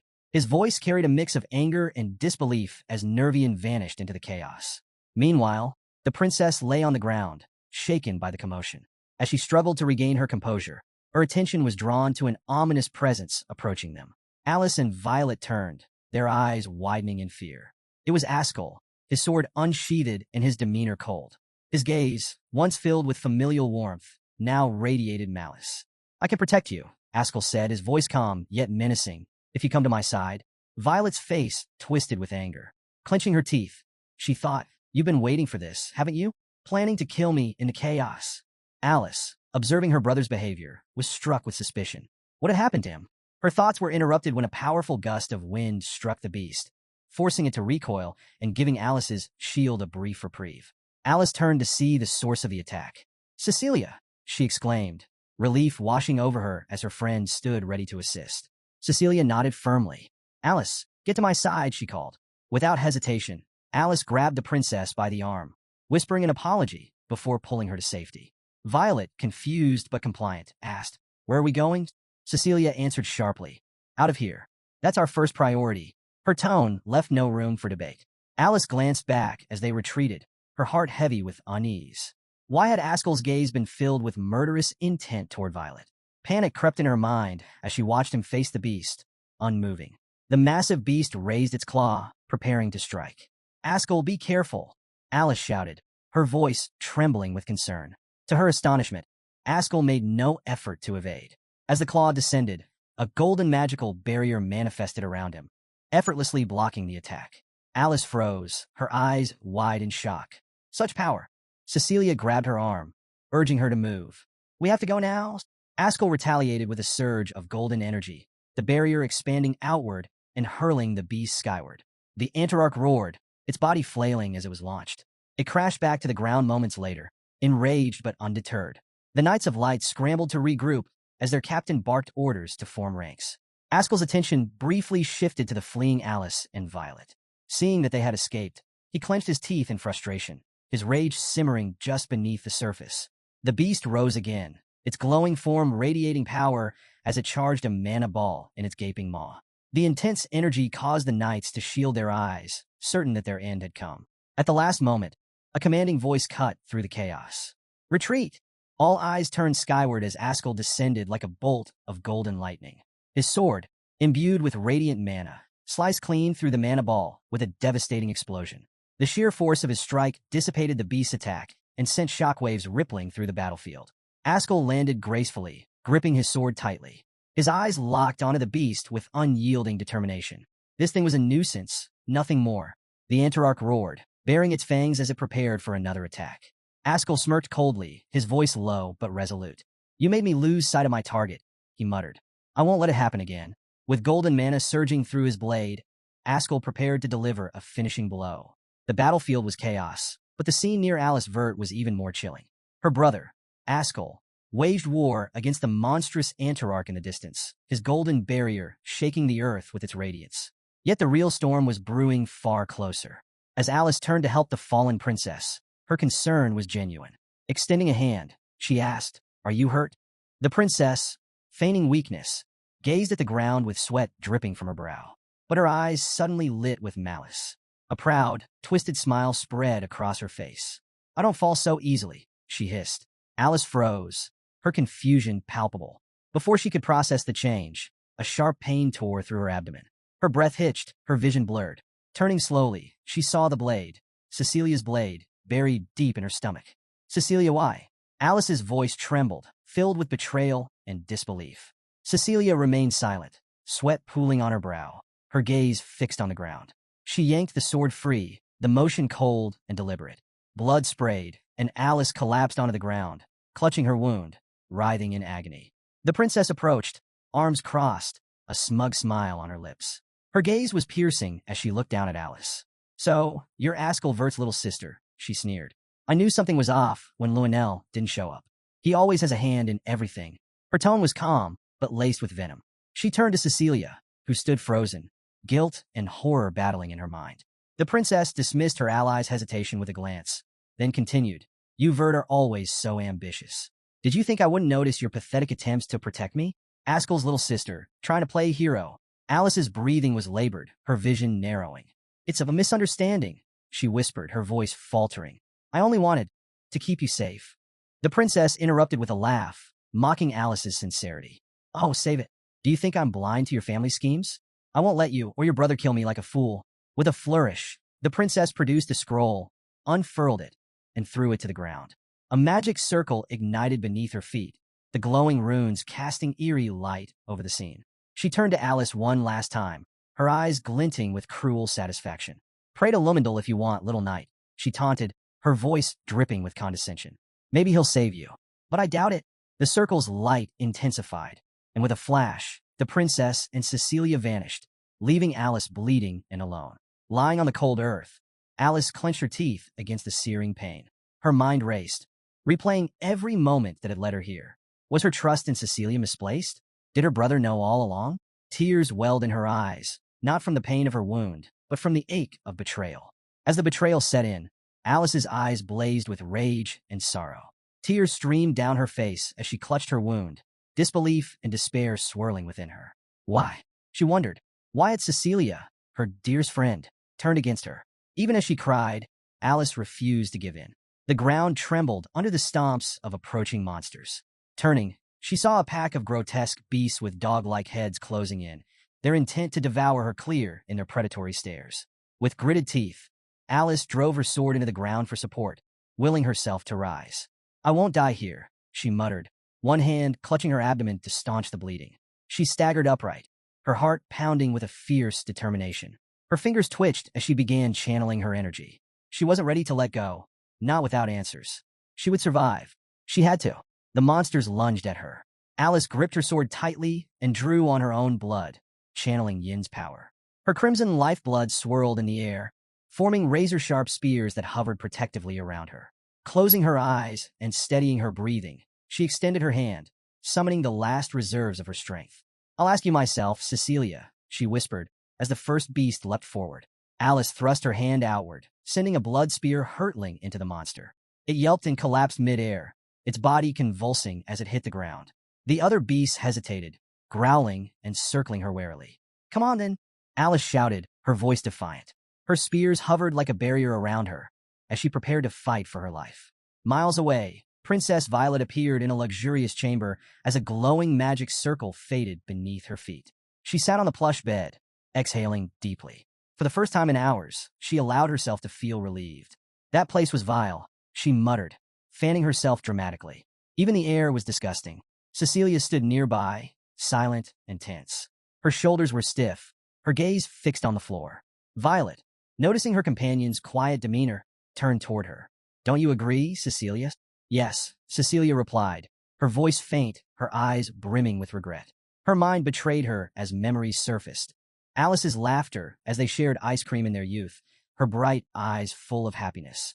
The stark contrast to the bloodied, betrayed woman she had left behind twisted like a knife in Cecilia's heart. Violet tilted her head, her tone turning sharper. "Why didn't you kill her?" Cecilia snapped out of her reverie, her head whipping toward the princess. "What? You heard me." Violet's calm, yet icy gaze pierced her. "You could have ended Alice right then and there.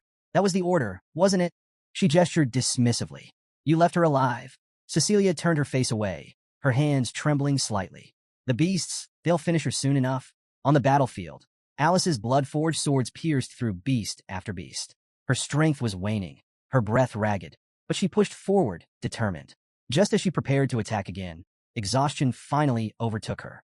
She drove her sword into the ground, fell to her knees, and closed her eyes. A fleeting sense of relief washed over her. Was it finally over? But the moment of peace didn't last. As she stared blankly at the ground, contemplating what she would tell the knights. Knowing no one would believe that Princess Violet had tried to kill her, a low growl reached her ears. Her body stiffened as a massive beast sniffed at the corpse of its fallen kin. Slowly, she turned, her eyes widening in horror. Salamanders, high-level magical beasts, and they were staring straight at her. Their massive bodies oozed fire and saliva, their scorching gazes locked onto their next prey, her. Panic gripped Alice. Her mind screamed for a way out, but her body refused to move. One of the beasts reared its head, flames crackling in its maw as it prepared to unleash a deadly fireball. Terror swallowed her whole. She was out of options. Then, in a blur of speed, a figure appeared. Cyan unsheathed his sword, his blade flashing like lightning as he activated the fog sword technique, rushing fog storm. Before the beast could release its fireball, precise slashes tore through its body. Alice barely registered what was happening. One moment she was bracing for death. The next, the salamander's severed head landed behind her with a sickening thud. Her body froze, her mind struggling to catch up. A strong hand grabbed her shoulder. "Sorry about this," a voice said before she was suddenly lifted into someone's arms and carried away just as the beast's molten body collapsed where she had been moments before. Dazed, she looked up. Brian. Relief and confusion warred inside her. The realization hit. If Brian was here, then that masked swordsman. Could it be? The remaining salamanders roared in fury, their fallen comrade fueling their rage. Rivers of molten lava spewed from their mouths, threatening to consume everything. Brian landed in a lower area, placing Alice down against a stone wall. She clutched her head, overwhelmed, while Brian clenched his teeth. "Just hang on," he muttered. Alice lifted her head and froze. Lava was cascading toward them. Then, something unexpected happened. With a loud thud, a sword, Kiram, landed before them. Their eyes locked onto it, puzzled. As the lava threatened to consume them, a figure emerged. Kiram. She stomped the ground with force and scowled. "What's with all this lava? Do they have stomach issues or something?" Hope flickered in Brian's eyes. He grinned. "You're the best." Kiram raised her hands skyward, summoning a powerful magical barrier, just in time to shield them from the lava. Furious, she glared at the beasts. "Stop spewing magma like a bunch of sick dragons." With the barrier in place, Cyan prepared to finish the fight. Upon Kiram's command, he activated thick fog third technique, fog descent, vanishing in an instant and reappearing above the salamanders. His eyes gleamed as he summoned a powerful manosphere, void sphere. The beasts, sensing danger, launched fireballs in retaliation, but Cyan was faster. His next move, division, unleashed a storm of magical orbs that sliced through their heads with deadly precision.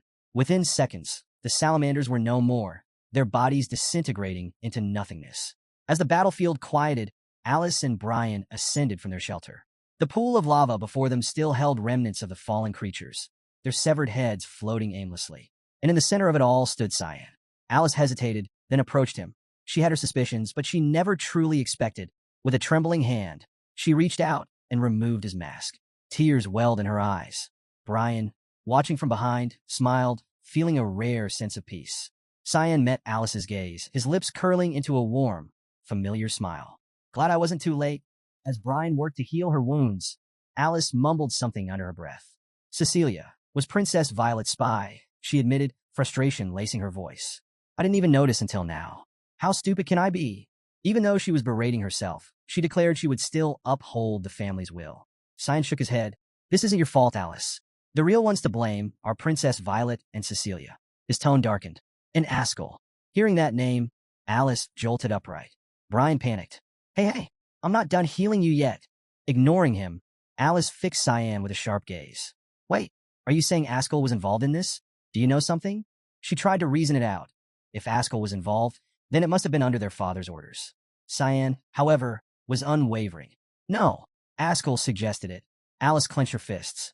"Father does whatever Ascll asks him to do? But why?" Cyan's expression darkened. "So Ascll can be the one to carry out the family's will." Alice's jaw tightened as fury bubbled inside her. So he's willing to kill his own sister for it?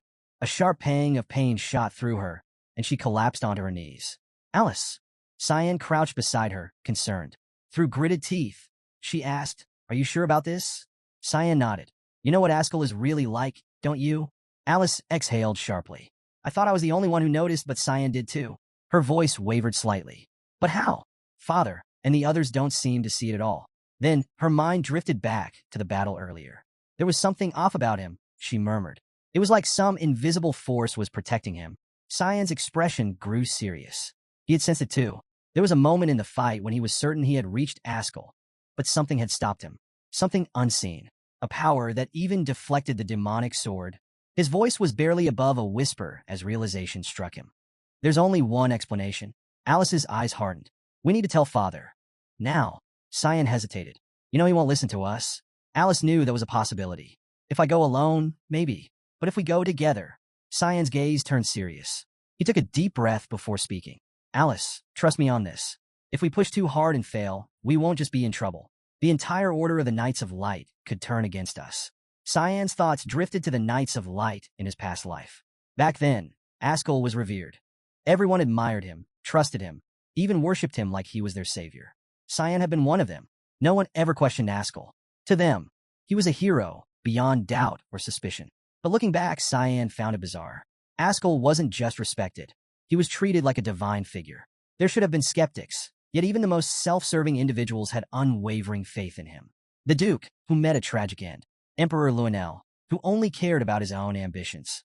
Boris, whose sole pursuit was the truth. All of them trusted Ascll without hesitation. Even Cyan himself. He had believed in Ascll up until the bitter end, until that final betrayal. That memory still burned inside him, but one question haunted him more than the anger. Why had he trusted Ascll so blindly? The answer was clear. Ascll was no ordinary man. He was an absolute figure, the chosen inheritor of Lionel's divine authority, the so-called savior of the world. Meanwhile, back on the battlefield, the knights stood firm, bracing themselves as the massive monster loomed over them. Its enormous foot came crashing down, ready to flatten them. In sheer panic, Nervian clung desperately to his brother, Fabian, wailing, "We're gonna die. We're all gonna die. Get off me, you idiots!" Fabian snapped, shoving him away. Ascll, unfazed, charged forward. Fabian couldn't help but admire him. "Damn, that guy's something else." Ascll barely acknowledged him. "Stay back." The monster roared, its throat glowing ominously. A moment later, it unleashed a devastating laser beam. Nervian shrieked and clung to Fabian again. "Doom is upon you, S. Get off me, you moron." Fabian growled, trying to pry him off. Ascll, ignoring their antics, raised his shield. Aegis, the shield of judgment. The beam hurtled toward them, obliterating everything in its path. But then, Ascll activated Titanic, a massive energy shield. The ground trembled as the destructive beam slammed into it, dispersing on impact. The monster, clearly enraged, unleashed another barrage of beams. But Ascll was already on the move. He dashed past the attacks and, in one swift strike, sliced the beast clean in half. A guttural groan escaped the creature as its body split, blood gushing from the wound. Then silence. The battlefield erupted in cheers. "Ascll saved us. He's stronger than a dragon." Fabian gave him an approving nod. "Not bad." Nervian, still shaking, clutched his brother's sleeve. "We have to tell Father what he did for us." Ascll, for a split second, frowned. But then, like clockwork, he put on a practiced smile. It was an honor to serve. From a distance, Alice watched, her expression troubled. The savior? Someone like him was chosen by Lumendal? She couldn't believe it. And yet the world did. Cyan's voice was calm, but firm. Lumendal needed a savior. That's all. It never mattered who they were. Alice clenched her fists. But Ascll. He was chosen by the most powerful god, Cyan interrupted. Denying it would be considered sacrilege. Alice felt a hollow pit in her chest. She had spent her whole life believing in Lumendal, placing her faith in his divine will. But now it was hard to accept. Cyan's expression remained unreadable. "Be careful, Alice. If you question this too openly, you might turn every Lumendal follower against you." She swallowed hard, sadness flickering in her eyes. "Ow, how do you even know all this?" Cyan hesitated, avoiding her gaze. "I can't tell you. Not yet." Alice frowned. "Why?" "Because I can't let you get involved any more than you already are." Silence hung between them. Then, Alice exhaled, offering a small smile. "I trust you, Cyan. If there's a reason you can't tell me, I'll wait. But one day, promise me you will." Don't carry this alone. A genuine smile crossed Cyan's face. Okay. Alice turned to Brian. Thanks for healing me. Brian's face immediately turned red. It's nothing. He stammered, flustered. Behind him, Cyan stood glaring daggers at him, radiating an aura of pure menace. His expression screamed, "Why are you so happy right now?" Brian noticed and instantly started sweating bullets. Cyan, ignoring Brian's silent suffering, looked at Alice. What's your plan now? Alice's eyes darkened. First, I need to resolve this mess. I need to talk to Cecilia and find out why she betrayed me. Cyan crossed his arms. I'll help. Alice raised an eyebrow. How do you know where she is? Cyan calmly said to Alice that she couldn't have gone far. At Violet's safe house, Cecilia suddenly tensed. Violet, lounging nearby, noticed. What's wrong? Cecilia's voice was tight. Someone's coming. Violet scoffed. Impossible. No one but me knows this place. Before Cecilia could argue, the sound of shattering glass exploded through the room. Violet screamed as a blade whizzed past her face, embedding itself deep into the wall. Cecilia's eyes widened. She recognized that sword. Meanwhile, back on the battlefield, Ascll examined the markings left on the ground. His sharp eyes took in the remnants of a teleportation spell. His lips curled into a knowing smirk. A magic scroll. He turned to the knights. Find a shelter nearby. Stay alert. One of the knights suddenly stiffened. Sir, you need to see this. Ascll approached, following his gaze. They stood at the edge of a cliff, looking down into the valley below. A swarm of massive monsters crawled through the land, their grotesque forms shifting in the moonlight. One knight swallowed hard. Do you think Princess Violet is all right? Ascll's expression was unreadable. He merely muttered, we'll see. Then, with an air of command, he turned to his men. Prepare yourselves. Protect the princes. The chase was relentless. Cecilia pursued the intruder with unwavering focus. The sheer presence of mana and bloodlust radiating from him made her expect an elite warrior. But as soon as she caught sight of the figure, she froze in disbelief. What? Just a kid? Her instinct screamed that there had to be someone else with him. Dismissing any assumptions, she activated Windwalker, accelerating her movements. Stay sharp. Don't let your guard down. Then an attack. A blade sliced through the air toward her. Cecilia reacted instantly, swinging her sword to counter, but the kid dodged effortlessly. Her eyes narrowed. That movement, I've never seen anything like it. It's not from the verts. The masked intruder remained silent. Cecilia's gaze flicked to the sword embedded in the wall earlier. That was your throw, wasn't it? Did you manage to save Alice again? Still no response. Irritated, she let out a slow breath, her mana spiking dangerously. Fine, she said coldly. If you won't talk, let's see if you can scream. With that, she launched forward at blinding speed. Cecilia's sword cut through the air, swift and precise. Too fast for the eye to follow. Yet, the masked kid evaded every single strike. Her blade barely grazed his ear, but it wasn't enough. Cecilia gritted her teeth. No way. There are only a handful of knights in the order who can match me in speed. But this kid, determined not to be toyed with, she leaped onto a tree, then launched herself from above. You think I'm going to let you underestimate me? She activated Sharp Storm, a devastating attack that sent a massive energy beam tearing through the forest. Trees splintered into nothing. The ground exploded, leaving a gaping crater. The battlefield was left in utter ruin. And yet, the masked intruder stood unscathed. A small, black sphere flickered in his palm. Cecilia's heart dropped. That's Void Sphere. Before she could react, he activated Obsidian. The sphere split in half, unleashing a dark force that slammed into her. Pain seared through her body as she let out a sharp scream. The force tore through the area, causing even more destruction. Her vision blurred as she collapsed. As footsteps approached, Cecilia clenched her teeth. I lost pathetically. She let out a bitter chuckle. Never thought I'd die in a place like this. Her voice was weak as she looked up at him. You're like a grim reaper, she murmured. Still won't say a word? The masked figure crouched down, meeting her gaze. But instead of delivering a finishing blow, he simply said, I'm curious about something. Cecilia blinked. What? You look relieved? She froze. I expected you to look more tormented, he added.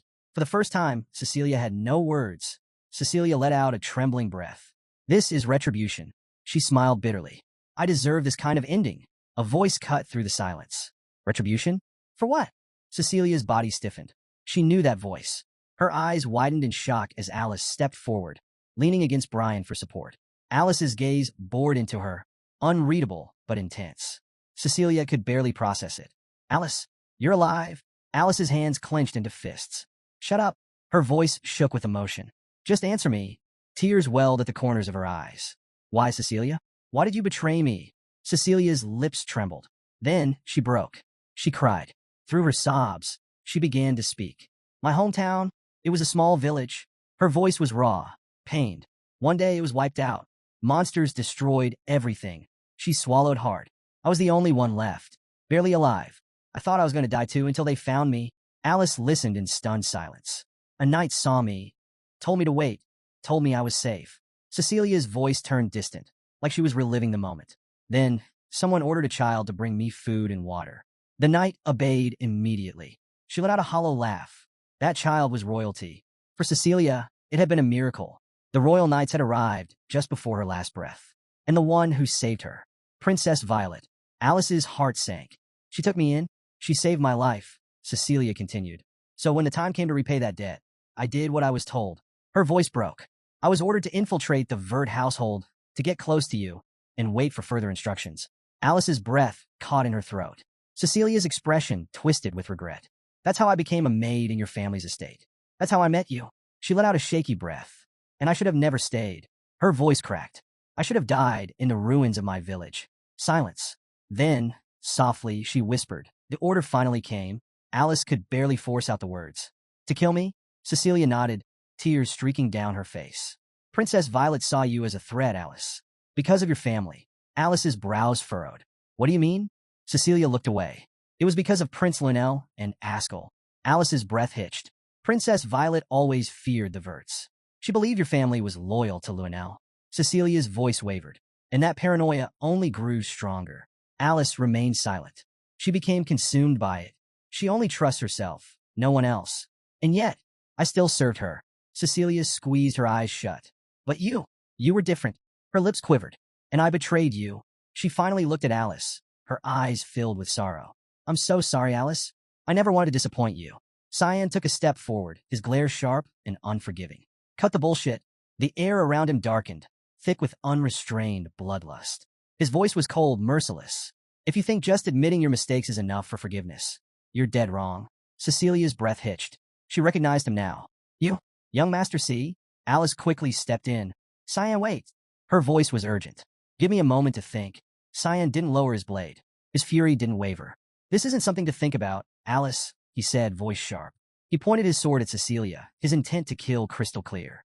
This isn't some light matter. Cecilia exhaled, her voice steady despite the tension. I know. Alice's heart pounded. Cyan, stop. Just wait. She turned to him, desperate. We should at least hear her out. Let her explain everything before deciding. Brian, sensing her distress, placed a hand on her shoulder. Alice, calm down. His voice was gentle, reassuring. Trust young Master Cyan for now. Alice hesitated. But Cyan didn't move. He simply lifted his dagger, preparing for the final strike. Alice's eyes widened.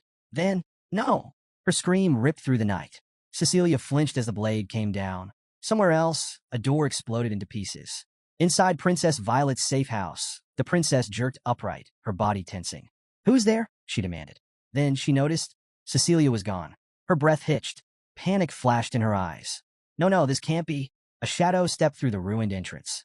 Violet's face went pale. How'd he find this place? Ascll stood in the doorway, his face dark, expression unreadable. Without a word, he took a step forward. I've come to escort you, Your Highness. Violet tightened her grip on her wrist, a faint smirk playing on her lips. You look like you're about to kill me, she remarked, her tone laced with amusement. Isn't it a bit rude to just barge in like this? Ascll met her gaze without hesitation. I did plan to kill you, he admitted. Then, without missing a beat, he added, the original plan was for Fabian, Nerovian, and you, all of you, to die at the hands of the monster. Violet's eyes widened in shock.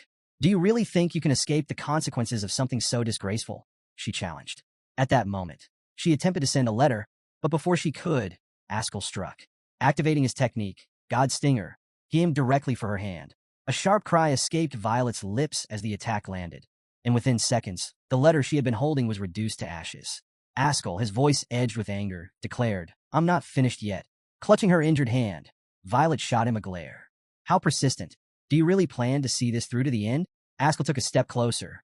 Who knows? Maybe I will. His words left Violet momentarily confused. But then, Ascll's eyes flickered toward a sword embedded in the wall. Alice's sword. A look of realization crossed his face as he turned back to Violet. "Where's my sister?" A wicked grin spread across Violet's lips. "I had her killed," she said without a hint of remorse. "I wasn't sure she was working with Lionel, but she was your sister after all." Her expression darkened, eyes gleaming with twisted delight. "In the end, I suppose it was for the best. And do you plan on avenging her?" A smirk tugged at Ascll's lips. "No," he said, his voice eerily calm. "I was just thinking, I might need to change my plans." Violet stiffened, her amusement faltering. His reaction was unexpected. "Change your plans?" she echoed, unease creeping in. Without another word, Ascll reached for Alice's sword, pulling it free from the wall. He turned to face her, his expression unreadable. "You seem surprisingly calm, given the situation." He studied her for a moment before continuing. "Eliminating those you even slightly suspect. I have to admit, that's a smart approach." Then, with a knowing grin, he added, "In that sense, you're nothing like Lionel." "That actually surprises me." Violet's mind raced. Does he not care about his sister at all? What is he after? Then Ascll spoke again, his tone firm. "The plan was doomed from the start. A complete failure. That's what I'll tell Lionel." Violet narrowed her eyes. "Then what is it you want from me?" Stepping closer, Ascll leaned in slightly. "I'm suggesting that you join me instead." Violet's eyes widened as she asked, "Weren't you on Lionel's side?" A wild grin spread across Ascll's face. "Who told you we were anything more than business partners?" he replied. Violet leaned back on her bed, arms crossed. "And you expect me to believe that?" Ascll shrugged. "Believe what you want. But Prince Lionel is just a part of my plan." Hearing this, Violet chuckled. "Are you trying to take over the Empire or something?" She shook her head. "If that's the case, I won't be of any help to you." Ascll turned away slightly, as if noticing something. "It doesn't matter who takes over the Empire," he muttered. Violet narrowed her eyes. "Then tell me, what is it that you do want?" Ascll's expression darkened. "The eradication of evil. My goal is to wipe it from this world." Violet let out a small laugh. "Are you serious?" He smirked. "Who knows?" But before she could say more, Ascll suddenly tensed. It seems evil just made its entrance. A noise echoed from outside, sending a chill through the air. Violet stiffened. Sweat beaded on Ascll's forehead. "This mana, it's strange. Ominous. It's sending shivers through my entire body." A loud crack split the air as something tore through the roof. Purple energy surged into the room, and Ascll's eyes widened. "This feels more like bloodlust than mana. I've never sensed anything like it before." A sphere of dark energy materialized before them, shattering the remains of the roof. Both of them recoiled in shock. "What is this?" Violet shouted. Then, Ascll noticed movement outside the ruined cottage. His gaze sharpened, and in the next instant, an attack was already upon him.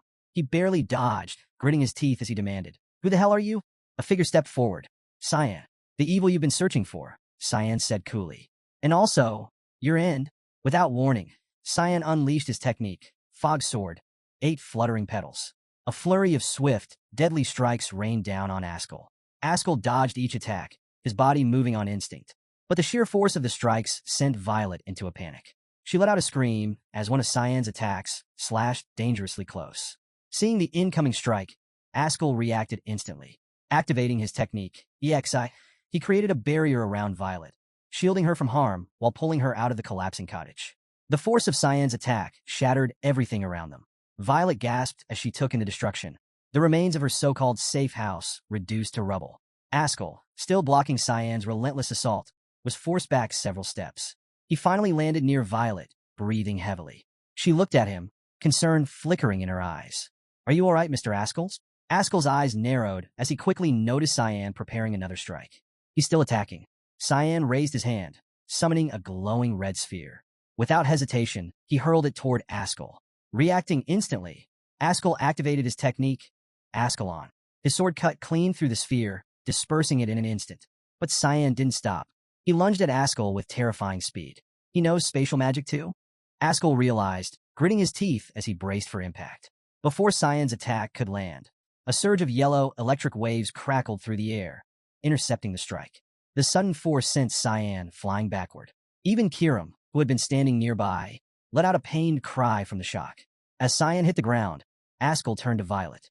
"This guy, he's not just some ordinary enemy." Violet stood frozen, overwhelmed by everything unfolding around her. She clutched her arms tightly, her body trembling. Tears welled in her eyes. Ascll glanced at her and spoke firmly. "Calm down. I'll win this fight."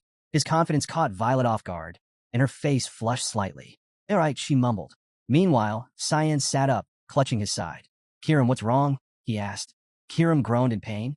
That hurt like hell, she muttered. That electric wave, it felt like my entire body was being torn apart. Cyan's expression darkened. Tisich must be Ascll's hidden power protecting him. How annoying. Ascll pointed his sword at Cyan, his gaze unwavering. What's wrong? Why did you stop? His tone turned sharp. Didn't you just say you were my in? Then come at me. Cyan clenched his fists, seething with frustration. I'd love to kill him right now. But after seeing what his power can do, I need to fall back. Just then, Violet's gaze shifted. Among the debris, she spotted a familiar sword, Cecilia's sword. Her eyes widened in shock. Scattered nearby were other belongings she recognized. Her heart pounded. That's Cecilia's stuff, she shouted, turning to Cyan with a mixture of fear and rage. What the hell did you do to her? Cyan's eyes remained cold. I purified her. Violet's breath caught. Purified? What does that even mean? Ascll's voice cut through the silence. It means she's already dead. His words hit Violet like a dagger to the chest. Ascll turned his attention back to Cyan, his expression dark. So that was your goal all along? Who ordered you to kill her? A crimson aura flared around Cyan's body as he responded in an icy tone. We are missed. Those who do not forgive. His voice was void of emotion. Her purification was not ordered by a person, but by reason. Hearing this, Ascll's mind raced. Missed, so they're active again. So the rumors were true. Before he could press further, Cyan's body flickered, and in the next moment, he was gone. Violet gasped, scanning the area. He disappeared. He vanished into thin air. Ascll lowered his head, deep in thought. More obstacles, more people interfering with my plans. His mind raced. Was it them all along? Have they been the ones pulling the strings from the shadows? Meanwhile, atop a mountain near the river, Cyan landed. Kirim collapsed onto the ground, clutching her head tightly. Damn it, my head. I thought I was going to die from that attack earlier, she groaned. Cyan stood in front of her, watching silently. Was it really that bad? He asked. Kirim, still holding her head, took a shaky breath. Yeah, I've never felt pain like that before. She slowly lifted her head, gritting her teeth. We couldn't even touch him. This is way more complicated than I thought. Cyan remained quiet for a moment before speaking. There's a solution. Kirim's eyes snapped to him. What is it? She asked urgently. Without a word, Cyan pulled out a set of elemental stones. They glowed faintly in his palm. Duran Dark's elemental stones, he said. The purity of gods. His gaze darkened. It's only a hypothesis, but if we use these, we might be able to defeat him. Kirim's expression shifted to alarm. She grabbed his wrist tightly. No, don't do it. Her voice trembled as she looked at him. Did you bring those just for this? Cyan, if you use them, they could kill you. Before Cyan could respond, a new voice cut through the air. Cyan. Both of them turned. Alice had arrived. Cyan met her gaze before looking back at Kirim. I know it's dangerous, he admitted, but this is the only way. His grip on the stone tightened. His crimson eyes burned with determination. I have to protect people now, he murmured. I won't make the same mistake I did in my past life. A surge of energy pulsed through him as he clenched the stone even harder. If my opponent is unreasonably strong, then I'll become just as strong to match him. The scene shifts as Alice hands something over to Cecilia. Curious, Cecilia asks what it is.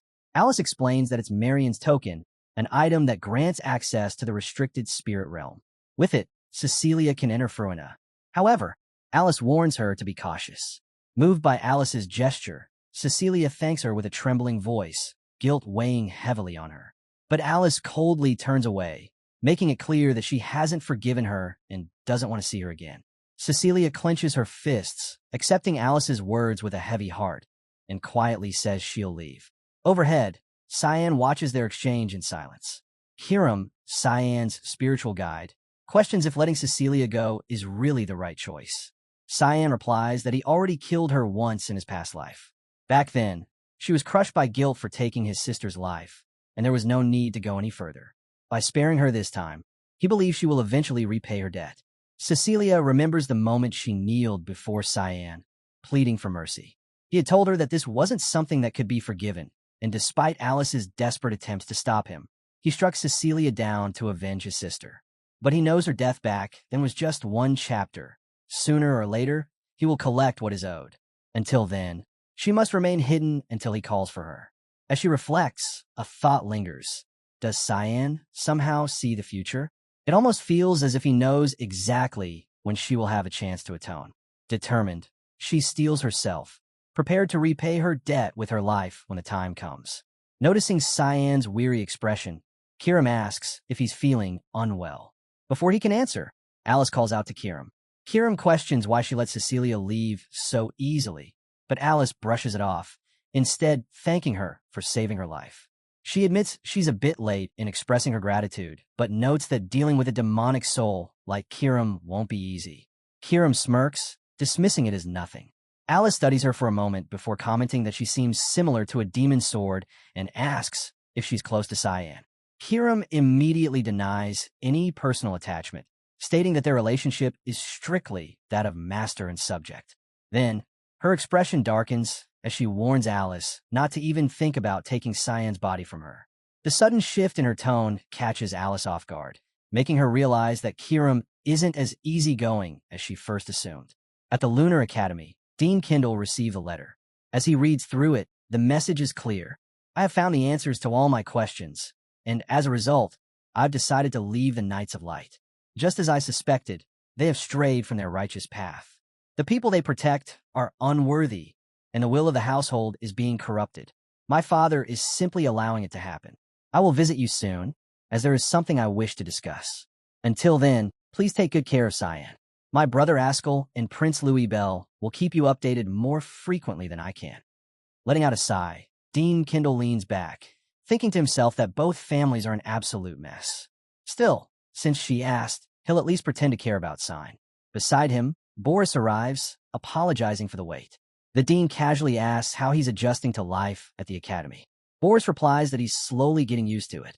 Without wasting any time, the dean gets straight to the point. When was Boris planning to tell him that he was working for Prince Louis Bell, his grandson? And more importantly, why did he keep it a secret?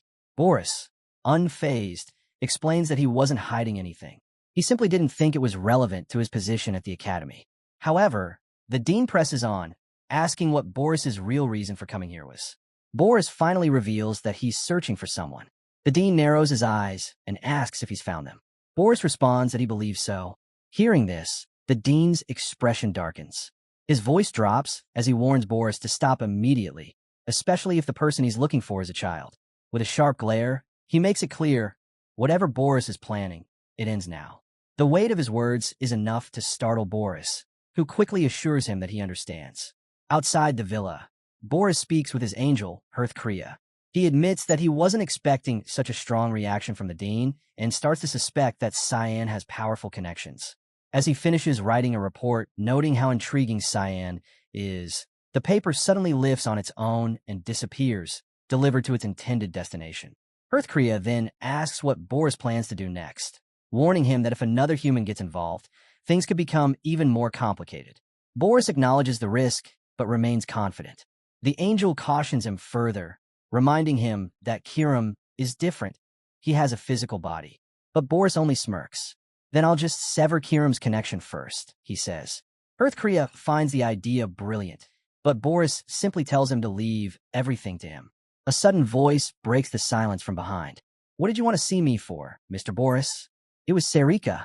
Boris had been expecting her and greeted her with a composed smile, thanking her for coming. Sarika, however, cut straight to the point. She had been meaning to meet him as well. Boris shifts the conversation to Cyan, pointing out how he rarely attends lessons and spends most of his time in the dormitory. Yet his skills are extraordinary. Sarika shrugs, suggesting that perhaps Cyan is simply a natural-born genius, which must have piqued Boris's interest. With a sly grin, Boris nods. Indeed. But now, I find myself interested in those around him as well. He steps closer, his gaze sharpening. Sarika doesn't flinch.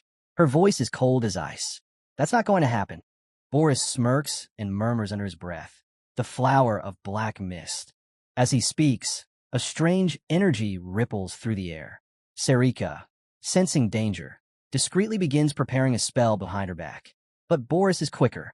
With a flick of his wrist, a spell ignites, and from the ground erupts a monstrous creature, an enormous hellhound with countless glowing eyes and massive, gaping jaws.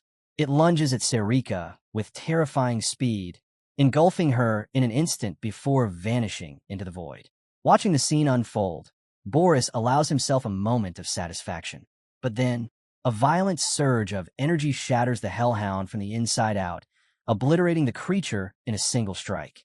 From the swirling remnants of the broken beast, Sarika emerges, untouched, her presence radiating with dark, ethereal energy. The black mist swirls around her, shielding her completely. Boris takes a step back, his expression shifting from amusement to shock. He had gravely underestimated her. Sarika lands gracefully on the ground, her eyes locked onto him. "I don't know how you figured out who I really am," she states, her voice steady and unwavering. "But if you're so eager to die, I'll gladly make that happen." Boris remains unfazed, his smirk unwavering. He casually pulls out his spellbook and flips it open. "It won't be that easy to make me give up," he says confidently.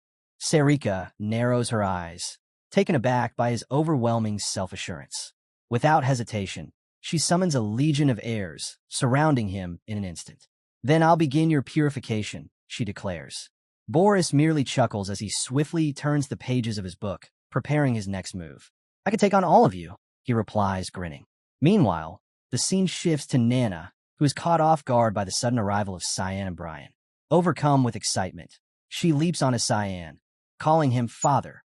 Brian, completely ignoring the moment, clutches his stomach and turns to Emily.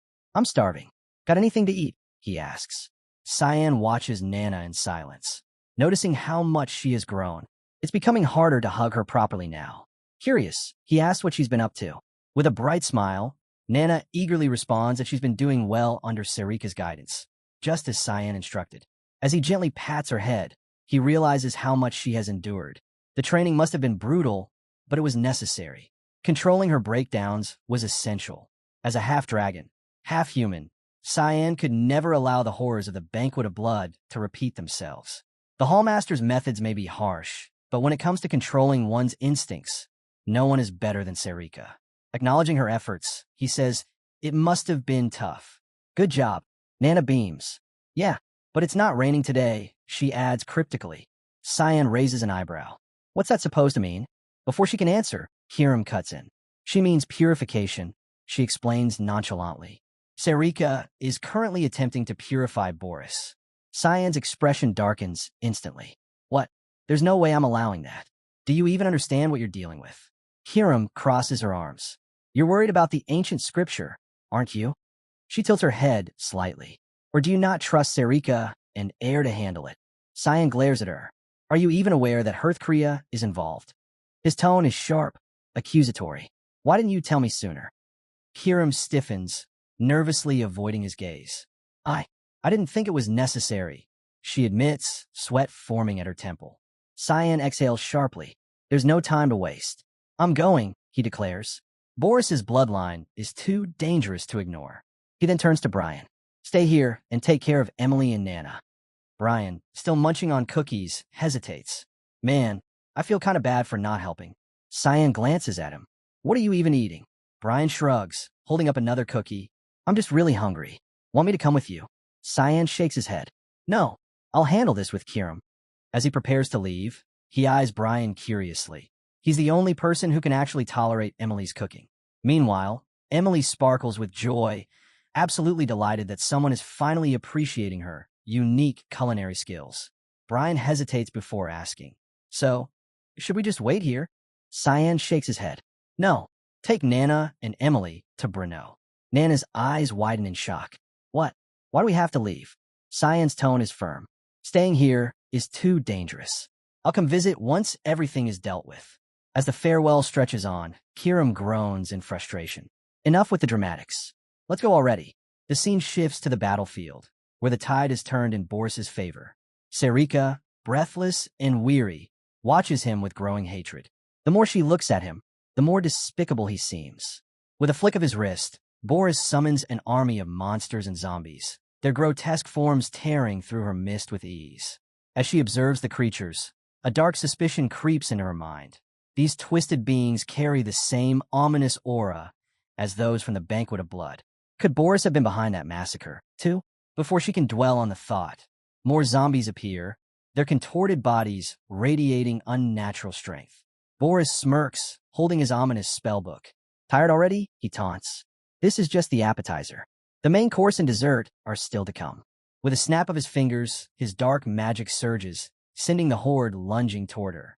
Sarika moves with precision, dodging their attacks before unleashing her technique, sword-crushing folkstorm. A surge of power ripples through the battlefield. shattering the charging zombies into dust. Without hesitation, she follows up with Folk Sword, 8 fluttering petals, slicing through the remaining enemies with swift, elegant strikes.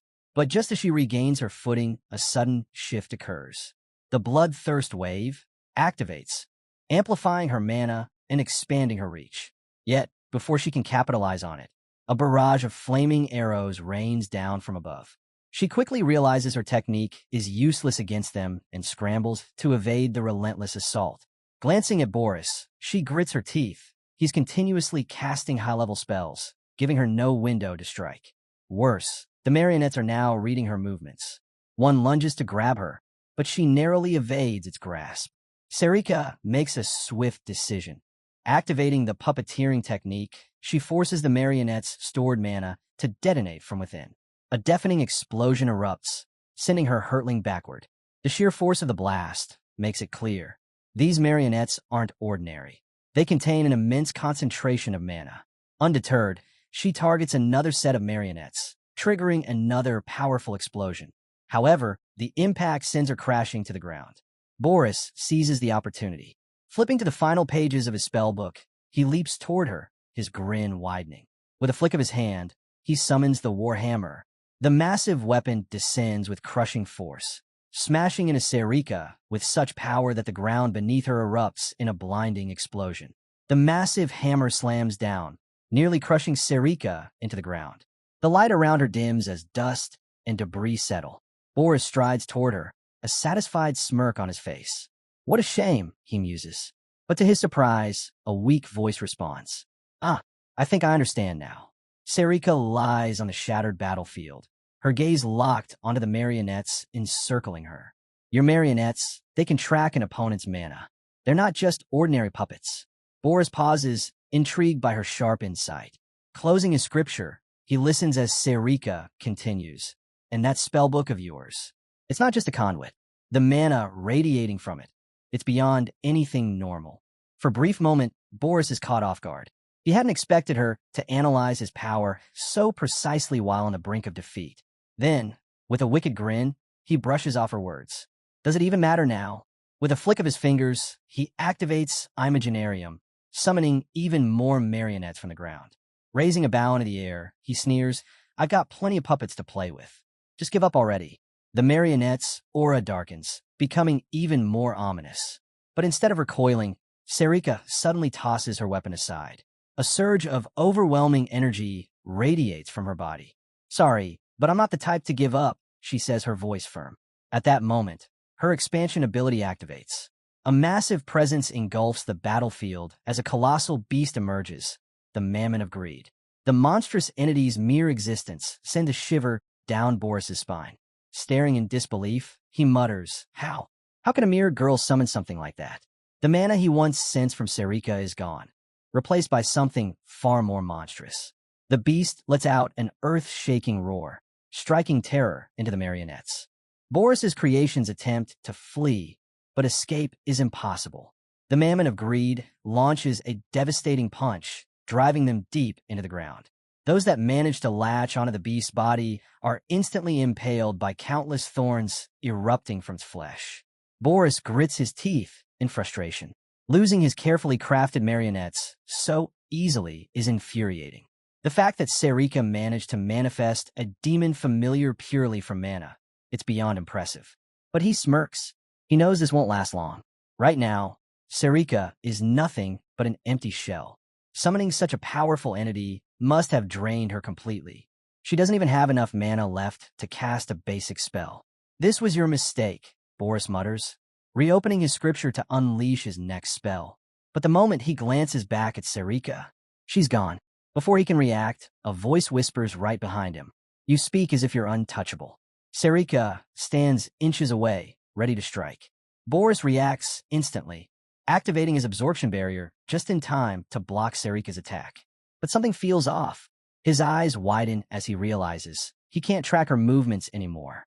How is she moving this fast without using magic? He mutters, struggling to keep up. Serika doesn't let up. She launches a relentless assault against the barrier, each strike causing fractures to spiderweb across it. With one final devastating blow, the the defense shatters. Boris barely has time to react before Sarika's blade closes in. Desperate, he casts another protection spell, but she tears through it instantly. Then, a brutal punch crashes into his chest, sending him hurtling miles away. As Boris struggles to push himself up, Sarika is already above him.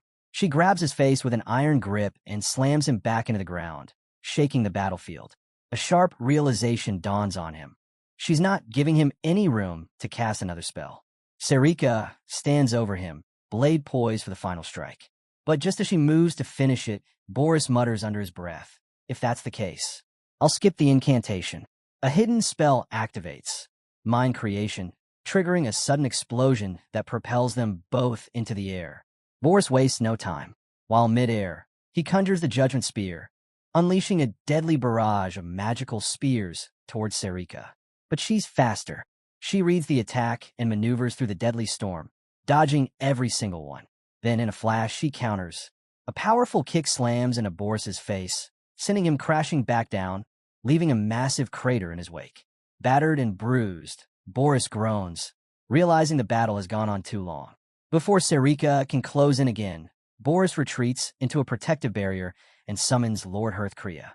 At the sight of the divine summon, Sarika's expression darkens. The weapon of God. The ancient spellbook speaks, its voice echoing through the battlefield.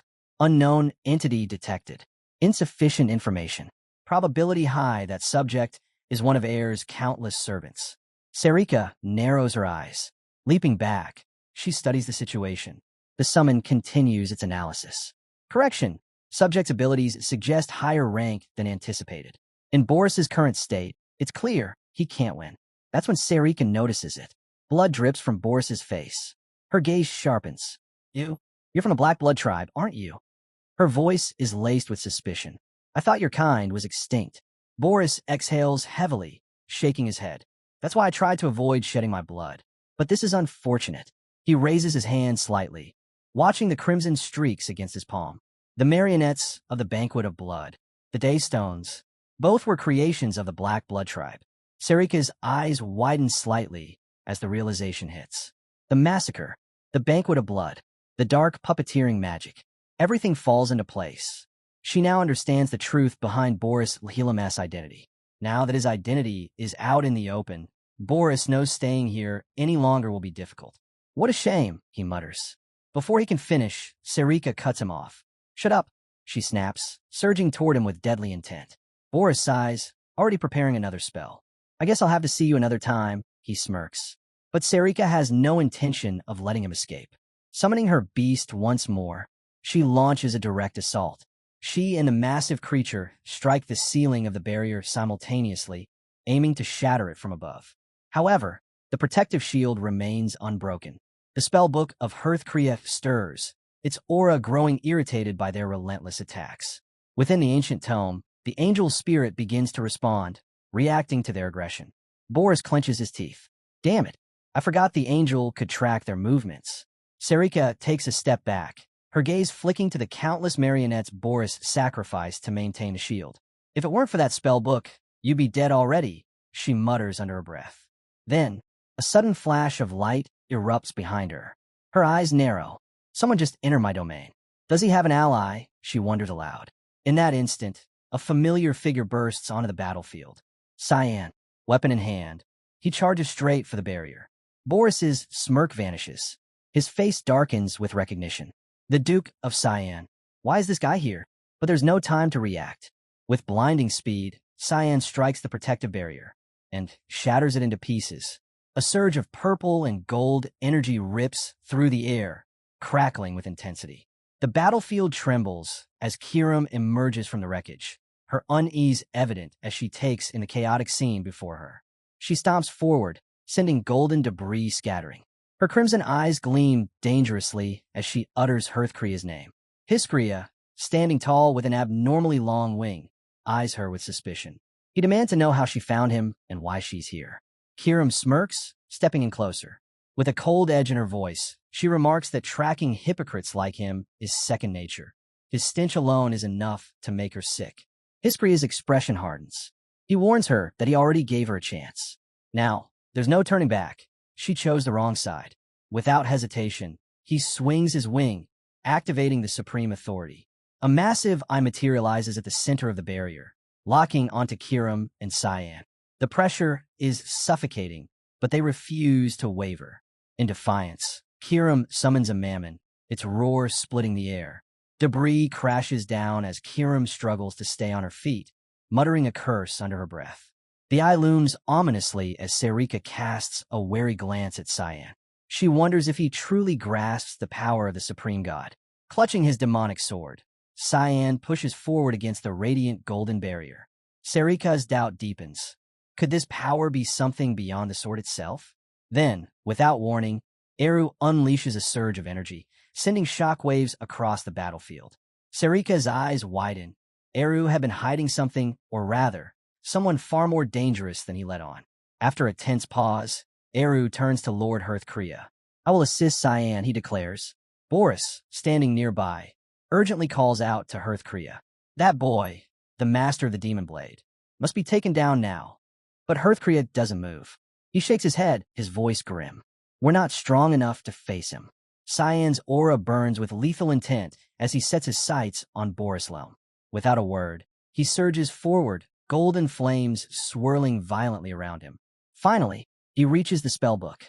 Without hesitation, he swings his sword, aiming straight for the sculpture of Hearthcrea. Hearthcrea reacts instantly, blocking the strike, but Cyan refuses to be stopped. His blade tears through the barrier with ease, before slamming directly into Boris. A chilling realization washes over Boris. This kid, he's far more dangerous than I thought. Above them, a swirling black haze devours the sun. Boris's blood runs cold.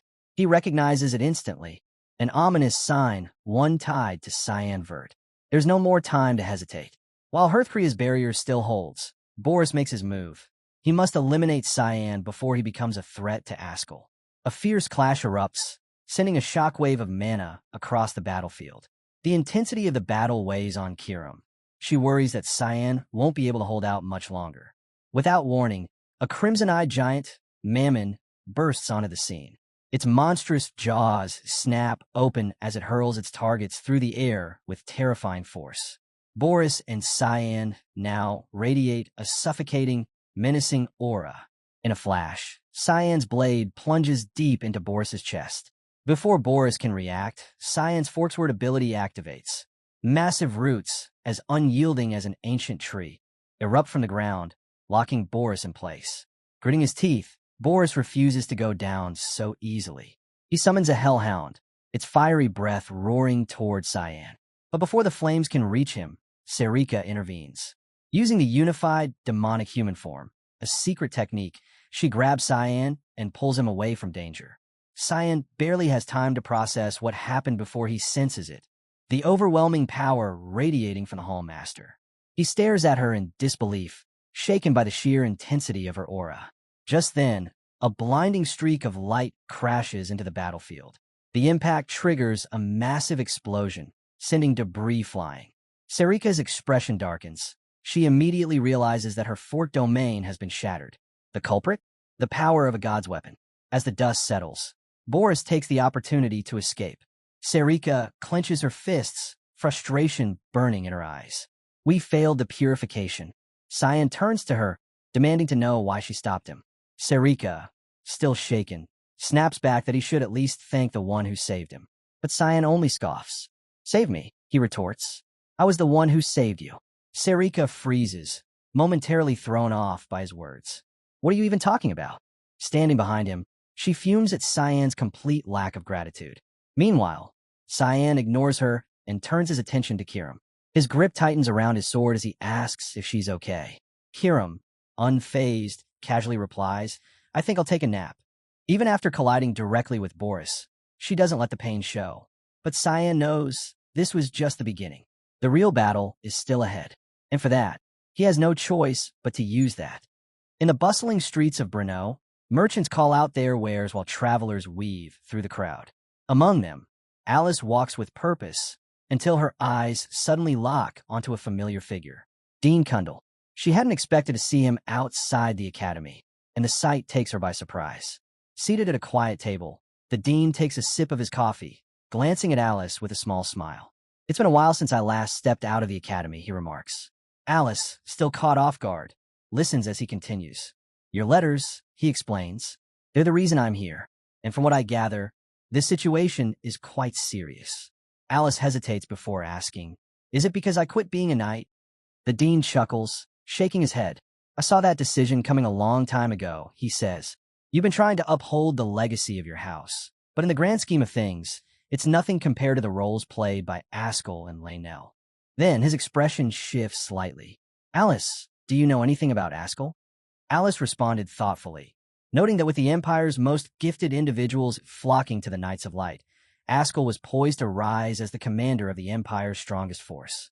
The dean nodded, adding that his grandson, Laenel, widely known as the Amicable, might one day stand beside Ascll, sharing that command and shaping the future of the Empire together. However, Alice's expression darkened with concern. She hesitated before asking what the Chancellor thought of it all. Since Prince Laenel was his grandson, his opinion carried significant weight. The dean fell silent for a moment, lost in thought. Then, he recalled a conversation from some time ago, one initiated by her brother, Cyan. Cyan had asked him a single question. Did he value the Empire's prosperity more, or the honor of his own house? It was an unusual inquiry, but in hindsight, it felt almost prophetic. Cyan had been looking ahead, warning him that he was too indifferent to the future that was fast approaching. Alice's eyes widened. What exactly did Cyan see? She asked, unable to hide her curiosity. The dean sighed, admitting that even he wasn't entirely sure. But there was one thing he was certain of: she needed to leave the Empire. Alice stiffened at his sudden command. Leave? What? His voice was grave as he explained. A great storm is coming. Chaos will consume the Empire. I will do what I can to stop it, but I cannot guarantee the outcome. Alice's heartbeat quickened. You truly believe that? She pressed. The dean exhaled slowly before revealing the harsh truth. The signs are already there. A coup is brewing. There are forces moving to seize the throne from within. The bustling streets of Brno come into view as Nana arrives, mesmerized by the city's lively atmosphere. The energy of the urban center is unlike anything she's seen before. As she weaves through the streets, her attention is drawn to a fruit vendor proudly displaying his fresh produce. The shopkeeper eagerly waves her over, boasting that the fruits are perfectly chilled. Just then, Nana's gaze shifts to a group of rough-looking men. She points at them without hesitation, bluntly calling them strange. The bystanders bristle at her words, their expressions turning hostile. Sensing trouble, Brian quickly steps in. He apologizes on Nana's behalf before sternly reminding her that pointing at people is rude. Emily, watching the exchange, chuckles. All kids are like that, she remarks casually. But Brian remains tense. He warns them to avoid unnecessary attention and reminds them of Cyan's orders. They must reach the safe house without incident. Their survival depends on making their cover story believable. Emily nods and advises them to act naturally, blending in as an ordinary family. Suddenly, Brian freezes. His eyes lock onto something in the crowd, and without a word, he rushes forward. Brian, wait for us. Emily calls after him as she and Nana struggle to keep up. As they push through the crowded street, Nana hesitates for a brief moment, glancing back at something before continuing forward. Meanwhile, Alice sits by a window, lost in thought. Dean Cundall's words replay in her mind. A coup is already in motion. She struggles to process the idea. Ascll and Laenel, plotting something like this? She never would have believed it. But somehow, Dean Cundall and Cyan had known all along. Before she can dwell on it further, the door swings open. Emily and Brian step inside. Alice looks up in shock. How did you find me? Emily smiles. It's been a while, Alice. The two exchange greetings before Alice turns to Brian. You were missed too, she adds. Curious, Alice asks if they've been staying at the academy with Cyan. Emily nods. The young master needs my support. Alice blinks, stunned. Cyan, living with two women? Before she can fully process that, Brian drops another surprise. We're only here for 3 days, he says. Alice stares at him in disbelief. 3 days, she echoes. Just then, Brian tenses. A realization dawns on him. Wait, someone's missing. Alice frowns. Who? Brian's expression darkens with guilt. Nana. She was with us just moments ago. Emily steps forward. We need to find her. Anyone close to Cyan is important to me as well. The scene shifts to Reno, a picturesque coastal city where the sea glistens under the sun. A man pushes open a wooden door, stepping onto the dock. His voice cuts through the salty air. "Tell the captain, it's time." Inside a large chamber, sailors gather. The crew is ready to set sail, murmuring about the generous pay for this trip. In a corner, a dark-haired boy stands beside a wolf-like companion. His sharp eyes scan the room. Among the gathered figures, he recognizes someone, a familiar kid from earlier. By the water's edge, Nana wanders without a care, completely unfazed by her surroundings. One of the men nearby watches her in disbelief, murmuring about how strange it is for a child to roam alone so fearlessly. The dark-haired boy steps forward, studying her. With an easygoing tone, he asks, "Where's your family?" Nana simply points toward the docks as raindrops begin to fall. The boy raises an eyebrow when Nana suddenly sniffs the air, muttering about a familiar scent. Behind him, a wolfman grins wickedly. "An easy catch," he mutters. "Might fetch a nice bribe." The boy turns back to Nana and flashes a friendly smile. "How about I take you somewhere with lots of tasty treats?" At the mention of sweets, Nana's eyes light up. "Candy," she repeats excitedly. The boy hesitates. Surely, she's too old to fall for something so simple. But to his surprise, Nana eagerly nods, completely taken by the idea. Before she can follow, a young noble with jet black hair steps in, calmly reminding her of a rule she should know by now. Never trust strangers who offer candy. But Nana, already lost in her excitement, ignores him. The wolf-like companion playfully calls her over, and without hesitation, Nana chants about sweets and follows them. She does recall Cyan warning her once. Following someone's words blindly will only lead to trouble. But that thought is fleeting. Right now, all she cares about is candy. The strangers lead her down a narrow, shadowy path. "There's plenty of candy inside," one of them says with a smirk. For a brief moment, something nags at Nana. Cyan's words echo in her mind. But her craving gets the better of her, and she hurries forward. Behind her, the men chuckle, mocking her for being so gullible. "Another easy prize," one scoffs. Inside, Nana hums to herself as she eagerly searches for the promised sweets. But as she ventures deeper, the excitement in her eyes fades. Rows of barred cages stretch before her. Children, their faces pale with fear, watch silently from behind the iron bars. Their eyes plead for help. She stops in front of a tall, foreboding doorway, her back stiffening. A creeping doubt settles over her. Realization strikes. She's been tricked. She turns slightly, whispering to no one in particular, "Papa, I messed up." But just then, her nose twitches. A familiar scent lingers in the air. Without another thought, she rushes toward it, her feet carrying her down a dimly lit corridor. At the end of the passage, a heavy cloth drapes over a large cage. From within, eerie sounds stir the silence. Hesitating only for a second, Nana reaches out and pulls the cloth away, revealing two monstrous, high-ranking red gnolls, their golden eyes glowing menacingly in the darkness. Most would recoil in terror, but Nana simply tilts her head. Then, she reaches her small hand through the bars and gently pats one of them on the head. "Good boy," she says casually. Instantly, the gnoll's aggressive snarl softens into something almost tame. Curious, she leans in. "How'd you end up here, little guy?" The gnoll lets out a soft woof, shifting restlessly in the cage. Grinning, Nana places both hands on the iron bars. "Don't worry, I'll get you out." With a slight push, the metal bends effortlessly beneath her touch. The door creaks open. Just as the gnoll steps forward, a voice calls from behind. From the shadows, a soft voice calls out. Nana turns to see a group of elven children trapped behind another set of iron bars. Their wide, desperate eyes plead for help. The little demon dragon girl doesn't hesitate. With the same effortless strength, she bends the bars and sets them free. The scene shifts. A mysterious lord reclines in his chair, a massive chained wolf resting beside him. Before him, the wolfmen and the newly freed elves stand in formation. One of them steps forward. "We're all ready now, Captain." The captain, a red gnoll, towering and battle-worn, sits alongside the CEO of the Merchant Union. He nods approvingly. "Good. Now, we just need to set sail from the harbor." A merchant smirks. "With Morris gone, the Gray Merchant Union is finished. No more fees, no more restrictions. Our profits are about to skyrocket." Another adds. The Garum Association pays more for younger captives. Once this job is done, bonuses all around. A dwarf grumbles, arms crossed. First Albus, now the Gray Merchant Union. I don't like this. Feels off. Then, with a chuckle, he mutters, call it women's intuition.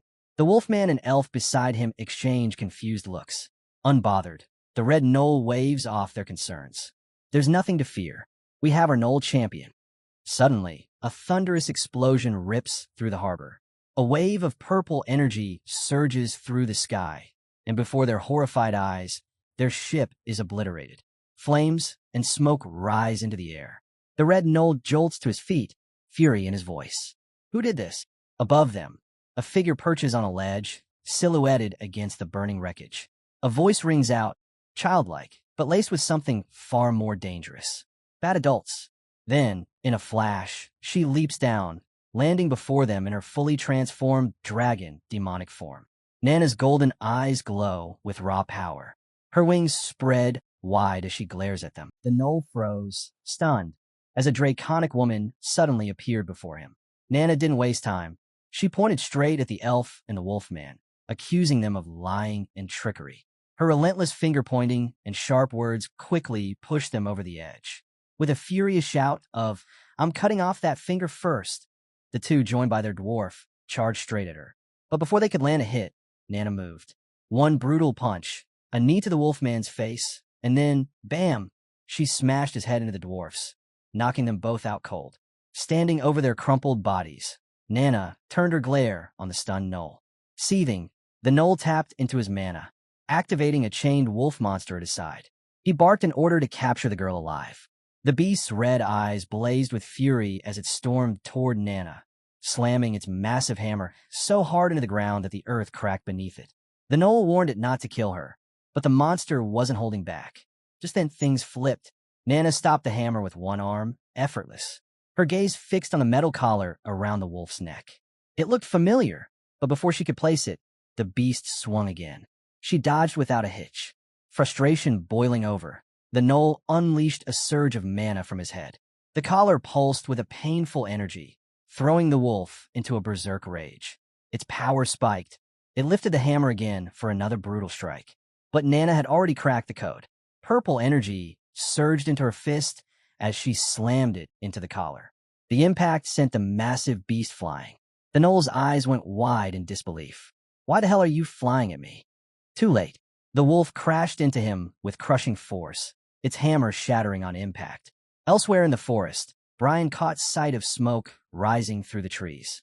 Feeling the pulse of mana from that direction, he raced toward it without a second thought.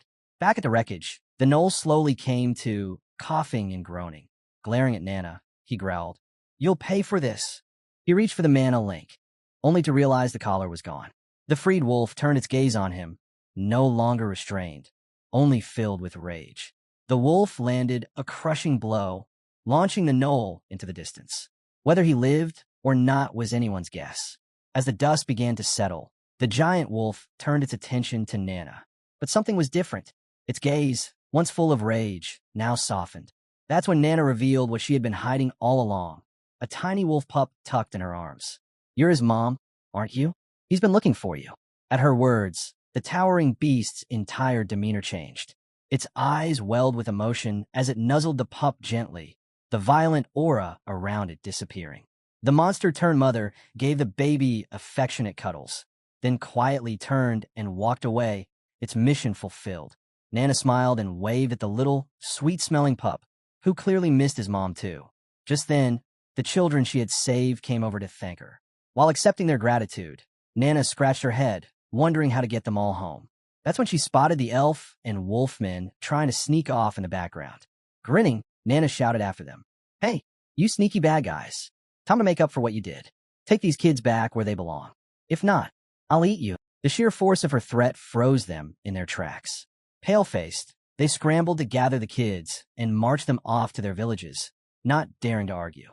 With everything under control, Nana gave herself a little pat on the back. I actually did something good today. Papa Cyan's totally going to be proud." But her smile faltered and her voice dropped to a whisper. "I wish Papa could have seen it." Just then, a hand gently ruffled her hair. "You did great, Nana. She whipped around in shock, and there stood Cyan. "Papa, you found Nana," she gasped. Cyan gave a warm smile. "You let off so much mana. There's no way I wouldn't." He explained how, after returning to the safe house and finding it empty, he realized she'd gone off on her own. With Millie and Brian already on the move, he simply followed the trail she left behind. "No matter where you go, I'll always find you. I'm your papa, after all." Moments later, Brian and the others arrived, visibly relieved. "I was really worried about you," Brian began, but he didn't get far. Cyan turned to him, his smile gone. "Then you do know what you did wrong, don't you?" Brian gulped, already regretting everything. Without another word, Cyan launched into a punishment session on the spot. Brian didn't even bother to resist. Meanwhile, Alice stood frozen, staring at Nana like she'd seen a ghost. "Hold on. The one you've all been searching for. She's a demonic human?" The shock in her voice was clear. She'd never even seen one before, let alone expected this. Scene shift. Far away, deep beneath the Ushif Empire's capital, the mood was tense. A man hurried down the narrow, dimly lit staircase, Boris. His steps echoed through the dark stone halls, and his face was filled with unease. Why would he suddenly show up here? He never leaves the academy, Boris muttered, clearly disturbed. As he reached the bottom floor, he saw a familiar figure waiting by the doorway, Dean Hundle. Boris's expression hardened. "What are you doing here, father?" Dean Hundle gave him a heavy look. "Let's talk. It's been a long time." The scene opens with Boris and Dean Hundle seated across from each other at a table, the air between them tense. The dean starts by reminding Boris that it's been 10 years since he stepped down as Duke. 10 years of staying out of the Empire's affairs. But now something's changed. He demands to know why his state revenues have plummeted while their payments to the Imperial family have skyrocketed. Boris leans forward, frustration clear. The Empress's family, he explains, demands absurd sums each year. If he fails to meet those expectations, their political position collapses, and the Imperial family will waste no time replacing them with one of their own. Then he asks flatly, "Do you even want Luenell to be emperor?" The dean slams his palm on the table. "Enough. Do you truly believe Luenell is fit to rule?" Boris doesn't flinch. "That doesn't matter. As long as someone from House Quizelle takes the throne, that's all that counts." The dean's eyes narrow. "You mean the same way you married off your sister to the emperor?" "That it's hard." Boris goes silent. "I've said what I needed to," the dean adds coldly. "Cut all support to Luenell." Boris tries to protest, but the dean rises from his seat and heads for the exit. "Where are you going?" Boris calls after him. "To the palace." Scene shift. In the quiet of the Vert estates, Ascll Vert sits alone, staring down at a slip of paper. So, the one who holds a demonic sword has finally shown up. His expression darkens. Everything he planned is unraveling. With a flick of his wrist, he burns the message to ash. It's all falling apart again. He thinks back to Alice abandoning the knighthood. Her leaving gave him a clearer path to inherit the dukedom. A silver lining, he mutters, though the memory of her bitter stare lingers. She knows something, and it started to irritate me. Suddenly, the room flares with teleportation magic. Boris appears, cloaked in a different aura. Boris bows slightly. "Offer my greetings, Sir Ascll Vert." Ascll recoils in surprise. "What's going on? Is this your true form?" "The Black Dragon tribe." Boris's eyes flash, his presence heavier and more menacing than ever. "Forgive me. I didn't intend to show you this form." Ascll narrows his eyes. "Who pushed you this far? Weren't you at Lone Academy?" Boris's voice turns cold. "It was my brother, Cyan." At the mention of Cyan, Ascll's expression turned grave. Boris pressed on. "Even so, I managed to gain something valuable." He held up a small pill. "This holds the mana of the demonic sword I found at the Banquet of Blood. And now, I found the sword's true master." Ascll's eyes widened. "So it's Cyan. He's the one behind all this chaos. And I had no idea." Boris nodded grimly. He had already tried to eliminate Cyan once, but lacked the power to finish the job. Ascll leaned back, a dark resolve settling in. "Then I'll handle it. I've fought Cyan before. He's no easy opponent, but I can take him." But Boris raised a hand. "Not yet. It's too early." Ascll frowned, confused. "Why? What's stopping us?" "Cyan's being shielded," Boris explained, "by the Black Fog's followers. The situation's unstable. We move too soon, and it'll all collapse."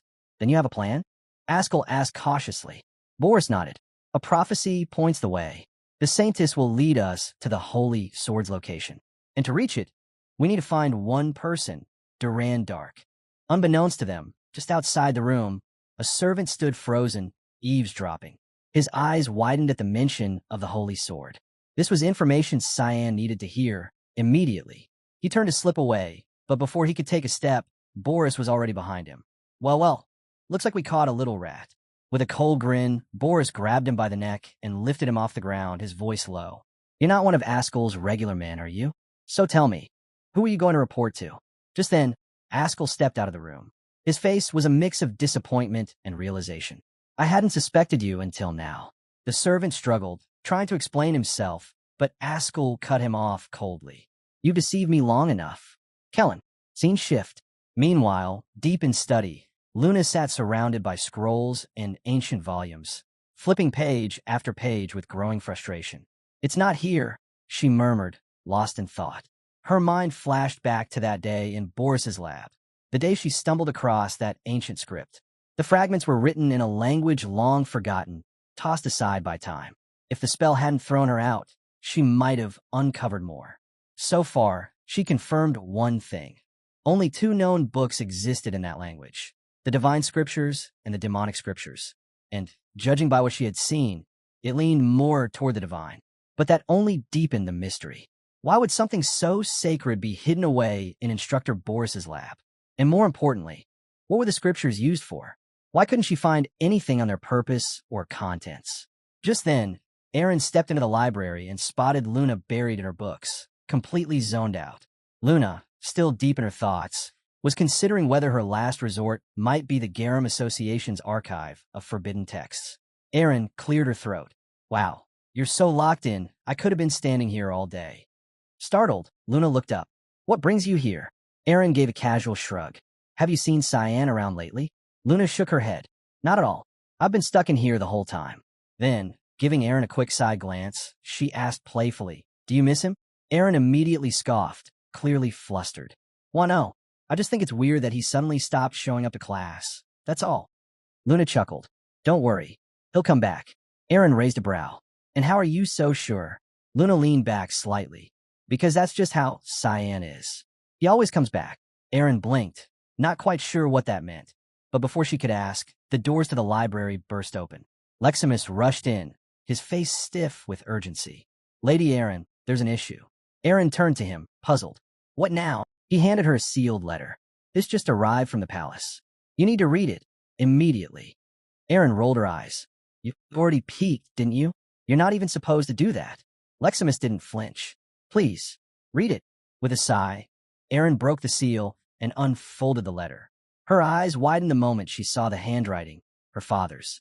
The contents hit her like a thunderbolt. Upon confirmation of stable ties between both houses and the palace, this letter serves as official notification of the engagement between the fifth princess, Aaron, and Cyan Vert. She froze. Her heart skipped a beat, her eyes locked on the name. Cyan Vert. The letter wasn't just politics. It was a promise, one that stirred something fluttery and impossible to ignore.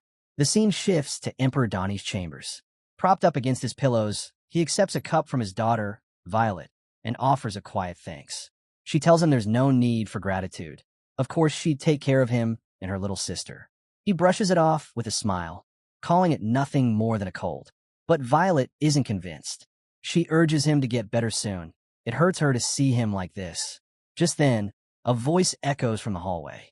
Dean Kundal steps inside, greeting the Emperor and Princess with respect. Violet greets him warmly before excusing herself, quietly leaving to give them privacy. As the door shuts, the Emperor comments on how far Kundal has traveled. But this time, Kundal isn't his usual composed self. He stands stiffly, eyes serious. Sensing the mood, the Emperor asks what's wrong. Then, with a weak chuckle, he apologizes for being in such shape when hosting an important guest. Kundal immediately urges him not to say such things, then asks, when did his condition get this bad? The Emperor sighs. At first, he thought it was nothing. But now, looking down at his unsteady hands, he admits it hasn't improved at all. Kundal's expression tightens. He regrets not coming sooner. Another cough shakes the Emperor. Then he changes the subject. He assumes Kundal didn't come just for a visit. After all, he only shows up when there's trouble in the Empire. Wiping the sweat from his face, the Emperor asks if this is about Lionel. Kundal confirms it. At first, he didn't think much of it, But things are turning out worse than expected. Suddenly, the Emperor lifts his hand. Lightning sparks crackle in the air as he channels mana, declaring that as long as he draws breath, Luenel won't lay a finger on anyone. The power in the room flares, but it's unstable. Cunnel sees it clearly. It's not just his appearance. The Emperor's very core is starting to break down. Shifting gears again, the Emperor asks about Princess Erin. How is she doing at the academy? Caught off guard, Cunnel replies honestly, she's doing well.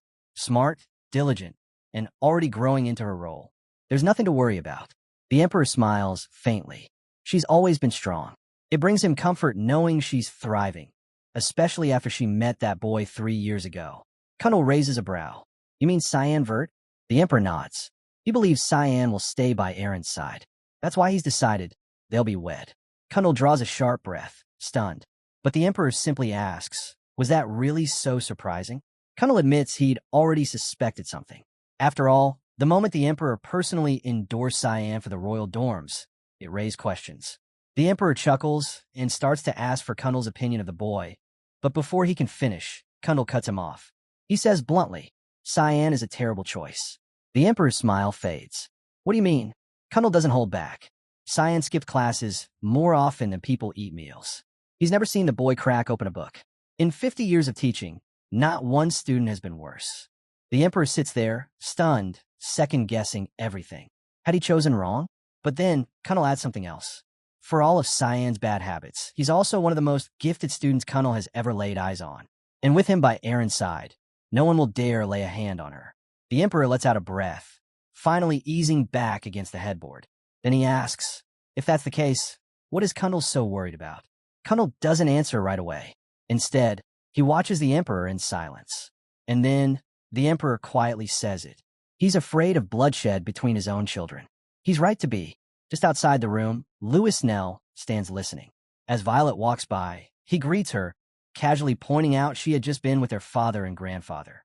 Then he asks, what was that guy doing there? Violet brushes him off, saying he can go ask for himself. The tone annoys him. He presses her for answers, but she spins around, snapping that he's annoying. That hits a nerve. Louis Nell glares at her, demanding to know if she's lost her mind. You looking for a fight? But Violet doesn't flinch. A dark energy begins to swirl around her. Calmly, she says she has no interest in stooping to his level. Louis Nell shouts back, confused and furious. What's that supposed to mean? Violet steps in close. Without warning, she grabs his face, catching him off guard. Leaning in, she lowers her voice and tells him. You should already know. Then she whispers in his ear. You're trying to kill all of us, aren't you? Louis Nell freezes. He stumbles back, insisting it's nonsense. Says she has no proof. Then, without giving her a chance to respond, he turns and storms off, warning her to watch her words. As he walks away, his mind races. Who gave him up? How much does she know? What's she planning? Behind him, Violet watches. Her eyes never leave his back. And Louis Nell knows this is only the beginning. Meanwhile, Erin was in tears again, overwhelmed by the sudden news of her engagement to Cyan.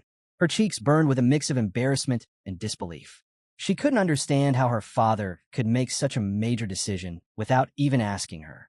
Sitting nearby, Luna calmly asked, so why not just say no? Erin wiped her eyes and admitted she didn't completely hate the idea. It made political sense. But what really bothered her was how her father didn't even consult her.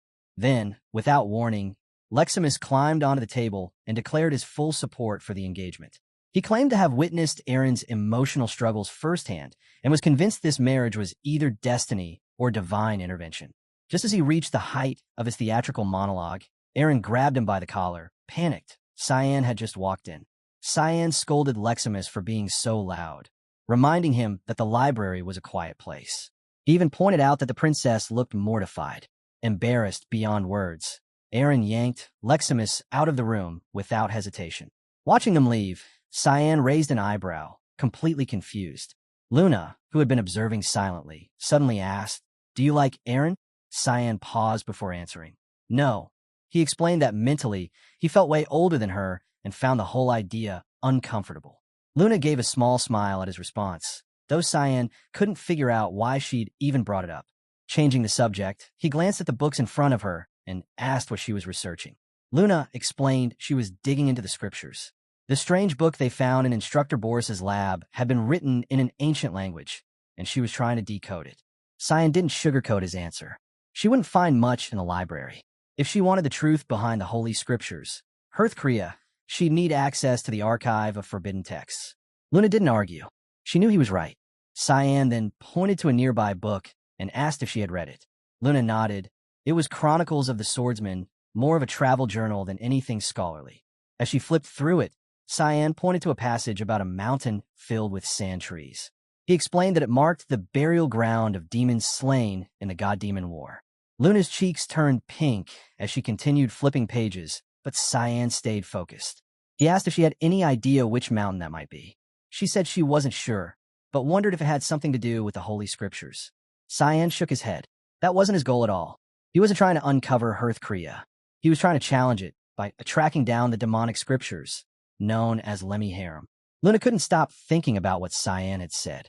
How do you even know about Lemmy Harem? Only a select few within the Garum Association were even aware of its existence. She kept her tone casual and told him she didn't know anything about it and apologized. Cyan nodded, saying he understood. He asked her to keep him informed if she came across anything. Then, without another word, he turned and left. Once he was gone, Luna called out softly, "Lamella?"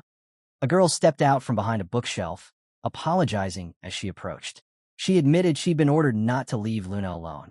But Luna wasn't fooled. She knew Lamella wasn't there to protect her. She was there to keep an eye on her. Fixing her with a cold stare, Luna asked where she truly stood. Was she with Kriya or Lemmy Harem? And how many in the association even knew those names? Lamella hesitated before answering. Only a handful, she said, and even saying the names aloud was forbidden. She had no idea how Cyan could have known about them. Luna didn't back down. She told Lamella to bring her some books from the archive of forbidden texts. That made Lamella freeze. Doing that could get her killed, she said. Mr. Riggins would be furious. But Luna's voice turned razor-sharp. One word from her could make Riggins just as furious. She needed to find out what Cyan knew, no matter the risk. Now, the decision was Lamella's. With a reluctant sigh, Lamella agreed. She nodded quietly and disappeared into the aisles. Alone again, Luna was left with more questions than answers. She'd confront Cyan later, dig into how he came by that knowledge. But for now, her goal was clear. She needed to get closer to him. There was more he wasn't telling her. Elsewhere, Khan was also deep in thought. A mountain filled with sand trees? It didn't make sense. Maybe Luna had some idea, but since she hadn't said anything, he figured he'd just have to find out on his own. As he walked, a voice called out to him. Cyan looked up to see Set Shah striding over, a grin on his face. Set said Cyan looked like he had a lot on his mind, and offered to help. Claimed he was a man of deep empathy and emotional brilliance. Even called himself a counselor. Cyan gave him a flat stare. "What the hell are you doing?" Set just smiled wider. "Surprised to see this side of me?" Cyan shook his head. "I'm not in the mood." But Set wasn't letting up. He grabbed Cyan's arm, insisting he could be helpful. Cyan was irritated. He didn't think Set had anything useful to offer. In fact, he was pretty sure the guy was all brawn and no brain. But then it hit him. Set was from the desert. So Cyan asked him straight up, had he ever heard the phrase, "a mountain full of trees, of sand," or the name Lemmy Harem? The moment the words left his mouth, Set's whole vibe changed. His fist clenched so tightly his glasses cracked. He muttered that it had been a long time since he'd heard that name. Lemmy Harem, he said, was the first opponent who'd ever handed him a loss. He remembered it vividly. He was only 6, exploring some nameless ruin. Back then, he had no power, no skill. Lemmy Harem was like a living nightmare. There was no winning, not even a chance. At some point, everything went dark. When he came to, he realized he'd escaped purely on instinct. It was humiliating, but it's what saved his life. Cyan asked if Lemmy Harem was some kind of monster. Not a book, not a belief, but an actual entity. Set confirmed it. Whatever it was real. And just thinking about it still left a heavy weight in his chest. That was all Cyan needed to hear. Even if he wasn't ready, he knew he had to go there now. So he asked where the ruins were. Set admitted he didn't remember the name, but the location was in a place called Nordelli. In the ancient Sparnian language, that meant a mountain full of trees of sand. That was the clue Cyan had been chasing. He told Set to take him there. He'd get ready immediately. Set stared at him for a beat. "You sure you want to go?" Cyan nodded without hesitation. Set stood still for a second longer, then smiled. A memory floated to the surface. His mother, gently asking him why he'd been crying. He'd told her his friends always ran away, even when he didn't break anything. She had hugged him and said that one day he'd meet someone who'd accept him for who he was. And if he kept training, maybe he'd find someone who'd go on adventures with him. Maybe she'd been right after all. With a grin, Seth said he'd go get ready right now. As he spun around to run off, Cyan warned him about the wall up ahead, but Seth didn't slow down. He went straight through it. Cyan just stared, wondering how anyone could be that hyped up. Watching from a distance, Luna said nothing. She kept her gaze locked on them, following every step. Later that day, when Cyan arrived home, Boris and Emily were already buzzing with excitement. They rushed to him, waving a letter. It was from the palace. The way they acted made it obvious they'd already read it. Cyan warned them not to do that again. They tried to defend themselves, saying it wasn't on purpose. The envelope just caught their eyes. Cyan opened the letter and read it for himself. He was getting married. He blinked, confused. Married? To who? And how is this even happening? Emily answered for him. Princess Aaron. It suddenly clicked. Now he understood why Luna had asked if he liked Aaron. So this was what it was all about. Another headache. He folded the letter and decided to deal with it later. Instead, he started packing. As he got ready for the journey, he told the others he'd be away for a while and asked them to take care of Nana in his absence. True to her usual self, Nana beamed and asked if that meant she was getting Mama now. Cyan frowned and told her to forget it. That was never going to happen. Boris and Emily were caught off guard. You're going to ignore an imperial decree? Boris asked. Won't that crush Aaron? Cyan spoke quietly, but the weight in his words was unmistakable. The road he was on, there was no happy ending waiting at the end. It would either end in execution for blasphemy or a life of being hunted for destroying the Empire's last hope. He couldn't afford to bring someone else into that. Silence followed. Emily looked down and muttered that it was all Ascll's fault. He was the one who had set everything in motion. Forrest let out a quiet sigh, placing a hand on Cyan's shoulder. He promised they wouldn't let anything happen to him. We'll do our part, he said. Emily nodded with a faint smile. Even Nana joined in. Her mana stirred, glowing faintly around her, and she loudly declared she'd help, too. Boris turned to her, suddenly tense. Emily's eyes widened. Don't. But Nana didn't stop. In an instant, she morphed, her tiny frame shifting until she looked like a miniature version of Cyan. The room fell still. Then the scene shifted to the wind-swept deserts in the southeastern region of Nordelli. Cyan glanced around, grateful for Seth's enchanted rug. Without it, the journey would have taken days. They made it in half a day. Looking at Seth, he asked, Are you sure you know where we're going? Seth didn't hesitate. I remember everything. Trust me. Ahead of them, a massive dust storm churned through the air, sand and rock twisting violently in the wind. But there was something off. In the storm, a strange black mist drifted, thick with mana. Cyan narrowed his eyes. This wasn't a normal storm. Seth, however, stayed unfazed. Relax, he said. By Sparnian standards, this is nothing. All you need to do now, he added with a grin, is trust me. Later, when Cyan opened his eyes, the sunlight was blinding. For a second, he wasn't sure how long he'd been out. As he pushed himself upright, it hit him. They'd finally made it out of the storm. Seth called out from nearby, asking if he was up, casually adding that he was completely fine. Cyan felt the urge to lash out, but kept it in, brushing it off with a quick question. How much farther did they have to go? Seth told him they were close. When Cyan looked ahead, ruins stretched out across the horizon. He asked if that was their destination. Seth replied that the sand was still messing with their visibility, but the darkened area in front of them, that was the place. He added that aside from him, Cyan might be the first person to set foot there. Cyan raised an eyebrow. You sure about that? Seth looked puzzled. What do you mean? Cyan scanned the area. I can feel them. Others have definitely been here before. Not far off, a group with camels had stopped by the edge of the ruins. One of them gave the order to continue on foot and warned everyone to stay alert. Whatever lay ahead, it wasn't going to be simple. From a distance, Cyan and Seth kept their eyes on the group, trying to make sense of who they were and why they were here. Cyan preferred to wait and observe. But then, out of nowhere, Seth shot into the air and launched a strike at one of the strangers. The attack landed hard, but the man dodged without breaking a sweat and demanded to know who he was. Cyan, still watching from behind, felt a wave of irritation. What was Seth even thinking? With mana flaring around him, Seth clenched his fist and declared his name. Seth Shaharakan, Prince of Sparnia. He demanded answers, Who were they, and what were they doing here? Then, without a second thought, he outed Cyan's location, shouting that his companion was hiding nearby. Cyan was beyond fed up. One of the strangers, Karen, muttered Cyan's name, trying to confirm if it was really him. Meanwhile, the rest of the group had already recognized them, and from the looks on their faces, it wasn't a pleasant reunion. One of them stepped forward and said it didn't matter why they were here. Now that they knew about this place, they weren't leaving. As he raised his hand, blue mana twisted into a glowing shape in the air. From it, a sword formed. He launched himself at Seth, not holding back.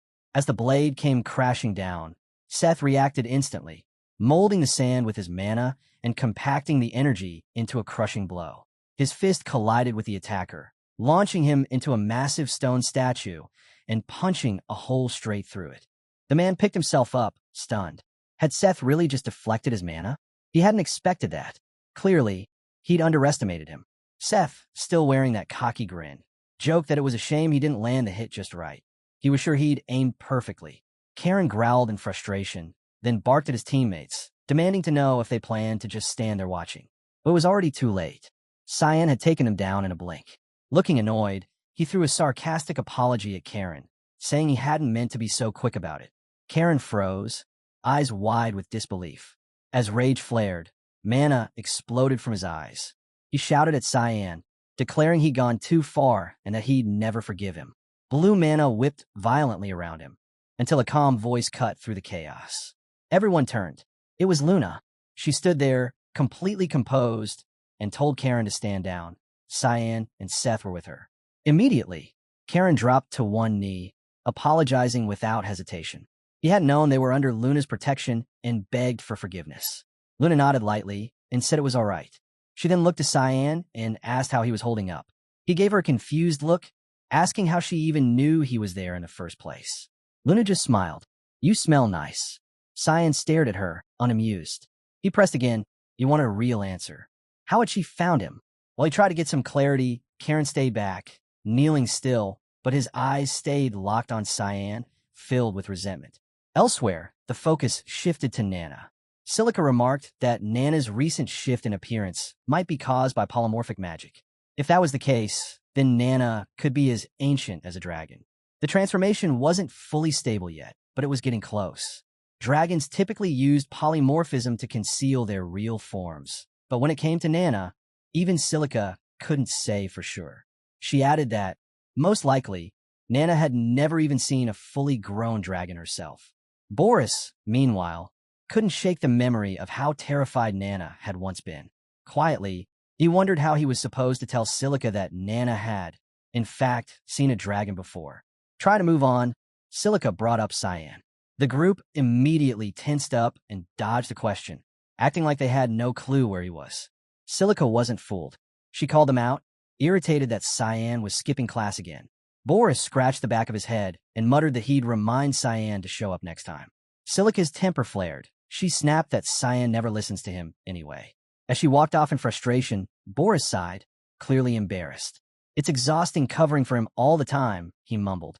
Emily nodded in agreement, without missing a beat. Back in the ruins, Luna turned to Karen and asked if he'd come with her. Karen hesitated, warning her the place was far too dangerous. Luna didn't back down. She said she could vouch for their strength. After all, no one who enters ever returns. Wasn't that all the more reason to team up? Karen admitted the people gathered here were all above the 7-star rank. Things were different this time. They needed to trust her. Just then, Seth raised a hand casually. Already been in there and came back alive. Karen rolled his eyes, scoffing. No way someone like you made it out. Seth, now visibly annoyed, fired back. Big words for someone who just got knocked around. He added that he even remembered the layout and that lizardmen had been guarding the entrance. Cyan's face paled. Lizardmen? Those were high-tier monsters. His gaze shifted toward the shattered wall from earlier, and right on cue, a lizard man stepped out of the darkness. Karen reacted fast. It's here, get ready. Then more of them emerged from the shadows, armed and advancing fast. Luna's guard instantly stepped in front of her, holding firm in a defensive stance. Around them, the 7-star fighters surged forward into battle. Karen unleashed perfect thunder, sending jolts of electricity crashing into the monsters. Seth powered up his gear, slash, and began tearing through the crowd. Even so, A few monsters slipped past the front line, closing in on Luna. She didn't hesitate, blasting them away in an instant. But as the seconds passed, more kept pouring in. It was endless. Then the air shifted. Dark mana began to swirl. A sphere formed in the air, void sphere. Luna's eyes widened. Cyan stood at the center, dark energy crackling around his fist. He split the energy across the battlefield, and the growing sphere ripped through the wave of monsters. One by one, the creatures fell, crushed and torn apart by the pressure of his mana. Karen watched in stunned silence. Cyan had just obliterated an entire group of high-ranked beasts, effortlessly. For the first time, he truly grasped how strong Cyan was. Everyone stood frozen, still processing what they'd just witnessed. Cyan stared down at his own hands, confused. He wasn't even sure how he'd done it.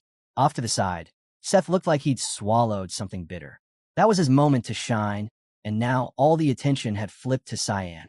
Muttering under his breath, Seth complained about being reduced to a glorified tour guide.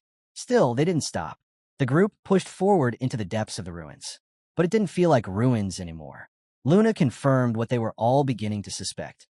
This place was more than ancient rubble. It was a dungeon, reinforced with pure mana. They reached a wide staircase leading to a sealed gate. Seth stepped up, channeling his energy, but nothing happened. The gate didn't react at all. No spell worked. Even the best mages couldn't dispel the barrier. One of the 7-star mages stepped back, shaking his head. I've never seen a barrier like this. Karen pushed to the front. Let me try. I'll smash it down like I did before. He launched perfect thunder again. The gate absorbed it without a trace.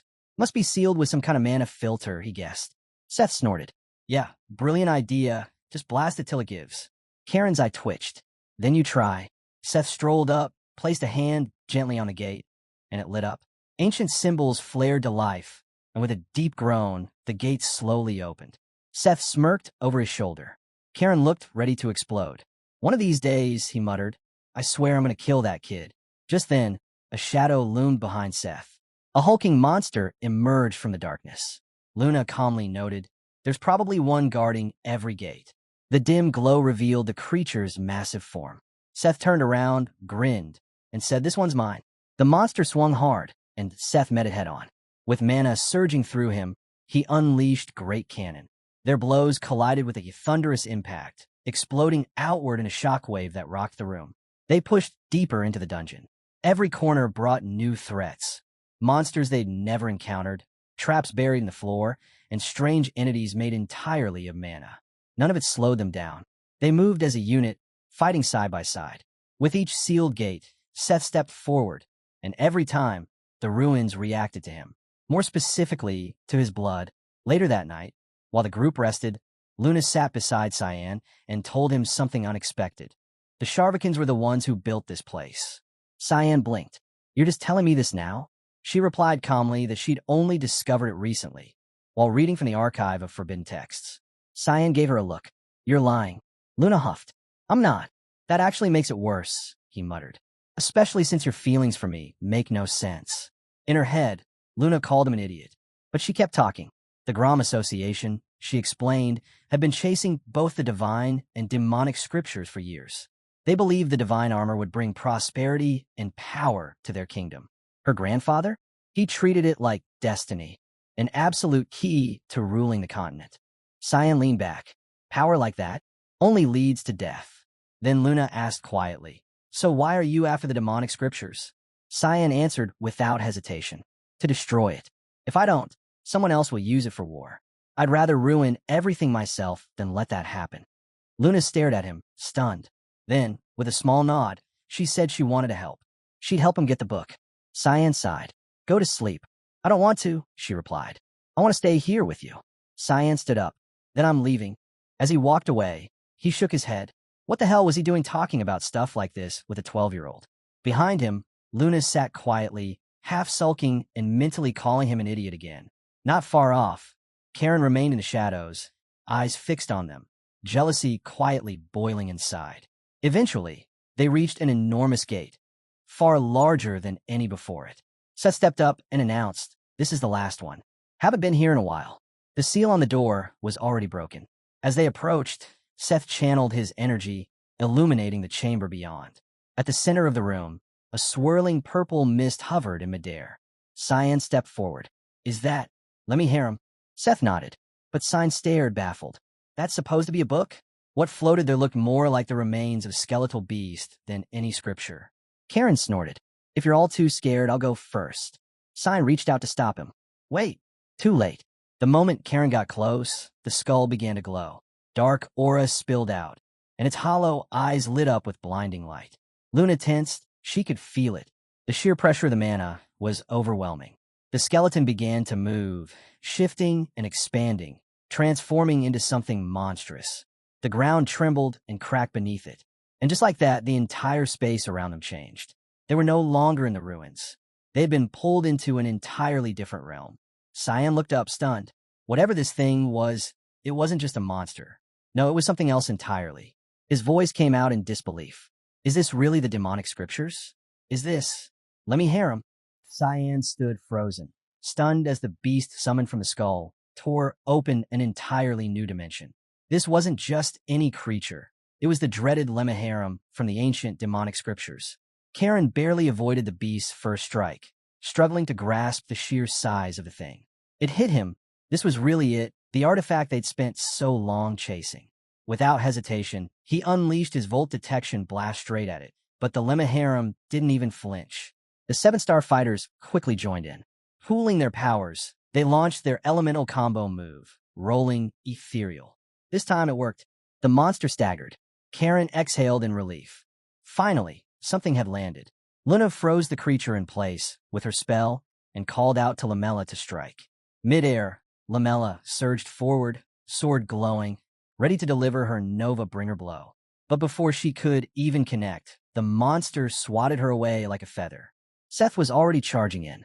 With a grin, he unleashed his sand stump attack, taunting the Lemmaharim as if meeting an old rival.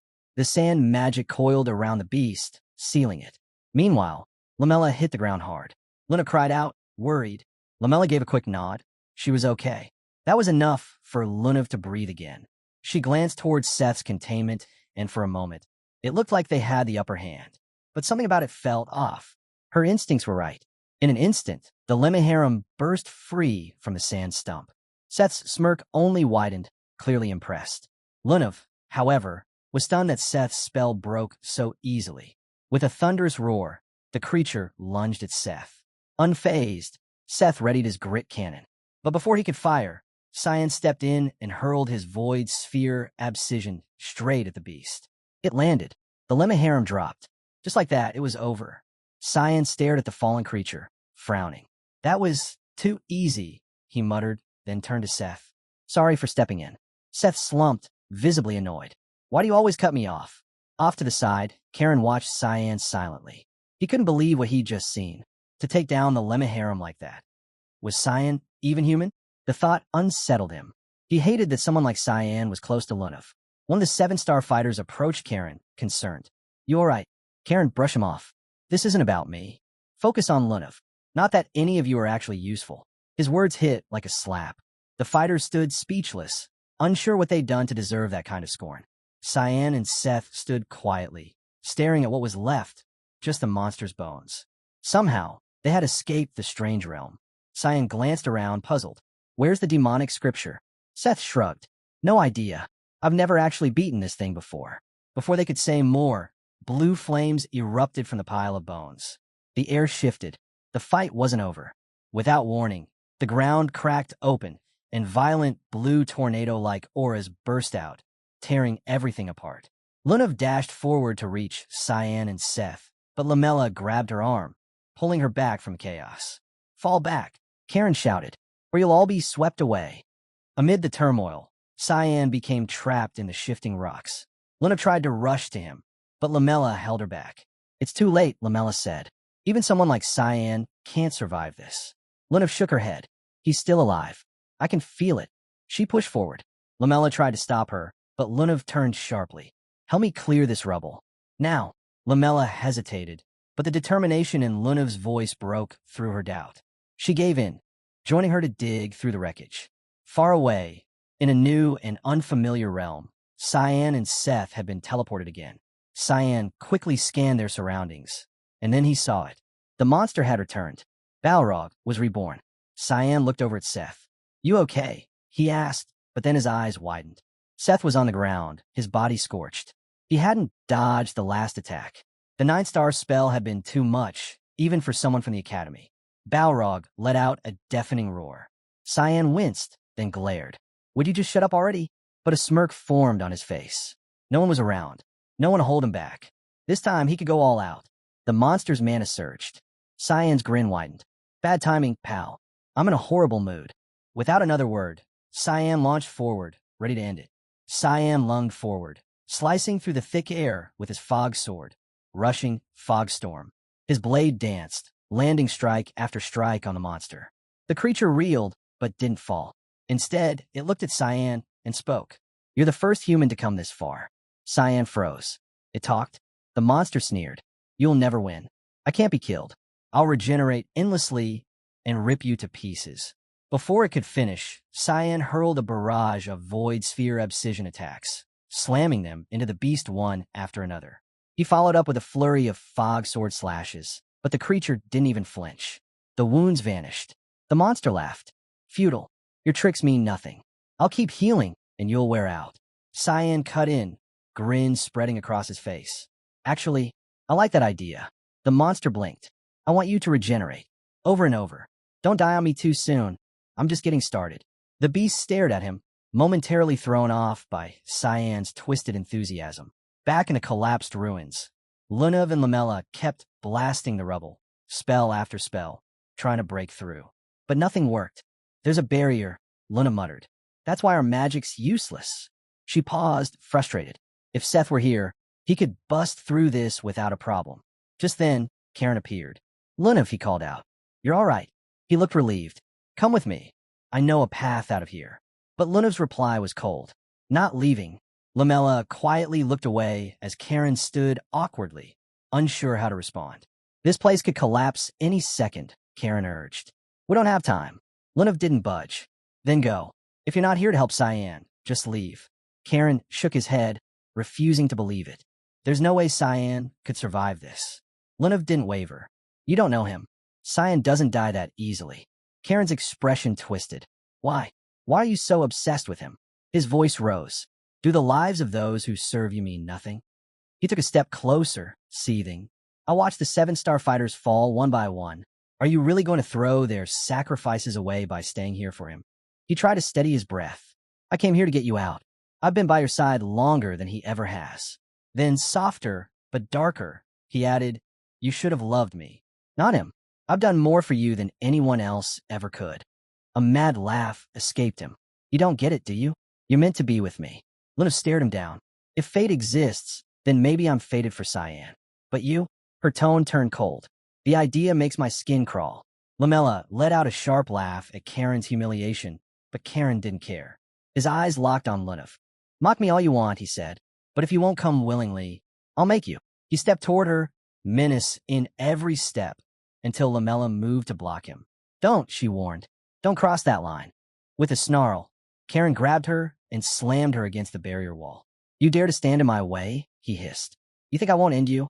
He charged his Volt spell and struck her. Lamella collapsed, unconscious. Turning to Lunav, Karen smirked. Now it's just us. But before he could move, a voice echoed behind him. That's far enough. Karen spun around, eyes scanning. Who's there? Another survivor. The voice replied calmly. I'll show myself, but only so you can pay for what you've done. Elsewhere, Seth stirred awake, but something felt wrong. He wasn't in the same place anymore. The space was vast, foggy, surreal. Where am I? He muttered. The last thing he remembered was Lemaharim's attack slamming into him.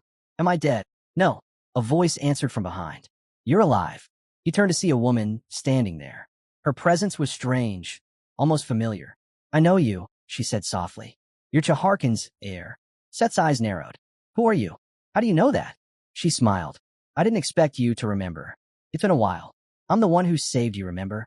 Before he could respond, she added, but I'm not here for you. I want Cyan. Seth frowned. What do you mean? I need your body, just for a little while. She leaned and kissed him, and everything changed.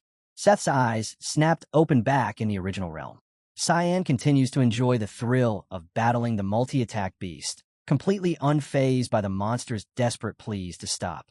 Ignoring its cries, Cyan relentlessly unleashes blow after blow. Then, something catches his eye, a strange orb embedded in the creature's body, gleaming like a marble. Cyan decides to end it, summoning his void sphere abscission to target the core.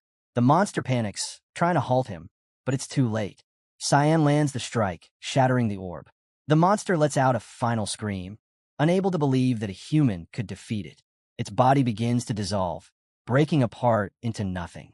After the dust settles, Cyan makes his way toward the ruins. What he finds disappoints him, a mere fragment of the demonic scriptures. All this effort, and it amounts to nothing.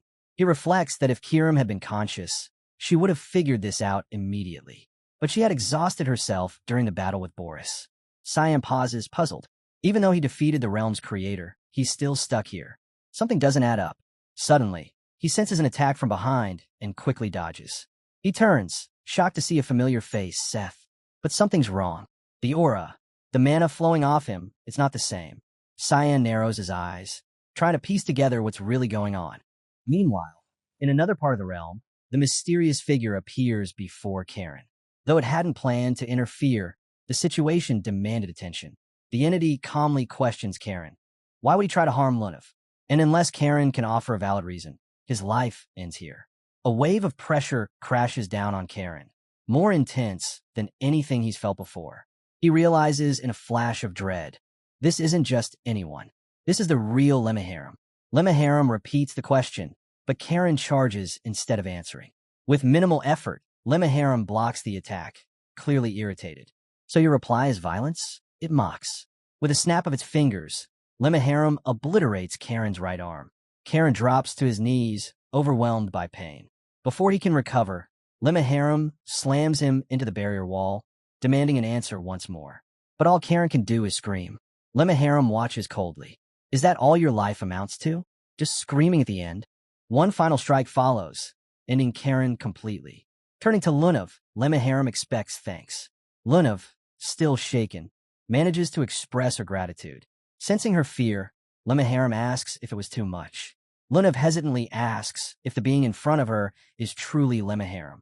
The entity confirms it. Curious, Lunav asks what it intends to do with her. Lemmaharam replies that it merely wishes to observe. The answer only leaves her more confused. Lemmaharam studies her closely, noticing something rare. Her body holds remnants of the heat curb. That alone makes her unique. But even more intriguing, someone had removed it from her before. Someone with mana almost identical to Lemmaharam's. There's no doubt in its mind. That someone was Cyan. Lunav speaks Cyan's name, and Lemmaharam's interest sharpens. Realizing she's close to Cyan, it grows even more intrigued. Lunav, concerned, asks if Cyan is okay. Lemmaharam assures her.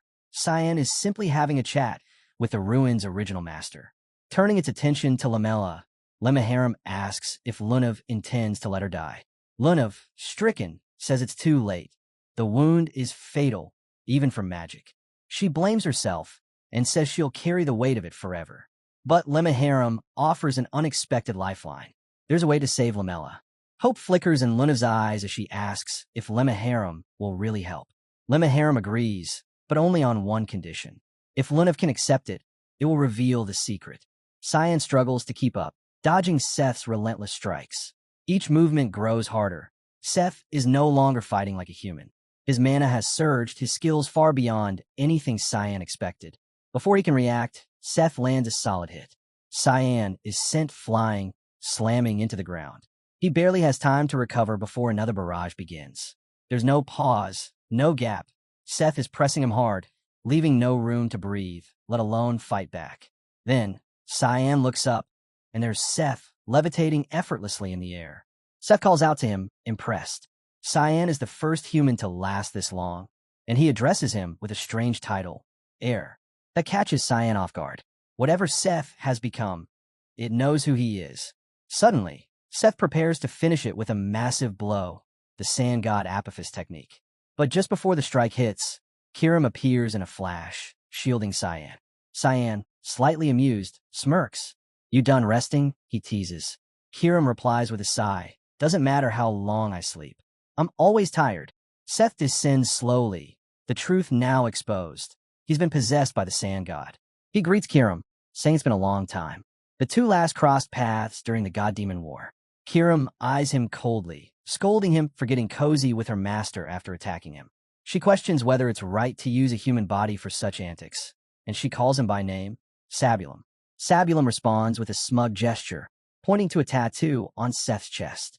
The mark belongs to the Chaharkan tribe, her loyal followers. She claims she's only involved in this mess because of them. Mocking Kirim, Sabulum teases that she's jealous someone else is getting close to her master. That pushes Kirim's patience to the edge. Cyan, still catching up, realizes what's going on. This isn't just Seth. It really is the sand god speaking. Sabulum then reveals that the Chaharkan tribe built this shrine in her honor. She even took Lemmaharam after the god-demon war to stop its misuse. Turning her attention to Cyan, she asks why he's so desperate for Lemmaharam. Cyan gives her a straight answer. He has someone to kill. The demonic scripture is the key to doing it. Sabulum raises an eyebrow. All this for one little scripture? Cyan doesn't back down.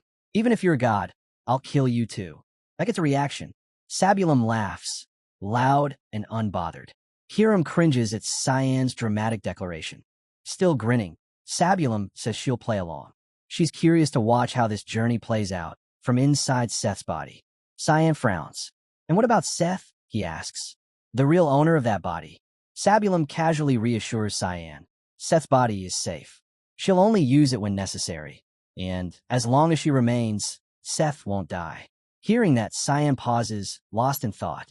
In his past life, someone had died from something as simple as a cold. At least this time, Seth won't share that fate. That, Cyan admits to himself, is a relief. With nothing more to say, Sabulum brings the conversation to a close. She raises her hand, and the ground beneath them begins to shift. The realm itself starts to unravel. Until next time, Cyan, she says, before vanishing along with the collapsing world.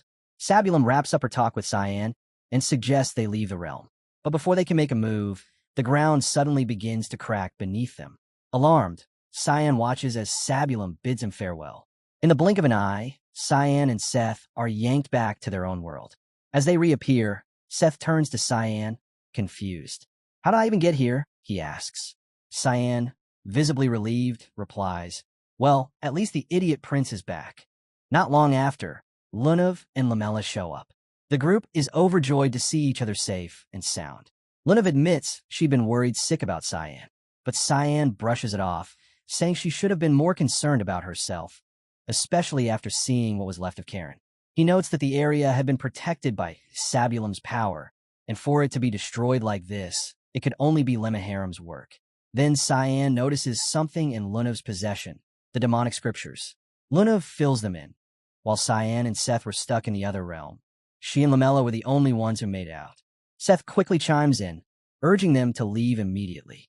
Cyan eyes him curiously, asking why the rush.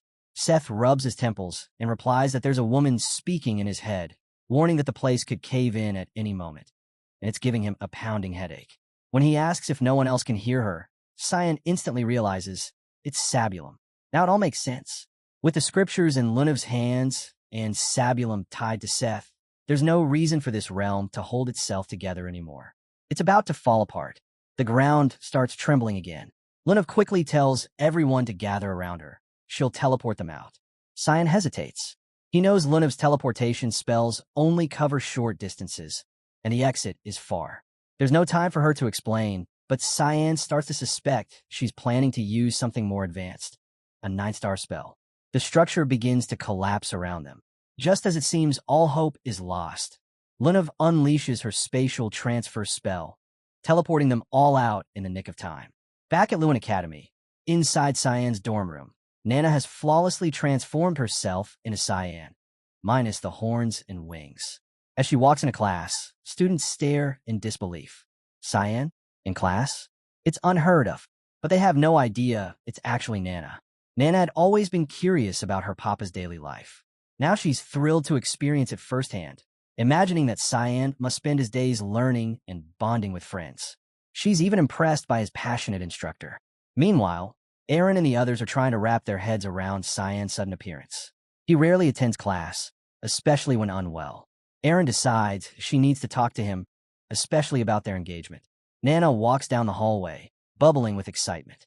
No one suspects she isn't Cyan, and that makes the experience even more thrilling than watching the world from behind a window. She thinks to herself that she might as well attend the rest of the classes too. But just as she turns the corner, she bumps into Sarika, who immediately sees through the disguise. "You're not Cyan, are you?" Sarika asks sharply. Nana freezes, panicked. Sarika warns her it's a good thing the dean isn't around. Otherwise, things could have gone very badly. What if she had been caught? Nana looks like she's on the verge of tears, quickly mumbling an apology. Just then, Aaron approaches. "Cyan, can we talk?" she asks sweetly. Seizing the chance to flee, Nana grabs Aaron's hand and walks off with her, leaving Sarika behind. Aaron blushes at the sudden hand-holding, convinced that this is truly Cyan being unusually bold. Nana pulls her along straight to her room. Meanwhile, back on the mission site, Lunav's teleportation worked perfectly. Everyone made out safely. Cyan and Seth both exhale in relief. Cyan admits he's impressed. Lunav's really upped her game. Lunav, still catching her breath, confesses she wasn't even sure it would work. Lamella turns to Lunav with gratitude, thanking her for saving them. Lunav tells her she still needs to rest and suggests they look for a nearby village to recover. Cyan looks over to Seth. "You know where we are?" he asks. Seth nods confidently. "Yeah, this is Nordelli, the city of the outsiders." Just then, a voice cuts through the air. "So you've come back, have you?" A man steps forward, glaring. Seth's face lights up. "Old man Bernathy." But Bernathy doesn't return the excitement. He coldly tells Seth to stay back. "It's been 6 years since you left," he says, voice rising. "That's how long it took us to rebuild. If you felt even an ounce of pity for us, you wouldn't be here to shatter the peace we worked so hard to earn." Seth is taken aback. He always thought he and Bernathy were on good terms. But Bernathy motions toward a man standing silently behind him. "Do you even remember this man?" Seth squints, trying to place the face, but nothing comes to mind. "Should I?" Bernathy explodes. "That's my son, Agop. You knocked out his front teeth just because you wanted to train with him." Seth laughs awkwardly. "That was just kids playing around." "Play." Bernathy fires back. He still can't get married. No one wants a man missing his front teeth. And that's just the start. Bernathy begins listing every incident. How Seth would destroy the village wells, smash through walls like they were made of paper. "You even blew holes in our new defenses." "What?" Seth shrugs. "The walls were my way." "Then use the door, you dolt." Bernathy yells. From a short distance away, Cyan, Lunav, and Lamella watch the argument unfold. Turns out Seth had a reputation even as a kid, aptly named the Troublemaker Prince. Lunav sighs, knowing there's no way the villagers will let them stay. Bernathy confirms it, practically begging Seth to just go back. Then suddenly, a strange light flares from Seth's body. His posture shifts. Sabulum has taken over. She's had enough of this nonsense. She steps forward, still in Seth's body, and faces Bernathy directly. "I won't sit back and watch Seth be humiliated," she says coldly. "He has my protection. I won't let you cast him out." Bernathy stares, confused by Seth's sudden change in tone. Then it hits him as Sabulum fully reveals herself. The sand goddess. She wants to stay here. Lunav and Lamella are stunned. The deity of sand inside Seth? Cyan rolls his eyes. A dumb prince and an attention-seeking goddess. Can't imagine a better pair. Seth regains control, blinking as if waking from a dream. "Did you guys hear that voice again?" Cyan crosses his arms. "Yeah, and thanks to her, we're getting a place to sleep tonight." Seth turns to see Bernathy and the villagers kneeling before him, begging Sabulum for forgiveness. Back at the academy, Nana, still disguised as Cyan, brings Aaron to her room. Leximus quietly shuts the door behind them, hopeful that the prince and princess might finally have a proper conversation about their engagement. Inside, Aaron sits down, blushing and unsure of what to say or do. Nana casually breaks the tension by mentioning how scary Instructor Sera is. Aaron quickly agrees, chuckling nervously. But then she notices something. Cyan is still holding her hand. Her face turns bright red. "Are you feeling all right?" Nana asks, tilting her head. Without hesitation, she reaches out and places a hand on Aaron's forehead. Aaron jolts in surprise and leaps off the sofa. Now flustered and overthinking everything, Aaron worries that she might have hurt Cyan's feelings. After all, they're engaged. Maybe she shouldn't have reacted that way. Determined to fix things, she takes a deep breath and asks, "Cyan, What do you really think about our engagement? Nana, still acting as cyan beams. I like you. So of course, I love being engaged to you. Even more than I love candies. Aaron stares at her, stunned. Did Cyan really just say that? It felt too perfect, like a dream. But then, something catches her eye. Wait, when did you start having a tail? She asks suspiciously. That's when it clicks. The disguise slips. Nana's polymorph is exposed. Meanwhile, Kundal Quizel returns to the academy. As he walks through the grounds, he notices something odd. The place feels unfamiliar, like it's changed. He pauses. Something's off. His instincts flare. He can sense it. A dragon, or something just as powerful, has stepped into the academy. Back in the room, Aaron and Nana are now face to face, with the truth out in the open. Nana confesses everything. How she pretended to be Cyan just to experience his daily life. She lowers her head and apologizes sincerely. To her surprise, Aaron forgives her without hesitation. Nana's eyes light up. She promises to tell Cyan everything Aaron said, but Aaron stops her. Don't say a word to him, she warns, her tone calm but firm. Nana stiffens, suddenly more afraid of Aaron than Sarika. But Aaron smiles softly. You helped me figure out something important about myself.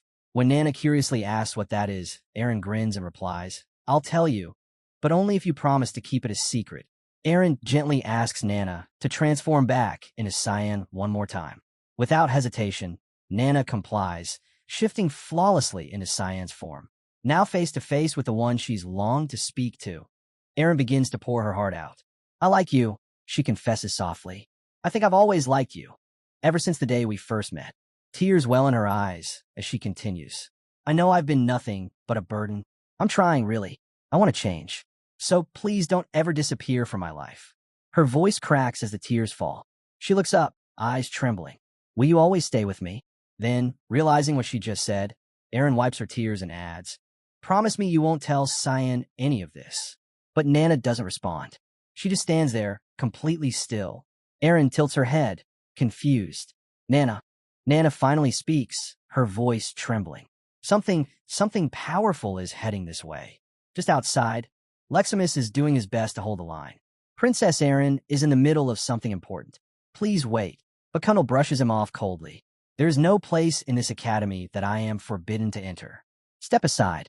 Leximus tries again, insisting that he'll deliver the message himself. But his effort is in vain. Kundal blasts him aside without a second glance. He storms through the door, and Aaron jumps at the sudden intrusion. Kundal, I'm talking to my fiancé. What do you think you're doing? Leave. Kundal's eyes narrow. That's not your fiancé. Aaron freezes. What? I said move. Without another word, he lunges forward. Nana quickly shoves Aaron out of the way and dodges the attack. Aaron screams, Run! You can't beat him. Nana bolts for the exit, but it's too late. Kundal is already on her. He grabs her by the arm and slams her back. You dare sneak into my academy, he growls, his voice low and furious. Now you'll pay for it. Kundal grabbed Nana, disguised as Cyan, by the throat and hurled her through the window. Hovering mid-air outside, he glared down at her with murderous intent. You'll regret ever stepping foot in my academy, he warned coldly. Without hesitation, he raised his free hand and began casting. In a flash, he summoned Transis's holy lance. A thunderous bolt of lightning tore through the sky, slamming into Nana and crashing her into the ground below with enough force to shake the entire academy. Elsewhere, in their shared room, Emily was busy cooking while Bert was in the middle of a workout. Emily looked up, sensing the disturbance, and assumed a storm was rolling in. Bert, however, felt it, an overwhelming surge of mana, and knew something was wrong. Without a word, he bolted for Nana's room. Emily followed, confused and concerned. He flung the door open, only to find the bed empty. Wasting no time, he turned, grabbed his armor, and dashed out. As he ran, he quickly told Emily he was going to find Nana. The spike in mana wasn't just random. It had to be connected to her. Back at the fight, Kundal was stunned. Nana had taken a hit from a 9-star spell and was still standing like it was nothing. He knew she was a dragon, but her resilience went beyond his expectations. Determined not to let her escape, he launched bolts of lightning her way. Nana weaved through the blasts, trying to put space between them. Then the ground shifted. Kundal raised a pillar of stone beneath her, shooting her high into the sky. 2 more rock pillars rose on either side, smashing together in an attempt to crush her. but she held firm, bracing herself and resisting the force. He couldn't believe it. She wasn't fully human. That much was clear, but even for a dragon, her strength was unnatural. Are you part dragon? Or is a god hiding inside you? He muttered, drawing the rocks back slightly. Still, Nana didn't move. No counterattack. Nothing. He stared, puzzled. Why aren't you fighting back? He asked. When she stayed silent, he narrowed his eyes. Are you ignoring me? Or just waiting for the right moment? Nana looked up at Kundal and softly called him Grandpa. She told him she knew he wasn't a bad person, because she never fought good people. That stopped him cold. How can you be so sure? He asked, stunned. She smiled slightly and said he had a gentle scent. Her teacher had taught her to only attack those who were truly bad. But that answer didn't sit right with Kundal. He pressed her. Who was this teacher of hers? And was it that same person who dared to bring an impure being like her into his academy? The word impure struck a nerve. Something snapped inside Nana. A wave of dark energy surged from her as she shifted into her half-dragon form. Scales spread across her skin, and wings burst from her back. The air around her crackled from the sheer force she was releasing. I'm not impure, she shouted. Papa always told me I'm a good girl. Kundal didn't flinch. Her outburst meant nothing to him. He raised his hand and unleashed his next move, Star Judgment. A massive blast of energy hurtled toward her. Nana dodged the first wave just in time, but there was no pause. Another blast came instantly, and this time it hit her squarely. She threw her arms up to block, skidding backward from the force. She gritted her teeth. She couldn't hold out much longer. Then the assault stopped. She blinked, confused, trying to catch her breath. Before she could react, Kundal appeared right in front of her. He grabbed her by the face, activated his magic, and slammed her into the ground with titan stomp. Inside the academy, behind a shimmering barrier, Aaron and Rezimus watched in horror. Aaron pounded on the invisible wall, panic rising in her chest. She wanted to help, needed to help, but there was no way through. Rezimus put a hand on her shoulder, reminding her that the barrier was Kundal's. Breaking it was impossible, but Aaron's eyes lit up with a sudden thought. Serica, the instructor, she was close to Cyan. She'd definitely want to help. Aaron quickly turned to Rezimus. We need to find Serica now. Just as they turned to run, a voice spoke from behind them. No need. I'm already here. Aaron and Rezimus spun around to see Serica standing there with Bert and a group of students gathered behind them. Serica explained that the noise from the battle outside had reached everyone in the academy. The students behind Bert were visibly curious, whispering questions and craning their necks to get a better look. Bert knew this wasn't something they could witness. He quickly shut the door and positioned himself in front of it. Looking to Serica, he gave her a nod. Do what you have to. I'll keep them back. Serica stepped forward and studied the barrier. She knew there was no breaking it while still hiding behind the identity of Instructor Sera. If she wanted through, she had to draw on the power of the mist. She turned to Aaron and Rezimus. What you're about to see, you must forget it. If you can't, her voice trailed off, but the warning was clear. The two stood frozen, unsettled. With that, she faced the barrier once more. Her body shifted as she activated her secret technique, Demon Body Fusion. Her form changed, part demon now. Then, without hesitation, she used No Blade, Ascending Mist. In one fluid move, the barrier shattered. Outside, the smoke from Kundal's last attack began to fade. In place of the powerful dragon he expected, stood a small girl, Nana, back in her original form. The sight caught him off guard. Before he could act, a loud impact rang out. Serica landed between them, standing firm. You're not laying another hand on her, she said sharply. Kundal narrowed his eyes. And what is she to you? She's my student, Serica replied. I take full responsibility for hiding her here. That girl can't be allowed to live, he said. Move. Before Serica could respond, Nana's voice broke in. I'm sorry. It's all my fault. Don't blame her. Her eyes welled with tears. That image, Nana crying, sparked something in Kundal. A memory of his daughter, Diane, flashed in his mind. He turned away and sighed. Heal her wounds, he told Serica. Then bring her to my office. I'll decide your punishments there. Back in the village, a celebration was in full swing. The villagers hailed the return of their goddess, Sabolum, now believed to be reborn through their prince, Seth. They dressed him in the finest clothes and adorned him with glittering jewelry. Ironically, the same people who once turned their backs on him for being a troublemaker were now drinking in his honor. Seth had reached his limit. Frustrated, he tore off his shirt in protest. But instead of silencing them, the villagers erupted into louder cheers, taking it as a divine display of their goddess's strength. Watching it all from the balcony was Cyan. Behind him, Kiram appeared in her sprite form, her eyes narrowing as she tried to understand Sabalim's true intentions. She knew the goddess was using Seth to keep tabs on them, but the reason still eluded her. Cyan, calm as ever, reminded her that divine beings couldn't attack humans outside their sacred grounds. They should be safe, but Kiram wasn't convinced. She warned Cyan not to drop his guard. Sabalim might still act through Seth. And worse, Sabalim wasn't the only god watching them. Just then, the balcony door creaked open. Lunav stepped out, her voice light as she asked, "Were you waiting for me?" Cyan turned to her and asked, "Is Ramila okay?" Lunav nodded. "I healed her using my magic. She's resting now. A few days, and she'll be back to normal." Cyan gave her a rare smile. He praised her for her progress, teleportation magic, high-tier healing. She had come a long way. Lunav saw right through him. "I figured you'd ask eventually," she said, reaching into her robes and pulling out Rehiram. Meanwhile, back at the academy, Kundal faced Serica. "Now explain," he said. "How did Cyan manage to sneak that girl into the academy?" Serica was stunned. "How did he even know?" Kundal continued. "Only someone like Cyan could have tamed a being with power like hers." She asked what his plan was, how he would punish Cyan. Kundal didn't hesitate. He already knew Cyan would find a way to persuade him to let Nana stay.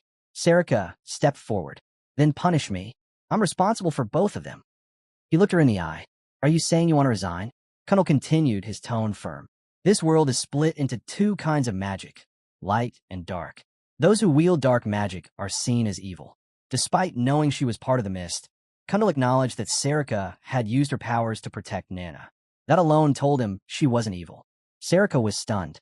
He had known all along, and yet he still allowed her to stay at the academy? Kundal looked at her calmly. "A war is coming. I couldn't stop it, and you have a role to play in it." His words shook her even more. She had always known Kundal could glimpse the future, but what had he seen that made him trust someone like her? Someone from the mist? Without saying more, Kundal began walking away. Before he left, he paused at the door. "What's Nana's favorite treat?" Moments later, he quietly entered the room where Nana lay resting. Seeing her asleep, he was overwhelmed by a familiar ache. She reminded him so much of Diane.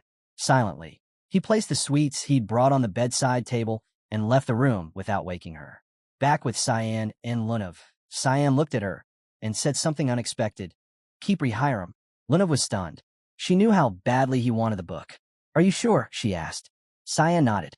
"I have other ways to get the power I need." But his tone shifted suddenly. "If you give that book away, or let someone take it from you, I'll kill you." The intensity in his eyes sent a chill through her. She nodded quickly, taking his warning seriously. "I understand." Satisfied, Cyan turned and walked away. "Bring Seth with you when you return," he said over his shoulder, heading back to the academy. As soon as he was gone, a shadow appeared behind Lunav, Rehiram. His voice came low. "You care about him." She didn't deny it. Instead, she asked, "What are your plans?" Rehiram replied that he intended to watch Cyan closely before choosing a side. Lunav didn't care about that. "Just give me the power to help him. That's all I want." Rehiram agreed. As long as she held up her end of their contract, the power was hers to use. Meanwhile, back at the academy, Bert was in the training yard, attacking a dummy with relentless focus. He couldn't forgive himself for letting Nana get hurt.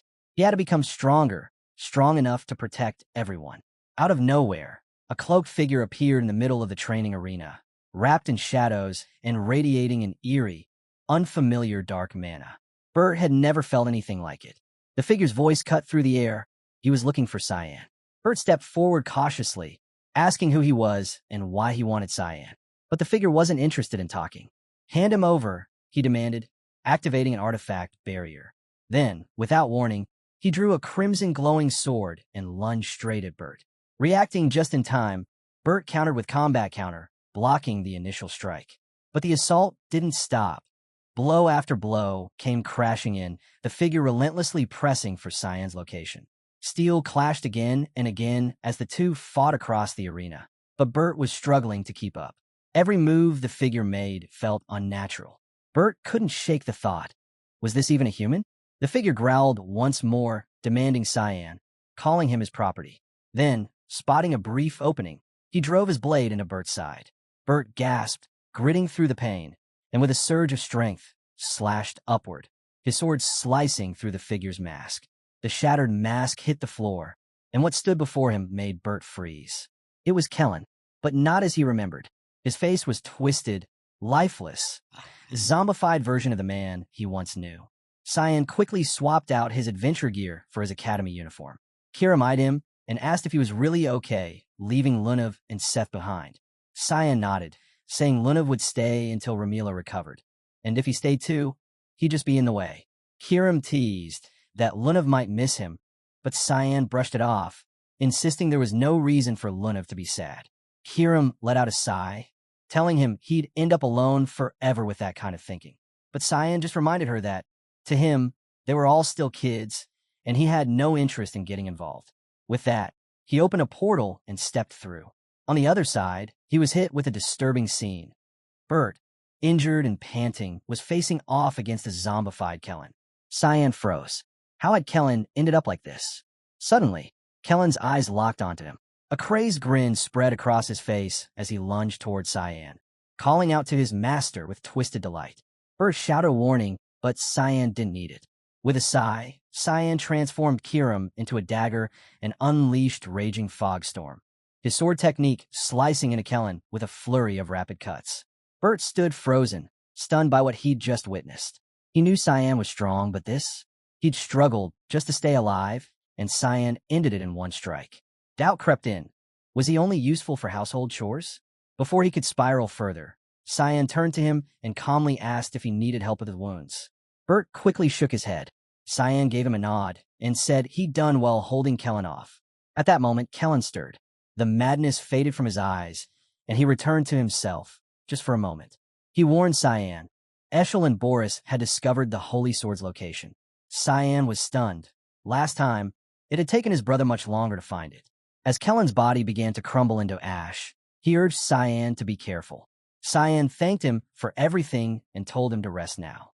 Then he turned to Bert, explaining that Boris had been the one to turn Kellen into a marionette. Bert asked how. Cyan picked up a strange mark left behind, the brand of reversal. He held it up and explained. It was designed to force a servant to betray their master. At that moment, Cyan couldn't help but curse his past hesitation. He should have ended Boris the last time they crossed paths, back when he returned to the past. That mistake wouldn't happen again. This time, he swore Boris would die before he could hurt anyone else. Turning to Bert, Cyan told him to get their things ready. They were done with the academy. It was time to leave. Meanwhile, far away, Ascll stepped into the sacred halls of the Lumendal Temple, walking with calm assurance. A lone figure was already praying inside. As he approached, the girl turned around. She looked at him without surprise. "I've been waiting," she said. Ascll immediately recognized her. It was Iris, the Nephrodite. "Good to see you again," he greeted. "Call me Saintess, like everyone else," she corrected him. Then, her expression sharpened. "Why isn't Prince Lunal with you?" Ascll shook his head. "This visit has nothing to do with the prince." Iris narrowed her eyes. "Then the rumors are true? That you're abandoning him and siding with Princess Violet?" Ascll didn't answer. Instead, he changed the subject. "Is it true you received a divine revelation?" She nodded. "The Holy Sword will be found where the Guardian's view rests. It refers to the land protected by the continent's guardian. That's all I know. The rest is up to you." Ascll already had a location in mind. But what truly stunned him was how close the Holy Sword had been this entire time. Iris offered a small smile. "Lumendal's love has always stayed near us. It's no surprise the sword did too." Back at the academy, Cyan handed the brand of reversal to Kundal. "We found this here," he said flatly. Kundal eyed it with a sigh, clearly not surprised. "What kind of trouble have you dragging now? Don't tell me you've started messing with black magic." Cyan quickly denied it. He had no interest in dark arts. But before he could say more, Kundal cut him off. "Save it," he said. "How long were you planning to keep it a secret that you smuggled a beastkin into the academy and have been hiding her in plain sight?" Cyan had no reply. He stood in silence. Kundal's voice was stern. "My patience has limits. Keep this up, and you'll be expelled." To his surprise, Cyan met his gaze and said plainly, "That's exactly what I want." The answer threw Kundal off. Cyan continued, explaining that the situation ahead was only going to get worse, and staying at the academy would make him useless. The one behind the brand of reversal was the same monster responsible for the banquet of blood, and Cyan was ready to make him pay. As the room tensed with Cyan's quiet fury, Kundal picked up the brand. He studied it before speaking again. You realize this resembles the Dawnstone, right? Cyan frowned. Kundal went on, telling him that both the brand and the Dawnstone were believed to be creations of the people of Black Blood, an ancient group labeled as evil and nearly wiped out, save for a few survivors who fled to Ascll. Cyan stared at him, stunned. Why would you tell me that? Kundal gave a tired smile. Because you shouldn't carry this alone. Peace is crumbling, and a storm's coming. While you fight to protect the nation, I'll protect this academy. That triggered a memory, Kundal's words from Cyan's previous life. He'd warned Cyan not to follow his brother, or he'd become a puppet. That prediction had come true, and now his advice had shifted. Don't try to shoulder everything by yourself. This was Kundal's message for this life. As Cyan left the office, Serica intercepted him. So, it's true. You're leaving the academy to go after Boris? He stopped and looked at her. Will you come with me? Lead the mission. Serica shook her head. I can't. Kundal knows my secret. He asked me to stay. She took a step back, her tone turning cold. Just do one thing for me. When you find Boris, tell him to go to hell. After a long journey, Iris and Ascll finally stepped into the temple of Lumendal. At the heart of the chamber, the holy sword stood, firmly embedded in the ground. Ascll approached it, his steps careful, and reached for the hilt. Iris watched in silence, uneasy about how the sword seemed fused to the floor, but she said nothing. Ascll called out to the god Lumendal as he tried to pull the blade free. The moment he did, a sharp force knocked him back. He was slapped across the face and sent flying. From the sword, a small girl appeared, her voice sharp and accusing. She scolded Ascll for taking so long, blaming his laziness for her suffering and disgrace. Both Iris and Ascll froze, stunned. They had expected a grand, imposing spirit, Durin dark. Yet here stood a child. Spotting their disbelief, the girl jabbed a finger at herself, her eyes wet with frustration, and asked if they thought she was a joke. She blamed everything on the wielder of the demon's sword, who had stolen her power. She didn't care how he found her, clairvoyant or not. What mattered was that she wanted her strength back, and Ascll was going to help her do it. Back at the academy, Cyan sat quietly beside Nana, who was sound asleep. He still couldn't believe she had stood her ground against the most powerful mage on the continent and survived. She was growing fast, stronger, and maybe, just maybe, she didn't need him to protect her anymore. From the doorway, Bert broke the silence. He admitted feeling ashamed, thinking he'd failed in his role as her guardian knight. Cyan told him plainly he could only keep working to improve. Then he stood, telling Bert he was heading out. Bert followed quickly, offering to get their luggage ready, and asked where they were going. Cyan explained the plan. They needed to reach the outer edge of the continent. Bert would go with Serica, and Cyan would join him later. As Cyan opened the door to his room, he glanced back. He told Bert that raising Nana so well was something he himself couldn't have done. Just then, Emily stepped in from the kitchen, holding a wriggling lunch in her hand. She called out, but Cyan didn't stop. He walked away without a word. Out in the ancient plains of Nod Eli, a group of mages stood silently at the edge of a massive crater. Reggins, their leader, looked down solemnly and asked if this was where Karen had last been seen. It saddened him to think Karen had perished here. Reaching into his cloak, Reggins pulled out a small device and activated it. Karen's spirit materialized before them. Without wasting time, Reggins demanded to know what had happened to Rehiram. The ghostly figure replied that Lunev had taken it. Reggins' eyes widened. He hadn't expected her to be involved. But shock quickly turned to rage when Karen added that she hadn't come alone. She'd been with Cyan and had stolen the book for him, too. The gathered mages murmured in disbelief, unable to grasp Lunev's betrayal. Reggins dismissed the spirit and turned to face the others. His voice was cold and direct. He wanted Lunev brought to him immediately. Meanwhile, deep beneath Ascll, 3 demi-human workers scraped together magic stones for Boris. The task was dangerous. Only those like them could endure the dense magical energy down here. They argued and teased each other as they worked quickly, but their routine was shattered in an instant. From the shadows, a figure lunged forward and silently cut down Toby, who dropped lifelessly beside a pillar. The remaining 2 froze, then braced for battle. Kira cast Rapid Flame, launching a fireball at the attacker. But the man, Cyan, charged straight through the blaze, unharmed. Shock spread across their faces. Before they could react, Cyan unleashed Swordless Sword, surging fog storm, cutting both of them down in a flash. He spared Kira, leaving her barely conscious. Approaching her, Cyan asked one thing. Where was Boris? At that moment, recognition flashed in her eyes. She knew who he was. In desperation, she cast Pure Explosion, triggering a blast powerful enough to level the entire chamber. Far away in Nod Eli, Lunav suddenly stopped in her tracks. A strange unease gripped her. Something felt off. Remelia noticed the change and asked if something was wrong.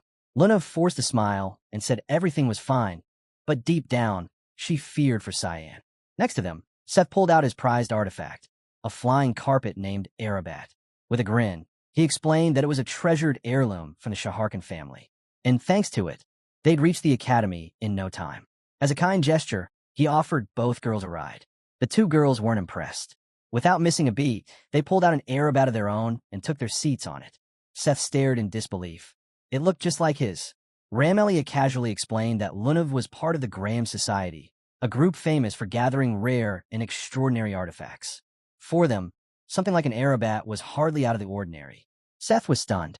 His pride deflated in an instant as the weight of his earlier bragging sank in. Lunav looked over and asked if he still planned to use his own Arabat or ride with them. Seth thought back to the nightmare of traveling with Cyan and how uncooperative his Arabat had been. That memory was enough to make the choice easy. He joined the girls without hesitation. Moments later, they took off, soaring through the sky at full speed toward the academy. Lunav leaned forward, pushing the Arabat to go faster. A deep worry sat in her chest. Something told her Cyan was in trouble.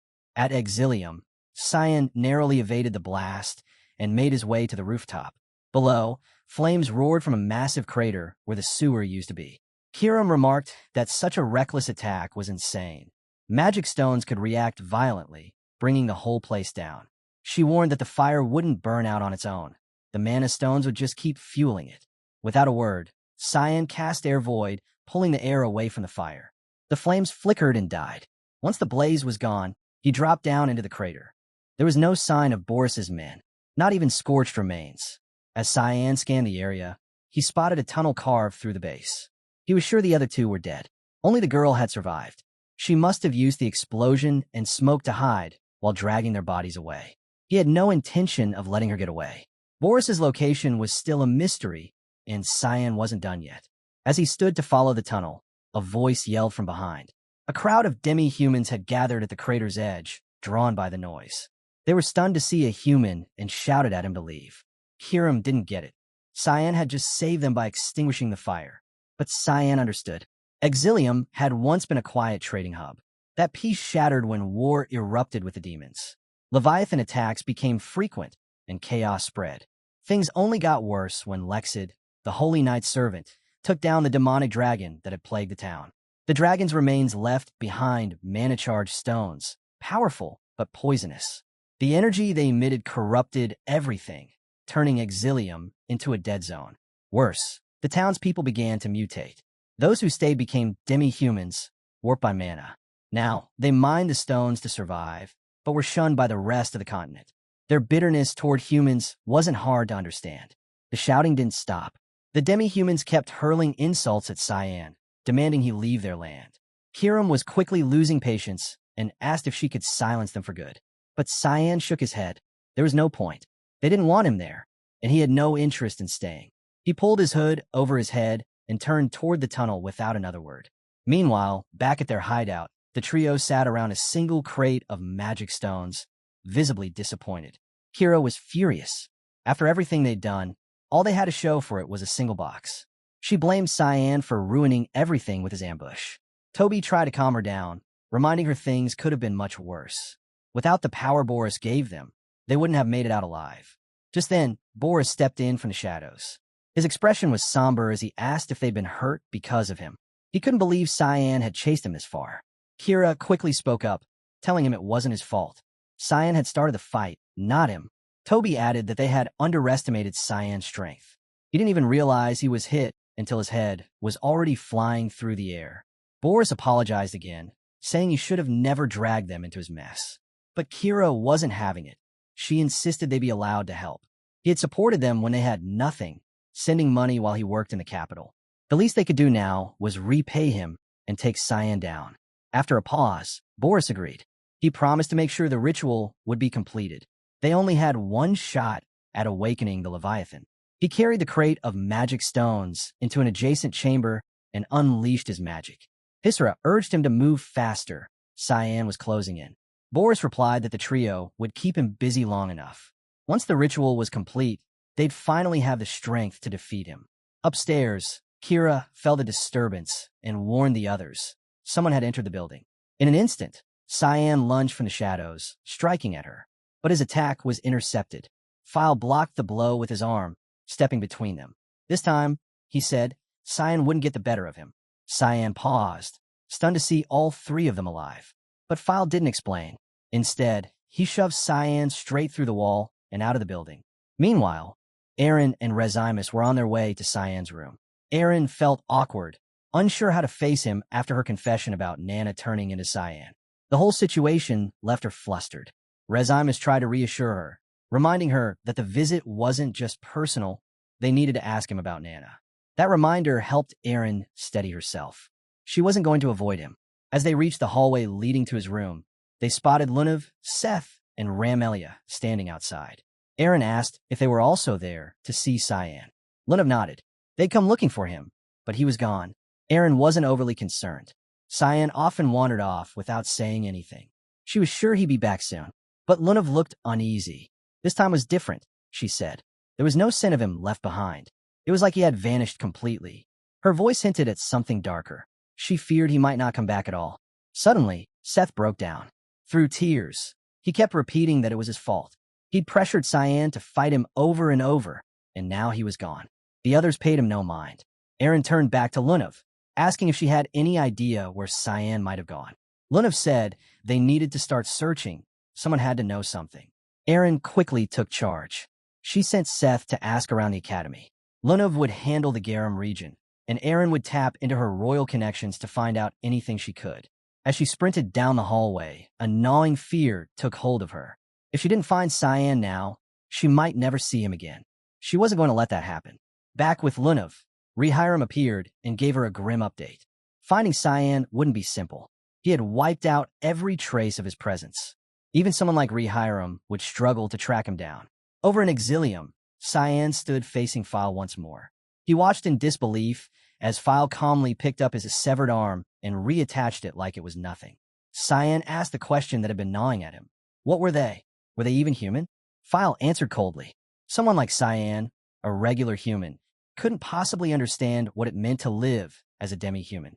Boris had taken their curse and turned it into something greater, a divine gift.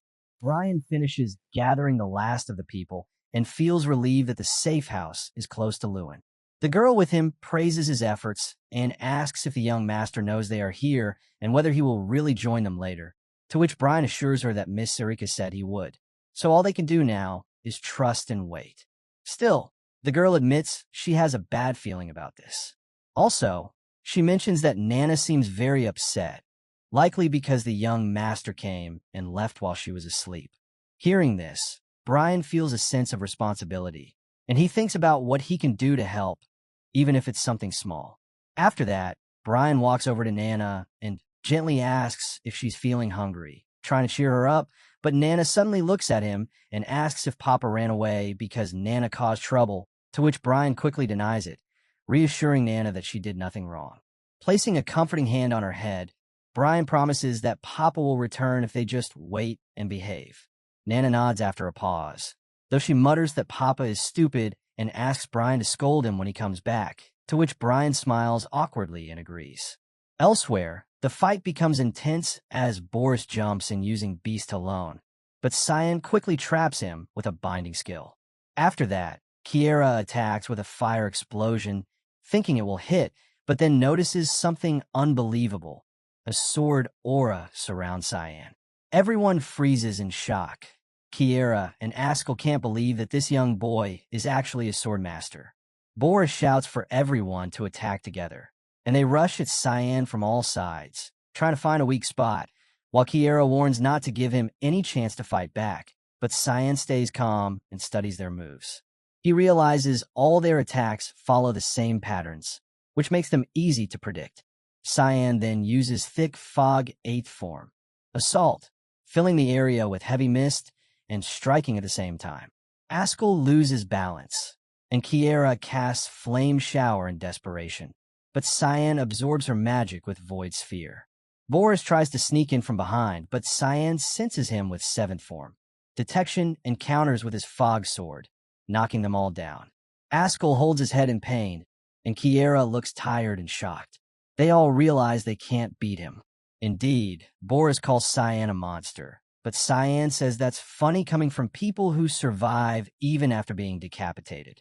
Afterwards, Boris says something unexpected, that they were never trying to defeat Cyan in the first place.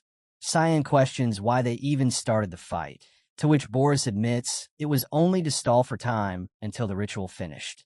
After hearing this, Cyan realizes the shocking truth that the ritual is meant to resurrect the Leviathan as a control puppet.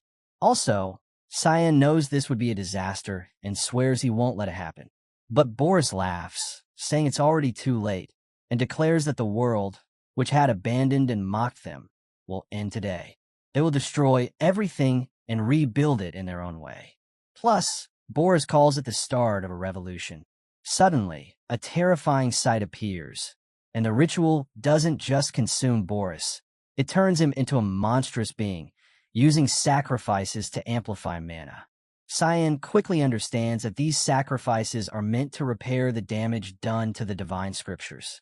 Kiera panics and demands to know what Boris has done, realizing this wasn't part of the original plan, but Boris, now transformed, calls it necessary for the greater good. His twisted smile makes it clear he doesn't truly see it as a tragedy. Everyone looks in horror as the monstrous figure takes shape. Some think it looks like a dragon, and panic spreads as the creature charges its breath attack. Kiera desperately launches Firebuster to block it, barely holding off the ancient dragon's power. Boris mocks her efforts, saying he thought they were friends. After hearing this, Kiera vows to wait for Boris in hell. Cyan steps forward and summons his ultimate skill, Void Sphere, Predation, to counter the force and bring the situation under control. But then Boris attacks with a strong move called Phlegathon, but Cyan blocks it using Void Sphere, Predation. The two powers crash into each other, shaking the ground. Boris is shocked that Cyan is still fine and realizes Cyan's weapon is not just a small danger anymore, because it has changed shape using Cyan's own power. Cyan then reveals a powerful skill called the first Nirvana form of Repentance, Flashing Rain, and launches a fast attack. The ground starts breaking apart, and everyone panics as a huge dragon-like force appears. Cyan quickly uses Fog Sword, 8 fluttering petals to cut through the danger. People watching are shocked, thinking Cyan might have awakened the Leviathan, but there's no time to stop and wonder. Moreover, Boris shouts that everyone will be sacrificed for the ritual. Cyan powers up again with Fog Sword, strengthened Rising Fog, and pushes back hard. He promises that Boris will not survive this time. Finally, Cyan calls on the ultimate power of Black Fog and releases Arc Adamant, a massive red energy attack, ending the battle with an unstoppable strike. The robot finally locates Cyan and shows Lunav his position. He's in Ascll, an abandoned slum, which surprises her because there's no reason for him to be there. Further, the robot explains that it sensed the mana of an ancient dragon for a short time, but it can't confirm anything without seeing it directly. After hearing this, Lunav is shocked because of an ancient dragon, but the robot reassures Lunav that, for Cyan, it would be nothing more than an oversized lizard. Before they can leave, Lamella rushes in, warning that members of the Garum Association have suddenly barged in. They announce that the association president has summoned Lunav and demand that Lunav go with them. Lamella senses danger and decides to stay behind to hold them off, urging them to escape. Lunav, surprised by Lamella's loyalty, asks why Lunav is helping despite being on her grandfather's side, To which Lamella replies that Lunav once saved her life, and as a knight, this is her duty. Grateful, Lunav thanks Lamella and asks her to deliver an important message to Princess Erin. Lamella promises to pass it on as soon as possible while Lunav prepares to leave. Lunav quickly decides they must leave, believing the association's move is connected to what happened at the ruins. Additionally, Lunav suspects they might target Cyan as well, and she needs to stop that before anything happens. Meanwhile, Cyan stands over the aftermath of the battle, convinced that Boris is dead and that everything is over. However, angry voices rise from the survivors blaming Cyan for all the chaos. They accuse him of endangering a woman and child earlier and demand that he leave immediately. After hearing all of this, the robot offers to kill them, but Cyan refuses, saying it's better this way because it will speed things up for him. Elsewhere, news of Boris's death shocks his allies. Luenell curses Boris as useless for dying despite all the effort put into saving him and making him stronger. Suddenly, Ascll appears, and Luenell angrily demands why he didn't come sooner after hearing the news about Ascll being destroyed, to which Ascll says he had urgent matters to handle, which makes Luenell furious, assuming it involves the first prince. However, Ascll explains that he has a lead on who is responsible, and without revealing much, Ascll tells him ahead for Lewin Academy and promises to explain on the way. Though Luenell feels frustrated and chained by Ascll's control. Elsewhere, Boris stumbles through a dark cave, breathing heavily after the battle. What's more, Boris mutters in frustration, realizing he was lucky to escape, but the attempt to resurrect Hearthcrea has failed. His voice trembles with shame as Boris admits that, had things gone as planned, he could have also restored himself using that immense power.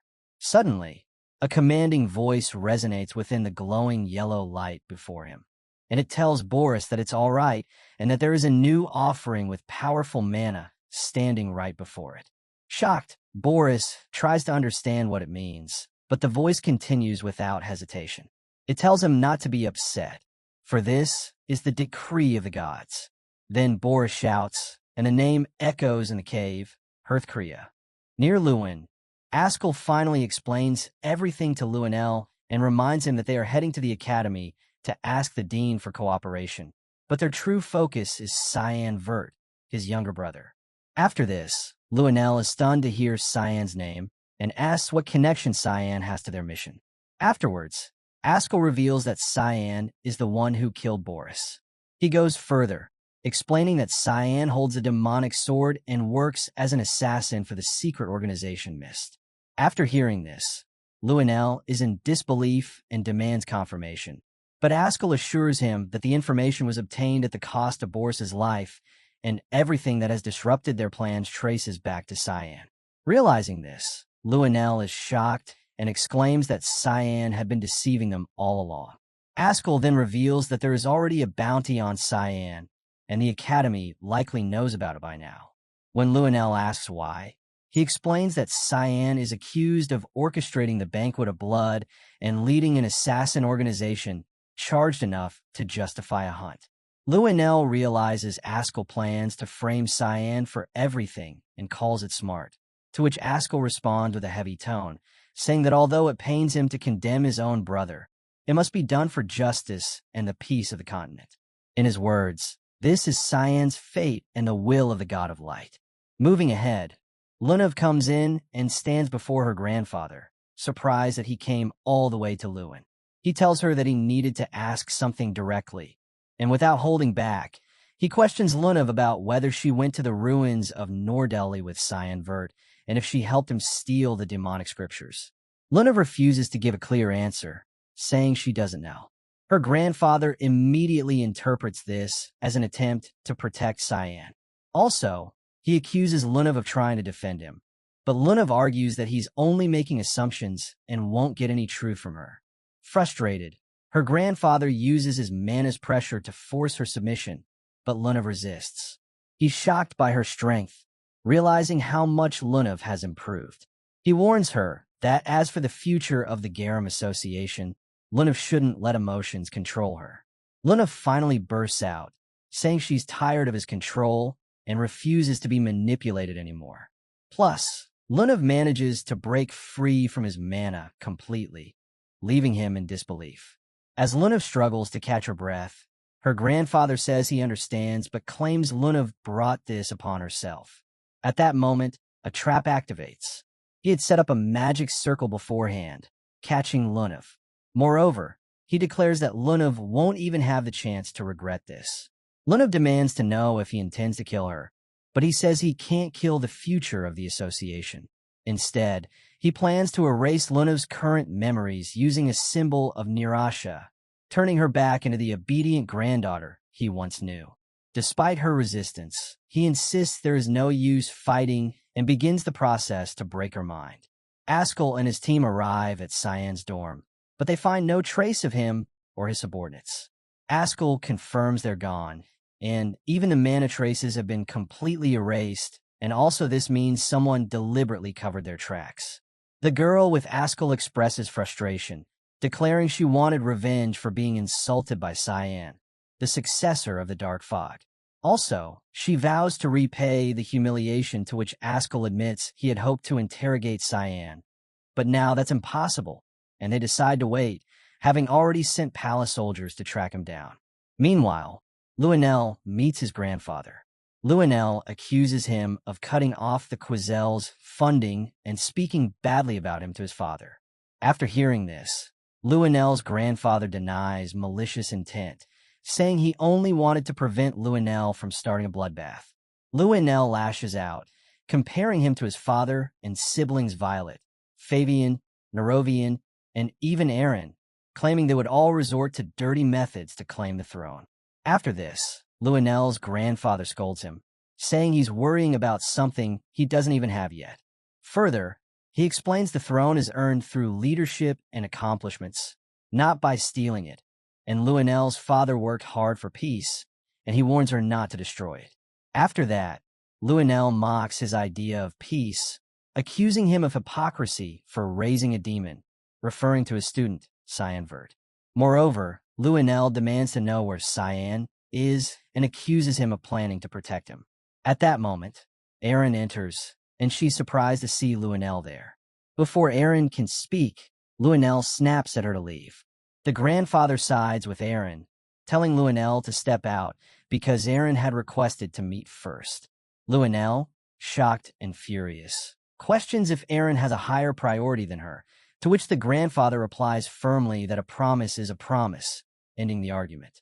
Suddenly, Ascll enters the room with urgent news.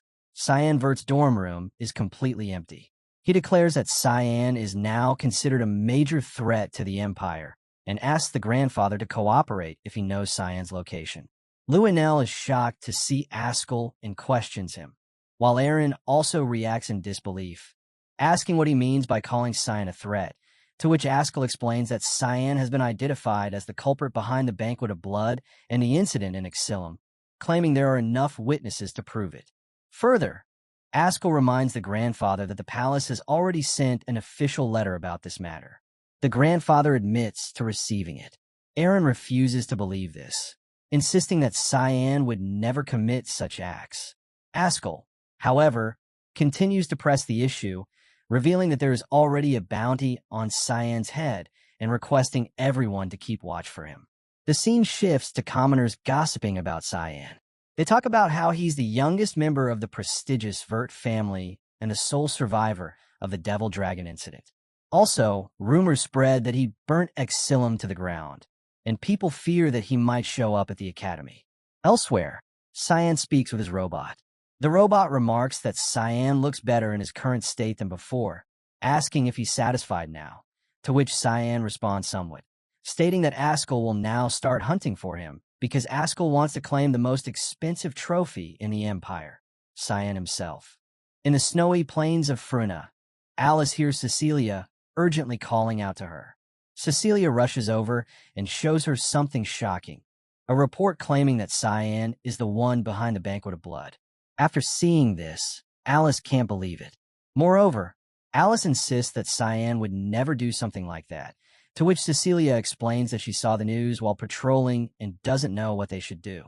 Alice realizes this is probably why Cyan told her to leave earlier. He must have known something bad was coming. Instead of panicking, Alice tells Cecilia that they should focus on their training, to which Cecilia is surprised by Alice's calm response. But Alice explains that even though she's not completely sure, she trusts that Cyan will handle things in his own way. Right now, she believes it's more important for her to become stronger so she can be ready to help him when the time comes. Marion, who's nearby, praises Alice's determination and tells her to continue training. With resolve in her heart, Alice agrees and goes back to her practice. Lunav shouts a powerful word and finds herself trapped by the grandfather, who's trying to rip Cyan away from her mind. Lunav's grandfather warns that resisting will only make things more painful, to which Lunav cries out, refusing to let Cyan be taken from her. Suddenly, something strange happens, and the surroundings shift into another realm. The grandfather is shocked. A powerful figure, Lem, appears and warns him that he has entered a forbidden territory. Lem radiates dark mana and reveals the terrifying power of the demonic scriptures, Lemmiharem. The grandfather realizes Lunav had these demonic scriptures all along. After that, Lem calls him an inferior being and tells him to choke on the truth he was so desperate to uncover. And Lunav finally gets out of his grandfather's control, and he sits down on the floor, accepting his defeat. Lunav questions whether Lem caused this, but Lem accuses Lunav of planning it from the beginning, which Lunav doesn't deny. Instead, Lunav thanks Lem and says it's time to go help Cyan. As they prepare to leave, someone calls out to Lunav. After this, Lem stares coldly and asks what they're looking at, standing at Lunav's head. In a safe house on the outskirts of Lewin, Brian shows a wanted poster with Cyan's face on it and warns that royal knights are swarming the streets, searching for him. Also, Brian insists Cyan has been framed, and Nana echoes his concern. Tension rises as Brian prepares his sword, declaring he made an oath to protect Cyan and Nana with his life. Nana joins him, ready to fight. Suddenly, there's a knock. A girl hesitates, then opens the door, and Cyan stands there calmly. Everyone is overwhelmed with relief. Brian tears up, and Nana runs to Cyan, calling him Papa. After that, Cyan tells them to keep quiet because he had been really worried. Cyan confirms he's not guilty and says he won't bother explaining himself and warns that this place isn't safe anymore because Ascll now has the Holy Sword, and it won't take long before he finds their location. Cyan says the only option now is to hide inside his other dimension because the entire empire is turning into his enemy. Brian, emotional and firm, declares his loyalty will never shake and promises to protect Cyan no matter what path he walks, to which Cyan accepts it, though the girl thinks Brian gets too serious sometimes, and Nana urges him to hurry. With that, Cyan turns to Lem. Now that the distractions are out of the way, Lem smirks, ready to go wild, but Cyan reminds him there's something specific he needs to do. Lem seems thrilled that whatever it is, it sounds exciting. Lunav's grandfather fumes in frustration after learning the truth that he always believed Cyan had the demonic scriptures, but to find out they were with Lunav all along shocks him deeply. A subordinate rushes in, apologizing for returning without the others, and explains that everyone else was defeated by Lunav herself. The old man angrily realizes that Lunav completely outsmarted them.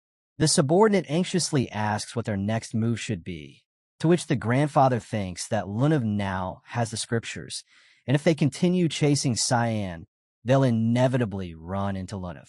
Meanwhile, the scene shifts to a quiet night near a tall building. Cyan stands boldly under the moonlight, facing a group of soldiers who came to capture him. Suddenly, Cyan speaks out, almost taunting them, and calls for their attention, acknowledging their presence with a smirk. Then, with absolute confidence, he challenges them, telling them to catch him if they can. The academy feels strangely quiet now, almost as if something important is missing. The spot where Cyan once sat seems to echo with emptiness, and even the surroundings feel like they're grieving his absence. Seth sits there feeling down, wondering if Cyan will ever return. After everything they went through together, Seth can't understand how Cyan could just disappear like that because the thought weighs heavily on him making school feel dull and meaningless. Just as Seth starts losing hope, Lunav bursts into the scene with excitement and tells Seth that she found Cyan and urges him to come with her right away. After hearing this, Seth is shocked but quickly lights up with hope because he also can't help but notice a small, adorable creature resting on Lunav's head. But before he can ask more, Lem steps in and tells him to hurry. Without wasting a second, Seth agrees and decides not to overthink and lifts Lunav in his arms, smashes through a wall, and follows Lem's lead. Also, Lem assures them that the destination isn't far, asking them to hold on tight as they speed towards Cyan's location. Aaron is shocked to hear the news that Cyan is in Ascll. In fact, Lamella tells her that Lunav wanted to pass on this message before she was taken away by Mr. Regressed. After this, Aaron quickly decides to ask Dean Kundal for help, while Lamella quietly takes her leave. But just after Lamella departs, Aaron hears something unbelievable. That Cyan is being blamed for the Banquet of Blood, accused of destroying Ascll, and even being labeled as a member of Mist, a dark organization tied to the evil Black Fog. Aaron feels crushed because she realizes she truly didn't know much about Cyan at all, and now everything seems like a lie. All her training, all her effort to grow strong enough to stand by his side, suddenly feels meaningless. Indeed, Cyan seems far out of reach now, like he's in a place of darkness where someone like her can never follow. The helplessness makes her feel even worse, and despite being a princess, Aaron feels completely useless. Just then, her grandfather Dean Kundal questions her gently, asking how much of the news she actually believes, to which Aaron, holding back tears, says firmly that she doesn't believe any of it because Cyan has always supported Aaron and always been kind. Aaron knows deep down Cyan could never do something like that. Dean Kundal gives her a nod that if that's what she believes, then there's no time to waste and they need to move quickly.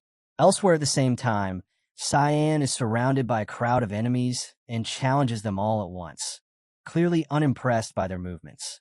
Redbeck, the Academy's top student known for his exceptional stamina and mana ranks, steps forward and believes he can finally bring Cyan down and unleashes his most powerful attack, Dragon Spear, in a dramatic display of fire and strength.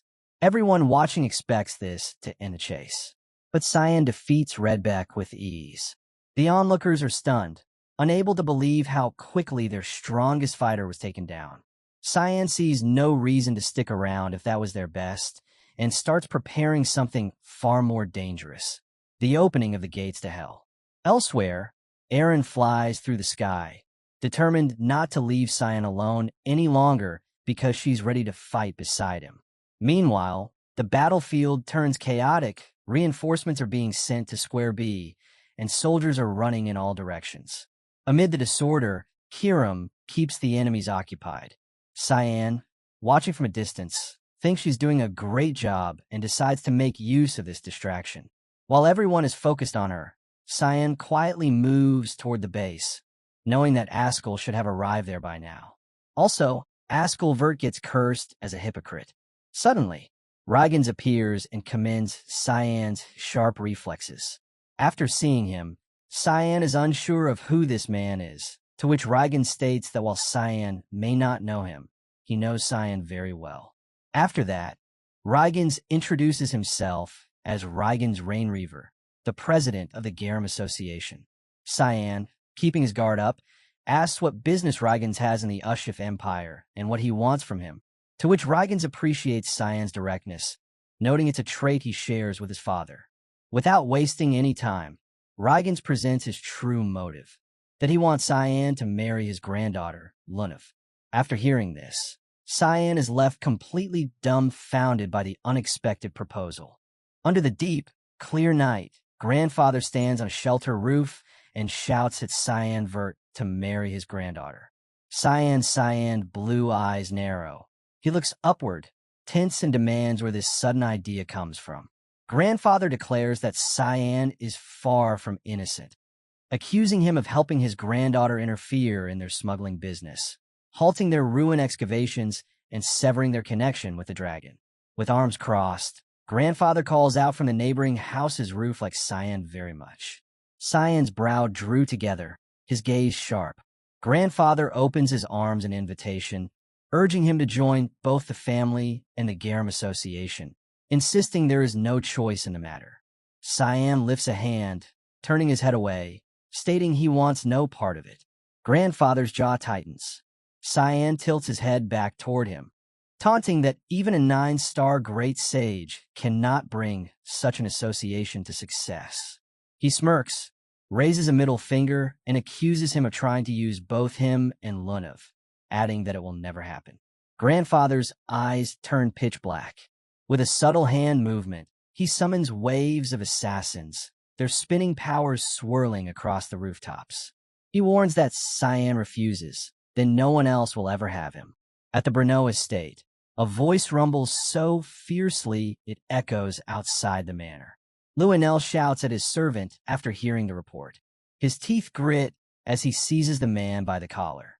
Trembling, the servant urges calm, warning this is not the only problem at hand. Garum Association members have suddenly ambushed their knights and battle is underway.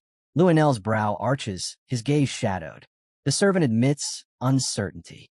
A slow, dark grin spreads across Luenel's face as he orders them all killed. He laughs low, calling it a deliberate provocation from Garum Kingdom, and commands that if reinforcements are needed, the Knights of Light should be deployed. Grinning, the servant remarks that the Knights of Light are the Demon Realm's frontline. Luenel turns with deep smirks, eyes glinting darkly. He claims he anticipated something like this and prepared them in advance, confident they're already on the way. The servant stares in disbelief, warning that His Highness is practically declaring war. At that moment, Grandfather enters, questioning if he truly wants this. But Luenel's eyes catch on Princess Erin. He curses under his breath, wondering why she is here. Looking back to Grandfather, he accuses him of getting in his way again. Princess Erin steps forward, holding out a message. She states it is an order from His Majesty that Lewin Academy will assist in searching for her fiancé. Luenel's jaw clenches as he glares at her, demanding proof of the decree's legitimacy.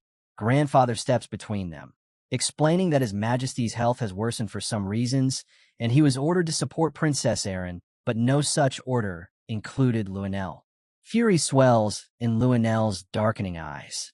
Grandfather presses, demanding to know why he is mobilizing forces for war against the Garum Kingdom. Luenel scoffs and orders his knights to detain Grandfather and Erin, suspecting they might be working with the enemies. Knight rushes forward, but before they can touch him, Grandfather conjures a golden barrier that hurls them away with a thunderous crash. Luenel mutters that his knights are useless. Grandfather gathers power, declaring they will fight now. Luenel shouts, questioning why he is stopping his own grandson. Grandfather's eyes blaze gold. He refuses to watch Luenel sabotage himself any further. He creates a teleporter, and before Luenel can reach them, he and Erin vanish.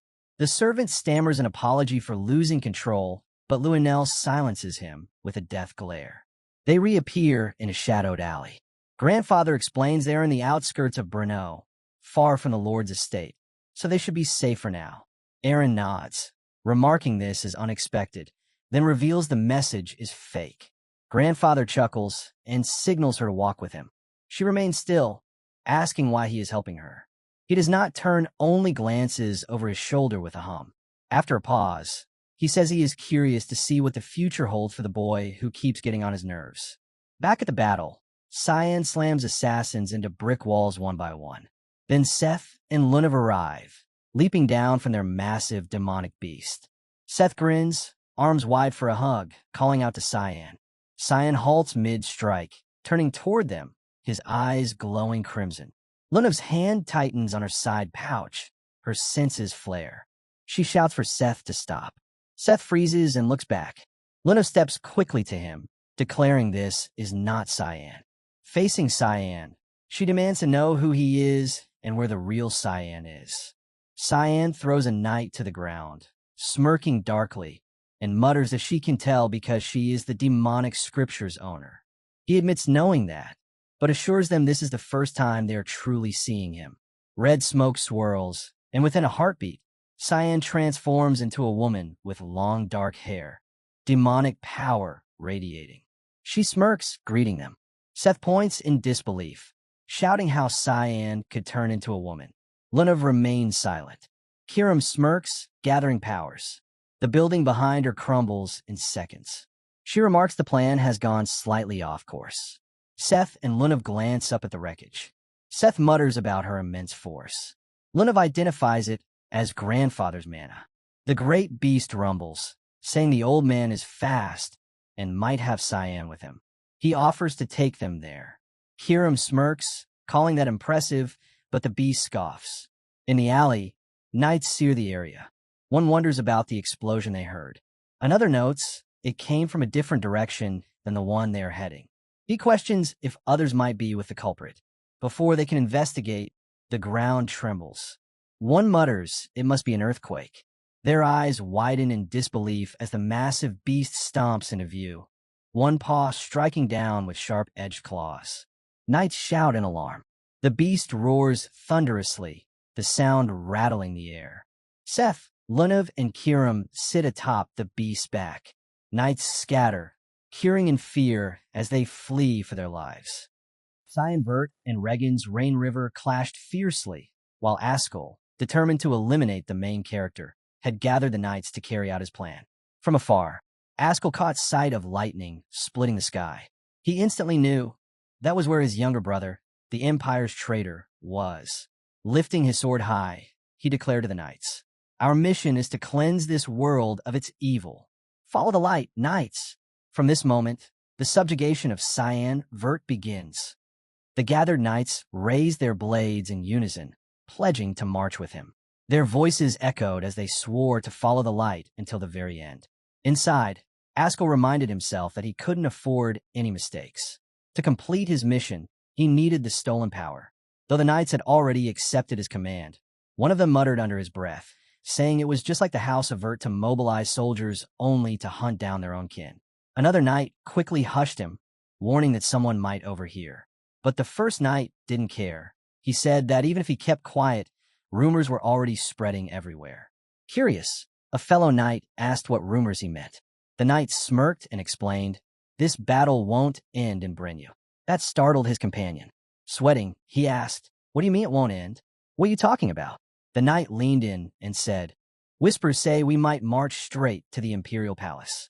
Our path leads in the same direction. Makes you wonder what the higher-ups are planning." The other knight shook his head, insisting it had to be false. "If that's true, everything will spiral out of control." But the first knight replied calmly, "I wouldn't say this without reason. Look behind us." Even those knights with that strange aura joined the march, and not a single one has spoken a word. Doesn't that tell you something? Meanwhile, on the opposite side, Cyan Vert faced the oncoming forces. Surrounded by Regan's mages, he slammed them into walls one after another, showing no signs of slowing down. The mages trembled before Cyan. His strikes were merciless, his aura radiating like a storm. He fought with such relentless force that they began to doubt if he was even human, whispering that he looked more like a demon than a man. Cyan stood tall in the midst of them and challenged, "If you can still move, then stop wasting my time. Come at me all at once." His words stoked their fury. The mages shouted back, accusing him of mocking his elders. At that moment, Regan stepped forward. Closing in on Cyan, he admitted his strength, and with a cold tone, he revealed the reason he could never allow him to live. "It's no wonder Luna was drawn to you from the beginning, but that's exactly why you must die." Regan's rose into the sky, wrapped in surging magic. His body gleamed with power as he prepared his ultimate spell. High above, he unleashed it. Meteor. The heavens split open, and a colossal flame descended. Regan's own allies panicked. They screamed at their comrades to retreat, warning that it was 9-star annihilation magic, a spell capable of wiping them out along with its target. The inferno lit the battlefield, swallowing everything. Regan's mocked from above, daring Cyan to try and escape. But Cyan only looked up, thinking to himself how reckless this old man was, so blinded by hatred that he didn't care if his own men were burned alive. That told him everything he needed to know about Regan's character. The fireball roared down, spreading destruction. Mages scattered in terror, some convinced they wouldn't survive. Others frantically shouted for their companions to take cover behind buildings. In the chaos, a boy pushed through the fleeing crowd. He stopped near the mages who were hiding and asked, "Is my friend in that fight?" It was Set Shaharkin. Without hesitation, he told them to step aside. The mages stared in disbelief. While they scrambled for safety, Set was heading straight toward the battlefield. With obstacles blocking his way, Set summoned a violent tornado, tearing through the debris to clear a direct path forward. From behind, Luna called out urgently, "Senior Set, we need to move quickly." She knew Cyan was ahead, and there was no time to waste. Meanwhile, Regens floated calmly, satisfied. The world below was drowned in fire, and he believed it was finally over. But then, slicing through the flames, a purple light burst forth.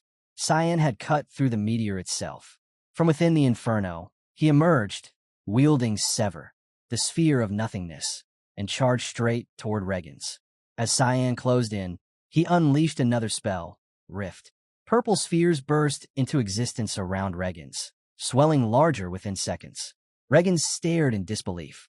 The sight before him left him awestruck, and he admitted aloud that what he was witnessing was truly extraordinary. But Cyan didn't let his words linger. Something strange began happening. Regens countered his power. He revealed that, with the elements sealed within Caligona's rosary, Cyan's attacks were rendered completely useless. "This," Regens declared, "is the meaning of oblivion." Cyan froze, stunned. Despite all the research and preparation he had done, never once did he imagine Regens had already obtained such a rare artifact. Still, it was fitting. It was the kind of thing one could expect from the House of Rain River. But even so, he couldn't believe such power was possible through a single rosary.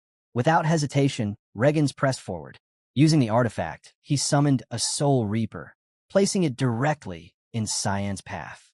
With a cold smirk, he asked if this summoning was enough to entertain him. Before he could continue, a voice rang out, "Stop it, grandfather!" Cyan instantly recognized it. Luna stepped forward, declaring that what Regens sought was her demon tome. She demanded that if he wanted it, then he should face her directly instead of targeting Cyan. She warned him clearly, "Senior is mine. Do not lay a hand on him." At that moment, something unexpected happened. One of Cyan's hands began to transform, and from it came a voice. It told him it had picked up some bait along the way. Cyan frowned, realizing it was Kairam. He told him they had to move. He could feel the enemy drawing near. A smile crossed Cyan's thoughts. At last, the moment had come. He would finally face his brother. Just then, Set stepped forward. Calling out to Cyan, he declared him his friend. He admitted that along the way, he had learned the truth, that Cyan had been falsely accused. Set urged him to leave this battle behind and let him handle it instead. Without hesitation, Cyan shouted back from afar that he was entrusting the fight to them. With that, he rose into the sky in an instant, vanishing from the battlefield. Luna, however, was furious with Set for letting Cyan go. She tried to reach him, but it was already too late. Set, confused, could only wonder what mistake he had made. Meanwhile, the shadowy demon accompanying them finally recognized the air of the god of black fog and confirmed that Cyan was no ordinary being. As Cyan tried to take off, Regens blocked his path, declaring he wouldn't allow him to escape. The Soul Reaper charged after Cyan, ready to strike him down, but Luna acted swiftly. She unleashed a spell, and from her hand burst a seed of restraint, latching onto Regens. In an instant, he staggered. A searing pain tore through his mind, forcing him to clutch his head as he let out a scream. Luna's voice rang out, "Proceed with the oath." The agony was so overwhelming that Regens lost his grip on the artifact. The rosary slipped from his hand, and the Reaper halted mid-stride before vanishing into nothingness. Regens could hardly believe it. How had Luna planted such a spell on him? She revealed the truth. The moment he had invaded her mind, she had succeeded in planting the seed of restraint deep within him. Fueled by fury, Luna lashed out at her grandfather. She declared that he had made a fatal mistake by interfering with what belonged to her. But Regens refused to yield. Grinding through the pain, he growled that destroying her restraint was a mere trifle, and that the cost of her rebellion would be far greater. Suddenly, darkness swirled around Luna. A mask formed, covering her eyes completely. Her voice was sharp, defiant. "You underestimated me, grandfather. Now witness it for yourself. The truth you've been seeking lies right before your eyes." The army of knights halted their march. Confusion rippled through their ranks as they spotted the patrol team retreating in panic. But when the fleeing knights screamed for help, they quickly realized what had happened. Cyan Vert was behind them. He charged forward like a storm, rage burning through him, cutting down every soldier in his path. With his fog sword ability, Rising Fog, he carved through the battlefield, his blade slashing down anyone who stood before him. The knights shouted orders, scrambling to draw their swords and form ranks. Yet fear spread among them. The boy was only 13, and already he had wiped out an entire patrol in moments. "Don't let your guard down," they yelled to one another. All eyes were fixed on the demonic blade in Cyan's hands. Their voices rose together in a single cry, for the honor of the Knights of Light. Before they rushed at him all at once, Cyan met them head-on, ruthless and unrelenting. His sword unleashed rushing fog storm, serial slash, cutting down wave after wave of knights. Desperate, a group of them fell back and raised a massive shield spell, Lumendal's arm, to block his advance. Lightning strikes rained down to slow him, but none of it mattered. Cyan broke through their defenses without hesitation. Their combined power couldn't stop him. Nothing could. With overwhelming force, he crushed everything in his path, driving deeper into the knights' ranks. At last, Ascll arrived. Facing Cyan, he declared that he would lead him to the path of salvation. But Cyan was already waiting, eager for this fight, eager to kill his brother. Ascll wasted no time. Calling upon the power of the God of Light, he summoned Sun Carriage and struck with a devastating slash. Cyan immediately realized that his brother was using one of his strongest techniques right from the start. The sheer force of it obliterated everything in its path. Yet Cyan met the strike with his own blade. The clash tore through him. He struggled to push back the attack, pain flooding through his body and through Kirim as well. He regretted taking the holy sword head-on. Inside the sword's spirit world, Kirim writhed in agony, coughing blood as her essence cracked under the strain. Her soul was heavily wounded, but before she could recover, the Holy Light's sword spirit, Duran D'Arc, appeared before her, mocking her suffering. Kirim collapsed to the ground, but Duran D'Arc stepped forward and taunted her. She claimed Kirim had lost her usual spirit, asking if she had been tamed. She sneered that Kirim should just do what she always did, seize her master's body and fight back properly. But Kirim only sat upright, bloodied and broken, and started laughing. She pointed at Duran's small spirit form, finding it amusing. Duran's expression hardened. Furious, she blamed Kirim's master for her state, grabbed her collar, and demanded to know what she intended to do with her power. But Kirim kept laughing, unmoved, teasing that she looked cute, like a little girl trying to be intimidating. Finally, Kirim admitted it. "You're right. I've been tamed, but seeing you in this form, it makes it all worth it." Duran's rage boiled over. She demanded to know what Kirim had done, how she had managed to locate her so quickly. Kirim, still refusing to take her seriously, brushed the question aside. "That doesn't matter right now. Just enjoy this moment." Confused and irritated, Duran pressed her. "What are you talking about?" Kirim smiled slyly and answered, "Let's see who breaks first.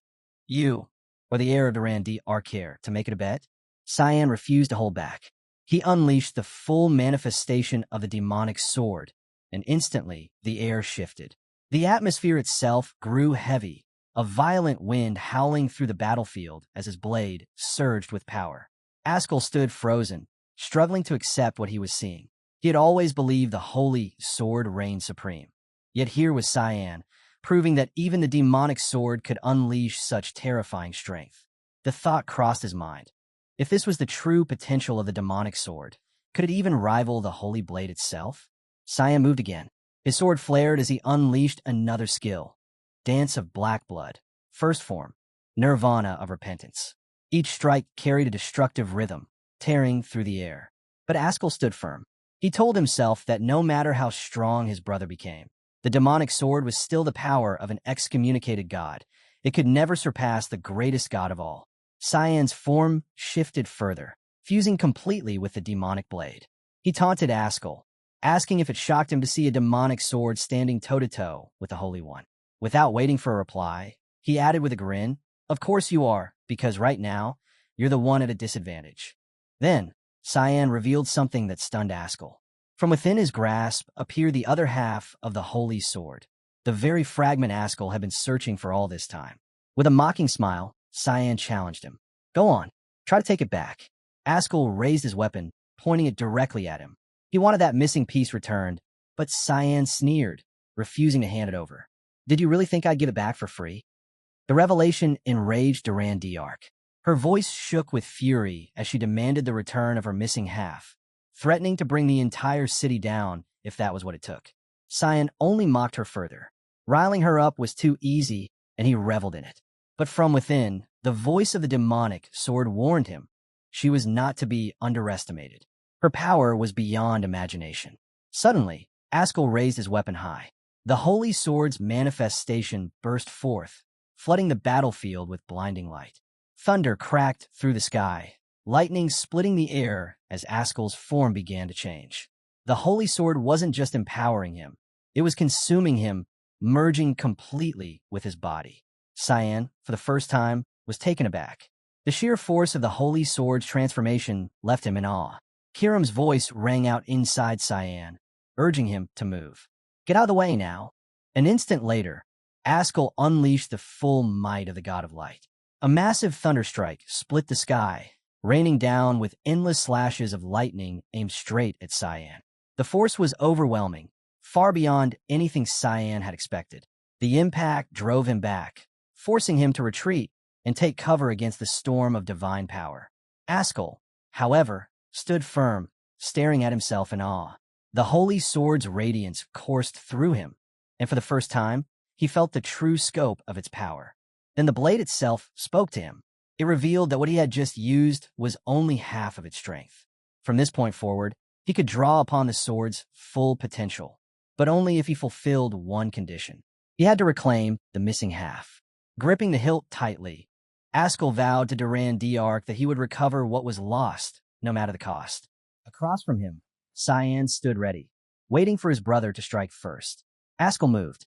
His blade summoned the skill rain of flashes, a barrage of divine strikes raining down on Cyan. To withstand it, Cyan countered with assault, meeting every incoming blow. The battlefield lit up with chaos. Black arcs from the demonic sword clashed with golden flashes from the holy blade, shaking the ground with every impact. Amid the storm, Cyan called to Kiram, sensing her strain. You're crumbling. But she only laughed through the pain, cursing Duran D'Arc. I can endure this much, and if I fall here, I'll drag her to hell with me. Her words struck Cyan deeply. They reminded him of his past life, of the battle against the Demon King.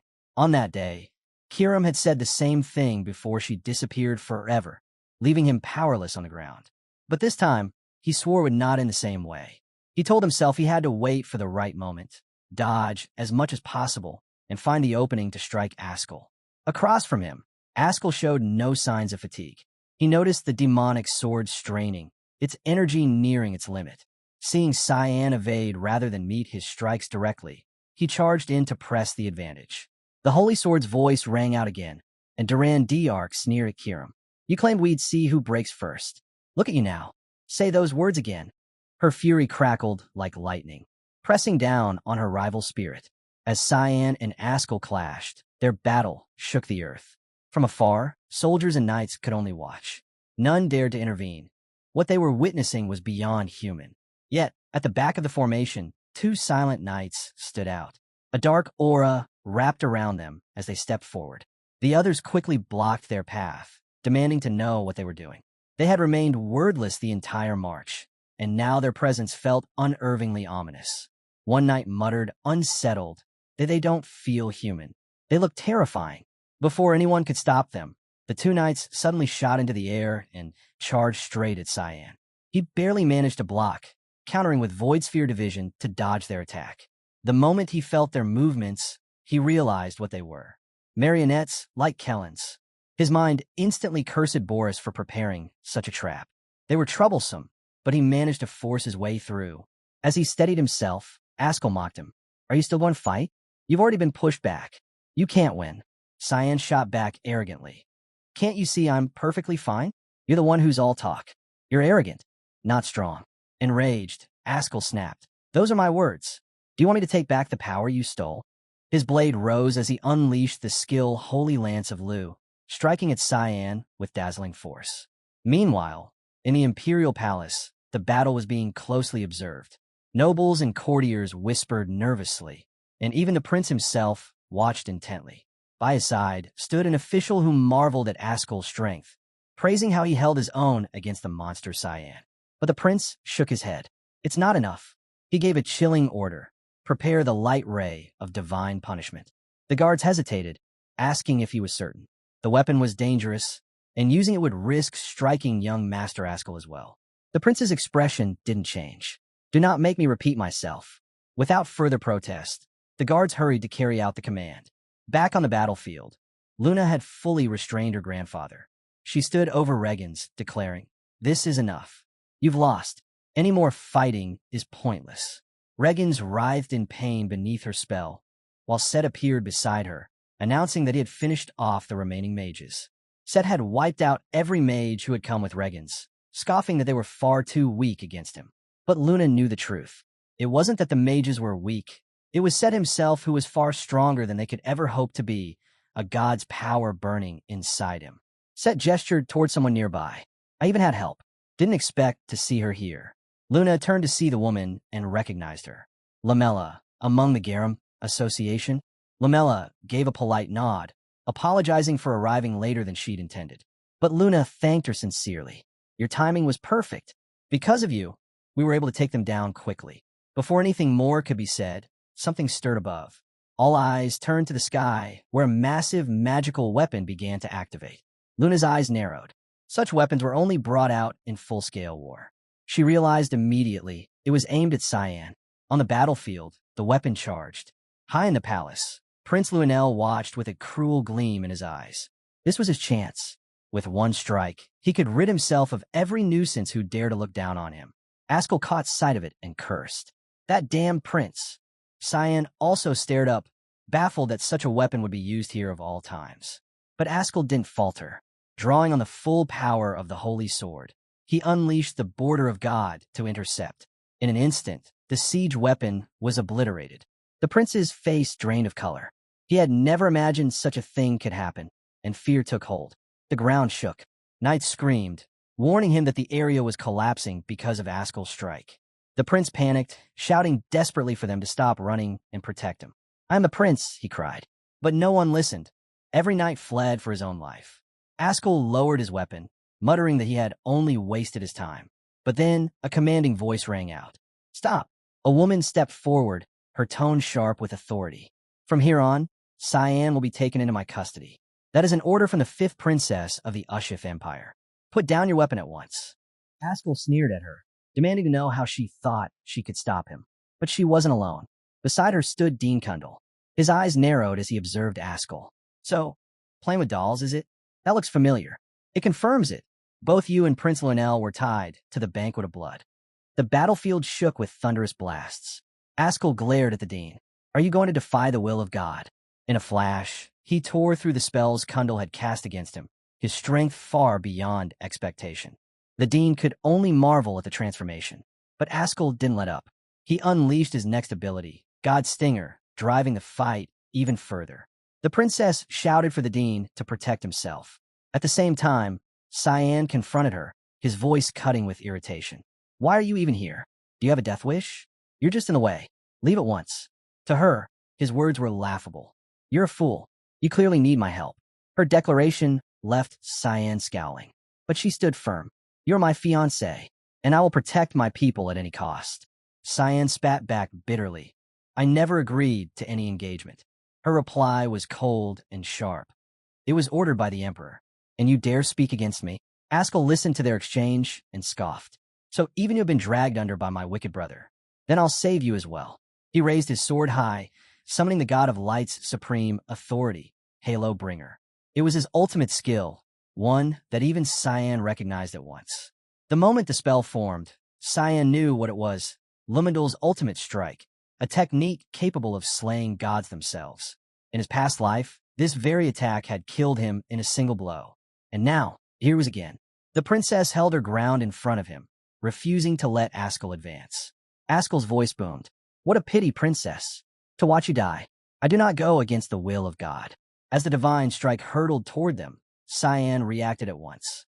He shoved the princess aside and faced the attack head-on. This was the moment he had been waiting for, the chance to unleash his true power. Ascll froze in confusion. Cyan was smiling at him. Yet in his hands, he saw something that made his blood run cold. It was a fragment of the holy sword. Without hesitation, Cyan hurled it into the path of Ascll's ultimate strike. The fragment shattered into countless pieces, scattering the divine light and rendering the attack useless. But the effort came at a price. Cyan himself was struck by the force of the blow. Duran d'Arc screamed in outrage. Half of her power had been destroyed before her very eyes.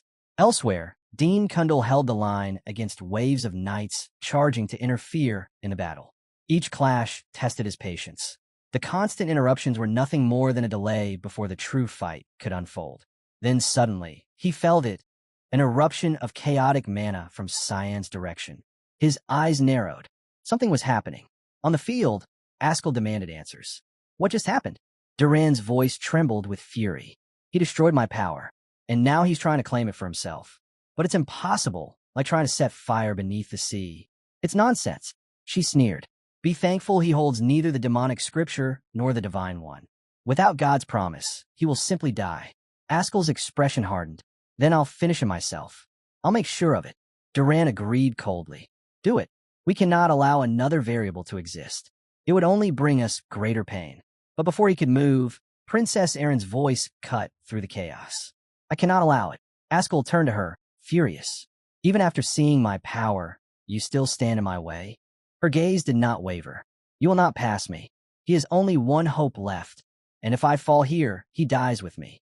I will not let you touch him. At that moment, Luna, Set, and Lamella appeared, rushing toward Cyan. They were determined to help him reach the demonic scripture. From a distance, Dean Kundal spotted Luna and instantly recognized her. Without hesitation, she called out, asking him to open a path. The Dean didn't waste time with questions. Summoning his strength, he unleashed the reverse wave spell, tearing the battlefield open with raw force. Knights were thrown in every direction, clearing the way. Set and Lamella remained behind to keep the path safe, while Luna pressed forward alone, sprinting toward Cyan with everything she had. Set and Lamella urged Luna to keep moving. Go, don't stop. She glanced back at them, nodded, and whispered her thanks before racing forward again. Her heart pounded. With every step, she felt Cyan's mana weakening, fading more and more as time slipped by. Up ahead, Ascll clashed with Princess Erin. But when Luna arrived, she caught sight of the full scene. Ascll's eyes narrowed at her presence. A demonic scripture, with her, Erin knelt in front of Cyan, holding him tightly. But his aura had spiraled out of control, ripping at his body from within. She clung to him desperately, knowing he was on the brink of death. The demonic scripture gazed upon Cyan, astonished. Never had it expected to find him in such a state. It was as if Cyan were destroying himself. Or perhaps he had foreseen all this and embraced it intentionally, knowing Luna and the scripture would arrive. Either way, hesitation was impossible. The scripture abandoned speculation, aligned itself with the story it had recognized, and immediately began casting a spell. The spell of the old god's promise. The moment its power stirred, Ascll sensed it. His expression shifted, and in an instant, he moved to intervene. The protagonist, alongside the demonic scripture, struck once again with immense force, sending Ascll stumbling backward in shock. However, the main character immediately retaliated with another powerful strike that caused tremendous damage, forcing Ascll to stumble back violently. Bewildered, Ascll's weapon, Duran d'Arc, cursed aloud, questioning why Lemmaharam had appeared there. Completely stunned, Ascll asked in disbelief what was happening, unable to comprehend the sudden shift. Cyan, clearly irritated, snapped that there would be no more interruptions and instantly activated Other Realm Unlock. With a resolute expression, he declared that the time had come to end everything once and for all. In an instant, his form began to transform. Sharp demonic horns emerged from his head. One of his eyes turned abyssal, while the other retained its human hue, and enormous dark wings unfurled from his back, pulsating with divine energy. A radiant halo shimmered above his head as he unleashed a blinding light, diminishing fog. Sensing danger, Ascll's sword warned him to stay alert. remarking that Cyan had now reached an entirely different realm of power. Yet Ascll retorted coldly that it was still nothing more than a stolen power, no matter how brightly it shone. Meanwhile, the demonic scripture demanded to know what they should do next. Cyan gently placed Luna and Princess Erin down before him, as he firmly vowed that he would kill his own brother with his own hands. Concerned, Lemahram questioned whether Cyan's vengeance was truly worth embracing such a dreadful curse. He remarked that Cyan didn't seem to realize the state he was currently in and warned him that the seal branded upon his chest would exact a price far worse than death itself. Kirim, the demonic sword, growled furiously at his master, accusing him of having planned everything from the very beginning. In a brief flashback, Cyan was seen telling Kirim that Lunav would undoubtedly appear if he began to fight. Kirim had confirmed, asking if he meant Lunav, the child with the demonic scripture, to which Cyan nodded in affirmation. He instructed Kirim that if she appeared, she must bring her to him, cautioning her not to cause unnecessary trouble by pretending to be him, as she would easily notice the difference. Kirim had doubted his reasoning and questioned how he could be so certain. However, Cyan had replied with calm confidence that she would definitely come, because she was, after all, a relentless stalker who never stayed away. Returning to the present moment, Cyan informed the demonic scripture that he was entrusting Luna and Princess Erin to his care. Lem calmly reassured him not to worry, though inwardly he reflected that the long-foretold prophecy was finally beginning to unfold. Without a moment's hesitation, Cyan lunged toward his brother, his aura flaring violently. Lem growled at both of them, calling them nothing more than mere pawns of the gods. The brothers' fierce clash sent a massive wave of energy surging outward, shaking the ground beneath them. The protagonist smirked faintly, sensing something unusual about Ascll this time, something different from before. Ascll, however, looked utterly bewildered as Cyan swiftly closed the distance, seizing his head in one hand and declaring coldly that the authority of that so-called almighty god could no longer protect him. Elsewhere, Lamella unleashed her glare slash, cutting through several marionette soldiers that surrounded them. To her surprise, she noticed the severed soldiers were no longer regenerating. Seth, puzzled, wondered aloud why that was happening all of a sudden, though he admitted he had been excited too.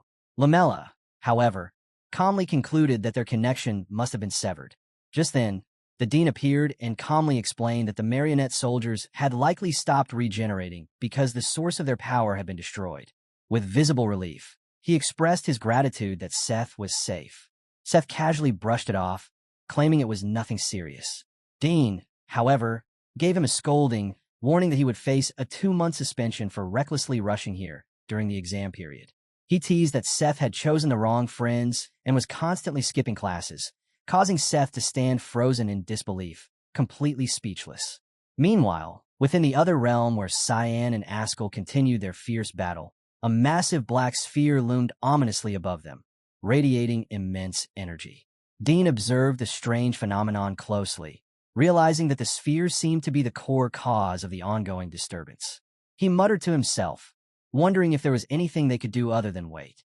Suddenly, movement stirred within the dark sphere, and Dean's eyes widened in shock as Princess Erin and Lunav emerged from it, both unconscious and falling gently to the ground.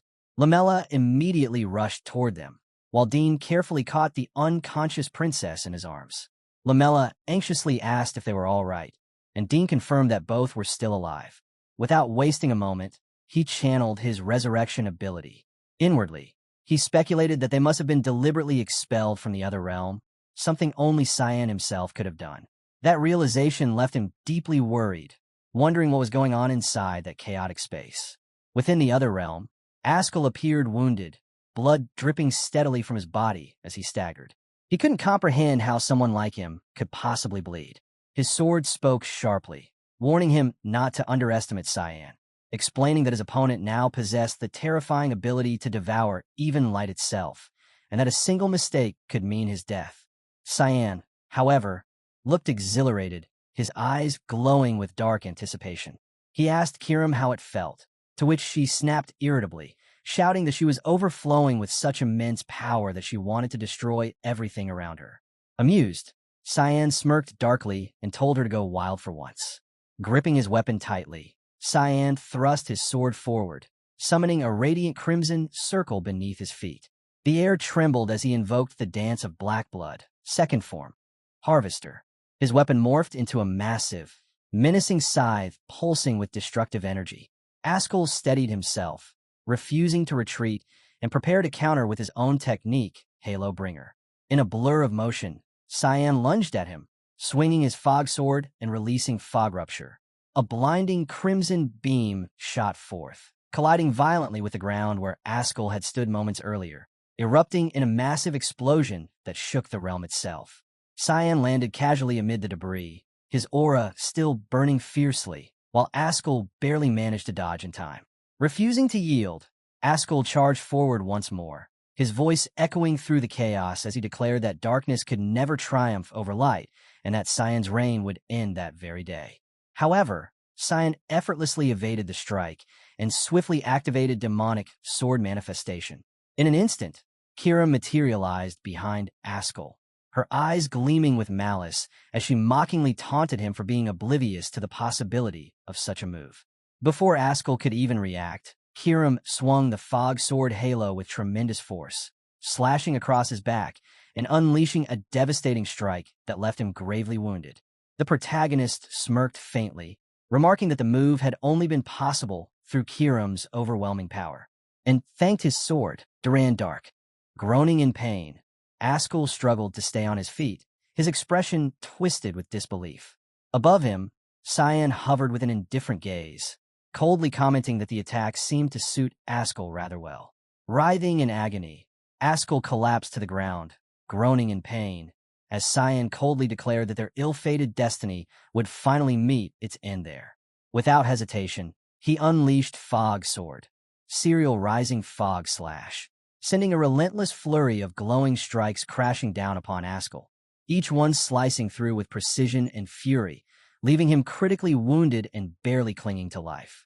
As a fierce explosion occurred, Ascll groaned in pain, barely able to move.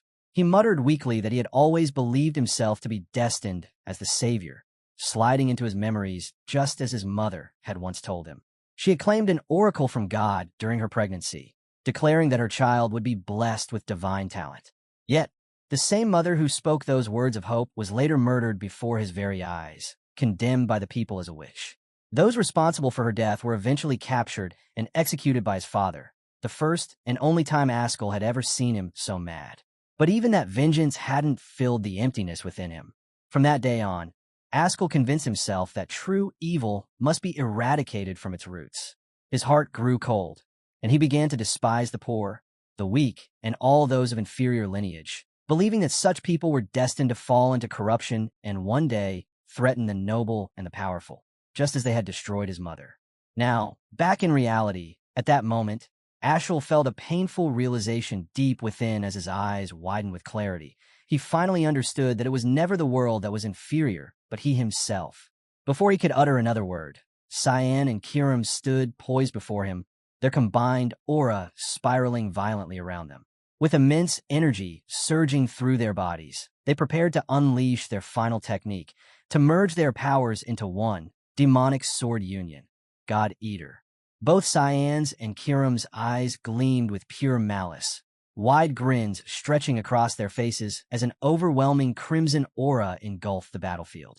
As they activated God Eater, that released a destructive flash force as their combined attack struck Ascll head-on. The impact shattered the ground violently, and Ascll screamed in agony as pain tore through his body. The ground rumbled as a crimson burst detonated across the field. Bleeding heavily, Ascll turned his fading gaze towards Cyan. His mind was filled with unanswered thoughts.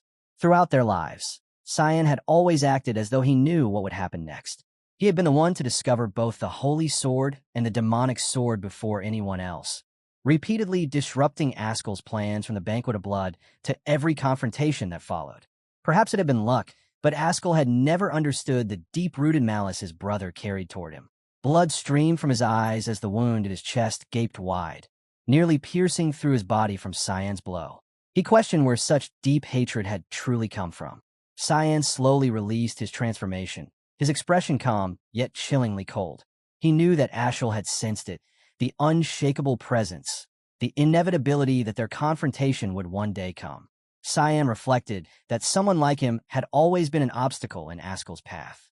He wondered why his brother had never noticed it earlier, perhaps because he had always regarded him as nothing more than the mistress's foolish and insignificant child.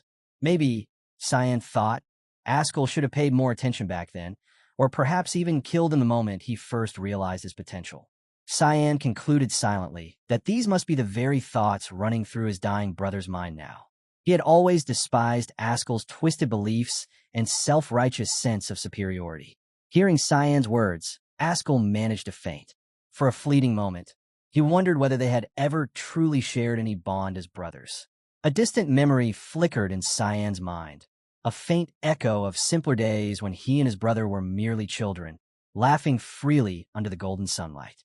He remembered Ascll's gentle hand patting his head, a gesture once filled with warmth and affection. As he pondered, perhaps, in another lifetime, they truly might have shared a bond worth cherishing. Yet that fragile connection had been shattered beyond repair, and the one who had destroyed it was none other than Ascll himself. Cyan's eyes darkened as he turned away, believing that their ill-fated bond had finally reached its end. Yet behind him, the burning flames consuming Ascll's body seemed to whisper a different truth. Kiram's voice echoed ominously, warning that it did not appear to be over.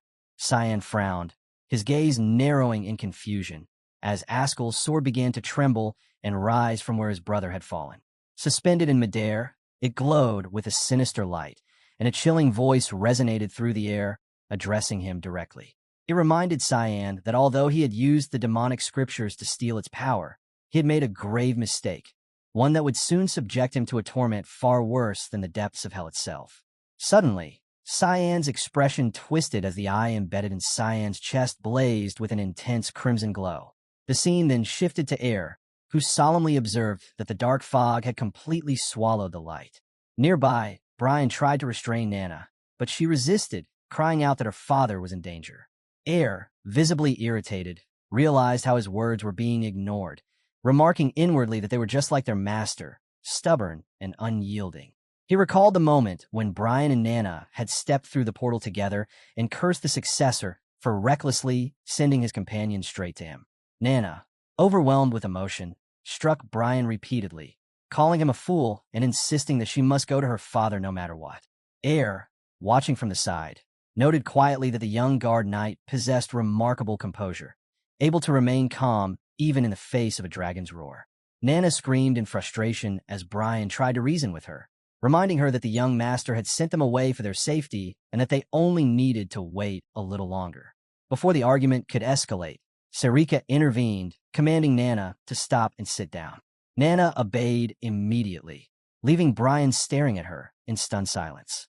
Sarika noted that the dark fog swallowing the light was a clear sign that something was terribly wrong, especially considering Nana's unusual behavior.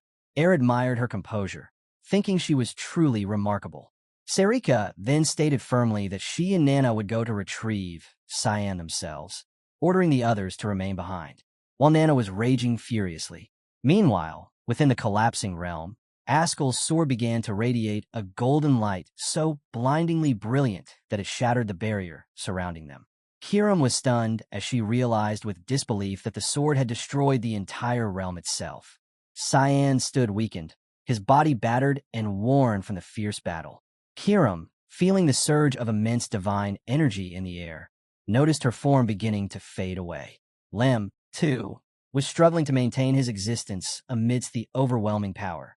Cyan called out to Kiram, urging her back into the sword, unease tightening in his chest as he sensed something deeply ominous stirring within the seal embedded there. Above them, countless radiant beams of light pierced through the dark clouds, descending with overwhelming brilliance. Kiram, now fully reverted into her sword form, rested firmly in Cyan's grasp as he whispered in a low, tense voice that something colossal was approaching. The falling lights struck the ground with deafening force, triggering massive explosions that reshaped the very landscape. From the blinding impact emerged enormous humanoid beings, their forms divine and terrifying, adorned with luminous halos and draped in flowing white garments that glowed with celestial purity. Cyan clutched his chest where the glowing eye pulsed violently, his breath catching as he looked up in awe and dread at the towering figures above him. Compared to their vast, divine presence, he seemed nothing more than a fragile insect before the gods. Elsewhere, Princess Erin slowly opened her eyes, witnessing Cyan's desperate struggle against the enormous beings of light. But before she could comprehend what was happening, one of the giants reached out and seized Cyan in its hand. Her vision blurred, and she lost consciousness. She later recalled that this was her final memory of seeing Cyan. The radiant giants vanished as suddenly as they had appeared, taking Cyan with them. In the aftermath, Prince Runel and Ascll Vert also went missing. The Knights of Light were soon arrested by elite knights, including Sir Yulkin, for acting beyond their given orders, preventing what could have turned into a full-scale revolution. The once thriving port city of Brnu was left in ruins, reduced to ashes. Princess Erin lay wounded upon her bed when Leximus entered, asking softly if she was awake. Disoriented, Erin asked where she was, and Leximus gently informed her that she was in the Imperial Palace. He told her that Lady Lunav had already recovered. When Erin asked about Cyan, Leximus's expression darkened as he explained that Cyan, Prince Runel, and Ascll were all missing. Erin's heart sank as she murmured that she had failed to protect him. Leximus apologized, dramatically saying she should have gone with her, but the princess reassured her that it was not her fault and that she had assigned her to other matters. When she asked about those matters, Leximus replied with grim news. The king's condition was far worse than they had expected. The scene shifted to the royal chamber, where the king lay sweating heavily upon his bed. Duke Wallace Vert stood beside him, apologizing for arriving late and admitting that his focus on defending the front lines had caused him to neglect his children. He confessed that his eldest had used the Knights of Light for selfish purposes, while his youngest had become the most feared murderer of the era. He lamented that if not for the responsibilities the king had placed upon him, he would have atoned for these sins with his own life. The king's advisor urged him not to speak in such a way, but Wallace Vert continued, asking if he was not the worst father one could imagine. He recalled that Ascell's mother had been killed by mysterious men, while Cyan's mother had died young from illness. Because of those losses, he had distanced himself from his sons, hoping that hardship would force them to grow independent. He explained that despite facing similar tragedies, his sons had chosen drastically different paths. Ascll had pursued glory, while Cyan had sought strength for his own sake, and these choices had led to their downfall. Now, with the Brenu family in ruins and their lineage in jeopardy, Wallace Vert despaired over what remained. He inquired about Ellis, and Yulkin informed him that she had last been seen at the northern gates but had since vanished. As for young Master Krantz, Wallace Vert noted that he was safe and had chosen a life of devotion, turning to religion and becoming a monk. Yulkin confirmed this with a nod. At that moment, a girl entered, commending both Duke Wallace and Sir Yulkin for their efforts, expressing the Empire's gratitude toward them. Princess Violette stepped forward with a calm smile, carrying a mysterious medicine for the ailing king, expressing her hope for her father's swift recovery. Yet despite her care and her words, she wondered why the king showed no signs of improvement. Wallace Vert praised her for her sincerity, acknowledging with admiration how she had even prepared the remedy herself. Violette responded humbly, saying that she was merely fulfilling her duty as a daughter. With the empire engulfed in turmoil, she added softly that all she could do was pray for her father's swift recovery and the restoration of his strength. A single tear slid down her cheek as she gazed at her unconscious father lying motionless in bed. Wallace bowed respectfully alongside Sir Yulkin, remarking that His Majesty would surely be pleased by her devotion. With that, the two men quietly excused themselves and departed, leaving the room in solemn silence. Once they were gone, Violette turned back toward her father, her gentle expression darkening into a sinister smile. Forcing the vial against his lips, she made him drink the concoction. Her twisted grin deepened as malice flickered in her eyes. She whispered internally, not to worry, promising that she would take good care of the Empire in his absence, and urging him to continue his eternal slumber. In her thoughts, she reflected coldly that she had already taken care of her elder brother, Ruinel, sending him away just the same. A flashback followed the aftermath of the battle between the Vert brothers. Ruinel, trapped beneath rubble, forced himself free and gazed upon the burning city. Rage consumed him as he cursed the incompetence of his men, furious that they had humiliated him over a single opponent. Soon after, he overheard guards addressing Violet, saying there could be more survivors and that they should continue searching. Desperate, Ruinal called out to them. The soldiers turned toward him, weapons gleaming in the firelight. Violet appeared, remarking in a cold tone how difficult he was to kill. Recognizing her, Ruinal demanded to know why she was there. With an unpleasant smile, Violet responded that since he had reduced the Empire to such a disgraceful state, she thought it proper to step forward and clean up his mess. After all, she was always the one to handle what he left behind. Enraged, Ruinal shouted for her to stop her nonsense and escort him to the Imperial Palace so he could be treated and rest properly. Violet calmly told him that it would be quite difficult. As she turned to walk away, her words grew colder. She declared that what she intended to clean up that day and retrieve in Brenu was none other than his corpse. At her command, the guards advanced, blades raised. Shocked and furious, Ruinal demanded to know what this meant. But Violet merely shrugged.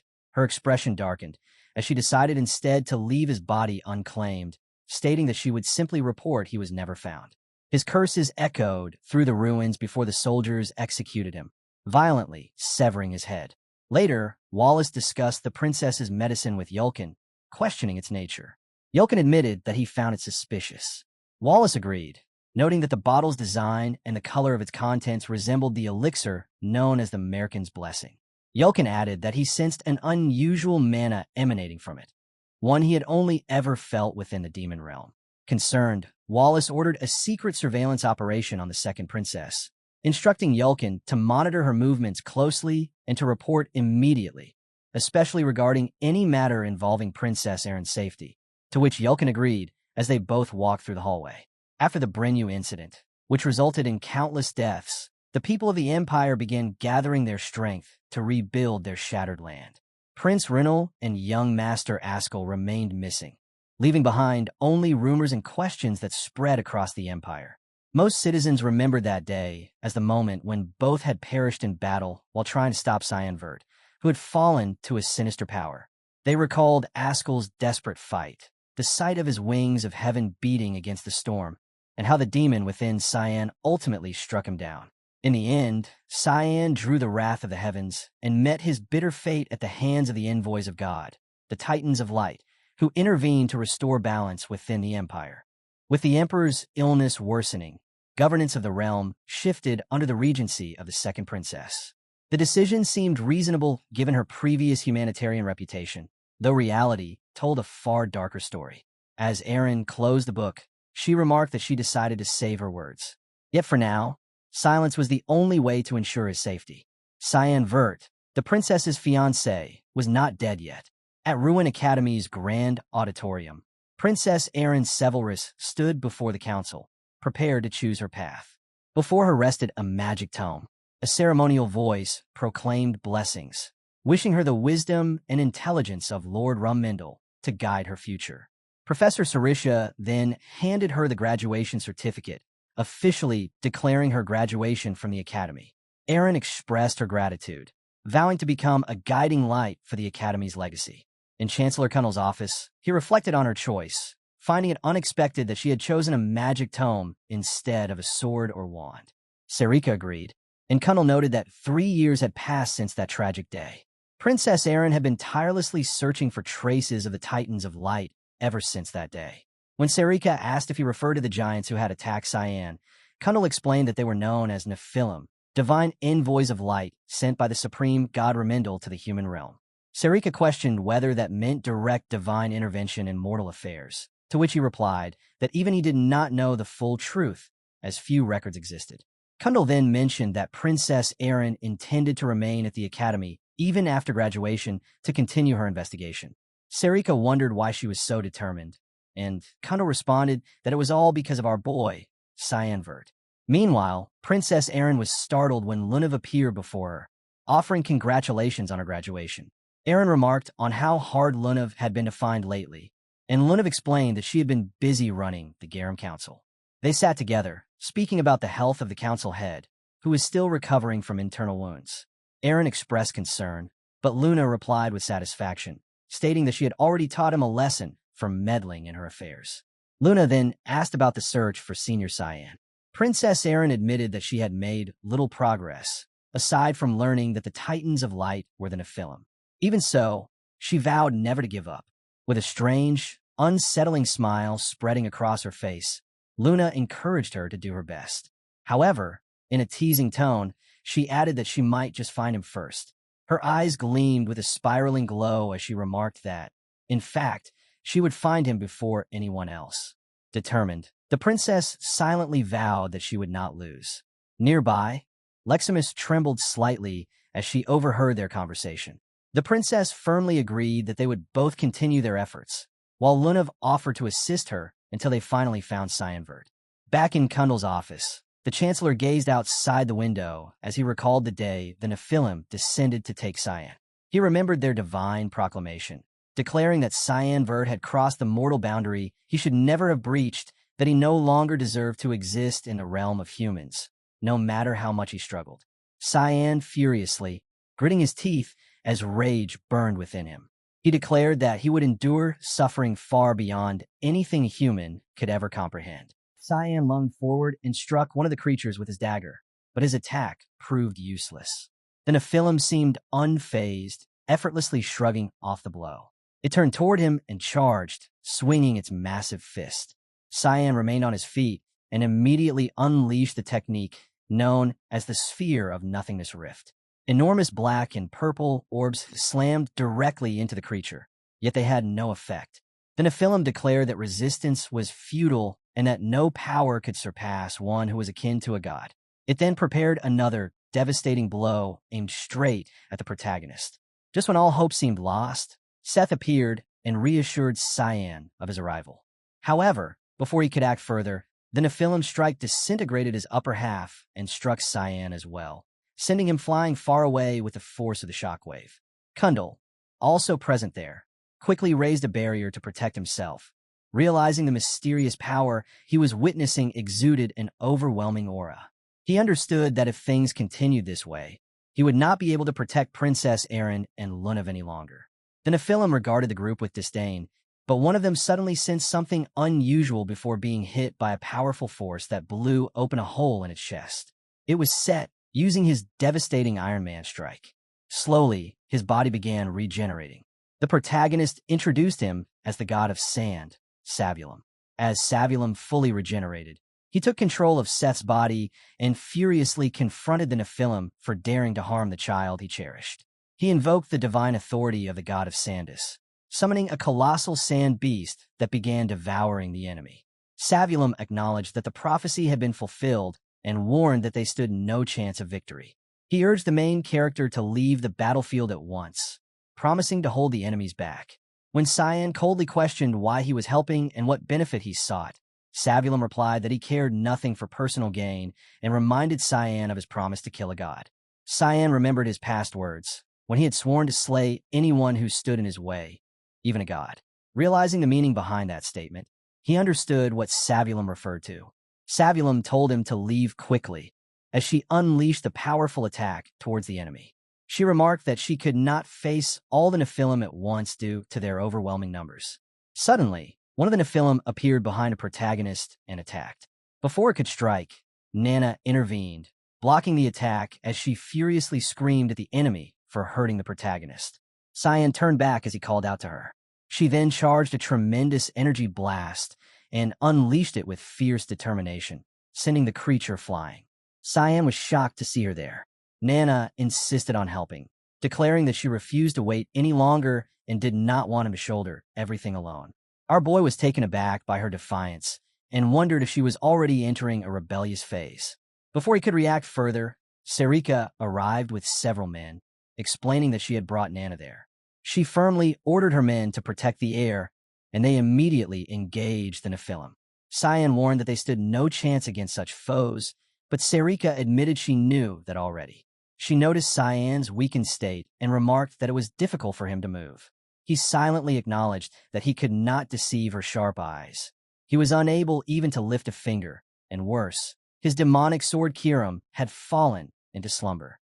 Sarika then instructed Nana to pick Cyan up, and Nana, without wasting a second, effortlessly lifted him as if it were nothing. Sarika scolded Cyan for his stubbornness, urging him to retreat if he could not think of a proper plan. She then commanded Lord Air to open the subspace portal. A glowing portal formed, and Nana threw our main character into it for safety. Meanwhile, Kundal observed everything while maintaining his barrier. He noted that Cyan and his allies vanished within moments and wondered how he should now handle the remaining Titans. Soon after, he realized that the Nephilim were disappearing as well, as if their existence had been nothing more than an illusion. He thought to himself that there must be some kind of brand or seal placed upon that child, and he resolved that the boy must never be exposed to the outside world, even if it meant being branded a traitor of the Empire. The scene then shifted to the Yuzif Empire's Imperial Palace Grand Conference Room. Violet addressed the gathered officials, remarking on their diligence despite the chaos consuming the nation. She lamented the turmoil caused by a supposed traitor disguised as a child. Before proceeding with national affairs, she introduced the Imperial Mage who would assist her during her regency. One of the counselors asked whether Lord Kundal was returning to his post, while another mentioned hearing that he intended to focus on maintaining the academy. Violet replied that although she would have been pleased to have her grandfather's help, such a thing was no longer possible. In a past exchange, Kundal had firmly stated that he had no intention of being used for her ambitions. He had promised not to interfere, provided that she did not harm Cyan and Princess Erin. When Violet accused him of being a bystander in the Empire's crisis, Kundal said that he won't repeat himself and remarked that as long as those two children were left unharmed, she could rewrite history however she pleased. Back in the present, Violet admitted that his stance could not be helped, as he was a resolute man. However, she claimed that a fitting replacement had appeared just in time. A man entered the chamber, and the counselors were shocked, recognizing him as someone they believed to be dead. A sinister gleam flickered in Violet's eyes as she calmly explained that he had survived death itself at the hands of the demon Cyan Vert, and that there was no one more qualified for the position than he was. She instructed the others to offer their greetings. The man then introduced himself as Boris Ruhelm and greeted Violet and her esteemed guests. When he opened his eyes, a golden light gleamed within them, leaving everyone to wonder whether it was truly Boris or someone else entirely. Violet elaborated that Boris was an 8th rank mana user, flawless in his qualifications as the Royal Mage. The counselors were astonished by his return. Boris humbly responded to Violet's praise, but her expression suddenly changed. Her eyes widened as she caught sight of an ethereal being behind him that resembled an angel. She quickly bowed her head, prompting the counselors to ask if she was unwell. When she looked again, the vision had vanished. Confused and unsettled, Violet wondered if she had merely imagined it. Boris, too, appeared unaware of what had just transpired. After composing herself, Violet apologized to the council, explaining that Boris's changed appearance had caused her brief confusion. She redirected the discussion toward official matters, and Boris politely encouraged her to continue. Later, in Boris's private office, his true thoughts surfaced.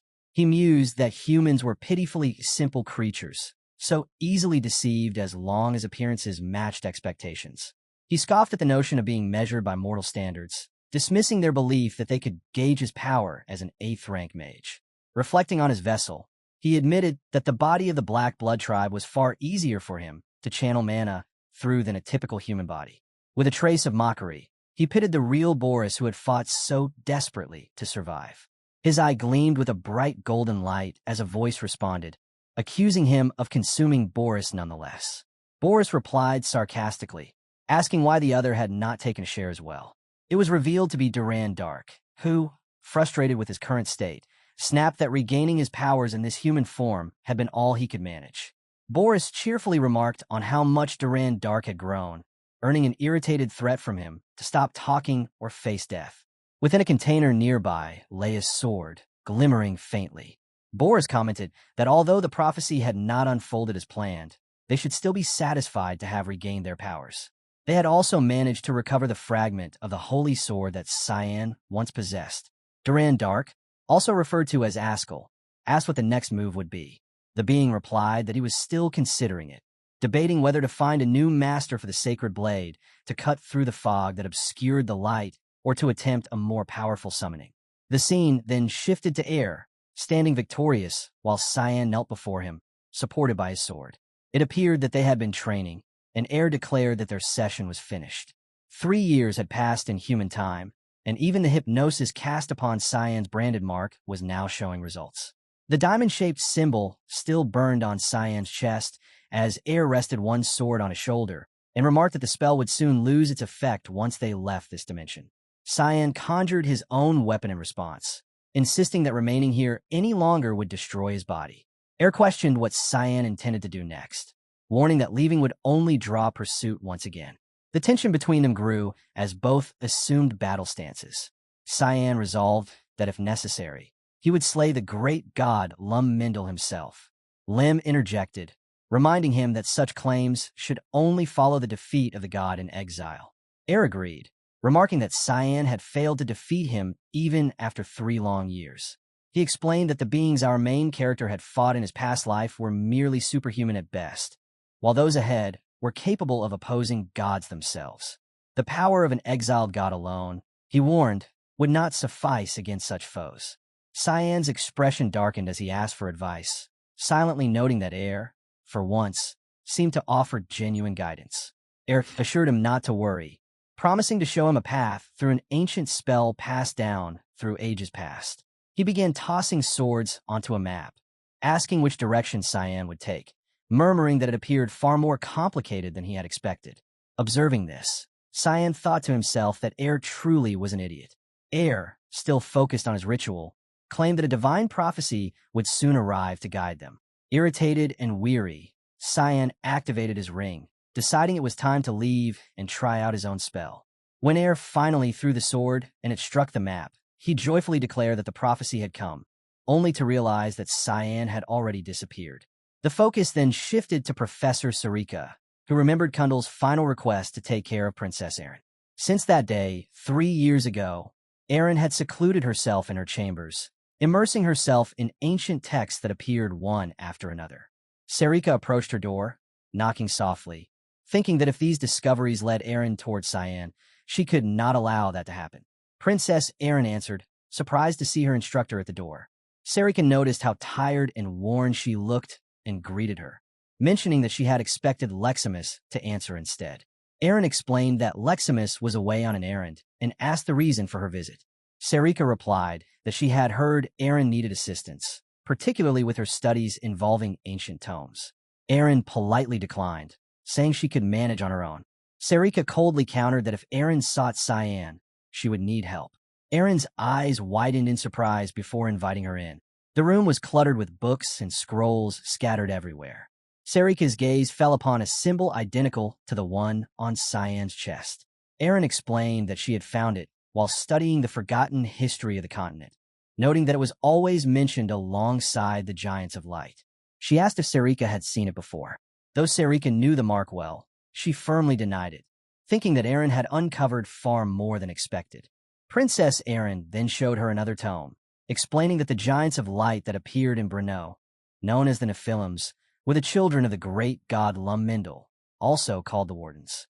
She wondered aloud why such beings would attack Cyan under the guise of judgment. Sarika asked if she suspected something more. Erin speculated that it might be connected to the mist that Cyan had once been involved with, and that the exiled god Eru of the Black Mist could be the reason Lum Mindel intervened. This, she concluded, meant that Cyan had not been judged, but was instead concealing himself through the power of the mist. Sarika admired Erin's intelligence, but responded cautiously, pretending indifference. Erin sighed in disappointment, remarking that she had hoped Sarika could contribute more. Offended, Sarika asked why she thought that, to which Erin replied that she assumed Sarika knew something since she had been close to Cyan. Sarika immediately recognized the jealousy in her tone, amused by the young princess's demeanor. With a teasing smile, she insisted that her relationship with Cyan Vert had never been that close. Irritated, Erin ended the exchange curtly, while Sarika thought to herself that she would have to keep a close watch on her and perhaps deal with Cyan personally once she saw him again. The scene then shifted to the eastern region of Fruina, where a colossal, glowing tree illuminated the land. A soft voice asked if the prophecy was true. Another responded that when the black mist finally lifted, only the most intense light would remain in this world, and questioned whether they could survive in such a realm. The figure speaking appeared to be an elven girl, her presence serene yet foreboding, leaving an air of mystery about who she truly was. Through a glowing portal, Cyan stepped into Sarika's office, noting how long it had been since he had last set foot in his mentor's laboratory. The familiar space looked slightly changed, with newly arranged desks. He recalled the first time he had come here in his current life, when Sarika had tried to poison him by slipping something deadly into his tea, a memory that now felt oddly nostalgic. Suddenly, he sensed danger. From behind, an unseen figure moved with silent precision, ready to strike. Cyan turned sharply, realizing that whoever had completely hidden their presence. The figure attacked, kicking toward him, but he swiftly ducked under the blow, realizing only one person could mask themselves that well, Master Sarika. She then revealed herself and admitted that she had underestimated him. Their exchange turned into a sparring match that echoed with tension and familiarity. Sarika lunged at him repeatedly, testing his improvement over the past 3 years, while Cyan dodged with practiced agility. As their battle intensified, Cyan used the Void Sphere technique, division, summoning several violet spheres that launched toward Sarika. She evaded gracefully, though the attacks tore through her office, scattering papers and splintering furniture. Frustrated, she scolded him for destroying her lab. Cyan only smirked, channeling both demonic and angelic power. When he blocked her next blow, the collision caused an explosive burst of energy. Elsewhere in her dormitory, Luna felt his familiar aura surge and gasped in surprise. She turned to Lem, confirming that he had felt it too. It had been 3 years in human time since Cyan's last appearance. Overcome with emotion, Luna's expression darkened as she whispered to herself that she could finally meet him again. Lem, however, watched her warily, admitting to himself that though he served as her demonic scribe, he sometimes feared her. Meanwhile, in Kundal's office, the old mage paused his writing, sensing the disturbance. He sighed, realizing that Cyan Vert had returned, and predicted that chaos would soon follow. Back in the wrecked laboratory, Sarika looked around at the destruction and admitted that Cyan had improved far more than she had expected. Frustrated by the massive destruction around, she angrily demanded whether Cyan really had to go this far. Cyan, releasing his transformation, replied coldly that she was the one who had started it. She then asked if his guardian, Eru, had permitted him to leave the dimension. Cyan confessed that he had simply left on his own, explaining that his powers delayed the activation of his seal for about a day. Sarika looked alarmed, and Cyan, half grinning, said he had just grown tired of being confined. Before he could say more, the mark on his chest began to glow, and a radiant yellow light burst through the clouds outside. Sarika's expression twisted into panic as she furiously grabbed and choked our boy, demanding to know what he had done. Cyan, unbothered, replied that he was simply fed up. She furiously ordered him to return immediately, but he only responded lazily before opening a portal. Sarika then shoved him through, scolding him as a troublemaker, and followed after. The light outside slowly dimmed, signaling that the Nephilim no longer sensed his presence. Once they reappeared in Air's realm, Sarika exploded in anger, shouting that Cyan's recklessness could have drawn the giants back to the academy. Air, watching from nearby, appeared utterly bewildered by their heated argument as Sarika continued to beat Cyan relentlessly. He tried to intervene, but Sarika furiously shouted at him to shut up and abruptly kicked him, blaming him for failing to stop Cyan's escape. The god flinched under her rage, falling to his knees as the weight of his divine authority momentarily weakened. Cyan observed quietly, realizing that as long as the divine mark remained, he could not stay outside for more than a day without suffering its effects. Sarika leaned closer, studying the symbol on his chest. It appeared healed, yet she knew it still held the most powerful divine seal of all. Its suppression could only last briefly. She teasingly commented that he had grown into a man since the last time she had seen him. Hiram, offended by her tone, transformed into her human form and punched Sarika across the face, declaring that she should not flirt with Cyan. Sarika retaliated angrily while Cyan stood between them, baffled by their childish quarrel. Air then intervened, commanding Cyan to receive his oracle. He instructed him to journey to the eastern lands of Fruina, where a prophet awaited him. Cyan dismissed the order skeptically, claiming he already knew his fate. Before he could speak further, a red beam of light struck the seal on his chest immensely. Sarika stared in alarm, realizing that the energy suppressing the mark had nearly vanished. Air explained that although he could not fully cover the seal as he had 3 years ago, Cyan had now fulfilled the necessary conditions for an extension. The suppression would last for 2 weeks, just enough time to reach Fruina. After that, death would once again pursue him. Air stood tall above him, his tone commanding and cold as he declared that Cyan should find the prophet capable of altering his destiny within the given time. Cyan observed Air intently, his thoughts brimming with irritation. For once, he admitted that Air actually looked like a god. He had always considered him a pathetic fool, but seeing him now, with that commanding aura and serious expression, only made it more infuriating. His expression twisted in annoyance as he muttered inwardly that it was really starting to piss him off. Meanwhile, Air stood proudly, silently admiring himself, and thinking that he truly looked magnificent. The next day, in the Luan Eastern region, 2 guards were stationed at their post. The younger one complained wearily, wondering what he was doing so far away in a foreign land and wishing to go home. The elder guard, more composed, reminded him not to complain and remarked that their duty was for the good of the Garum Association. The young guard mentioned that ever since the incident involving President Reigans, no one had come to this area. The elder explained that despite the silence, they could not abandon such a vast magic network, as its resources must never fall into the hands of Ushif or any other hostile force.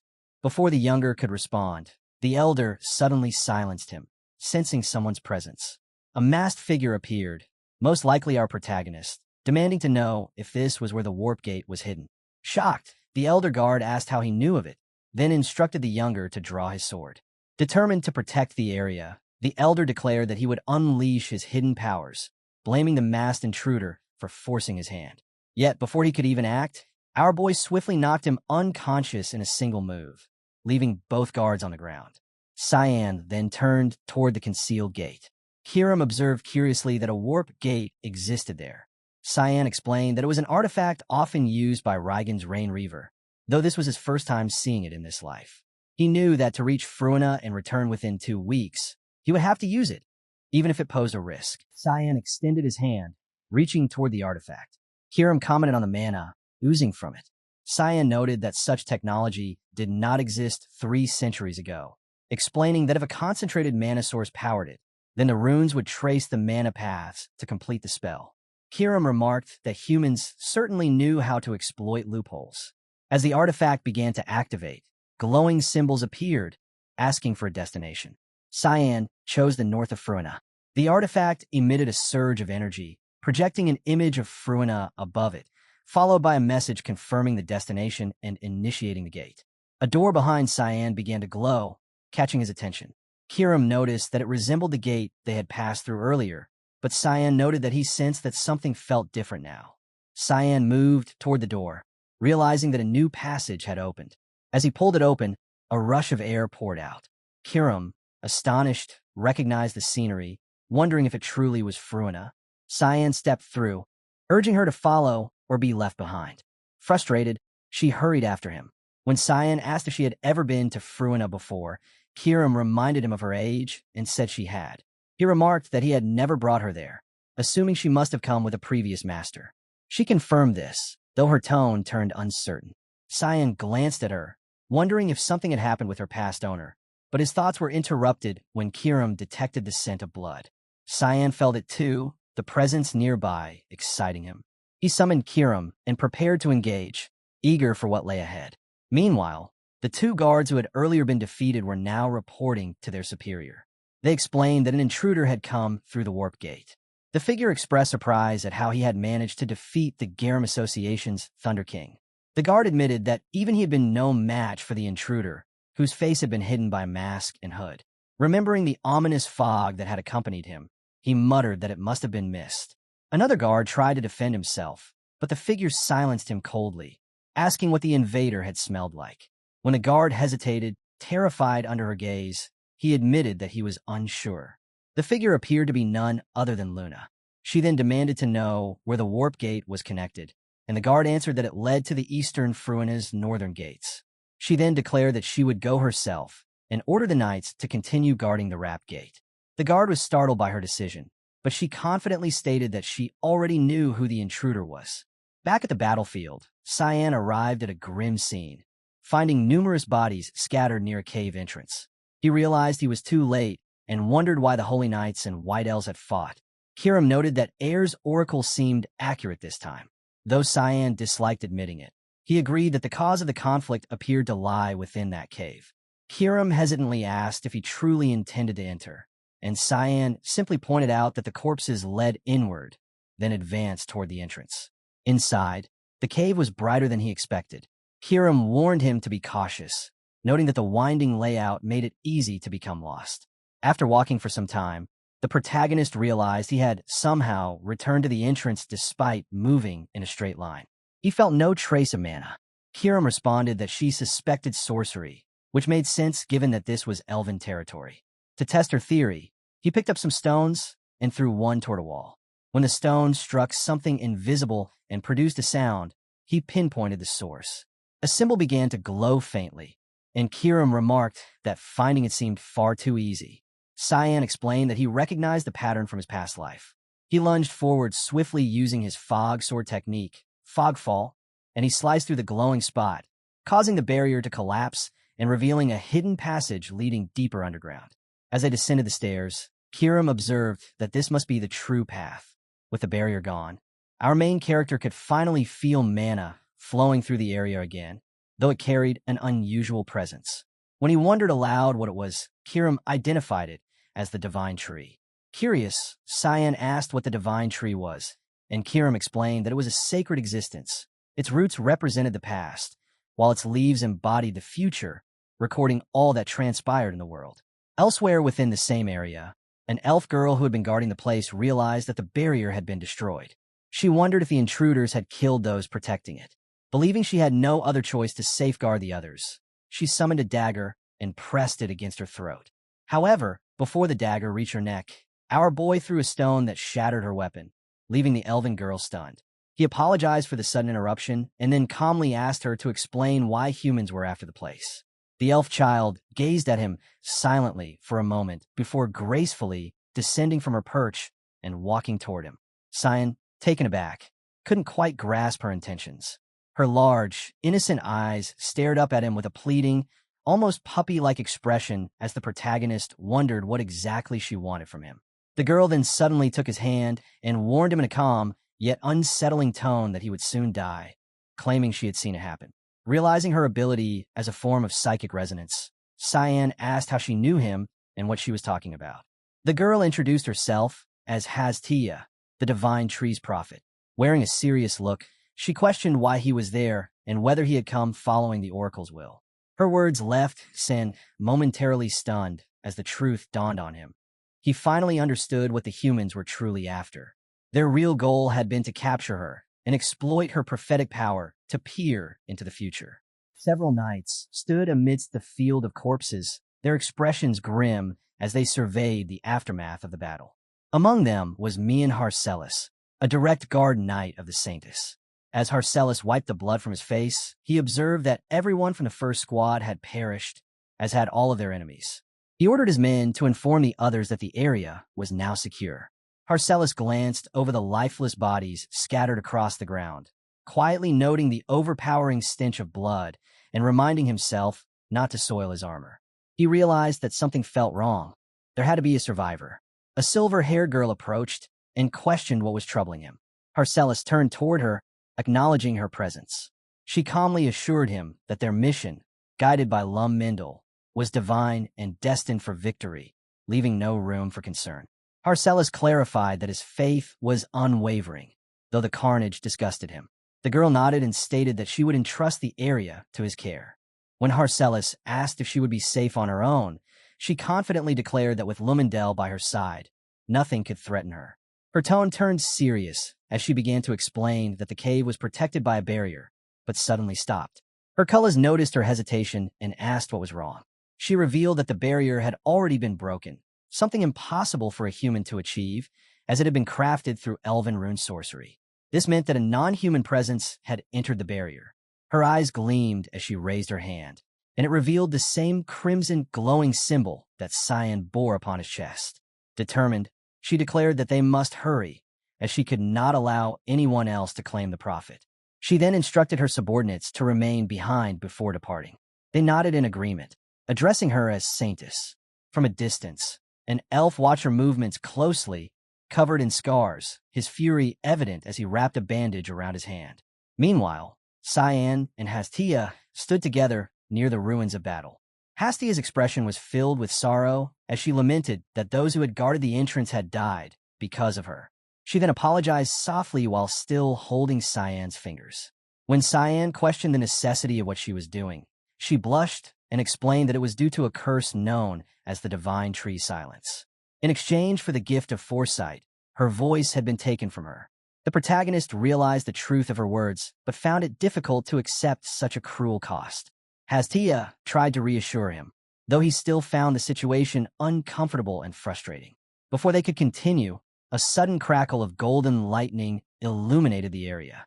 Hastia, visibly irritated, recognized it immediately, realizing who had arrived.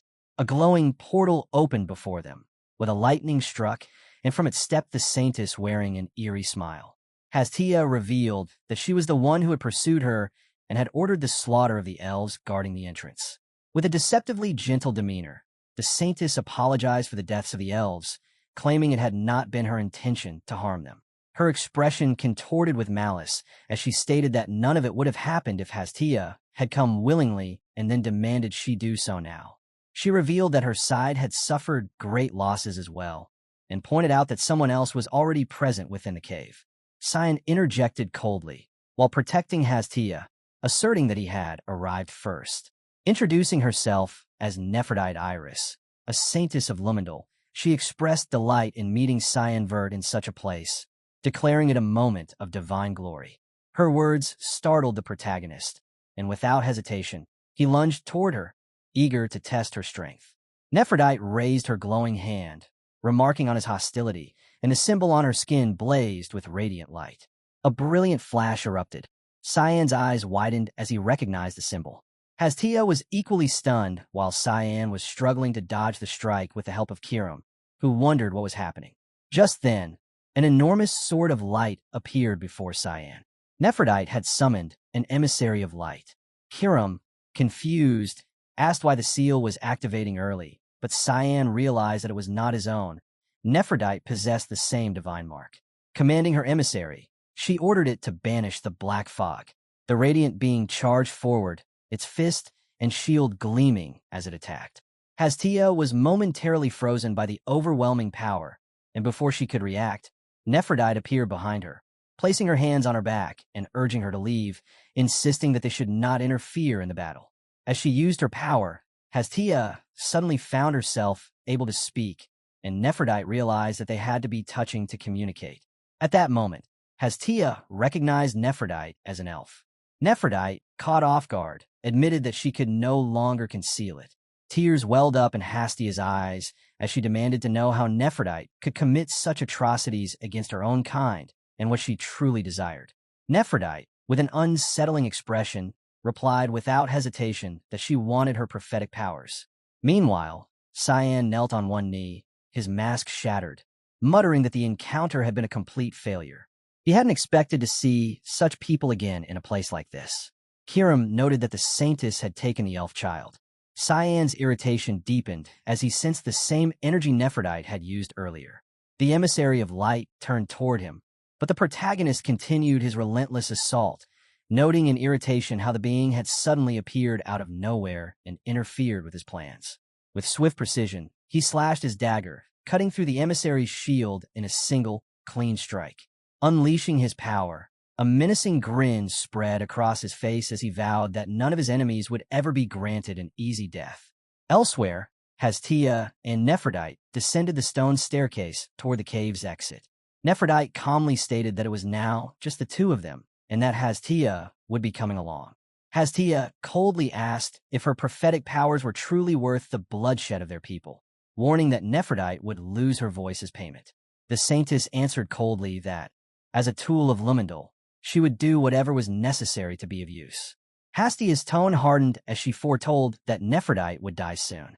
The Saintess only smiled eerily, calling her words cute and asking if she truly thought that such talk would change anything.